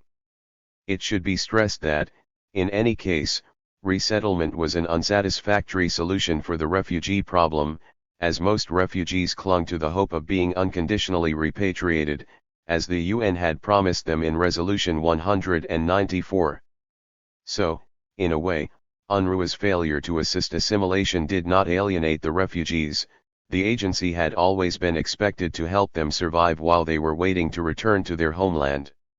Many refugees joined UNRWA itself as employees, making it almost a Palestinian outfit. 4. After the 1967 war, UNRWA's policy changed little, as did the attitudes of the host countries. As a result, the dismal economic and social conditions did not improve. As statistics are available for the post-1967 period, we can translate adjectives such as dismal into more concrete terms. One way is to look at UNRWA's budget. The organization was spending $13 a year on each refugee. In practice, this meant life without meat, fruit, or vegetables. People had to exist on 1,500 calories a day, supplied by flour, sugar, rice, pulses and oil. The UN spent less than $4 per person a year on health, and less than $12 per person on education. After 1967, these amounts were reduced, for lack of donations. "We provided the bare minimum," reported the head of UNRWA in 1966. This bare minimum was bestowed on a population living in dwellings which are unfit for human habitation, some in dark cellars, others in crumbling tenements, others in grossly overcrowded barracks and shacks. Nearly all the camps are extremely overcrowded with 5 or more persons living in one room. They lack adequate roads and pathways, and many camps are deep in mud in winter and dust in summer. 5. Life was difficult due to economic deprivation, but it was also marred by hostility from the local host societies. Fawaz Turki, a refugee, described in his memoirs the taunts, degradation and abuse directed at the refugees from every quarter, from the official who handled the processing of work permits to the police officer who felt he possessed a carte blanche to mistreat you. 6 Despite this, there were individual success stories. A few hundred refugees were able to use past skills or occupational opportunities to improve their standard of living and find personal betterment outside the camps, while others were able to acquire the skills needed by the growing middle classes of the host countries in order to become tilers, plasterers, and electricians. They excelled in artisanship in the construction industry. Finding a job did not always mean an immediate improvement in one's standard of living, however. In Syria and Lebanon, refugees were not allowed to purchase arable land, and it was almost impossible for a refugee to own a house or a flat. Jordan was different. There was no prohibition on land purchase and real estate transactions, and money earned could be well spent. 7 But even in places such as Jordan, where conditions were more congenial, the majority of refugees, originally an agricultural community, lived in humiliating conditions. These former peasants, however, did not lose the ability to sustain themselves. Many became self-sufficient as sharecroppers, also working in service industries wherever they could. Even in Lebanon, refugees tried to make the most of the very short annual period in which they were allowed to work as seasonal laborers during the harvest. 8. The Syrian government, while prohibiting land purchase, at least allowed refugees to seek jobs in the construction business. After the 1967 war, construction became a profitable business in Syria, but there was a shortage of local workers. The refugees had little choice but to accept this opportunity, although for some it meant giving up aspirations for more varied and profitable jobs. Like so many immigrant societies, they used the money they earned in this line of employment for the education of their children, hoping to provide them with a different future.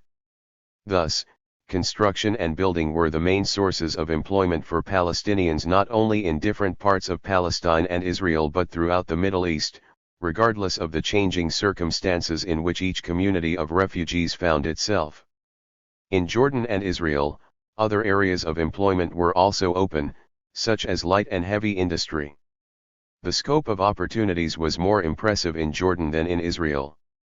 The close link that exists in the Jewish state between industry and the military limited the access of Palestinians to employment in industry. In Jordan, unlimited access to employment did not mean unlimited availability, however.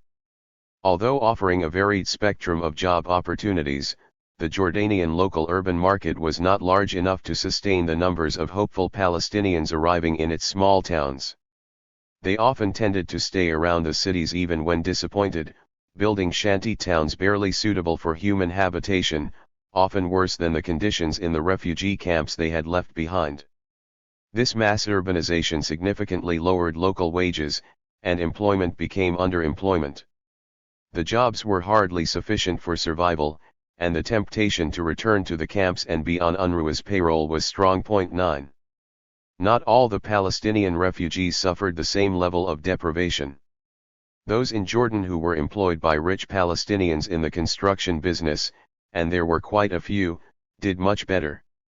Discussing the Palestinians in Jordan as a separate community is to stumble in the dark, however, as official Jordanian statistics do not distinguish between Palestinians and Jordanians. 10. Outside the realm of Palestine's neighboring states, there were often impressive individual success stories. Newspapers reported that peasants exploited vocational expertise gained in the camps as a springboard to the opportunities of Arabia and the Persian Gulf.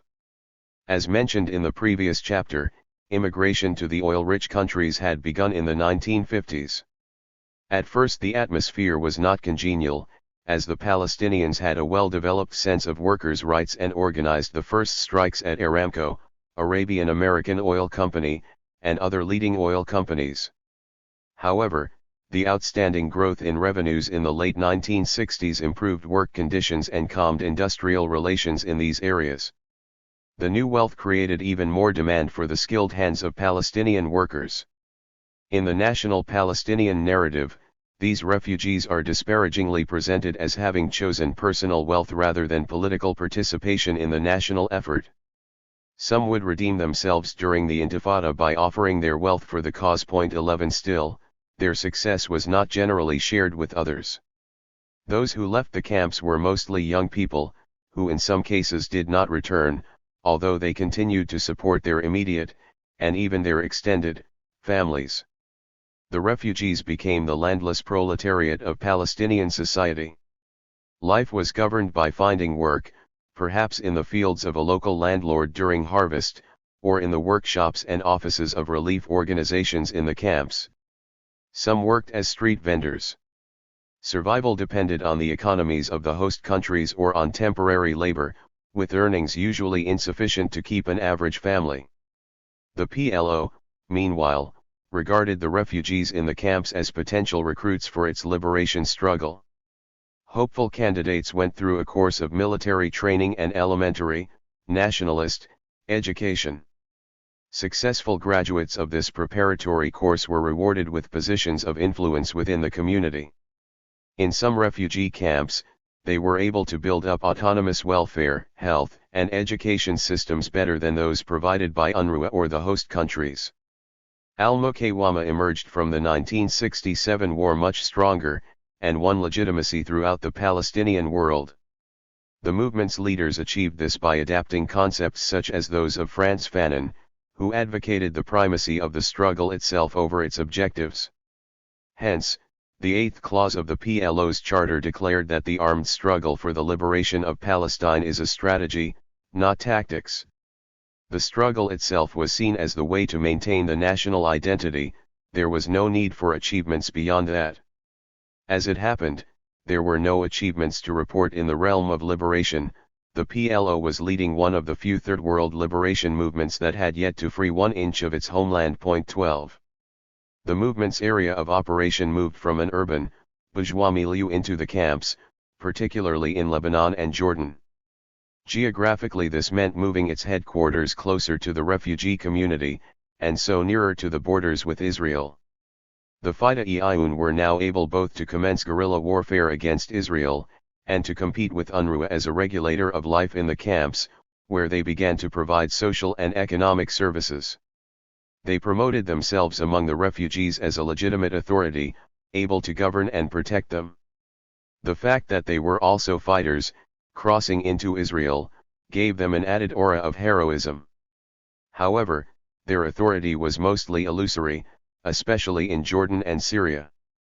Ironically, due to the total isolation imposed on the refugee areas there, it was only in Lebanon that the THIRD-WORLDISM achieved real authority. Al-Mukawama's effective assumption of authority was completed in 1968, when, spearheaded by Fatah, it revolted against the PLO's leadership and installed Yasser Arafat as its leader instead of Ahmed al-Shukari. The coup had two contradictory effects on the PLO.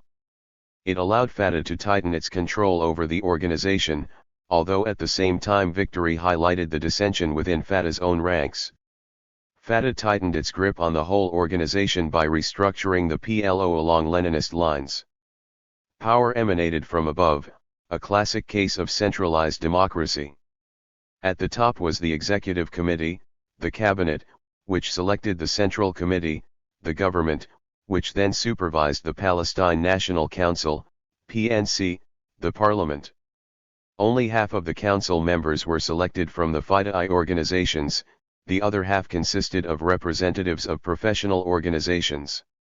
To this legislative skeleton were added pre-state departments, a political department, which was the PLO's foreign ministry, and an army, the Palestine Liberation Army, originally founded by the Arab League. The organization also had its own welfare service, SAMD, and its own Red Crescent Society. This structure resembled that of the Zionist organization during the Mandate, see Chapter 3. The establishment of SAMD by the PLO in 1970 weakened UNRWA's role as the principal employer. SAMD was a welfare organization originally intended to assist bereaved families of fighters who had been killed in action, but was soon expanded to deal with unemployment, particularly in Lebanon, the West Bank and the Gaza Strip. This nationalization of the welfare system did much to help the PLO enhance its standing among the refugees, a status lost only in the 1990s, when it seemed to sideline the issue of return during the peace negotiations with Israel. Similarly, the Red Crescent was more than an ambulance and hospital service. It took over another function of UNRWA, the workshops producing household commodities. This was both a source of employment and a response to such basic daily needs as furniture, kitchen utensils, and clothing. Popular uprising, guerrilla warfare, and terrorism, 1968 to 1972. After the 1967 war, al-Muqawama's natural focus became the struggle for the liberation of the occupied West Bank and Gaza Strip. The initial strategy was to wage a popular guerrilla war from within the occupied territories. For that purpose, even Arafat himself traveled the countryside, trying to construct a rural base for such a revolt, inspired by Maoist practices and ideologies. He was hunted by the Israelis but was not caught, nor did he achieve his goal. After a few months it was clear that a Maoist model would not fit a population that, by and large, was not ready to provide an active base for such a confrontation. An old notion was revived of turning Jordan into Israel's North Vietnam, in other words a foreign launching pad for guerrilla attacks, and executed quite successfully. It began in 1967, with about 100 attacks on military installations and bases, which rose to more than 2,000 in 1970. Fatah led the way with systematic attacks on military installations and targets across the Jordan.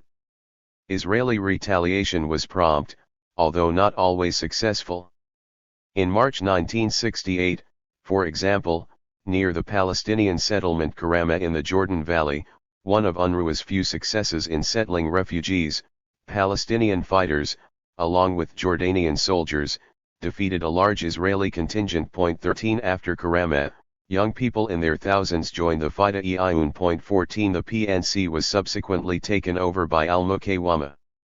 Al-Shukari was deposed, and soon afterwards Arafat was installed as his successor. Fatah people were appointed to all key positions. The PLO's charter, composed originally in 1964 under Nasser's influence, was altered to reflect its changing ideology.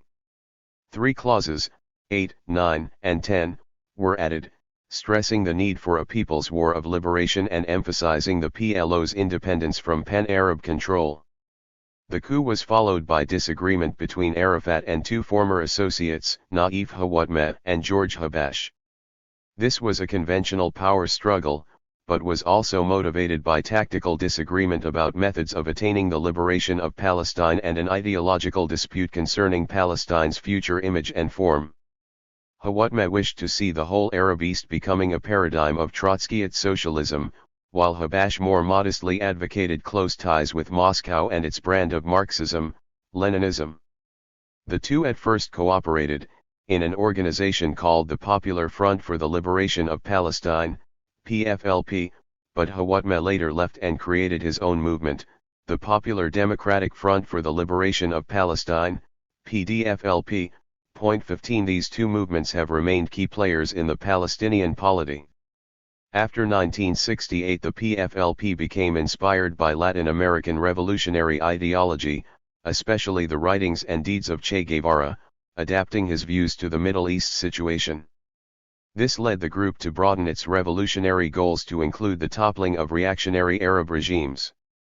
Thus, while Fatah was seeking the support of Arab governments, the PFLP operated within grassroots opposition movements in the Arab countries.